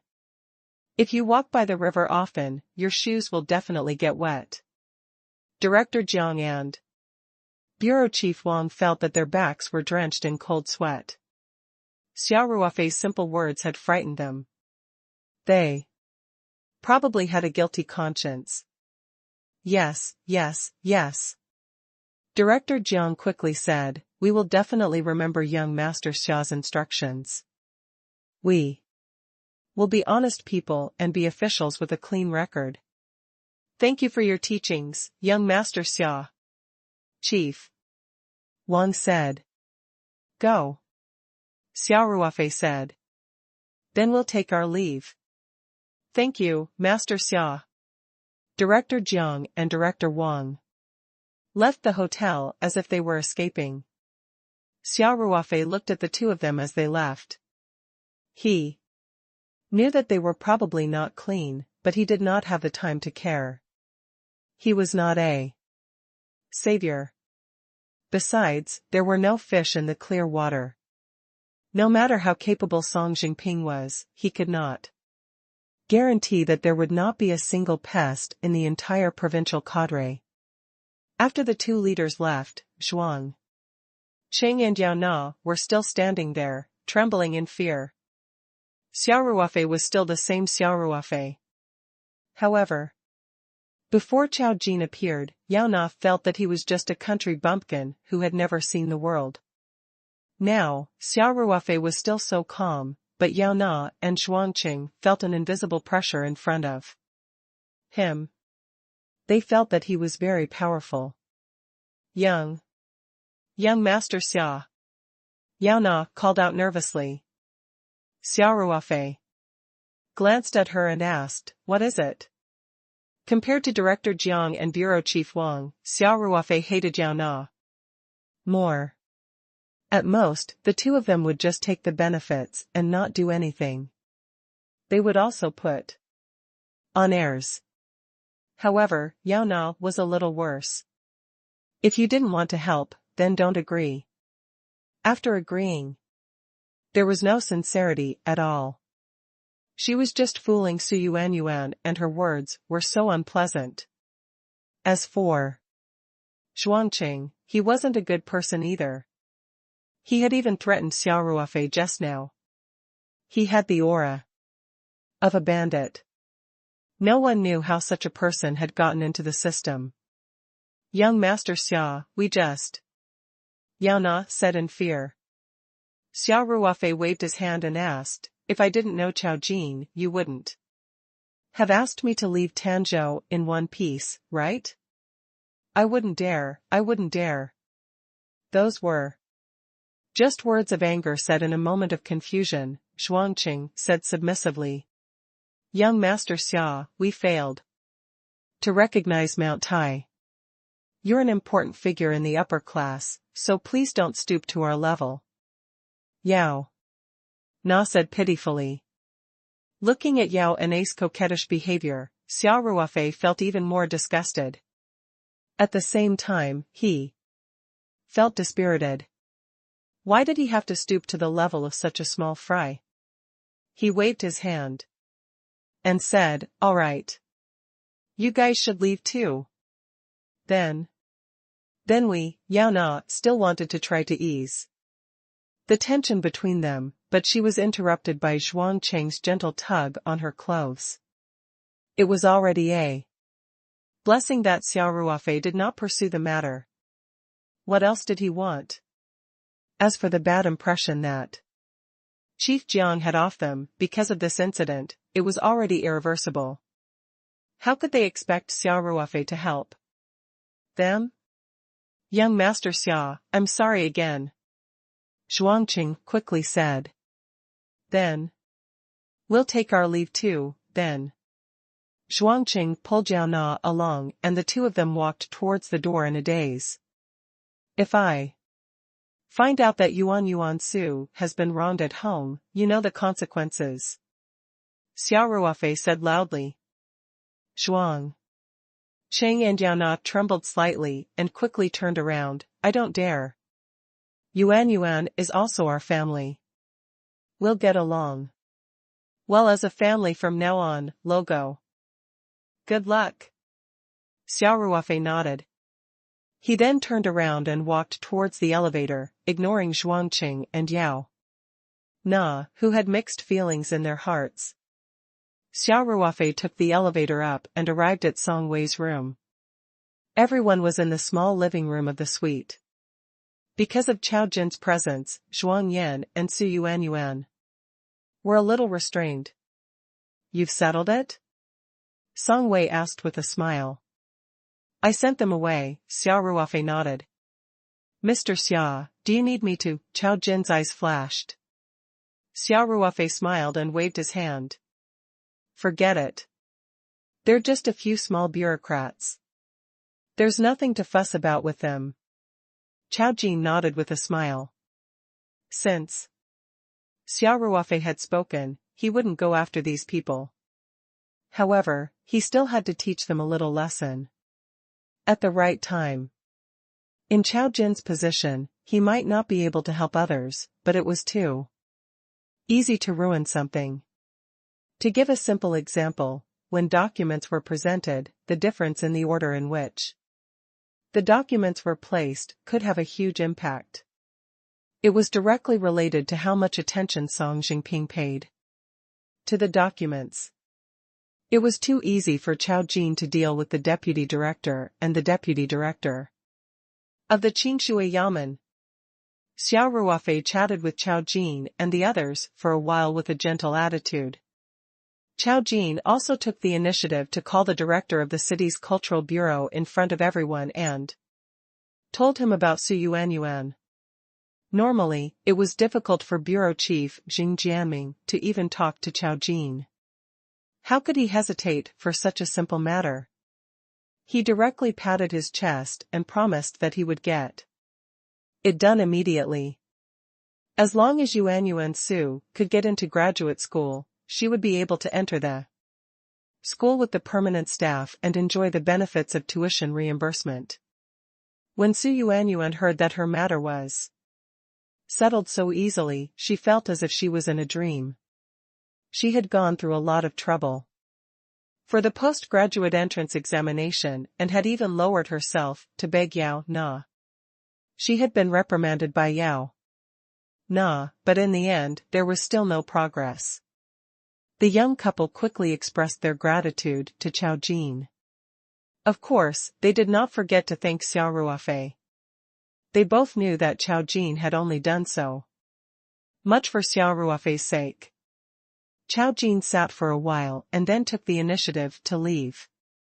He had come here today to make friends and try to leave a good impression on Xia Ruofei. It seemed that he had exceeded his task. Chao Jin even wondered if he should thank the two small bureaucrats for this. Chao Jin knew that Song Wei and Su Shuyuan had not seen each other for a long time.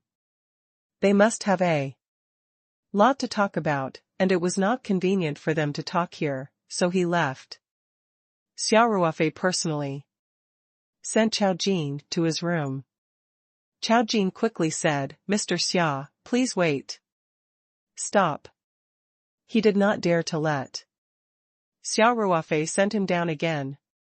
He was a guest of honor in Secretary Song's house, and he could tell that Secretary Song treated him like a junior in his own family. He could not afford to let someone like Xia Ruofei send him down personally. Xia Ruofei smiled and said to Chao Jin, "Secretary Chao, thank you for today. Please let Uncle Song know that we will visit him before we leave Xiangnan. During this period, we don't need to trouble you to protect us. We will just walk around and look around." "Yes." Chao Jin was slightly delighted and quickly agreed. Xia Ruofei had asked him to pass on the message as a compliment. This way, Song Jingping would know that he had visited Xia Ruofei. Xia Ruofei had also hinted that he would put in a good word for him when he visited Song Jingping next time. This was the biggest surprise for Chao Jin. After Chao Jin left, Su Shuyuan and Zhuangqing obviously relaxed a lot. When Xia Ruofei returned to the house, Su Yuanyuan smiled and asked, "Wei Wei, what does Secretary Chao do? Even Chief Wang and Director Jiang are like mice seeing a cat when they see him, and he settled my matter with one phone call." A few minutes after Chao Jin finished his call with Director Xing Jianming, Su Yuanyuan received a call from the director of the Cultural Relics Bureau.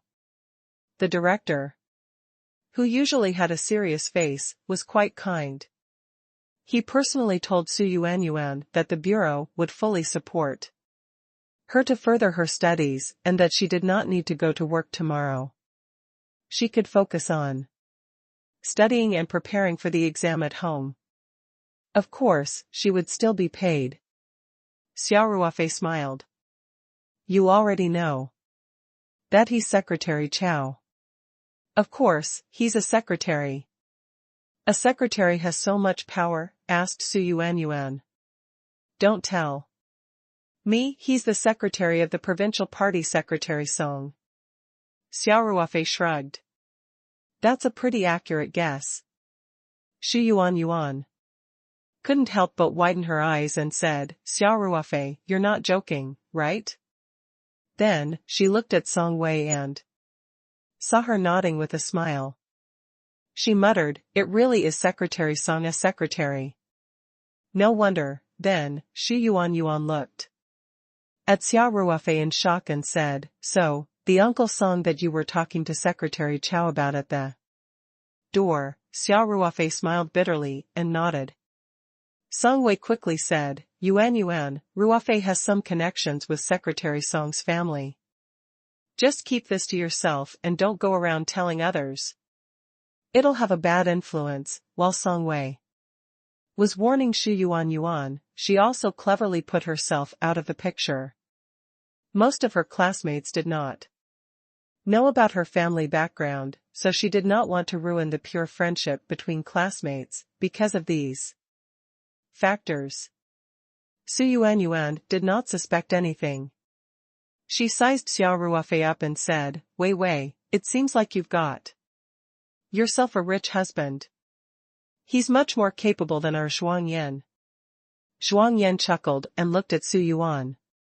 Yuan lovingly, not angry at all. Song Wei, on the other hand, blushed and said in a low voice, "A dog's mouth can't spit out ivory. We're not in that kind of relationship." I know. Su Yuanyuan smiled and said, "You even booked 2 rooms. It's such a waste to spend so much money to book a room and sit there all night." Song Wei's face darkened, and she could not explain herself. Su Yuanyuan continued to smile. Why? Don't you just give one room to Zhuangyan and me? You guys won't be using it anyway, we haven't experienced the luxury suite of a 5-star hotel. You little girl, how dare you say anything? Song Wei said coyly. I'm a married woman now. Su Yuanyuan said with a smile. Xia Ruofei, who was standing at the side, couldn't hold on any longer. He quickly said, Zhuangyan, let's go to my room. They haven't seen each other for a long time, so they must have a lot to talk about. Let's not disturb them. Out of habit, Zhuangyan looked at Su Yuanyuan for her opinion. After seeing Su Yuanyuan nod, he stood up. Xia Ruofei couldn't help but laugh. Zhuangyan was also a strong man, but unfortunately, he was a henpecked husband. Xia Ruofei left some space for his best friend and classmate and brought Zhuangyan to his room. Xia Ruofei gave Zhuangyan a cigarette and the two of them sat in the guest room of the suite and chatted. Zhuangyan was quite addicted to smoking as well. Because there was a lady around just now, he had a hard time holding it in. The cigarette could quickly shorten the distance between the two of them. Even Zhuangyan, who was a little quiet, was no longer so restrained. Brother Xia, this cigarette of yours is really rich.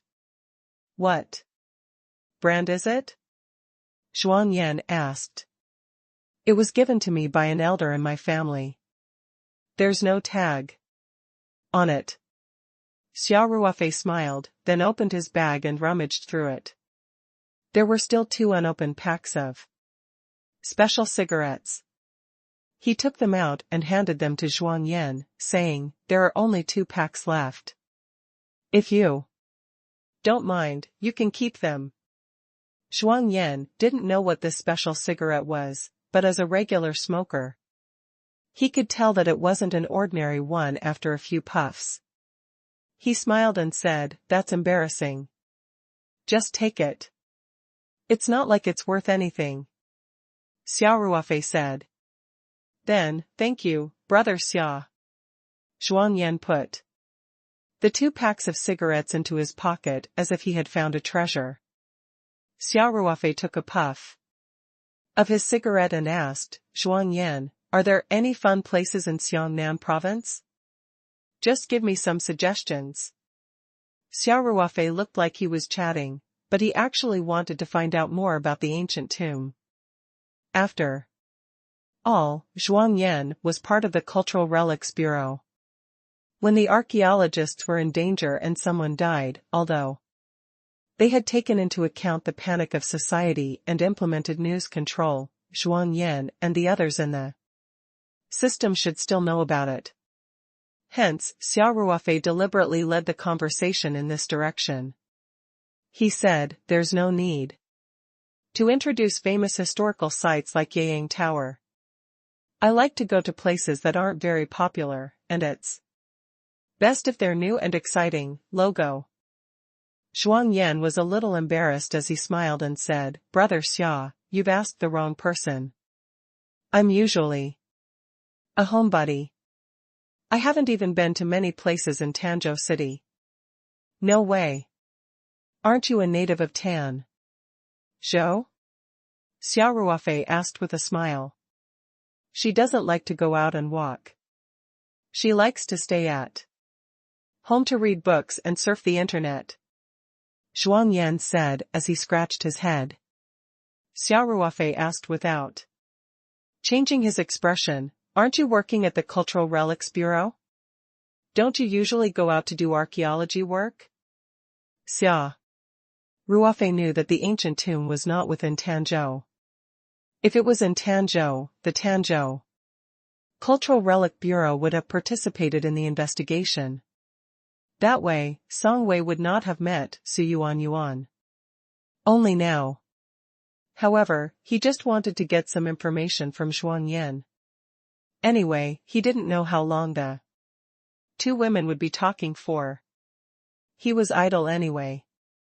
Zhuang Yan smiled honestly and said, occasionally, there will be field archaeological activities, mainly when some ancient tombs are excavated during construction. In this case, we need to carry out rescue excavations. In addition to this situation, some tombs have been opened by tomb robbers. We also need to investigate and excavate. Otherwise, for the sake of protection, we will not take the initiative to excavate ancient tombs. Xia Ruofei nodded. I understand. I heard that the mausoleum of Qin Shi Huang in Shaanxi was filled back with soil. Yep. The best way to preserve cultural relics is to seal them in tombs. When it came to professional things, Zhuang Yan would not be so stingy with his words. As long as it is excavated and exposed to oxygen, no matter how good the protective measures are, it will be damaged. The Qin Emperor's mausoleum that you mentioned earlier, the terracotta soldiers inside are actually all colored. It's just that the moment they come into contact with oxygen, the paint on the surface is oxidized within a few minutes, resulting in their current appearance. Xia Ruofei smiled and nodded. You guys are quite professional in this line of work. There are specializations in every field, and it's actually just that. Zhuang Yan said humbly, actually, it's quite boring in our line of work. Don't you see that Yuan has only been working for more than half a year and she's already thinking about taking the postgraduate entrance examination? I'm just wasting my time. In the unit? I don't think so. I find it quite interesting to hear you talk about this. Xia Ruofei smiled and said, Zhuang Yan, tell me about some interesting things that happened at work. Seeing Xia Ruofei's enthusiasm, Zhuang Yan could only rack his brain to think about what interesting things they had in their work. However, their work was quite boring and there was nothing to talk about. After thinking for a while, Zhuang Yan smiled and said, Brother Xia, last year, there was an exciting event in the Shangnan Cultural Relics System. However, it was not in Tanzhou City and I was not involved in it. I only heard about it from others. Xia Ruofei's eyes brightened. He asked calmly, Oh? Tell me about it. Zhuang Yan said, an ancient tomb was found in Yuezhou at that time. The experts speculated that it should be from the Ming dynasty. It was also opened by tomb raiders. After it was discovered by the villagers, they reported it to the higher levels. Later, it was discovered that the scale of the tomb was very large. The National Cultural Relics Department, Historical Museum, and the Archaeology Department of Capital University formed a joint inspection team to prepare for a rescue excavation of the tomb. Zhuang Yan paused for a while, took a puff of his cigarette, and continued, in the process of excavating the ancient tomb, something happened. Xia Ruofei was overjoyed. Song Wei had been unwilling to tell him the exact location of the tomb. Now that he had found out about it, he had narrowed down the scope to Yuezhou City. Could it be that the mummies in the ancient tomb have been resurrected? Xia Ruofei joked. No, I didn't, Zhuang Yan said, but it was also a very serious accident. I heard that several archaeologists who entered the tomb at that time felt dizzy and nauseated.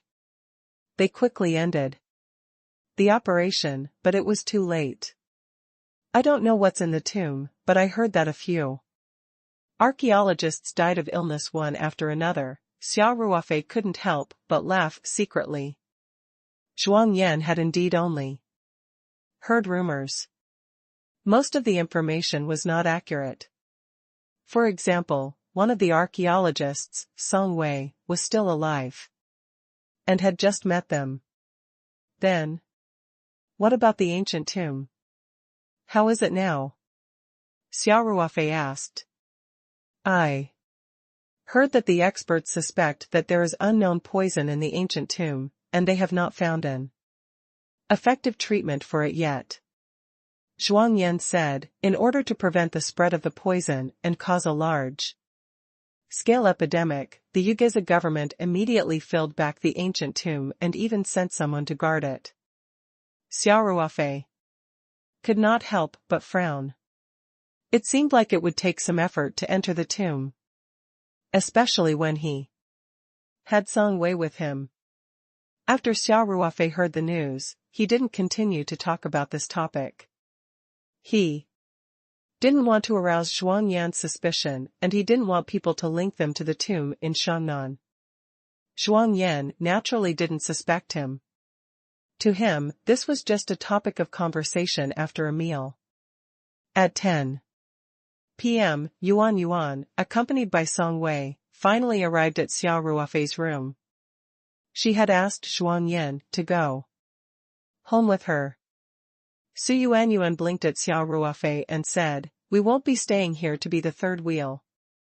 But this room will be empty tonight, right, Logo?" Song Wei's face turned red as she said, "You're such a blabbermouth. Why aren't you leaving?" Su Yuan laughed and said, "I know. It seemed that Wei couldn't wait. Zhuang Yan, let's go. Don't be an eyesore, then." Su Yuan really pulled Zhuang Yan and left quickly. She insisted that Xia Ruofei and Song Wei did not come down to see her off. After the two of them left, the atmosphere in Xia Ruofei's room became a little ambiguous, especially after Su Yuan's joke. Song Wei blushed and said in a low voice, I'll go back to my room first." Oh, Xia Ruofei also felt a little embarrassed.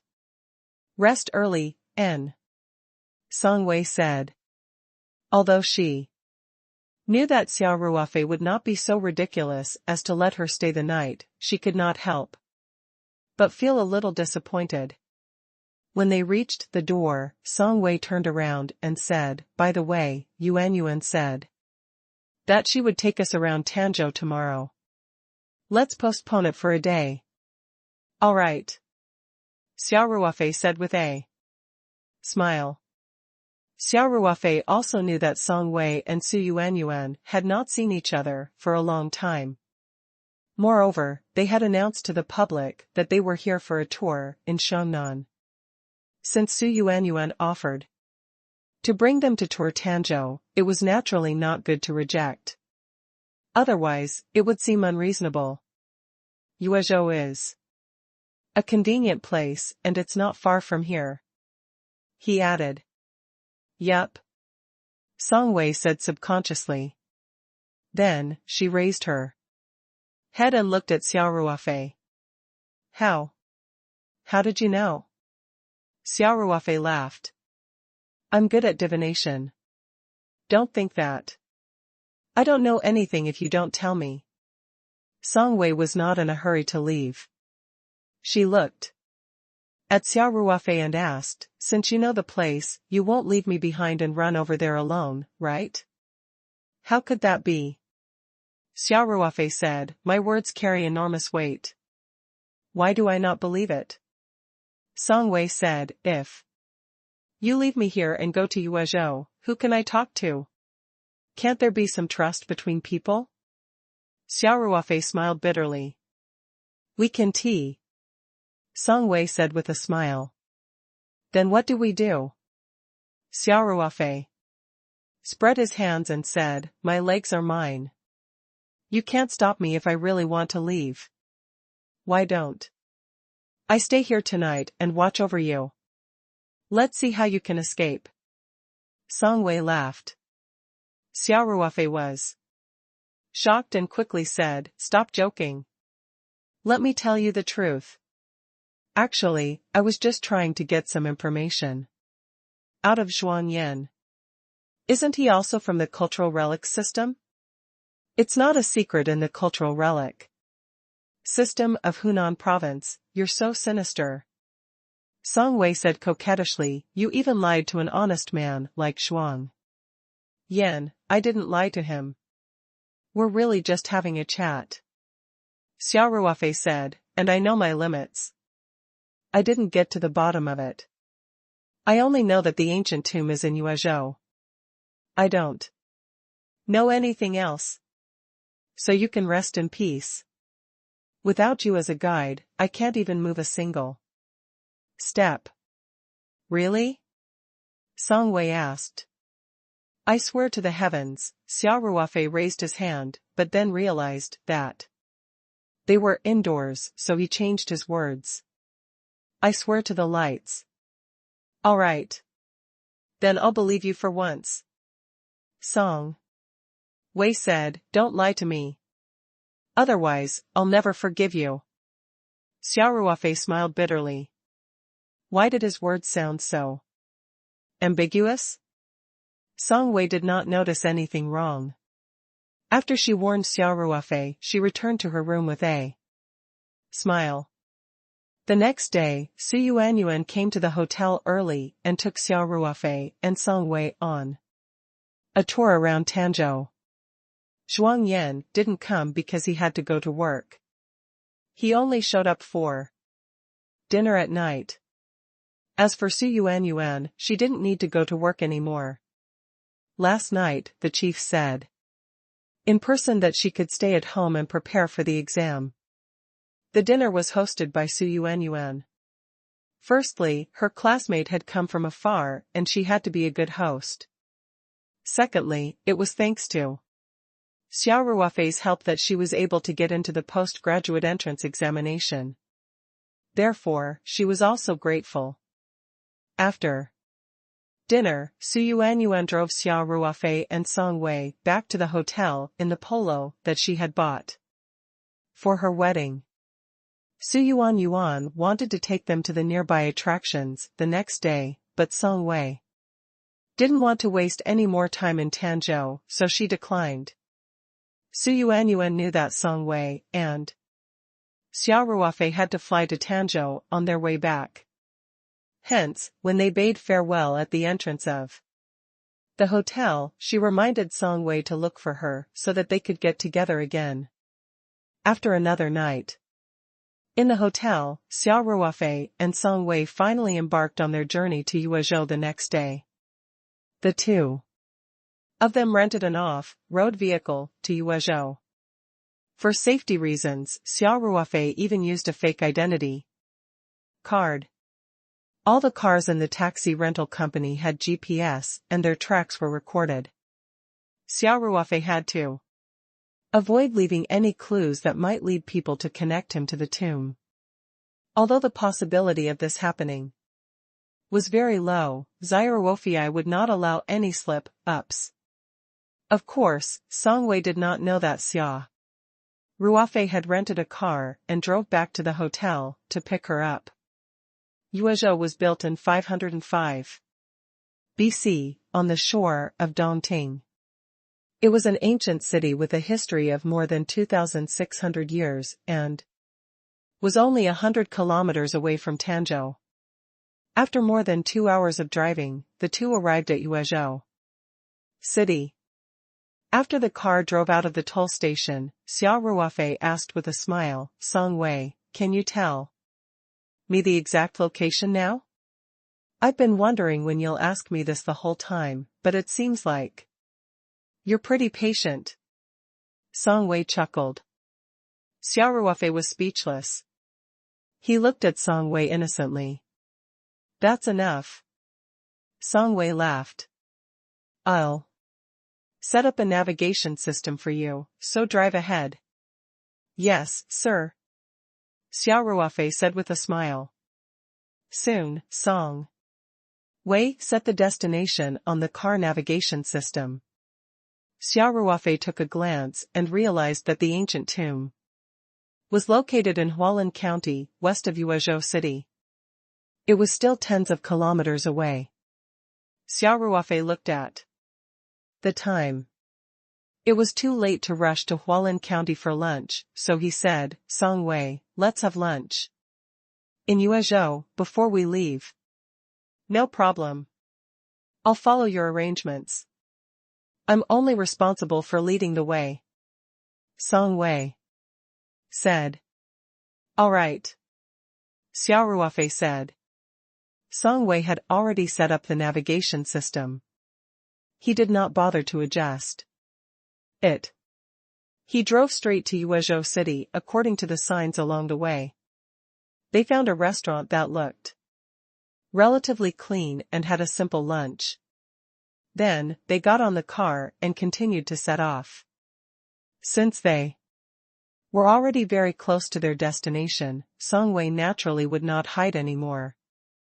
On the way, she introduced the ancient tomb of the Ming dynasty to Xia Ruofei. The tomb was located on Mount Yu in the south of Hualien County. It was said that Yu the Great once climbed the mountain when he was trying to control the flood. A temple of King Yu was built on the mountain, which was also a local scenic spot. The ancient tomb was on the other side of the mountain, facing Dongting Lake. It was close to a mountain and a river. From a feng shui point of view, it should be a good place. In addition, Song Wei also explained some of the things that she had learned when she was involved in the archaeology work. After all, she had been to the tomb and had experienced many things personally. After Xia Ruofei heard this, he frowned and said, Song Wei. According to the news I got from Zhuangyan the day before yesterday, the problem now is the ancient tomb has been filled back by the local government. In order to prevent the poison from leaking out when it's opened again, there should be people guarding it all year round. When we left, there were armed police guarding the place. Song Wei nodded and said, but it's been more than half a year. The security should not be so tight anymore. However, there are definitely guards. Then, we have to think of a way to enter the tomb. Xia Ruofei pondered for a moment and asked, Song Wei, can you draw a sketch from your memory? We can study it together, logo. Song Wei glanced at Xia Ruofei and said, all right, I'll try my best to remember. However, I'm not very familiar with the terrain here, so I might not be accurate. I hope it will be of help to you. Song Wei, no matter what the result is, thank you. Xia Ruofei nodded. I'm just curious, Song Wei said with a smile. Why do you have to go to the tomb again? Let's not talk about the danger, other than professionals like us. I don't think anyone would like this kind of eerie place, right? Xia Ruofei was in a difficult position. He didn't want to lie to Song Wei, but the matter of the world stone was related to the spirit map space. He couldn't reveal it even to his closest family. Seeing Xia Ruofei's reaction, Song Wei immediately smiled and said, forget it, forget it. I won't force you if you want to tell me, but you have to promise me that you won't leave me behind and secretly run over. I only have this one request. Xia Ruofei nodded without hesitation. I promise.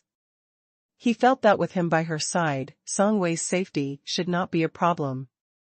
Furthermore, Song Wei had already followed him here. If he did not bring her down to the tomb, it would be more dangerous for her to barge in on her own. Then, Xia Ruofei looked at Song Wei gratefully and said, thank you for your understanding. Song Wei smiled and did not say anything. Instead, she took out a pen and a piece of paper from her bag and began to draw a sketch of the tomb according to her memory. Xia Ruofei did not rush her. He pulled the car to the side of the road and stopped slowly so that the bumps on the road would not affect Song Wei.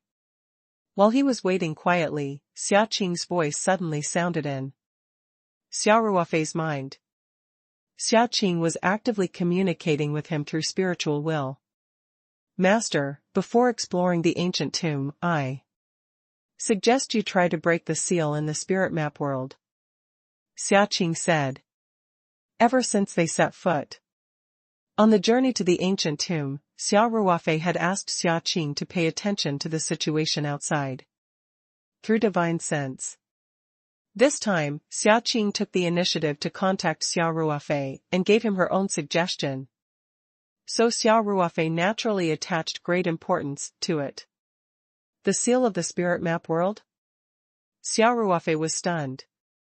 For a moment, then he remembered the human-shaped jade talisman that had benefited him greatly. In the mountain and sea realm of the spirit map space, there were still 3 things sealed. 2 of the jade tokens were probably the earth and heaven jade talismans. Xia Ruofei didn't know what was in the jade box, but it was sealed in the strongest transparent boundary.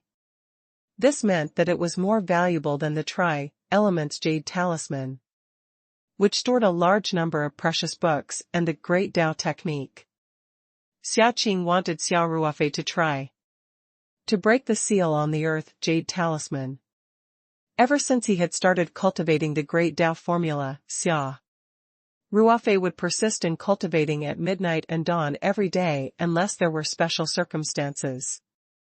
Under Xia Qing's planning, he would also enter the spirit map space from time to absorb the spiritual qi. The spiritual qi here was too dense, and the cultivation speed was at least several times faster than the outside world. Through this period of hard work, Xia Ruofei's cultivation had also broken through to Qi Disciple level 5. However, the most important thing to break the seal was still his mental strength. The strength of his mental strength was related to his compatibility with the entire spirit map space, and naturally, it was also related to the scale of the invisible spatial power he could use. Of course, Xia Ruofei seemed to be more talented in terms of spiritual power. Now, his spiritual power had successfully broken through from the spirit throbbing stage to the spirit evolution stage.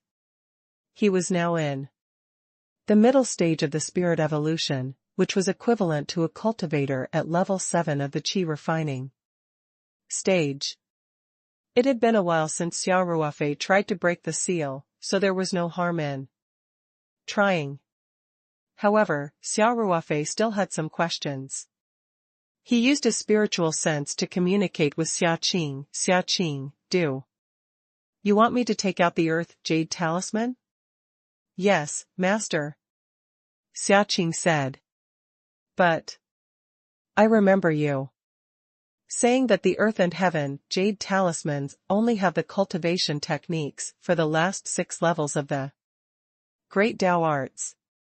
Xia Ruofei said, with my current cultivation, I can't use the last 6 levels of the technique at all. As a supreme cultivation technique, the first 3 levels of the Great Tao arts were enough for Qi cultivation stage cultivators to use. The last 6 levels could only be cultivated by high-level cultivators. Xia Qing explained, Master. Although the earth jade talisman only records the cultivation methods of the 4th, 5th, 6th, and 3rd levels of the Great Tao arts, there are also some ancient books that can assist in the cultivation of these levels. However, compared to the massive inheritance in the human jade talisman, the auxiliary inheritance in the earth jade talisman is only a few, almost negligible. Speaking of this, Xia Qing changed the topic and said, but it just so happens that among these supplementary inheritances, there should be something that master needs for this tomb exploration. Xia Ruofei couldn't help but narrow his eyes. As long as his cultivation wasn't at a level where he could understand the secrets of the spirit map space, Xia Qing would definitely keep her mouth shut. For example, Xia Ruofei was very curious about what was in the jade box in the last halo protective shield. He had asked Xia Qing about it, but Xia Qing kept her mouth shut and refused to reveal any information. This time, Xia Qing took the initiative to remind him. So Xia Ruofei naturally took it seriously. Alright, he said to Xia Qing with his divine sense, I'll find an opportunity to enter the spirit map world as soon as possible. I hope I can successfully open the seal. Master Spiritual. Power cultivation has already reached the middle stage of spirit yin, Xia Qing said with a smile. There's still a great chance of opening the seal. After Xia Ruofei ended the spiritual communication with Xia Qing, he looked at Song Wei, who was drawing a sketch seriously, and said, Song Wei, how about this?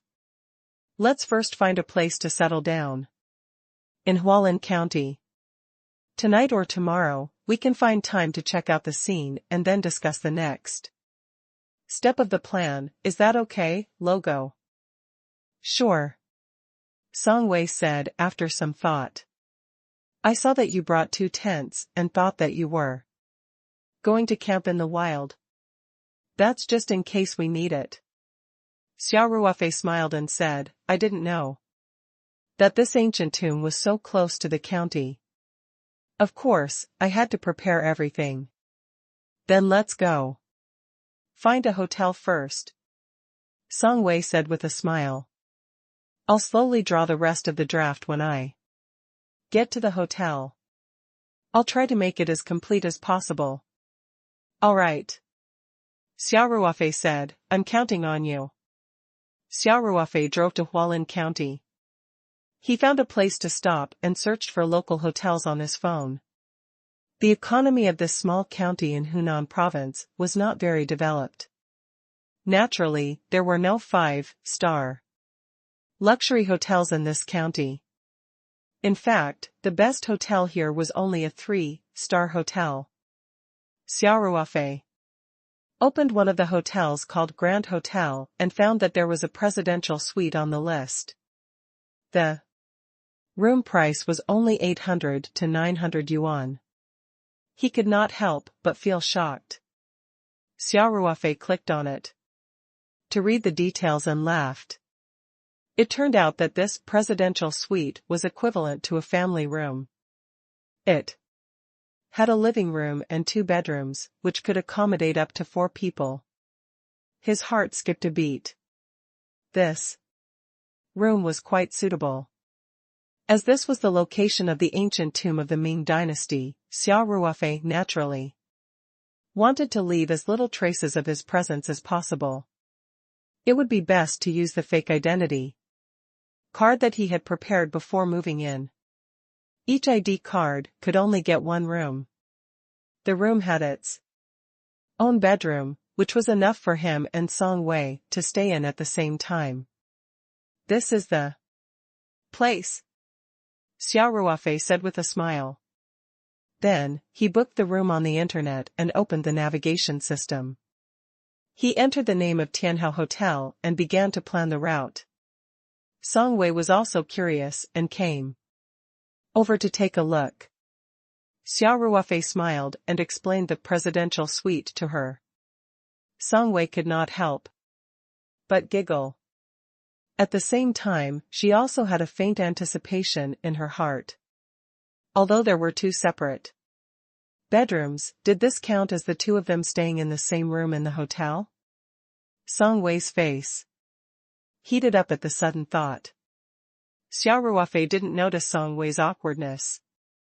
After planning the route, he started the car and drove towards the Tianhao Hotel. Song Wei, wait for me in the car, I'll check in. Xia Ruofei said to Song Wei after they arrived at the Tianhao Hotel. The hotel's system was connected to the Public Security Bureau's network.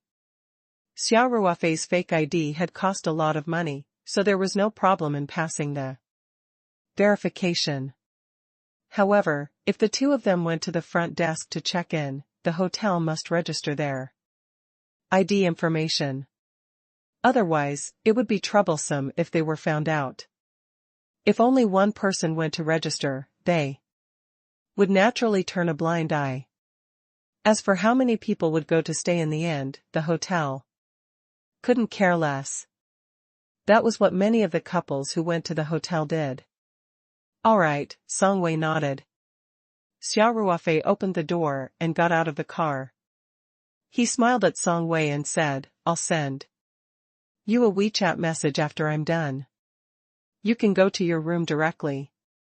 Don't move our things, just leave them in the car." Song Wei felt a tinge of excitement in her heart. She smiled and said, "I know, you should go."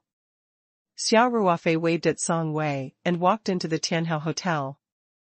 At the front desk, his fake ID card was not exposed. After showing the online room booking information, he used this ID card to check in and got the room card. Xia Ruofei walked straight to the elevator and sent a WeChat message to Song Wei. 4th floor, room 8418. I'll go up first. Song Wei could not help but smile when she received Xia Ruofei's message. She took her bag and took out the car keys from the driver's seat. She got out of the car, locked the car and walked into the hotel. She took the elevator to the 4th floor and found room 8418.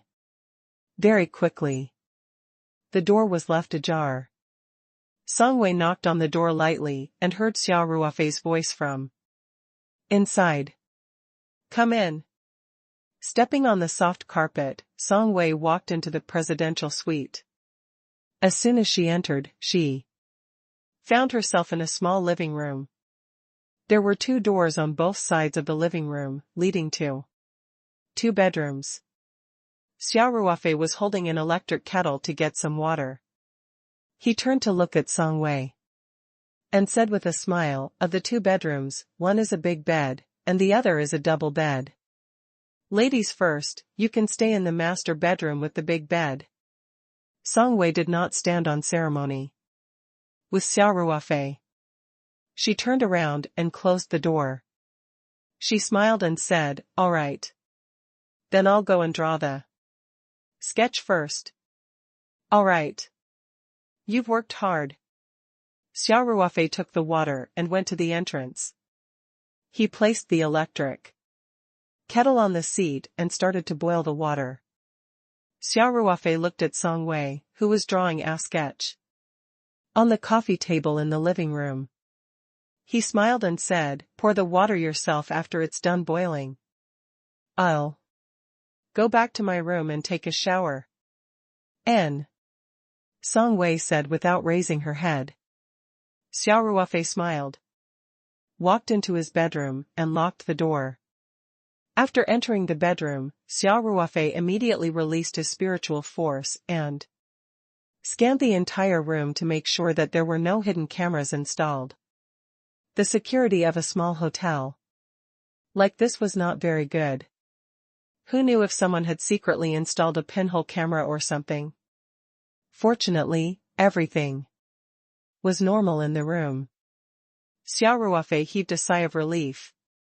He walked over to check if the window was locked. Then, he drew the 2 curtains.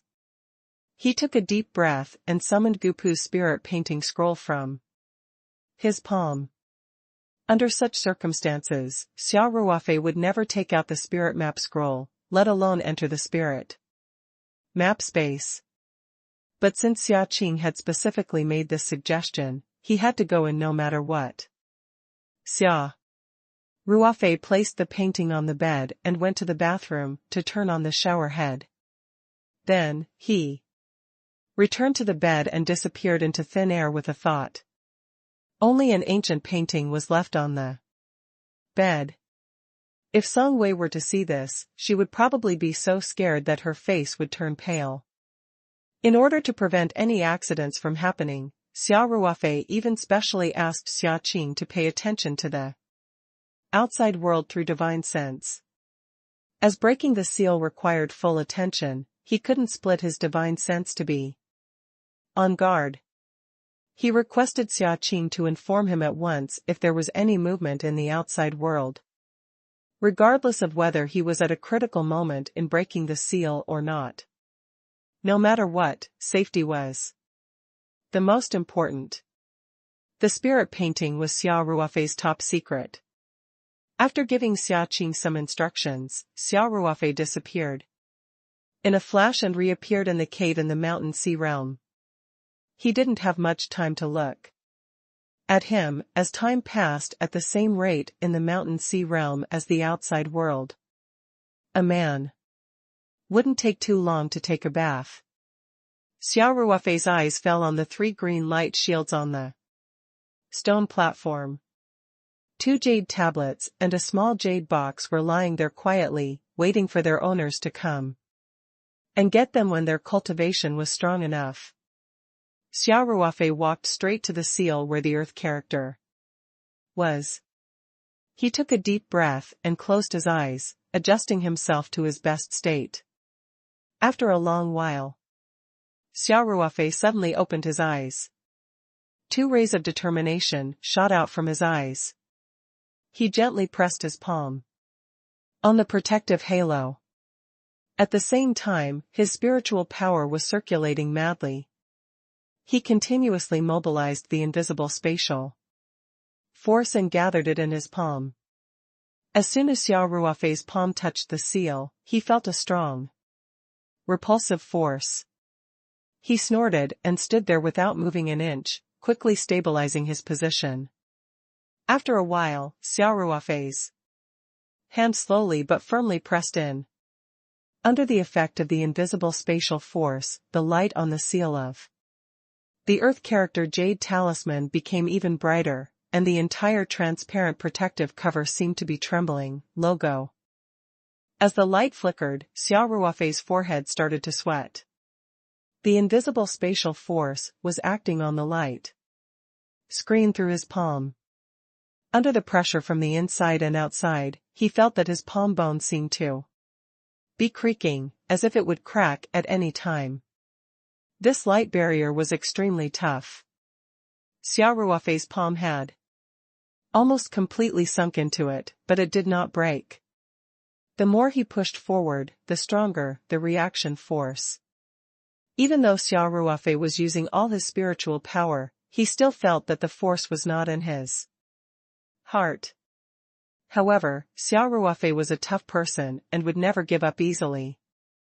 Moreover, he had a faint feeling that this earth character jade talisman was very important for his exploration of the ancient tomb.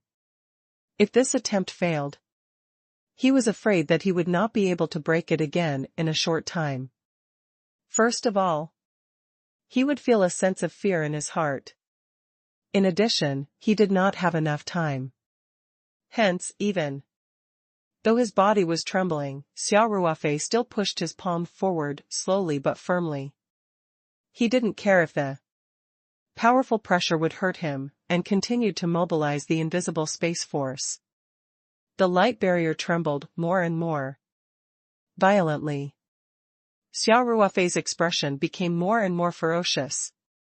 He was already an arrow at the end of its flight. Although his will was extremely strong, the human body had a reaction to stress. If the pain reached a certain level, coupled with the overexertion of his spiritual power, Xia Ruofei would probably faint.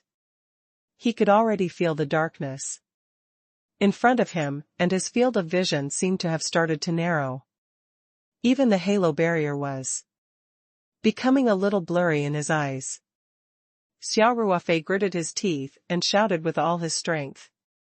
He pressed the chest with all his might. With a soft chi sound, the entire light barrier finally couldn't withstand the pressure and shattered, turning into spots of light and quickly disappearing from the stone room. Xia Ruofei suddenly felt his body relax and all the pressure disappeared. He staggered for a few minutes, and he even felt exhausted. His whole body was soaked in sweat as if he had just been fished out of the water. As he had overexerted his mental strength, Xia Ruofei felt a piercing pain on both sides of his forehead. It was as if thousands of needles had been inserted at the same time. He waved his hand, and a small bottle of spirit heart flower petal solution that he had prepared in advance slowly floated in front of him. Xia Ruofei picked up the bottle and opened it with his weak hands. He gulped down the entire bottle of petal solution. Then, without another word, he sat cross-legged on the futon and began to recover. The effect of the solution was very fast. As soon as he drank it, Xia Ruofei felt the pain in his palm and head begin to ease. His strength was also gradually recovering. Due to time constraints, Xia Ruofei did not wait for her body to recover to its best condition. She stood up and walked quickly to the stone platform. She reached out and picked up the ancient jade talisman. In order to save time, Xia Ruofei did not look at it in detail. He held the jade talisman in his hand and with a thought, he returned to the Archean realm where time was accelerated by 30 times. Xia Qing was waiting quietly in the Archean realm. A large part of her attention was focused on the outside world through her divine sense. When he saw Xia Ruofei appear at the Archean realm with a jade talisman, he immediately said, "Congratulations, Master. I've successfully obtained the Earth character jade talisman." Xia Ruofei still looked tired. He smiled and said, "I'm quite lucky. I almost failed, but fortunately, I still held on." Xia Ruofei continued, "Can you tell me what use this Earth character jade talisman has for my trip to the ancient tomb?" "Master, you'll naturally understand after you undo this jade talisman," Xia Qing said with a smile. Xia Ruofei couldn't help but roll his eyes. He picked up the Earth jade talisman and examined it carefully. The shape and size of this jade talisman were exactly the same as the human jade talisman, but the seal script on it had changed into the word Earth. In addition, it was also the same as the human jade talisman, with mysterious patterns engraved on it. These lines were obviously much more complicated than the human talisman. Xia Ruofei found it very difficult to simulate it in his mind. His spiritual power had improved by a lot, and he could easily complete the unlocking of the human talisman.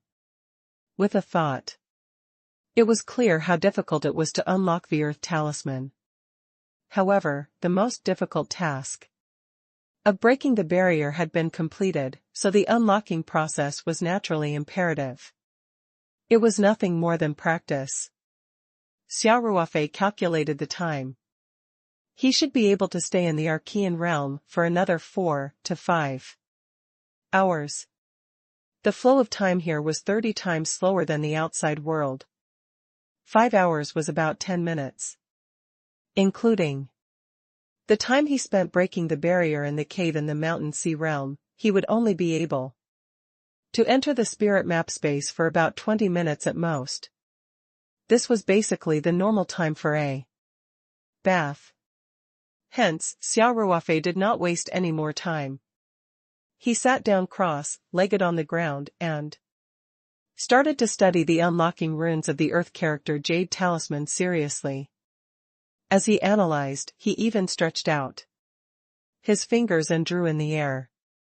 Time passed by slowly. Xia Qing quietly stood guard behind Xia Ruofei, paying attention to the situation outside at all times. Xia Ruofei, on the other hand, devoted himself to the study of the unlocking runes. Gradually, Xia Ruofei started to use his spiritual power to draw runes. As Xia Ruofei's fingers moved, mysterious lines appeared in front of him, shining with a faint golden light. Logo. However, the lines did not seem to be very harmonious. There seemed to be some details that were not perfect. Sometimes, Xia Ruofei would only draw 1 or 2 strokes before dispersing them. Then, he would try again with a heart as deep as an ancient well. By the second hour, Xia Ruofei's pattern was getting more and more complicated. Although it was still not systematic, the intertwining and complicated golden patterns showed that he was making rapid progress. On the third hour, Xia Ruofei had drawn a complete rune for the first time. However, he was not satisfied. He wiped it away after one look and continued to draw the next one. On the fourth hour, Xia Ruofei's drawing speed became faster and faster, and he succeeded more and more. Of course, the runes he drew were not nearly perfect. At least, Xia Ruofei was not satisfied with them. By the fifth hour, the runes that Xia Ruofei had drawn seemed to have a spirit to them. As his proficiency increased, the process of drawing became easier. With a slight tremble of his fingertips, a few mysterious lines would appear in front of him. With the experience of unlocking the human jade talisman, Xia Ruofei was able to learn the unlocking runes of the earth jade talisman very quickly. Very quickly, the fifth hour had passed. Xia Ruofei had a feeling. He kept the earth jade talisman and stood up. Master. Xia Qing looked over. Xia Ruofei smiled bitterly. It seems like it'll be difficult to unlock it in a short period of time. I'll have to go out now. In fact, Xia Ruofei could have easily drawn this complicated rune, but he still felt that it was not as perfect as when he unlocked the human-shaped jade talisman. He knew that this was because he had not practiced enough, and his proficiency still needed to be improved. When the human-shaped jade talisman was unlocked, a huge amount of information had almost stuffed Xia Ruofei's brain to the point of bursting.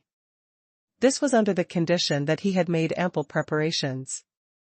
If he had lowered the quality of the unlocking talisman and his spiritual power control had not met the inheritance's requirements, he would have ended up in a very miserable state.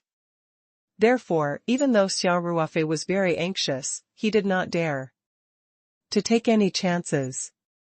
He had to make the unlocking rune that he had carved infinitely close to perfection before he could accept the inheritance information in the earth jade talisman. Master speed is already beyond imagination, said Xia Qing with a smile. I believe that you'll be able to successfully obtain the inheritance of the earth character jade talisman very soon. Xia Ruofei nodded. Looks like I'll have to find another time to come in.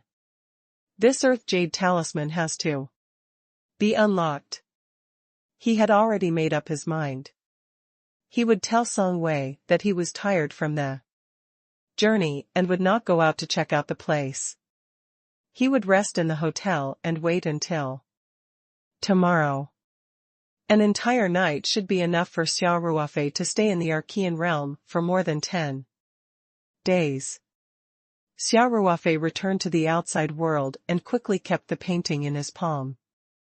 Then, he took off his clothes and went to the bathroom to take a shower as fast as he could. After changing into a clean set of clothes, he opened the door and walked out. Song Wei was watching TV on the sofa. When she saw Xia Ruofei, she smiled and said, Ruofei, I've drawn all the parts one can remember. Take a look. You've worked hard. Xia Ruofei said with a smile. He walked over and picked up the draft on the coffee table. At this time, Song Wei looked at Xia Ruofei and asked, why do you look so pale? Do you feel uncomfortable? In fact, Xia Ruofei had consumed too much energy when he broke the barrier.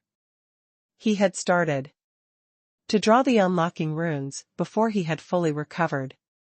It had consumed a lot of spiritual energy, so he looked a little dispirited. Xia Ruofei smiled and said, I'm fine. Maybe I didn't rest well. Plus, I've been driving for an hour or two, so I'm a little tired.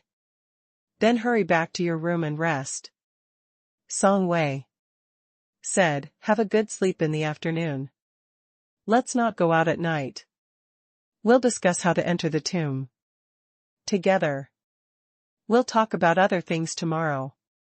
Xia Ruofei had been waiting for Song Wei to say this. He thought for a while and said, "That's fine. Since we're already here, a day or two won't matter." You should go and sleep. Song Wei said, "Your face is frighteningly pale now." "All right." Xia Ruofei said, "I'll take this sketch in and have a look." Before Xia Ruofei could finish his sentence, Song Wei snatched the sketch away and folded it carefully before putting it into her pocket. She reproached, "I told you to rest and adjust your condition first.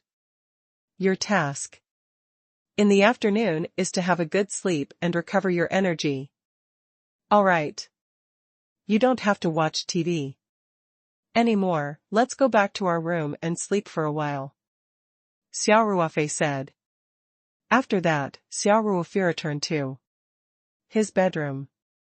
After quickly locking the door, Xia Ruofei summoned the spirit painting again and returned to the medium. Now that he had more time, he didn't immediately continue to practice the complicated rune. Instead, he sat down on the recliner by the spirit pool, waved his hand, and took a bottle of spirit heart flower petal solution, and gulped it down. Then, Xia Ruofei turned to Xia Qing and said, "I'll sleep for an hour. If I don't wake up, wake me up. In addition, pay attention to the situation outside at all times. Wake me up immediately if there's any sign of trouble." "Yes, master," Xia Qing said. Xia Ruofei closed his eyes. His entire body was bathed in the fog, like spiritual qi. He felt as if he was floating in the air. In addition, his mental energy was almost exhausted and he was indeed very tired. Hence, he quickly fell into a deep sleep. An hour later, Xia Qing woke Xia Ruofei up on time. Xia Ruofei stretched lazily and took a deep breath while facing the clear spiritual pond. He felt relaxed and happy. After an hour of rest, he had been fully revived and was in a very good state. Xia Ruofei took a small basin of spiritual pond water and washed his face. Then, he took advantage of the fact that he was in a good state and immediately started to study the unlocking of the runes. As time went by, Xia Ruofei's speed of drawing the runes became faster and faster. His success rate also increased and the quality of the runes also increased rapidly. After an unknown period of time, Xia Ruofei's fingertips trembled in the air. Mysterious runes gushed out and formed an extremely complicated pattern in the air. The pattern was shimmering with a faint golden light. After Xia Ruofei took a glance, his face revealed a trace of joy. "This one is almost done," he muttered to himself. Xia Ruofei casually wiped the rune away and immediately drew it again. The third time, the fourth time, Xia Ruofei drew it again and erased it. He found that his current rune drawing state was basically stable. The runes produced each time were basically above the standard, and he was quite satisfied with it. Xia Ruofei was not in a hurry to unlock the Earth Jade Talisman. He knew that once the Jade Talisman was removed, the inheritance would begin immediately, so he had to adjust his state, especially his mental power, to its strongest state, so that he could resist the impact of the transmission process. Therefore, he drank another bottle of the Spirit Heart Flower Petal solution. Today, he wasn't stingy at all. He had used several bottles of the precious Spirit Heart Flower Petal solution. Xia Ruofei rested by the spiritual pond for a while. After adjusting himself to his best condition, he finally took out the Earth Jade Talisman. Xia Qing, who was at the side, also revealed a trace of nervousness. Xia Ruofei calmly drew a complete unlocking rune. It was still close to perfect quality. With a slight thought, the unlocking rune immediately floated toward the earth jade talisman and embedded itself into the lines on the jade talisman. These patterns immediately emitted a faint golden light. The light was like flowing water, flowing along the patterns on the jade talisman. Soon, the entire talisman was lit up. There was a dazzling light. The next moment, Xia Ruofei felt a familiar impact. A huge amount of information rushed into his mind like a tide logo. Even though he was prepared and had adjusted himself to his best state, Xia Ruofei still couldn't help but groan when the massive amount of information poured into his mind. The veins on his forehead bulged out and he looked like he was in great pain. He guarded his heart and kept his mind clear, his body trembling slightly. Fortunately, he had the experience of receiving the inheritance from the jade talisman once. Xia Ruofei did not panic and persevered with his strong will. The process of passing down the inheritance might have been very fast, but Xia Ruofei felt as if 100 years had passed. He was drenched in sweat again. After the legacy was over, Xia Ruofei heaved a long sigh of relief. His entire body was at ease. Xia Qing's eyes narrowed. She came in front of Xia Ruofei, bowed slightly and said, "Congratulations, Master. You have successfully obtained the inheritance of the Earth character Jade Talisman." Xia Ruofei smiled bitterly and said weakly, "This process is really too painful. When I think about how I have to go through it again in the future, I feel like dying. This is an unparalleled opportunity for cultivators," Xia Qing said with a smile. "If cultivators from the outside world can get such an opportunity, even if it's 100 times more painful, they'll still be happy." Xia Ruofei waved his hand weakly and said, "I'll take a rest first and check out my gains this time." "Yes," Xia Qing said with a bow, and then quietly retreated to the side. Xia Ruofei sat down on the recliner by the spirit pond and crossed his legs. He started to sort out the things he had gained from the inheritance. The main content was naturally the cultivation techniques from level 4 to level 6 of the Great Tao Arts. In fact, he only needed to practice the first level of the Great Tao Arts during the Qi cultivation stage.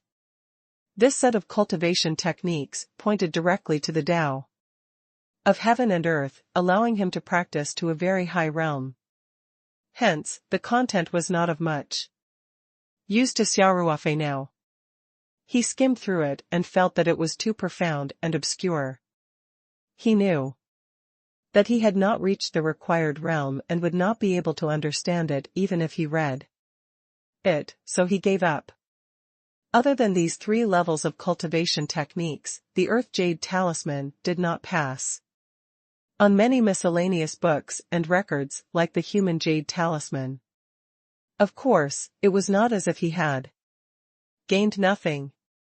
Xia Ruofei inspected the Jade Talisman and realized that other than the cultivation techniques from level 4 to level 6 of the Great Tao technique, the Earth character Jade Talisman also gifted 6 books. The contents of the inheritance were directly projected into Xia Ruofei's mind. With a thought, he naturally knew the contents of these 6 books. Without exception, all of them were related to Array Tao. Could it be that the cultivation of the last 3 levels of the cultivation method required the knowledge of Array Tao? Xia Ruofei thought to himself. However, this was a matter for the future. Xia Ruofei did not think too much about it. He was thinking that Xia Qing had suggested him to work hard to break the protective barrier of the Earth Jade Talisman. He must have known the contents of the Earth Jade Talisman long ago. Therefore, at this stage, the only thing that was useful to Xia Ruofei was this knowledge of arrays. Xia Ruofei didn't think too much about it. After all, it didn't hurt to have more skills. He didn't hesitate and started to read the books in his mind. Because of the characteristics of the inheritance, these books were already reflected in his mind, so Xia Ruofei read them very quickly. Lines of mysterious words appeared in his mind. He should have felt that they were rather obscure, but Xia Ruofei did not have any difficulty in understanding them. It was as if he had been born with this knowledge and had already mastered it. Reading through everything once was just to make this knowledge more integrated and truly become his own knowledge. After studying the array knowledge, Xia Ruofei couldn't help but sigh. The path of cultivation was truly profound. Just this knowledge of arrays was enough to make Xia Ruofei feel as if a door was slowly opening. In the past, according to the education that Xia Ruofei had received since he was young, these magical things were no doubt pseudoscience. However, now it was clear that his entire knowledge system had been subverted. The Tao of formations was as vast as the ocean. The array books in the Earth Jade Talisman were all top-notch. Xia Ruofei had received so many high-end books at once. His array skills had undoubtedly improved from beginner to expert. The array Tao covered a wide range of content. According to its different functions, it could be divided into trapping array, killing array, illusion array, concealment array, sound, isolating array, and so on. Of course, the spirit gathering array and protective jade talisman that Xia Ruofei had come into contact with before were also a type of array. Even the primordial realm of the spirit map realm, where time flowed 30 times slower than the outside world, was also the effect of the array. However, this level of array was something that Xia Ruofei could not reach at his current stage. In essence, every array was formed by countless array patterns. These array patterns were like the molecules and atoms that made up matter. They were the basic components of an array. It was the arrangement of various array patterns that made the functions of the array completely different. After Xia Ruofei had completely digested this knowledge, he couldn't help but feel a sense of awe.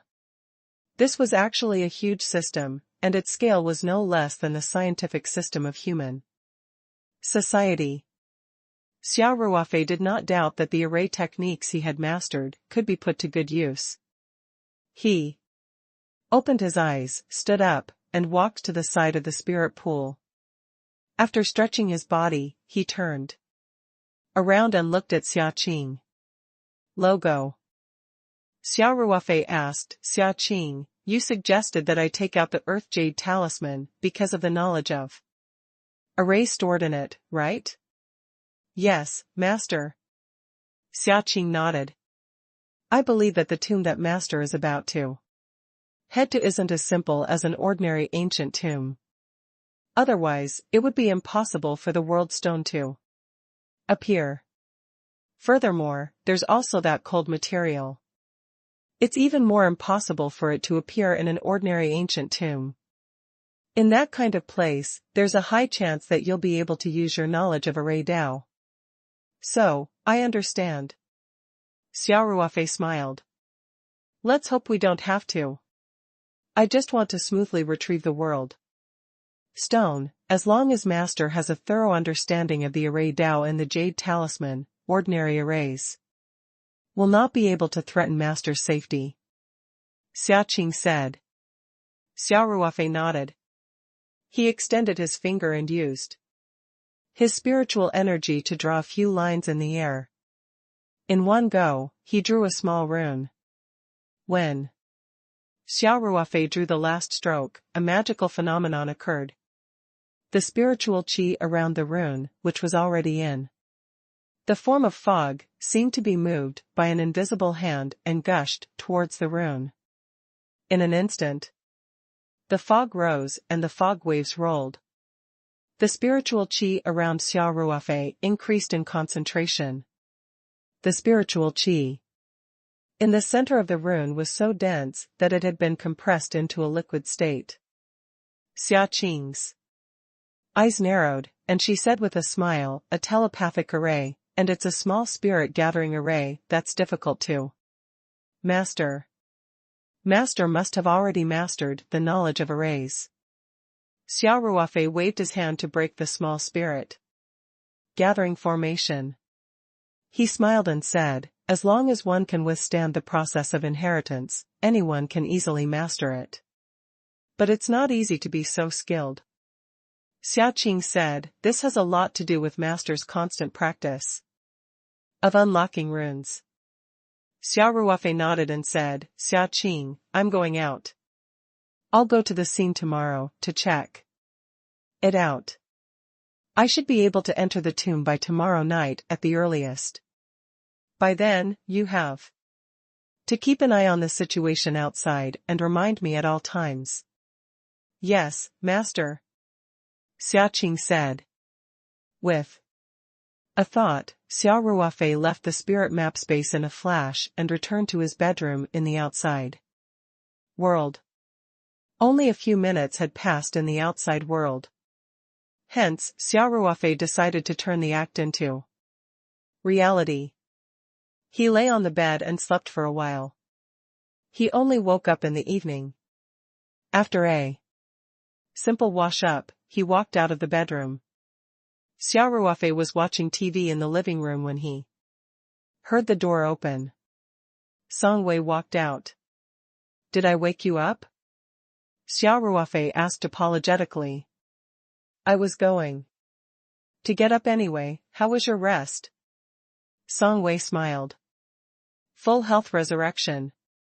Xia Ruofei laughed. I feel like I'm in great condition. That's good. Song Wei smiled. However, he decided to stay in the hotel tonight. If there's anything, we can talk tomorrow. Xia Ruofei nodded in agreement. The two of them chatted for a while and went downstairs for dinner. They weren't interested in looking for food on the streets, so they ordered a few dishes at the hotel restaurant and returned to their room after eating. The two of them sat on the sofa in the living room. In front of them was the sketch that Song Wei had drawn during the day. The drawing was divided into two parts, with Song Wei separating them with a line. Song Wei pointed at the drawing and explained, it's a drawing of the inside of the tomb. Of course, it's not complete. It only shows the place we'd been to. Xia Ruofei nodded and looked at the blueprint. Although the structure of the tomb was simple, Song Wei had put in a lot of effort. The passages and chambers starting from the entrance were drawn very clearly, and there were even signs of beautiful handwriting on it. Song Wei said, we speculate that the tomb is very large. However, the inspection time was too short. Everyone retreated immediately after they felt uncomfortable. Therefore, the main chamber marked now may not be the main chamber of the tomb. There are still too many unknown areas that have not been explored. Xia Ruofei nodded and said, this means that this place might be an underground palace. It's very possible. Song Wei said sternly, so it's not too late for you to give up on this idea now. There might be many unknown dangers. Are you scared? Xia Ruofei asked, smiling. Song Wei was stunned for a moment before she replied, you'll protect me. Won't you? You trust me that much? Xia Ruofei laughed. What if I can't even protect myself? Then I'll admit it. In any case, I picked up my life. Song Wei said, it was a pity that I couldn't continue to explore this ancient tomb at that time. The officials will definitely not take the risk again. Since you want to go in, I will definitely follow you. Xia Ruofei stopped laughing and said seriously, Song Wei, don't worry. No matter what kind of Danger we encounter, I will do my best to ensure your safety. N. Song Wei smiled. I believe you. The structure of the chamber was not complicated. Xia Ruofei quickly memorized it and looked at the map below. This is the topographic map of the tomb. Of course, I drew it from my memory. I don't know if it's different from the real situation, Song Wei said. This picture was the main point, as it was related to whether they could enter the tomb without anyone knowing. Xia Ruofei looked at the drawing seriously. From the point of view of a Special Forces member, Song Wei's drawing was no doubt unqualified. It was not drawn according to standard contours, but more like a sketch. However, Song Wei was not a professional scout. It was already good enough that she could draw it this way. It was good enough that she could understand it. In fact, Song Wei's drawing was quite vivid. She probably had some drawing skills. Song Wei pointed at the map and said, the opening of the tomb was at this position. The base of our team was set up on a piece of flat land east of the entrance. There are 2 roads from the foot of the mountain to the top. One is barely enough for cars to walk on, but the road is very narrow and can't be used to cross vehicles. The other road is on the side of King Yu's temple. There is a small road leading to this side, but not many people are walking on it. The road is overgrown with weeds. She took a sip of water and continued, after the incident, the gap was filled up immediately. The area was also thoroughly disinfected. However, the armed police force responsible for security work stayed behind to guard it to prevent anyone from breaking in. As for the current situation, I'm not too sure. We'll find out when we check out the place tomorrow, Xia Ruofei said with a smile. We'll pretend to be mountain climbing tourists, Song Wei said with a smile. She felt a little excited. She continued, this area is the area of the underground tomb that we have explored. The dotted line is the area of the entire tomb that I have deduced. If we want to enter the tomb, we can't enter from the original entrance. There must be someone guarding it, so we need to find another way. I hope this map will be helpful to you. It's very useful. Xia Ruofei said, Song Wei, thank you. Song Wei blushed and said, why are you suddenly so polite? Xia Ruofei laughed. You've helped me so much. What's the big deal with me saying thank you? I still don't know if it'll work. Song Wei said, besides, you've saved my life. Should I keep thanking you? Xia Ruofei suddenly felt that he couldn't handle it and quickly said, all right, then let's not stand on ceremony. The 2 of them chatted for a while about the details of their trip the next day. After that, they both felt that it was a little awkward for a man and a woman to be alone in the same room, so they tacitly returned to their rooms to rest. It was a quiet night. The next day, after breakfast, Xia Ruofei brought Song Wei along and drove straight to Mount Yu. As a famous local attraction, people often went to climb mountains. Occasionally, there would be tourists from other places, so Xia Ruofei and Song Wei, who were dressed in outdoor clothes, did not stand out. When he reached the location of King Yu's temple, Xia Ruofei's eyes revealed a hint of joy. He felt that the sensory jade leaf that was specially used to find the world stone seemed to have a little reaction, logo. With the jade leaf sensing something, he could confirm that there was indeed a world stone here. Xia Ruofei's original guess was now supported by strong evidence. He couldn't help but reveal a trace of joy. Song Wei felt it too. She smiled and asked, "Did you find anything?" "Not yet," Xia Ruofei said, "but I have a feeling that we will definitely gain something from this trip. Don't they say that women have the strongest sixth sense?" Song Wei laughed. "I didn't even sense it, but you did?" Xia Ruofei laughed and said, "What does this mean? You're a tough woman? You're looking for a beating?" Song Wei glared at Xia Ruofei. The two of them chatted and laughed as they walked to King Yu's temple.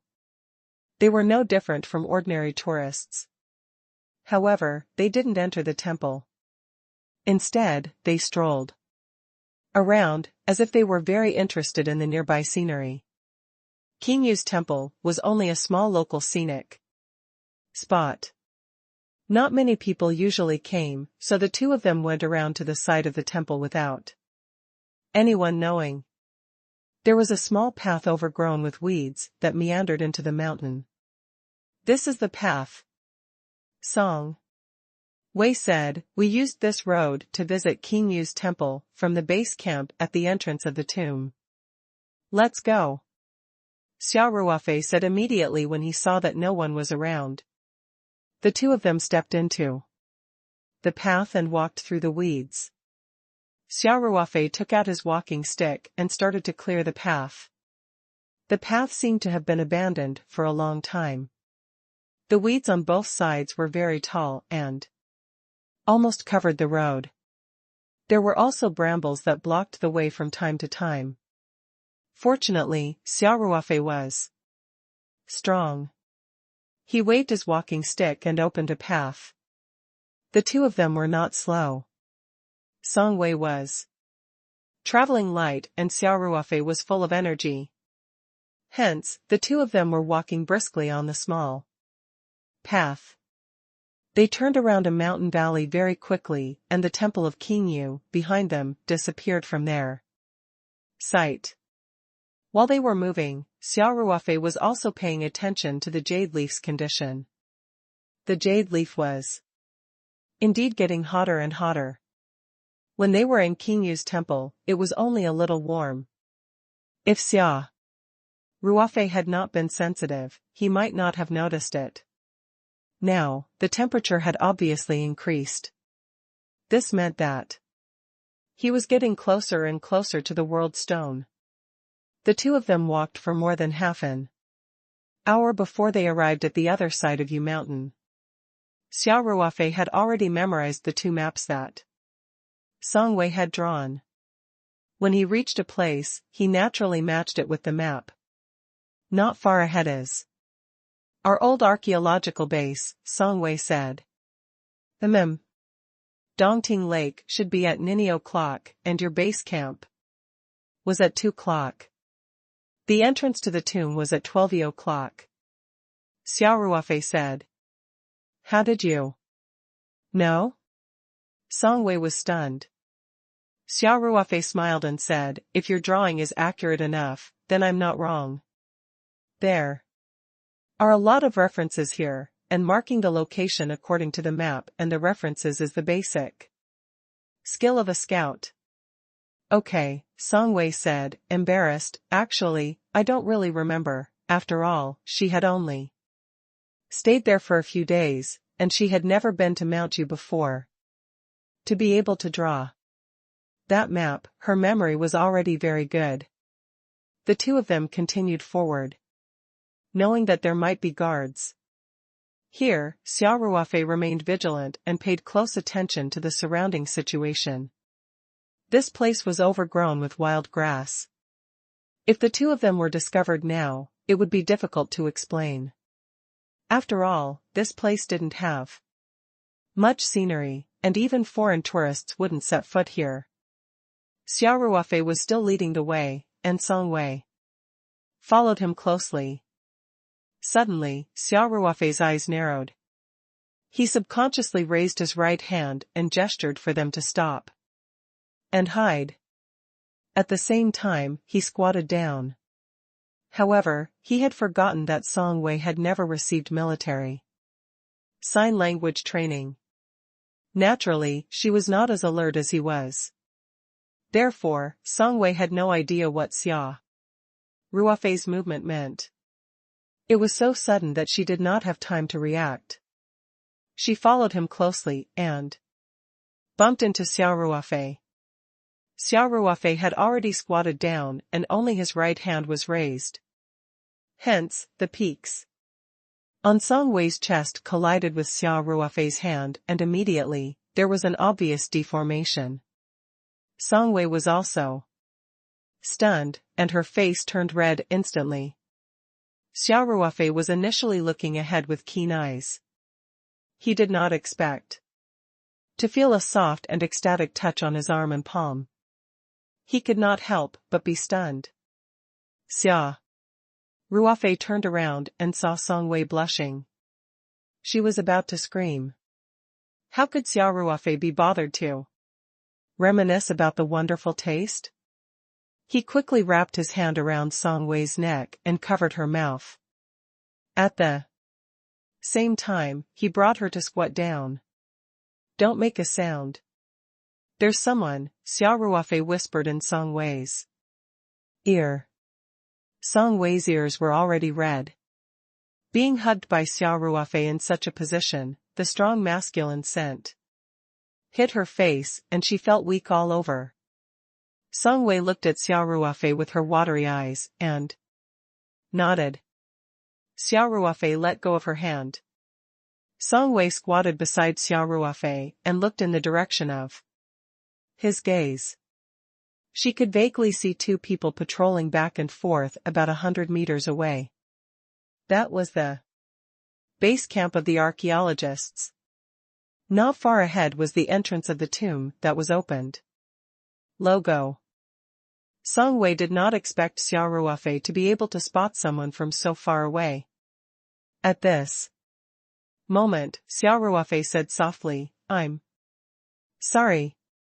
I didn't do it on purpose, it was all an accident, don't say any more. Songwei said in a low voice, with a red face. Xia Ruofei laughed awkwardly and obediently shut his mouth. Songwei was also embarrassed. She looked straight ahead and did not dare to look at Xia Ruofei. Xia Ruofei was not in the mood for romance. He quickly took out a small notebook and made some markings on it. Songwei was a little curious. She suppressed her shyness and turned to look. She saw Xia Ruofei scribbling some strange symbols on the book without any pattern. What are you drawing? Songwei could not help but ask. Xia Ruofei observed and recorded as he said, this is the password marking method commonly used in our army. Only we can understand the contents of the records. This way, even if we are captured during the process of the mission or the book is lost, it will not be leaked. Then what are you recording now? Songwei nodded and asked. The terrain here, the number of guards, the distribution, the patrol routes, Xia Ruofei said, you stay here. And don't move. I'll go over there and take a look, Songwei said, where are you going? The investigation is not comprehensive enough. I have to change my position to observe. Xia Ruofei said, don't worry. It's safe here. I'll be back soon. Just don't move and don't make any noise. Songwei opened her mouth, but did not say anything. She watched as Xia Ruofei nimbly ran into the grass like a civet cat and quickly disappeared. In this deserted mountain, and there was a huge tomb under her feet, it was natural for a girl like Song Wei to feel scared. Moreover, this place was especially quiet. Occasionally, there would be the cawing of a crow or two, which sent a chill into his heart.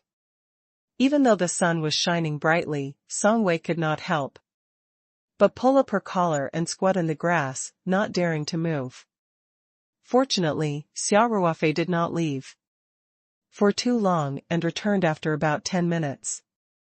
Let's go back, Xia Ruofei said. Have you investigated everything? Song Wei asked. Xia Ruofei nodded. Have a good night's sleep at the hotel today. We'll come over tonight. All right, he said. Song Wei said softly. Xia Ruofei looked at Song Wei's pale face and couldn't help but say, how about you rest in the hotel tonight, and I'll be alone, he said. Don't even think about it. Song Wei refused. All right, Xia Ruofei smiled helplessly. The two of them carefully backed away until they were 20 to 30 meters away and could confirm that the patrolling guards could no longer see them. Then, they straightened their bodies and went back the way they came. The two of them returned to the temple of Qingyu without a hitch. No one noticed that they had sneakily turned to the other side of Yu Mountain from a small path. Xia Ruofei and Song Wei went back to the hotel after they got their car. The two of them did not discuss much along the way. After they returned to the room, Song Wei could not help but ask, how's the situation? Are the guards strict? It's better than I thought, Xia Ruofei said with a smile. Then, Xia Ruofei took out the map that Song Wei had drawn and corrected the places that she had remembered wrongly. Then, he started to mark on the map with a pen while explaining to Song Wei. First of all, from the way they walk and the arrangement of their inspection routes, they should not be professional soldiers. It is certain that the armed police force guarding the tomb should have been withdrawn. These people may be security guards hired by the local government. Xia Ruofei said, there are a total of 6 guards. We can't rule out the possibility that there are more people in the temporary modular building. They are in groups of 2 and their main patrol area is this area. Xia Ruofei drew a circle on the map and said, the main point should be the entrance to the tomb that has been filled with soil and the area around it. In other words, if we want to enter the tomb, we have to find another entrance and avoid this area? Song Wei asked. That's for sure. Xia Ruofei said, we don't know how. Often they patrol at night, but the original intersection is too close to the mobile houses they live in. We can't dig an entrance without them noticing. Do you have any plans? Song Wei asked. Xia Ruofei said, I believe in your judgment. This tomb is very large. At night, we will first confirm the guard's night patrol pattern. Then, we will try our best to find a place far away from their area of activity where we can enter the tomb and dig in directly. Song Wei hesitated and said, isn't this a lot of work? With our bare hands, I'm the only one. Xia Ruofei said, with a man like me here, how can I let you do such a rough job like digging a hole? I didn't expect you to be chauvinistic. Song Wei pursed her lips and smiled. I'm an archaeologist, and in the field of archaeology, it's always the woman who's used as a man. Use men as livestock? Xia Ruofei added. Correct. Song Wei chuckled. Besides, I'm a professional at digging graves. Have you heard of a Luoyang shovel? Of course, I've long heard of your name. Xia Ruofei said, but it's not easy to buy this. I didn't prepare it this time. Song Wei took out a long bag from her backpack and said, open it and take a look. Xia Ruofei opened it and laughed. I didn't expect you to have prepared this in advance. It was an exquisite Luoyang shovel. The head of the shovel was a traditional semi-cylindrical shape, and it was exquisitely made. The handle was also made of sections of metal with a screw thread on it. It could be disassembled for ease of carrying, and it could be attached when it was used. Not only is this a grave robbing tool, but it's also an archaeological weapon.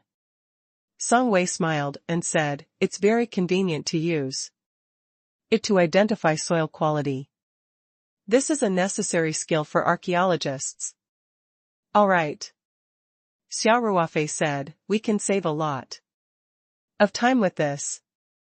Experienced grave robbers could accurately explore the deep underground tomb with a luoyang shovel, and archaeologists often used luoyang shovels to distinguish the soil quality. It was naturally more efficient to use luoyang shovels to explore tombs than flat shovels. Of course, Xia Ruofei did not search aimlessly. He still had the help of the sensing jade leaf. At least, he would not be too far away from the tomb without knowing. Xia Ruofei and Song Wei stayed in the hotel for the whole day. Other than going downstairs during mealtimes, they stayed in their rooms. The rest of the time, they even took a few hours of sleep after lunch to ensure that they had enough energy for the night. After dinner, the sky gradually darkened. Xia Ruofei and Song Wei packed their things, carried their heavy mountaineering bags, checked out, and left the hotel. The two of them drove to the foot of Yu Mountain. This time, Xia Ruofei did not park the car in the parking lot at the foot of the mountain. Instead, he hid it in a small forest. Then, the two of them got out of the car and walked up the mountain through a path that the local villagers had used to farm. Xia Ruofei had already surveyed the mountain during the day. There were several surveillance cameras along the normal mountain path, so he chose another path. Of course, the general direction was the same. This path did not need to go around King Yu's temple and could directly lead to the small path beside the temple. At night, Mount Yu was very quiet, with only the sound of insects. Under the moonlight, the two of them sped along the road. Xia Ruofei would pull Song Wei along from time to time. This road was much more difficult than the one they had climbed during the day. After trekking for about 40 minutes, the two of them once again arrived at the location they had stopped to observe during the day. Xia Ruofei gently pushed aside the grass and looked over. He realized that the guards at night had not loosened up much. There was also a small searchlight installed on the roof of the mobile houses where the security guards lived. It turned from time to time, illuminating the surrounding area of dozens of meters as if it were daytime. There were still 3 groups of security guards patrolling along the fixed route. Xia Ruofei quickly noted down the situation and looked up to determine the direction. He whispered to Song Wei, "This way." He brought Song Wei and ducked into the bushes. There was no road here at all, and the two of them walked for more than 200 meters, 1 step high and 1 step low. The light from the searchlights could no longer reach them, but they felt that the sky in that direction seemed to be particularly bright. Xia Ruofei felt the heat of the jade leaf carefully as he led Song Wei to change their direction and continued walking. Finally, Xia Ruofei stopped when they reached a depression. "Logo. Isn't it too far?" Song Wei asked, hesitantly. This place was more than 200 meters away from the entrance where she first entered the tomb. Although the experts speculated that the tomb was large, Song Wei was not sure if they were still in the tomb. After all, everything was just an expert's speculation. Their investigation was forced to stop when it had just begun. No one knew how large the tomb was and how it was distributed. Compared to Song Wei's uncertainty, Xia Ruofei was more confident. Because at this position, the temperature of the jade leaf was still very high, which meant that the world stone was nearby. Without a doubt, this place was still within the range of the tomb. "My instinct tells me that there should be some gains here." Xia Ruofei smiled. "It's intuition. Again, Song Wei was speechless. My intuition is quite accurate sometimes, Xia Ruofei said with a smile. The location was a depression and was further away from the patrolling security guards, so the two were much more relaxed than before. Then, does your intuition tell you how we should start? Song Wei asked with a smile. Xia Ruofei stood up, with a mysterious look on his face. He took a few steps around the area and stomped his feet. We'll dig in from here. It's that simple? Song Wei was stunned. Xia Ruofei shrugged and said, what else? Since it's all about luck, why don't you just trust my intuition? Song Wei was stunned for a while and said with a bitter smile, all right then. She was an archaeologist, and she was equally clueless when faced with a situation where there were almost no clues.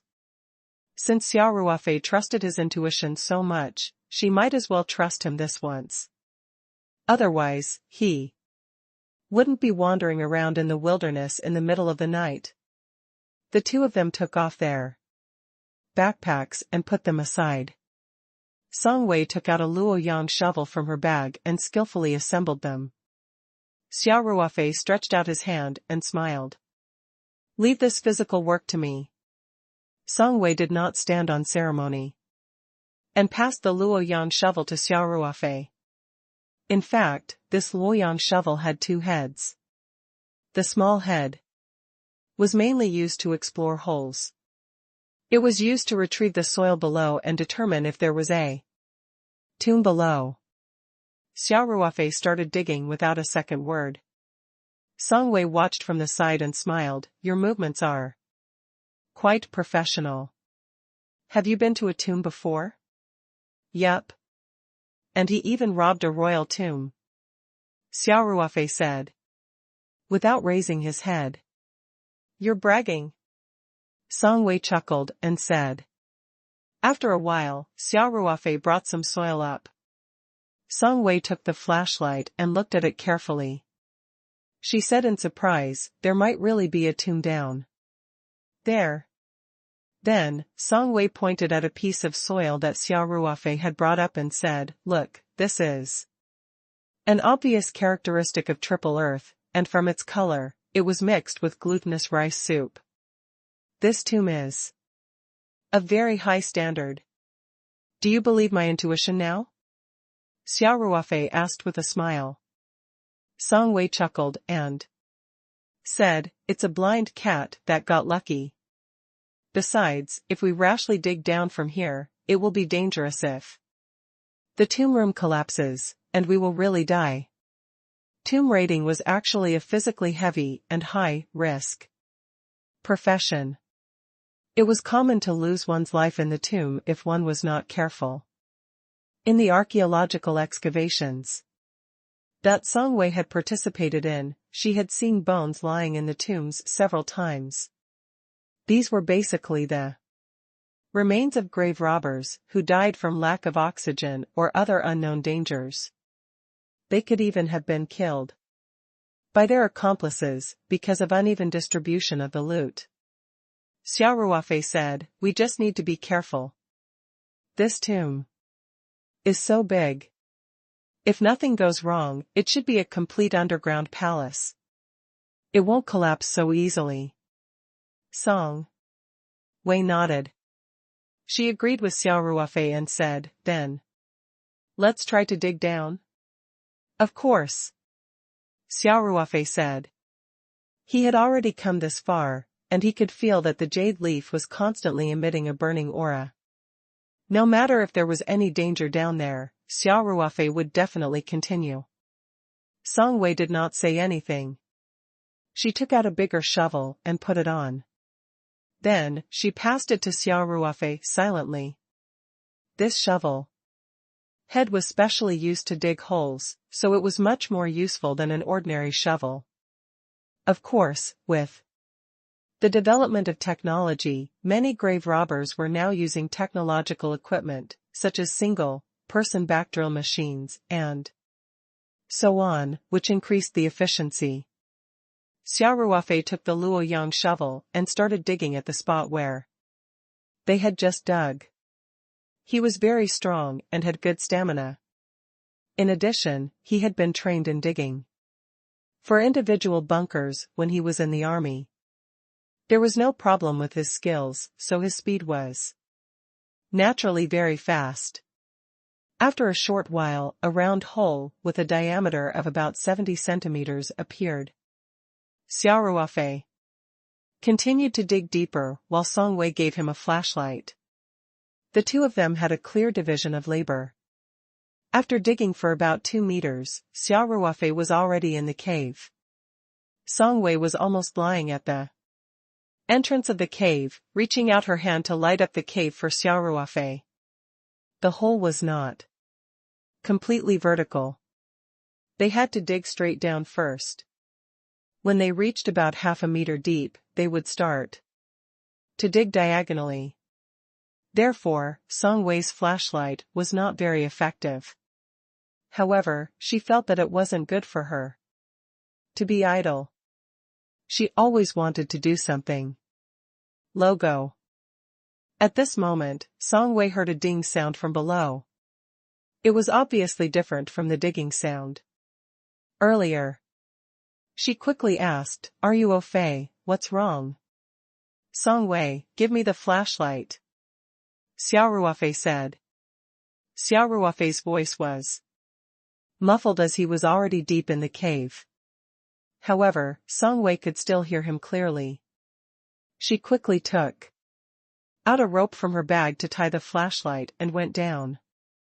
After a while, Xia Ruofei returned to the cave. He sat down and said to Song Wei, "They should have dug up a tomb brick. I want to change my tools." Xia Ruofei rummaged through the backpack at the side and took out a bag of tools. There were small crowbars, shovels, and other tools in it. They were all prepared for the limited space underground. He thought for a moment, then took out a roll of plastic cloth from his bag and stuffed it into his pocket. Then he said, "I'm going down." Song Wei felt nervous for no reason.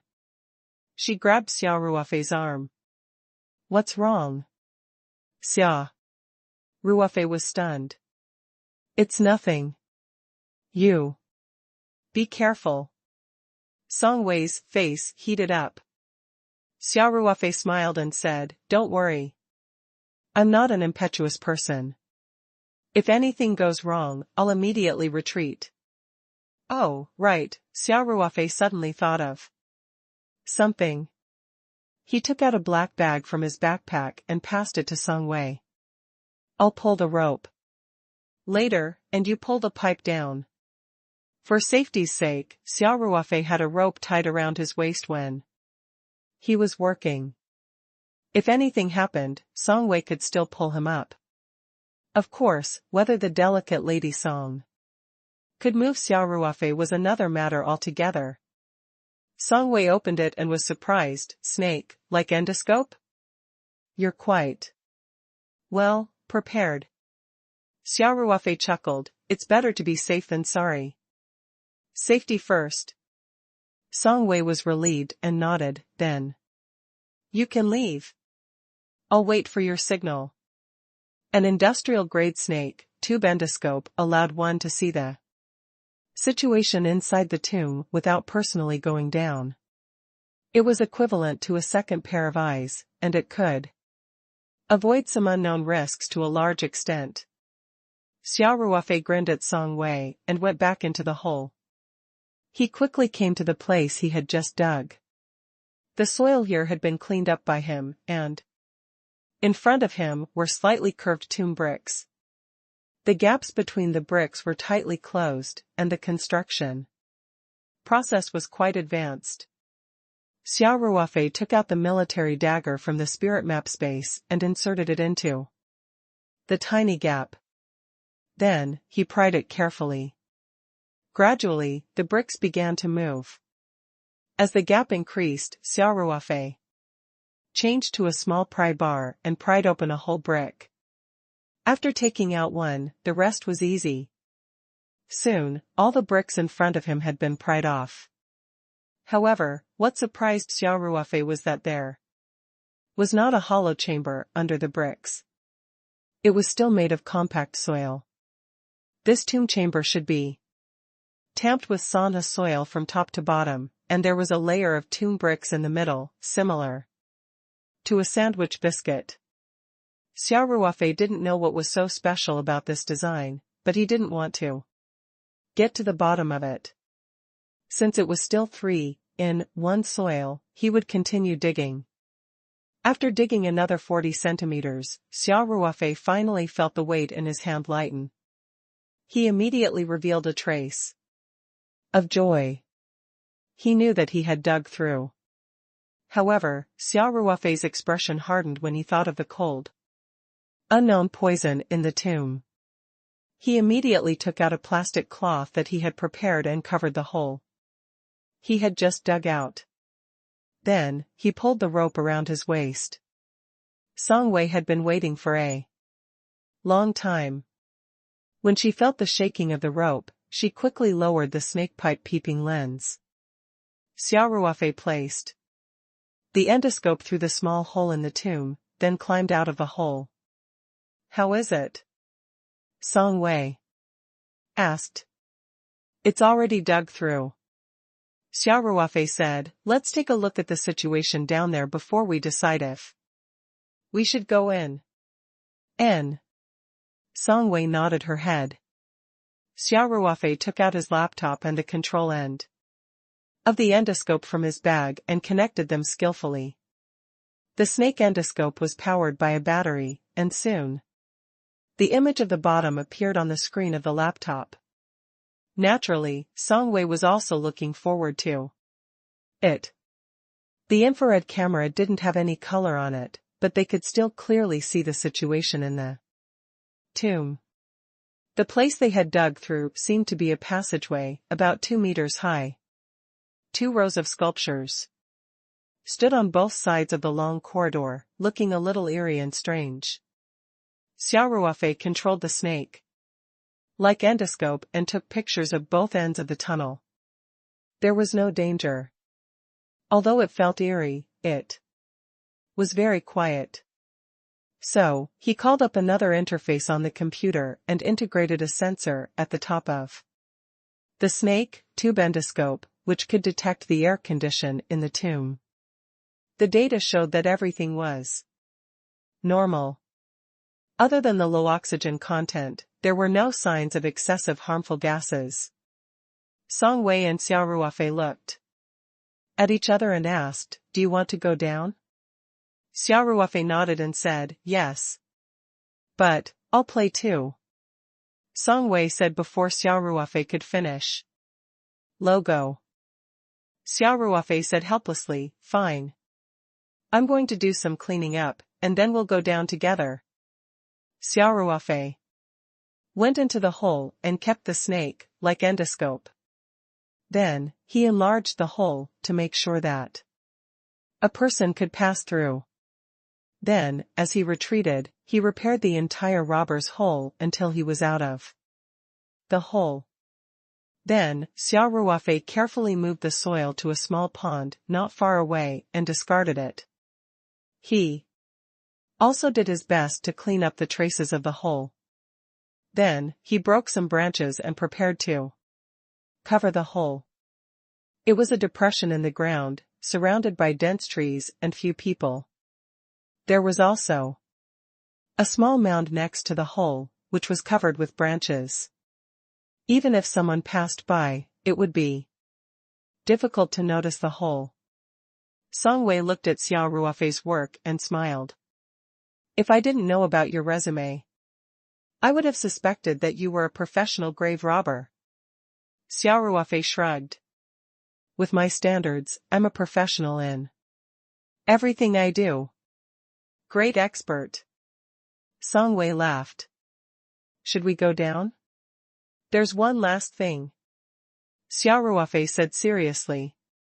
After that, he took out a climbing rope from his bag and tied it to a tree not far away. After testing the rope's reliability, he slipped the rope into the cave. Of course, he also used weeds and branches to cover up the part of the rope that was on the ground. This is our rope of life. Xia Ruofei laughed. I'll have to rely on it to come out. Let's go. Songwei couldn't wait. Don't rush. Xia Ruofei said, put on your equipment. Then, Xia Ruofei took out 2 sets of protective clothing from his treasure chest, like bag. Although they were not the most professional ones, they could prevent their skin from being exposed to the air. With the gas mask, they should be able to avoid most of the danger. As for whether the gas mask could filter out the unknown poison, Xia Ruofei was not too worried. With him around, the poison would not be able to get close to them. The protective suit and gas mask were to make Songwei feel more at ease. Songwei was also impressed by Xia Ruofei's attentiveness. The two of them quickly put on protective clothing and gas masks. Xia Ruofei threw the backpack into the hole and said to Songwei, I'll go down first, you follow behind me. Remember to use branches to cover the entrance. I know. Songwei said calmly. Xia Ruofei went into the hole. After a while, Songwei heard Xia Ruofei's voice from her earpiece. Songwei, come down. Because they were wearing gas masks, they were also equipped with walkie-talkie equipment for communication. Hence, Songwei went into the hole as well. Half of her body was exposed. As she slowly went down, she used the branches that Xia Ruofei had gathered to cover the entrance. Following the hole that Xia Ruofei had dug, Songwei quickly arrived at the bottom. Her feet had already touched Xia Ruofei's shoulder. Hence, Xia Ruofei said, hold on tight to the rope. I'll go in first. You just have to come down with me. Don't worry. I'll catch you from below. Songwei clutched the rope tightly. Then, she felt Xia Ruofei move and heard a dong sound. Xia Ruofei must have jumped in. Songwei didn't hesitate and continued to go down the rope. When she missed her step, she fell directly under the effect of gravity. She wasn't worried at all, because she knew that Xia Ruofei would definitely be there to protect her. Sure enough, the next moment, she was tightly hugged by a pair of strong hands and then gently landed on the ground. Logo. Feeling Xia Ruofei's strong embrace, Songwei blushed and her heart beat faster. However, Xia Ruofei let go of her after helping her stabilize her body. Songwei could not help but feel a little disappointed. Are you all right? Xia Ruofei's concerned voice came through Songwei's earphones. Only then did she come back to her senses and quickly said, I'm fine. Which way should we go? They were in a long passageway. There were statues on both sides of the passageway. Under the illumination of the flashlight, they looked like monsters. Even though Songwei was an archaeologist and was braver than most girls, she could not help but feel scared. She subconsciously moved closer to Xia Ruofei. Xia Ruofei looked around with the help of the flashlight. He felt that the corridor was filled with a gloomy atmosphere. The place where they came in happened to be in the middle of the corridor. It was dark at both ends, and they did not know where it led to. However, Xia Ruofei had another basic basis for his judgment. And that was to sense the jade leaf. However, the changes in the jade leaf would not be too obvious within a short distance. Hence, Xia Ruofei could only head in one direction. If he was lucky and the jade leaf's reaction became more intense, it would mean that he had chosen the right direction. If not, he would have to turn back. Let's go in a random direction, Xia Ruofei said. Xia Ruofei and Song Wei walked side by side, carefully walking in one direction.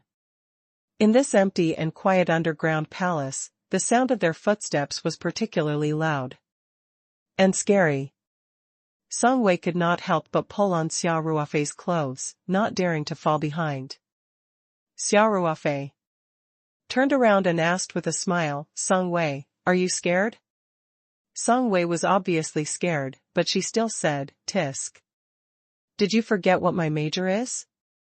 A coward would dare to enter this line of work?" Xia Ruofei laughed and said, "Then can you pull a little lighter?" "I'm afraid you'll tear my clothes." Song Wei let go of Xia Ruofei's hand in embarrassment, but she quickly held on to Xia Ruofei's arm.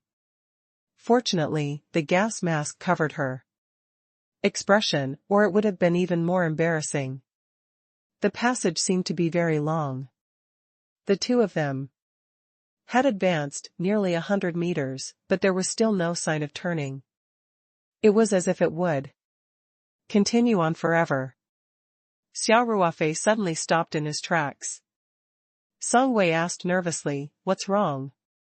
"We might have gone in the wrong direction."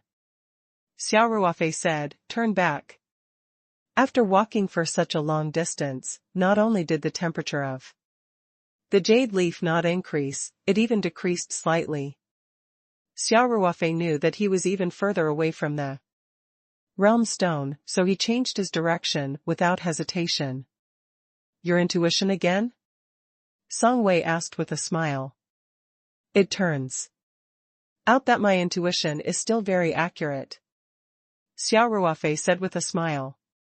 The two of them changed direction and advanced in the other direction.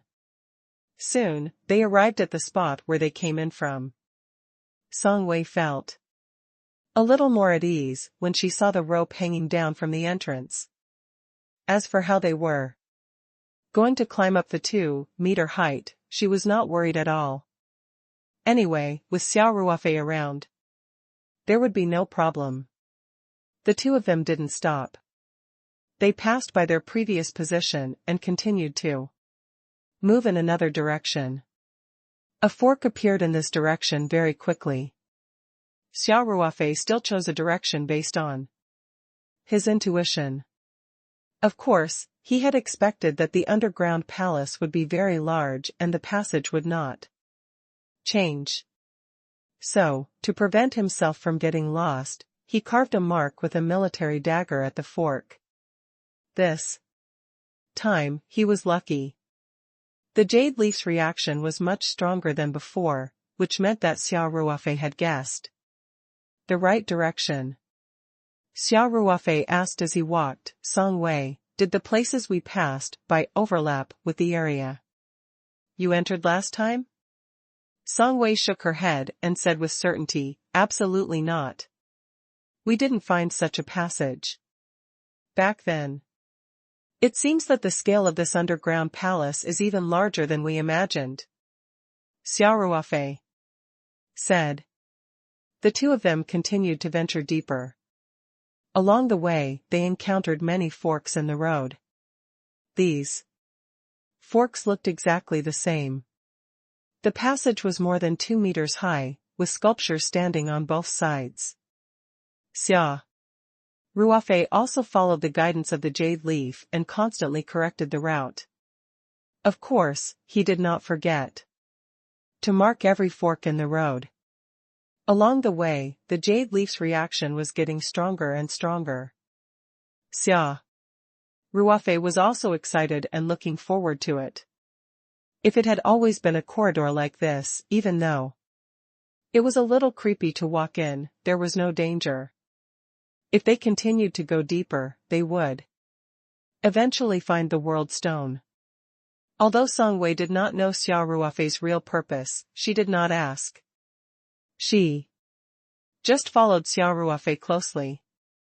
Every time Xia Ruofei confirmed or changed his route, she never asked for the reason. She just treated it as Xia Ruofei's intuition.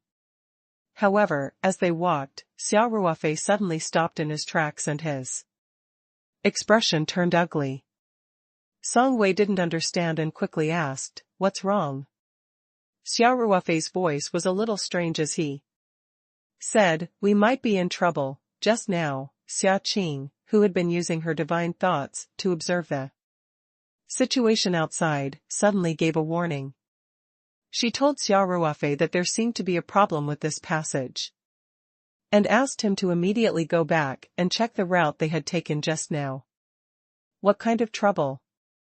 Song Wei asked in a trembling voice. "It's not clear yet, let's go back first," Xia Ruofei said.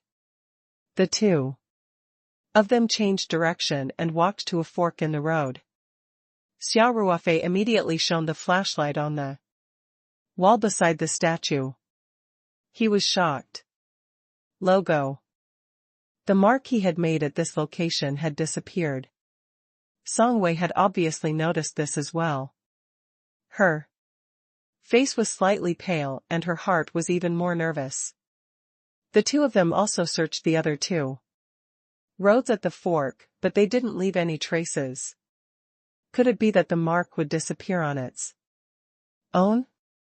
Or was it that someone had cleared it from behind? No matter which possibility it was, it would make one's hair stand on end. Without those marks, the two of them would very likely get lost in this complicated underground palace. Xia Ruofei's expression was a little ugly. He used his divine sense to communicate with Xia Qing. "What's going on?" "Master, there might be a formation in this underground palace." Xia Qing analyzed, "The area of these corridors is not as large as you think. It is very likely that you have been walking in circles." "A trapping formation?" Xia Ruofei said. "Yes, I am." Xia Qing said, "It's very likely. As for the specifics, you will have to try to crack it yourself." Xia Ruofei frowned. "But the place we came from is gone. This means we're not at the same place." "Master, you've entered the formation through the hole at the top. That part will definitely be blocked by the formation." Xia Qing said, "Perhaps that region is very close to you, but you will keep going in circles in another region. If you don't break the array, you will never be able to return to that place." This was also the reason why Xia Qing strongly recommended Xia Ruofei to obtain the Earth Jade Talisman. In a tomb of this scale, with a world stone from the cultivation world, it was very likely that there would be various formations. "What do we do?" Song Wei's voice was trembling. As an archaeology student, she had naturally heard different versions of supernatural stories. She had always been proud of her courage, but when she really encountered such a situation, she could not help but tremble. Xia Ruofei said calmly, "Don't be afraid. Let's go back according to our memory. We might be able to find the place where we came in from." "I guess this is the only way," Song Wei said helplessly. The two of them walked back for a while and realized that they didn't need to make any markings to see that the road was different from before. There was clearly a fork in the road, but it had become a straight passage. It was the first time Xia Ruofei had encountered such a situation. He forced himself to calm down and started to recall the knowledge he had about arrays. Judging from the various characteristics, this was undoubtedly a trapping array. Since it was a formation, it was definitely not unsolvable. As long as they could find the core of the formation, which was also the so-called formation I, many problems could be easily solved. However, Xia Ruofei did not have much confidence. After all, he had only mastered theoretical knowledge and had never practiced it before. This time, he was simply pushing a duck onto a rack. However, Xia Ruofei had no choice but to retreat. He took a deep breath and began to release his spiritual power, carefully sensing the changes in the surrounding atmosphere.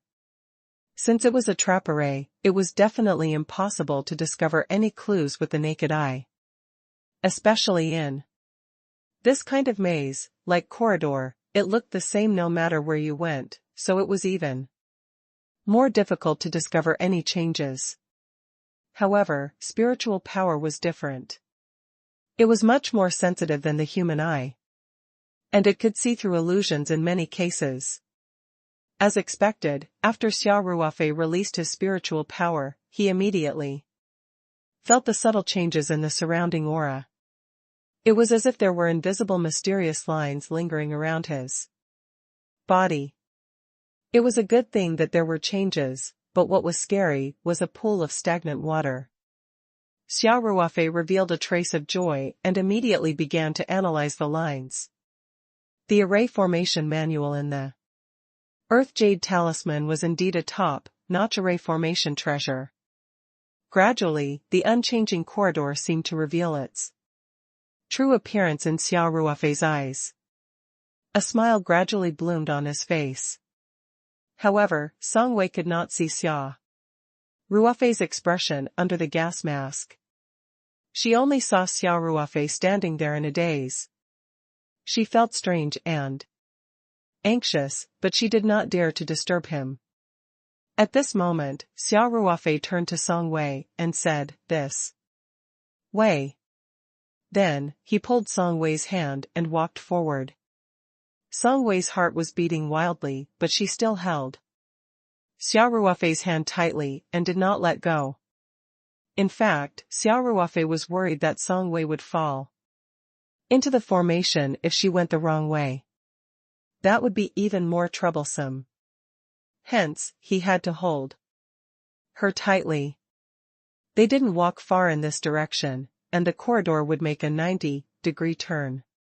However, Xia Ruofei did not seem to see it and continued to charge towards the wall.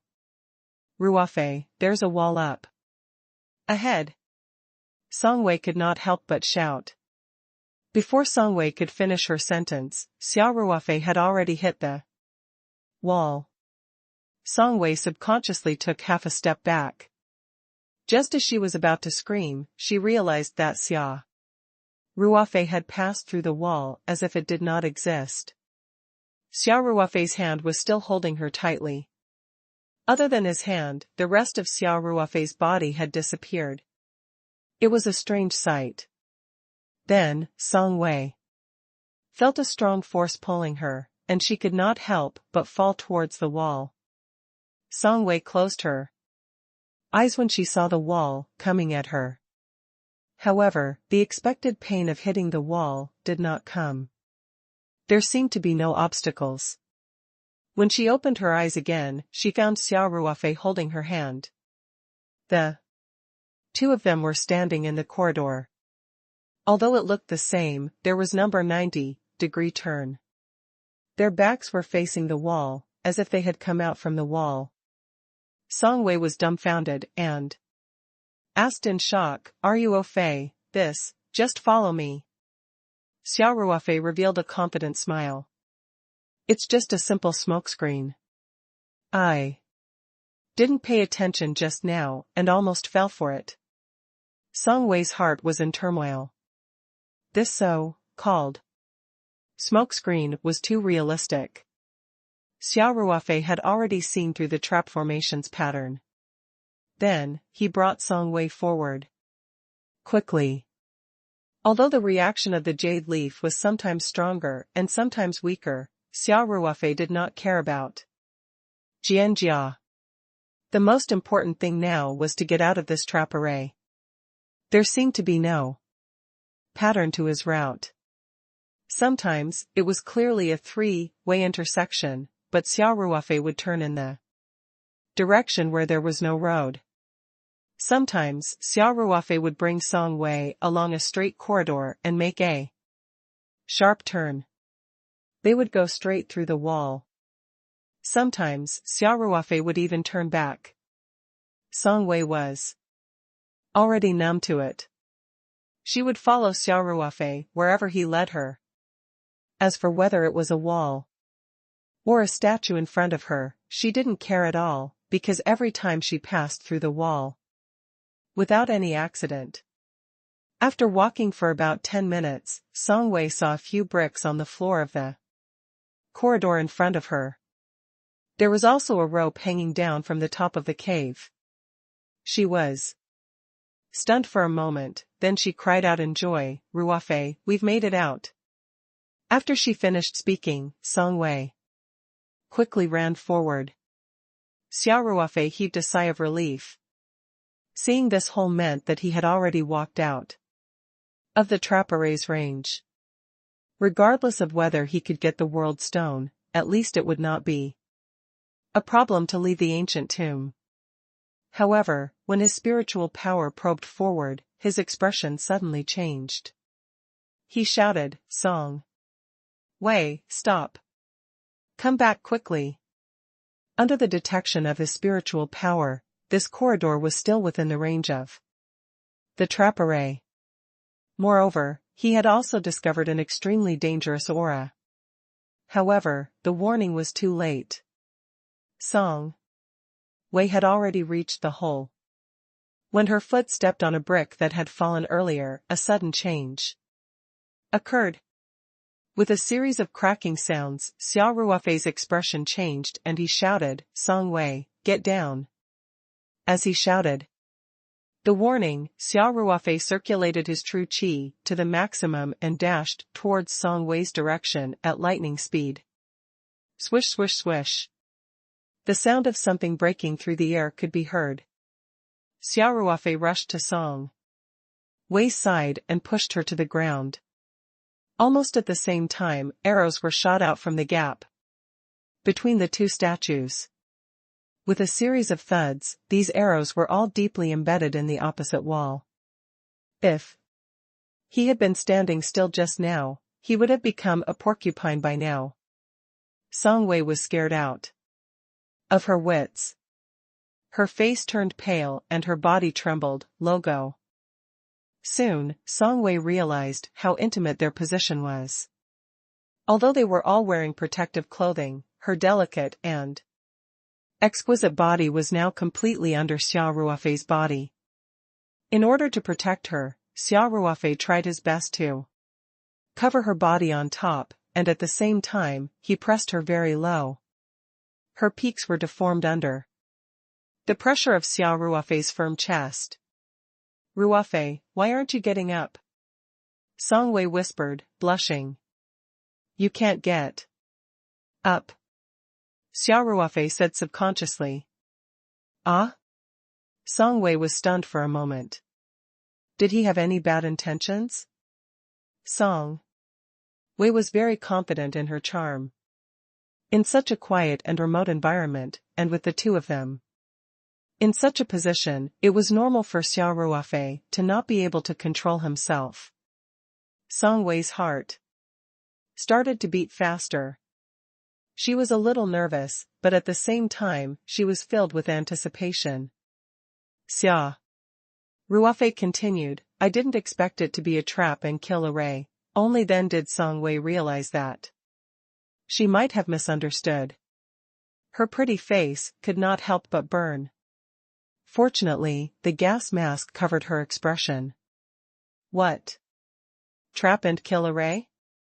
Song Wei asked, suppressing her shyness. "At first, I thought this was just a trap array. I didn't expect the array to have changes." Xia Ruofei said in a low voice, "This formation is very well hidden. If we didn't sense that something was wrong, we would have been dead by now. We can't move now. Or we might trigger an even more terrifying trap." In fact, Xia Ruofei had only felt his heart palpitate for no reason. Then, he sharply sensed the change in the atmosphere in front of him. A huge murderous intent was brewing in the calmness. He didn't have time to think and used all his strength to push Song Wei to the ground. Song Wei looked at the quivering arrows on both sides of the wall and her heart skipped a beat. If Xia Ruofei had not risked his life to save her, her body would have been pierced by the arrows. Xia Ruofei knew that he and Song Wei had been trapped in the trap and kill array. If they made a wrong move, they would be doomed. However, it was definitely not possible to keep this position. It was of no help to escape. Moreover, how could he not feel anything when a beautiful woman was lying under him? If his body had some sort of primitive reaction, it would be really embarrassing. Hence, Xia Ruofei tried his best to keep his mind clear. At the same time, he released his spiritual power crazily, trying to find a way out of this fierce killing intent. The surrounding aura had changed completely. With Xia Ruofei's spiritual perception, he could clearly sense the Dao patterns that were filled with murderous intent. Xia Ruofei used the array Dao knowledge that he had just learned to analyze these Dao patterns with all his might. He gradually entered a mysterious state. This kind of state was a bit like when he was in school, learning how to solve a linear equation of two variables. And then facing a very complex equation, he had to solve it step by step. The complicated Dao patterns, gradually, became clear under Xia Ruofei's analysis. He slowly discovered the rules hidden in the chaos. For Song Wei, who was under him, it was a little difficult. This was the first time in her life that she had maintained such an ambiguous position with a boy, and she could not suppress the shyness in her heart. The key was that Xia Ruofei was still like an old monk in meditation, maintaining this posture without moving. At this moment, Xia Ruofei let out a long breath and mumbled to himself. "Ruofei, how is it?" Song Wei asked softly. "I'll stand up first, then I'll pull you up." Xia Ruofei said, "Remember not to touch the ground with your hands, and don't move your feet." "All right," Song Wei said nervously. Xia Ruofei's eyes lit up. He reached out his hands and pressed on the two spots that he had calculated. Then, he pushed himself off Song Wei. Then, he reached out to Song Wei and pulled her up from the ground. Xia Ruofei said, "Song Wei, from now on, you have to follow behind me. Remember, you must step on the places that I have stepped on. You can't take a single wrong step. Do you understand?" Song Wei also realized the danger in the tomb and quickly said, "Understood. Let's go." After Xia Ruofei finished speaking, he took a step forward steadily. Song Wei's heart trembled a little. Fortunately, everything was calm as usual and nothing unusual happened. Xia Ruofei did not move quickly. Every step he took was steady. Song Wei did not dare to be careless. She shone her flashlight on Xia Ruofei's feet and followed his footsteps. The two of them walked forward, one in front and one behind. Sometimes, Xia Ruofei would take 2 steps forward and then 3 steps back. He would even circle around in a small area. It seemed like there was no pattern, but the amazing thing was that the sudden arrow shooting did not happen again. Everything seemed to have returned to its original calm. After walking for an hour, Xia Ruofei finally let out a long sigh of relief. He smiled and said, "I should be able to walk out this time." Xia Ruofei leaned against the wall and sat down. His back was drenched in sweat. The journey seemed easy, but it was actually a huge drain on his energy. The calculation of solving the equation alone was beyond the imagination of ordinary people. If it was not for the support of his spiritual power, he would not have been able to complete such a huge calculation. Logo.